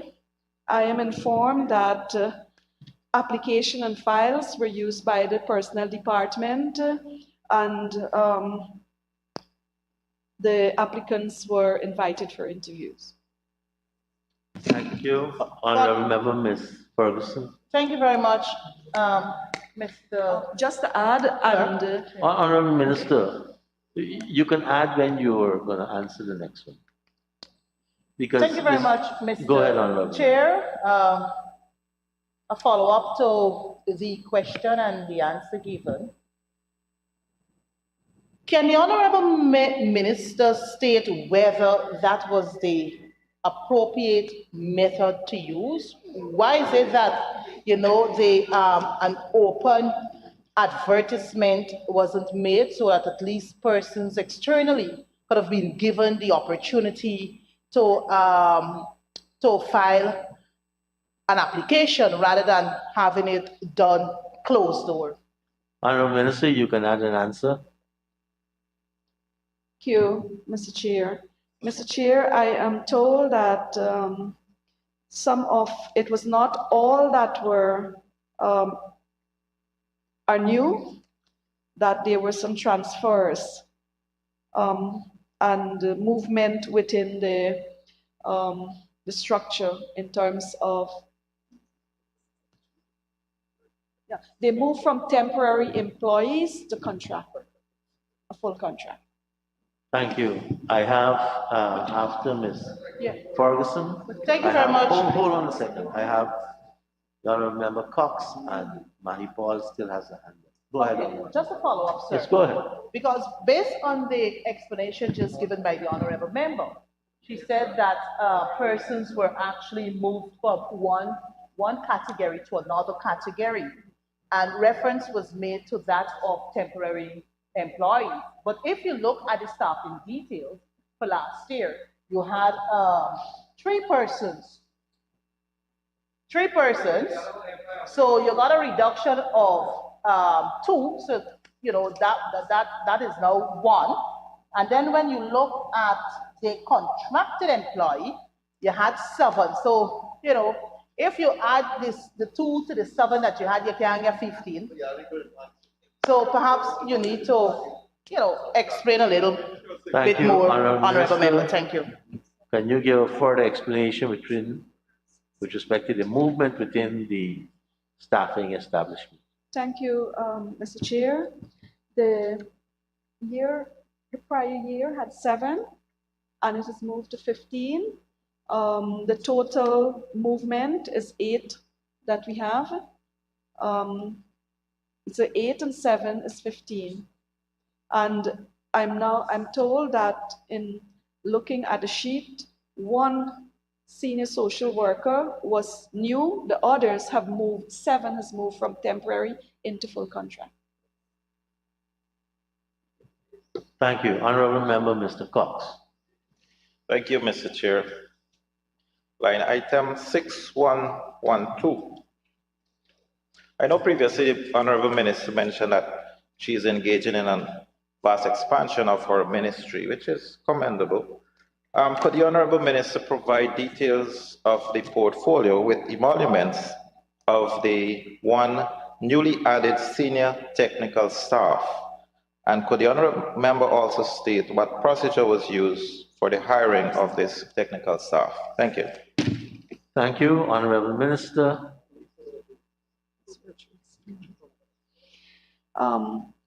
Mr. Speaker, this line item caters for 2 staff, that is senior social worker, welfare, and a student affairs officer. Their emoluments respectively are $156,788 and $94,824. The addition, which is 1, is a promotion.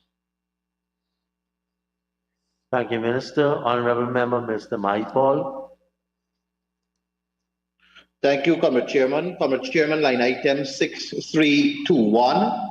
I notice there is an allocation of $20 million for the National Tushaus Council Secretariat. May I ask the Honorable Minister if this sum will also see a National Tushaus Council conference being held? And additionally, there is an allocated amount of $4,502,000 for the Kanuku Mountains Regional Group. Would the Honorable Minister be kind enough to elaborate on the work of this group? Honorable Minister, before you answer, I want to draw members' attention to repetition, and in this case, continuous repetition. The issue of annual Tushao conference was well answered by the Honorable Minister. Honorable Minister, if you want, you can repeat, but you don't have to. Chair, I may have missed that. My apologies.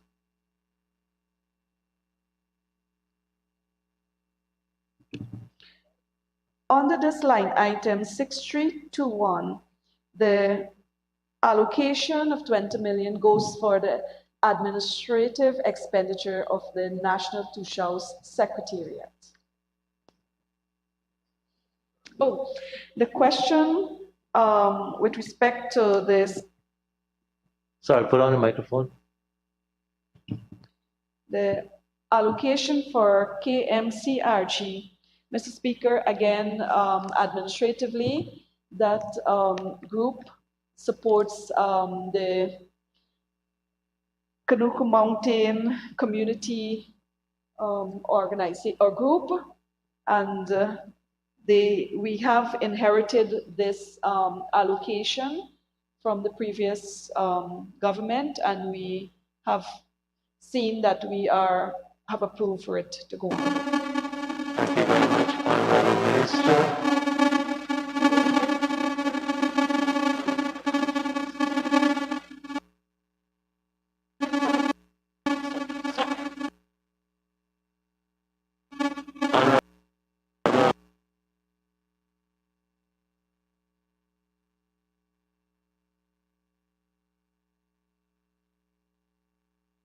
Honorable Member, Ms. Pearl. Christopher, you know the thing, boy. Thank you very much, Mr. Chair. Mr. Chair, through you, perhaps the Honorable Member can help me to locate what I'm looking for. You know, the whole issue with the CSOs and how they were re-employed and all manner of things. Can the honorable member under which line item to find the 2,000 plus Honorable CSOs member. who have been re-employed? Honorable member, you have to find the line item and ask the question within the line item. Honorable member, Mr. Cox.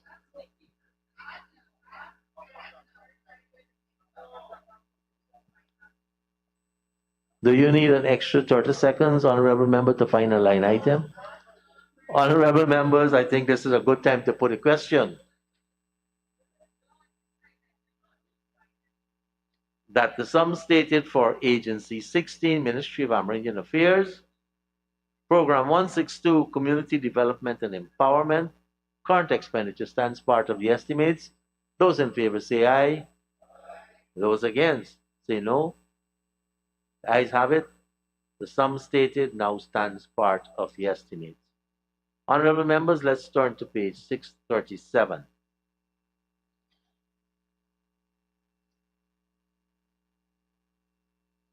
And I propose a question that the sum stated for Agency 16, Ministry of Amerindian Affairs, Program 162, Community Development and Empowerment, capital expenditure stands part of the estimate. The honorable member, Ms. Hastings Williams. Thank you, Chair. Line item, project code 14000100, Amerindian Development Fund, to the tune of $1.8 billion. I observe that the project profile has listed 4 programs or projects, namely YEAP, presidential grants, completion of National Two-House Council headquarters, and Amerindian development programs or projects. Can the Honorable Minister tell this House how much each of these 4 projects will cost? And then I'll ask a follow-up question. Thank you. Thank you. Honorable Minister. Thank you, Mr. Chair. With respect to the rollover projects, which includes the construction of the NTC Secretariat, the construction of the NTC, the designs and consultancy, and the procurement of 71 tractors, the rollover sum for those 3 projects will cost $335,771,000. With respect to this YEAP project or program, that will be $1,110,000,000. With respect to the Amerindian development projects, will be 680 million, and the 45 million will go towards land and water transportation, which will take you to the sum of $1,835,000,000. Thank you, Minister. Honorable member, Ms. Hastings Williams. I might then come back to you if you yield. All right. Thank you, Comrade Chair. Under the same line item, I did not hear, Comrade Minister, Honorable Minister, how much do you plan to spend on presidential grants? The presidential grant will fall within the Amerindian Development Fund, and it will be 300 million. Just to remind the honorable member that in 2020, we had increased the presidential grant. We increased it in 2021, and what we're speaking here about 300 million forms part of that increase. Thank you, Honorable Minister. Honorable Member, Mr. Cox. Thank you, Mr. Chair. Mr. Chair, could the Honorable Minister say which institution will be responsible for training of these additional CSOs? Line item. I have a very loud echo. Amerindian Development Fund. Thank you. Program 1400100. I'm asking in relation to the training of the CSOs. Which institution will be responsible for their training, and whether at the end of this training, these persons will be receiving a recognized certificate of competence from the institution? Honorable Minister. Thank you. Thank you, Mr. Chair. Mr. Chair, since we took over the leadership of this country and the Ministry of Amerindian Affairs was reestablished, we have trained to date a number of CSOs, and they have been awarded with certificates of competency in the field of their training. Minister may have to Mr. talk Speaker, directly into the microphone because many persons can't hear you because of the noise.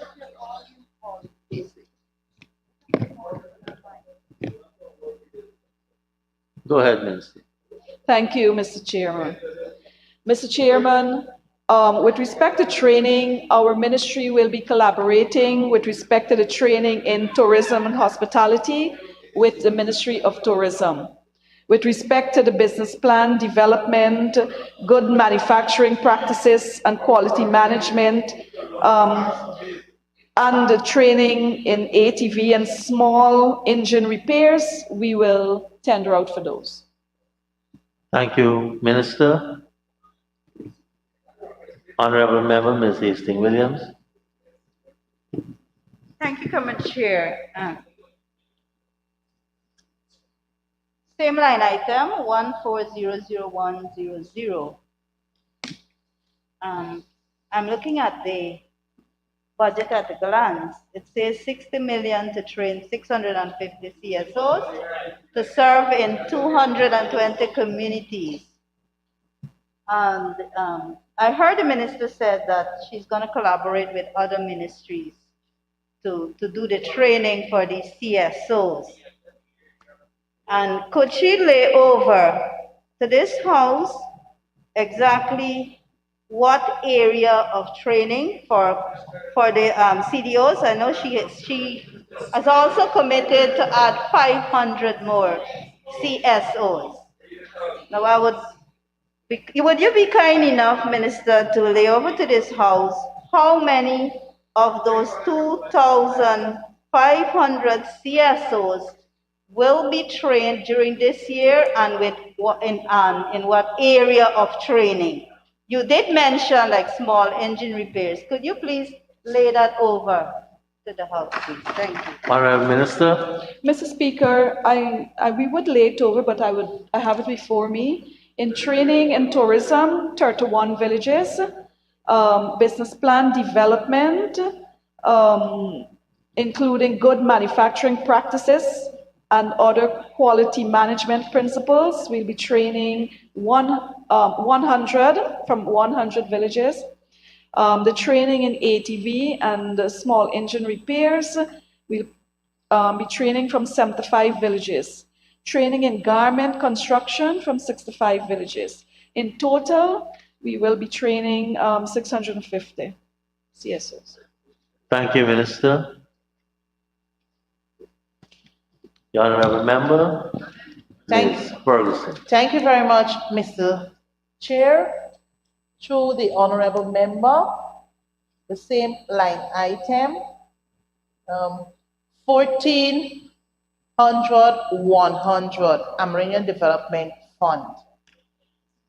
The Honorable Member listed how many CSOs are expected to be trained across the regions.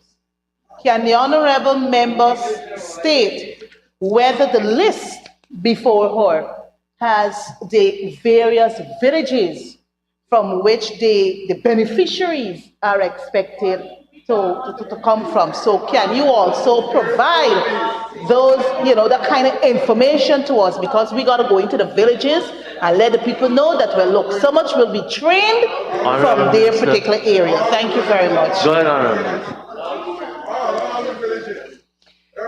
Thank you, Mr. Speaker.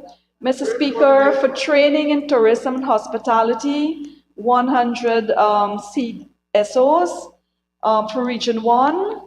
We will train 4 from Warmuri, 4 from Warapoka, 3 from Kamaka Santa Rosa Islands, 3 from Red Hill, Region 1. Late over, honorable member. Thank you.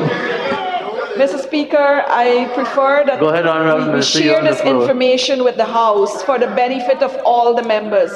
Mr. Speaker, Mashabo, Region 2, 3, Mainstay, Region 2, 3, Kapui, 3, Santa Mission, 3, St. Cuthbert's, 3, Maracaibai, 4, Oriala, 3, Parima, 3, Philippi, 3, Carao, 3, Monkey Mountain, 4, Kopinan 4, Chinapao 4, Fairview 4, Conishan 3, Rewa 3, Sarama 3, Aishalton 3, Shilinab 3, Napi 3, Mokamaka 3, Kumu 3, Karasabai 3, St. Ignatius 3, Great Fall 3, Rivers View in Region 10 3, Rockstone 3. Mr. Speaker, I read it out because I want to explain that there's a fair spread across the communities and villages that are engaged in tourism at the moment. And that goes for all the other areas with respect to training in business, business plan and good manufacturing practices, quality management principles. For Region 1, 4 Miles 2, Arukamai 2, Asakata 2, Arakaka 2, Barbina 2, Baramita 2, Barama Cariabo 2, Bombray Hill 2, Canal Bank 2, Eclipse Falls 2, Kamwata 2, Karaburi 2, Kariako 2, Kobarimo 2, Kokorit 2, Kobana 2, Manawaring 2, Red Hill 2, Santa Cruz 2, Seaby 2, Waikarabi 2, Warmuri 2, Warapoka 2, Whitewater 2, Yarakita 2. For Region 2, Akuini 2, Bethany 2, Kabakaburi 2, Karawab 2, Mashabo 2, St. Denis, Tapakuma 2, St. Monica 2, Warapoka 2, for Region 3, Santa Mission 2, Saxakali 2, Aratak 2. For Region 4, St. Cuthbert's 2, Luluni 2. For 5, Region 5, Maracaibai 2, Oriala in Region 6, 2, Siparuta 2, Region 7, Agatash 2, Arau 2, Batavia 2, Chinawing 2, Isinaru 2, Jawala 2, Kaburi 72 Miles 2, Carao Creek 2, Philippi 2, Kwebanan 2, Tassarin 2, Kangaruma 2, Waramadang 2, Warwata 2, Kartabo 2 for Region 8, Campbelltown 2, Chinapao 2, Chiang Mau 2, Fairview 2, Itabak 2, Kaibarupai 2, Kamanat 2, Kanapang 2, Kato 2, Kopinang 2, Kookaburra 2, Maikobi 2, Monkey Mountain 2, Princeville 2, Taruka 2, Tusaning 2, Waipa 2, for Region 9, Achiweb 2, Apoteri 2, Awaranau 2, Crashwater 2, Crowdenour 2, Katoka 2, Katunarib 2, Quataman 2, Maruranau 2, Masara 2, Murawau 2, Napi 2, Paipang 2, Parkwaranau 2, Rukamuta 2, Ruperti 2, Sawariwau 2, Shia 2, Toka 2, Yakurinta 2, Yupukari 2, Region 10, Great Falls 2, Hururu 2, Kimbia 2, Riversview 2, Rockstone 2, Wairuni 2.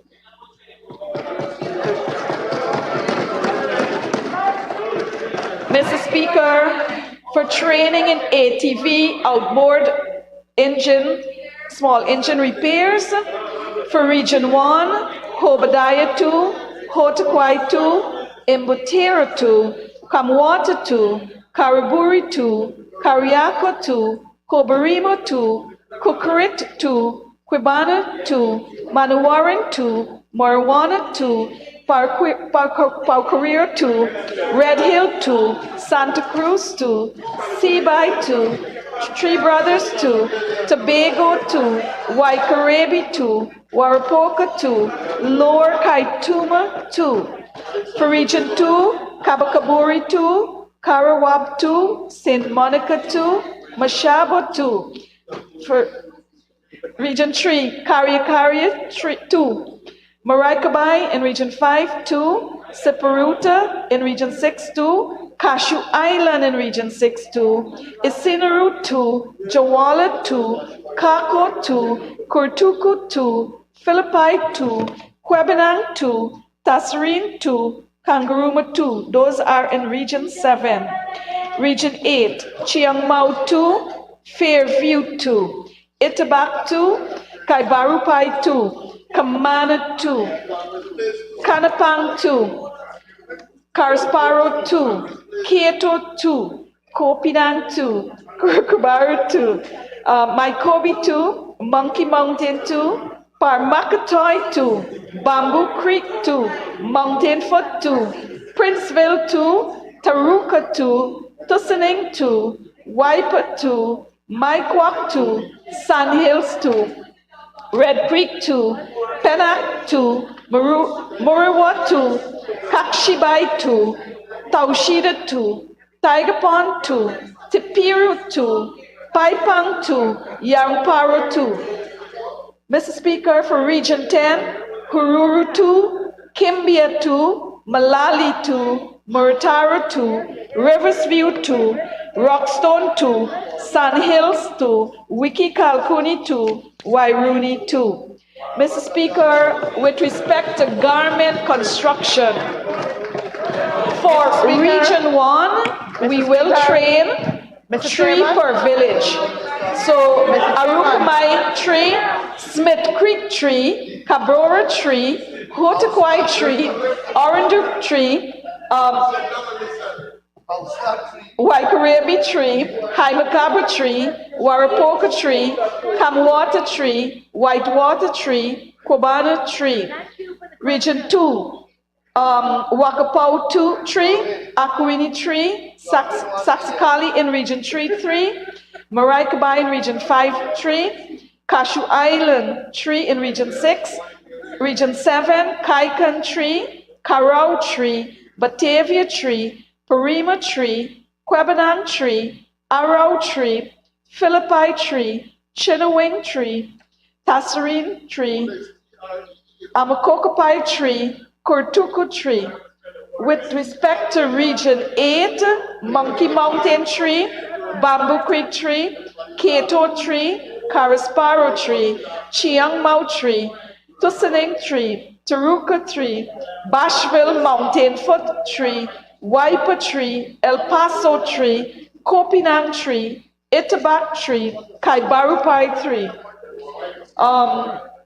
Chinapau tree, Fairview tree, Kamana tree, Kanapang tree, Parmakatoy tree, Rukamuta in Region 9 tree, Bajaijan tree, Parkwaranau tree, St. Ignatius tree, Conishan tree, Parabara tree, Taushida tree, Masara tree, Yarmparu tree, Katoka tree, Rewa tree, Katunarib tree, Waweta tree, Karasabai tree, Sand Creek tree. For Region 10, Malali tree, Sand Hills Hitia tree, Wiki Kalkuni tree, Wairuni tree, Murataro tree.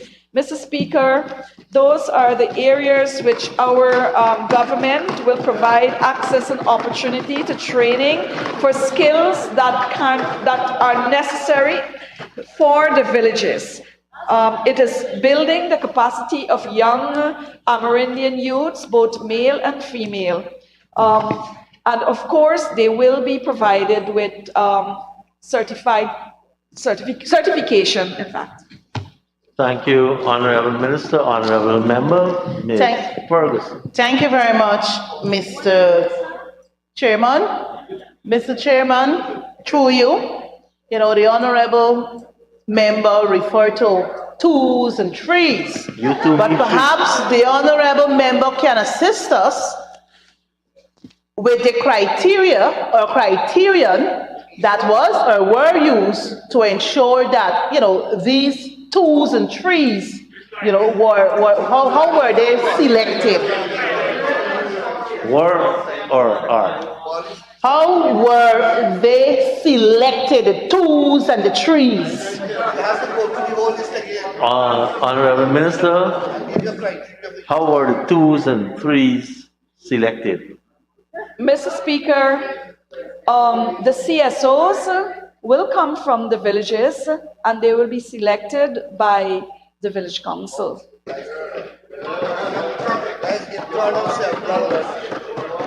Comrade Chairman. Honorable Member, Mr. Mahipol. Thank you, sir.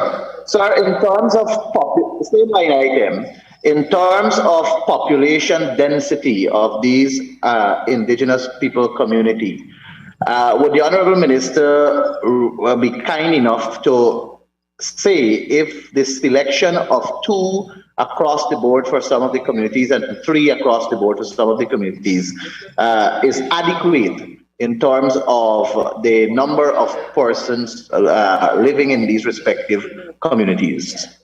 Honorable Minister. Mr. Speaker, the selection, of course, will be done internally, and we are training the CSOs, not only affording them the opportunity to be trained, but they will also have the skill that they can also be trainers, or they can also become small entrepreneur in the field of training. For example, garment construction, we will expect that the women sewing group along with CSOs will be able to produce in the very small and remote communities school uniform so that they can have the $5,000 multiplied by the number of students in that community circulate in the community. So it will be not only building capacity, but providing skills that obviously can become very useful for those who want to venture out in entrepreneurship too. Thank you very much, Honorable Minister.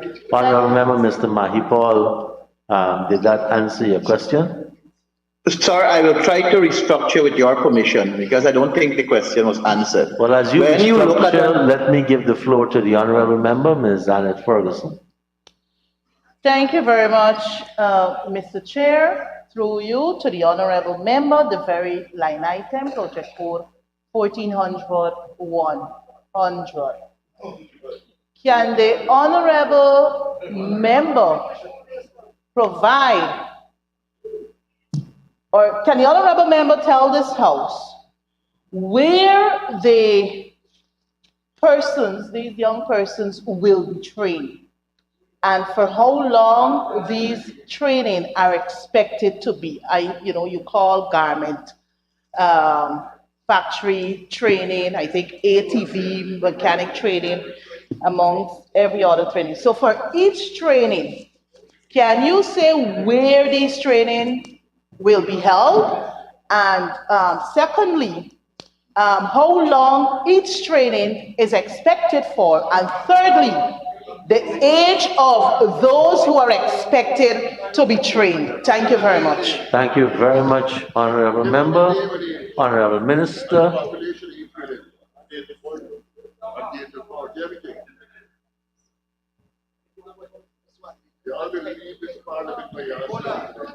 Thank you, Mr. Speaker.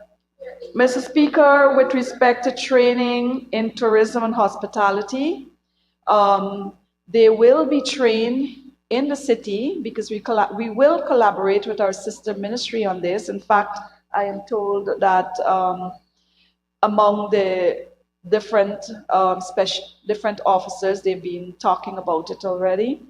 And so they will be trained here. With respect to the business plan development and food safety prerequisite, good manufacturing practices, of course, we have the capacity to train them here too. With the ATV training, likewise. With respect to the period of training, I'm told that training in ATV will take 6 weeks, garments construction 6 weeks, and the others 2 weeks. Thank you, Minister. Honorable Member, Ms. Ferguson. Thank you very much, Mr. Chair. Mr. Chair, the honorable member did not answer the last part of my question, and that has to do with the ages of those who will be trained. Ages? No, whether 18 and over or whatever. Honorable Minister. I missed that third part of the question, but CSOs are between the ages of 18 and 40. Thank you very much. Honorable Member, Mr. Mahi Paul, have you restructured? Yes, sir. Thank you very much. Go ahead, sir. Sir, in terms of these indigenous communities, not all the communities have the same population. And I have heard the Honorable Minister having uniform numbers, 2 across the board for some regions and 3 across the board for some regions. I am asking the Minister if she believes it is unfair to communities that are more populated than others to only be given the same amount of persons for these training sessions, these training programs. For example, in Region 3, I heard her speaking about Santa Aratac. And Santa Aratac is a fairly densely populated Amerindian community or indigenous community, as opposed to some others which are having the same number. So would the minister consider it unfair to these communities that are more densely populated than others to have the same number of persons going through the training program? Honorable Minister. Thank you, Mr. Chairman. Mr. Chairman, our numbers are in keeping with the affordability to the level of activity that the skills will be required for, and just to inform that our ministry, if you have been following what was taking place, we've already trained about 600 CSOs from various areas, and these are the skills that are necessary to support the village development at the moment. And I would want to remind the honorable member that the honorable member on your side, Ms. Dawn Hastings, Honorable Dawn Hastings, has in her budget speech congratulate us for restarting this program and the usefulness of it. Thank you, Honorable Minister. Honorable Member, Ms. Hastings.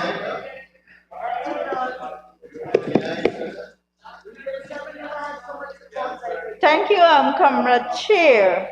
Under the same project code 2400700, can the Honorable Minister say to this House if the 20 demarcation and titling of the 20 communities fall under this project, and if so, how much will it cost? Mr. Chair, thank you for the floor. No, it does not fall under this line item.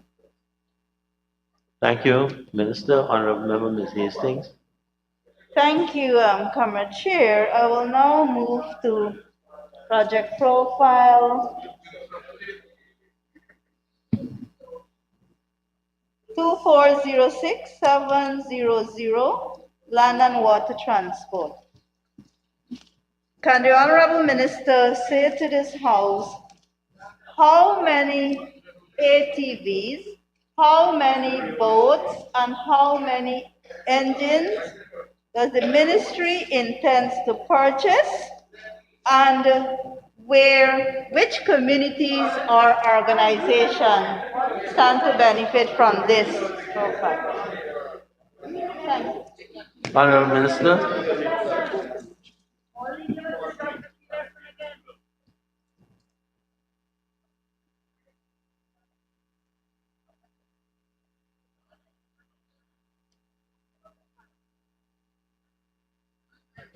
Is it 9? Mr. Speaker, we will be procuring 9 ATVs, and the ATVs will be assigned Kwebenong in Region 7, 1, Arau, 1, Kamana in Region 8. Arau is in badly need of 1 ATV. Kamana in Region 8, San Hills in Region 8, Taushida in Region 9, Paipang in Region 9, Bajaijan in Region 9, Tipiru in Region 9, and 1 in Region 10, Great Falls. That will be for the ATVs. Thank you, With respect to outboard engines, we will provide the Three Brothers in Region 1 an outboard engine.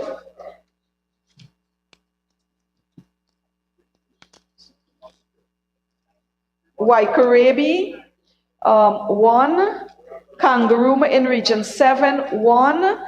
Tasserine in Region 7, 1. Kurtuku in Region 7. Kartabo in Region 7. Itibak in Region 8. Batavia in Region 7. Kimbia in Region 10. And San Hills in Region 10. For the boats, we will provide Three Brothers 1, Haimacabro 1, Kartabo in Region 7, a boat, Kangaroo in Region 7, a boat, Tasserine in Region 7, Kurtuku in Region 7, Waileng in Region 7, and in Region 8, Itibak 1, Region 7, Batavia 1, Kimbia 10, and San Hills in Region 10, 10. 1 each, but Kimbia and San Hills are in Region 10.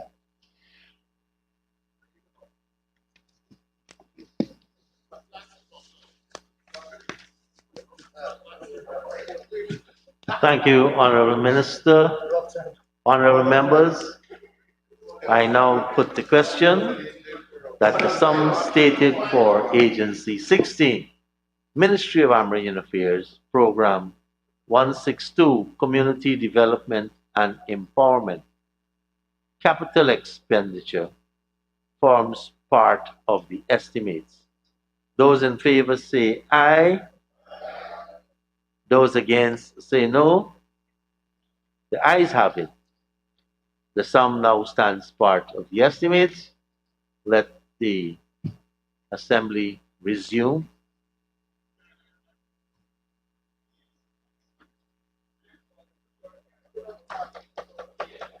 I want to thank the Honorable Minister and her staff for taking us through the estimates for her agency.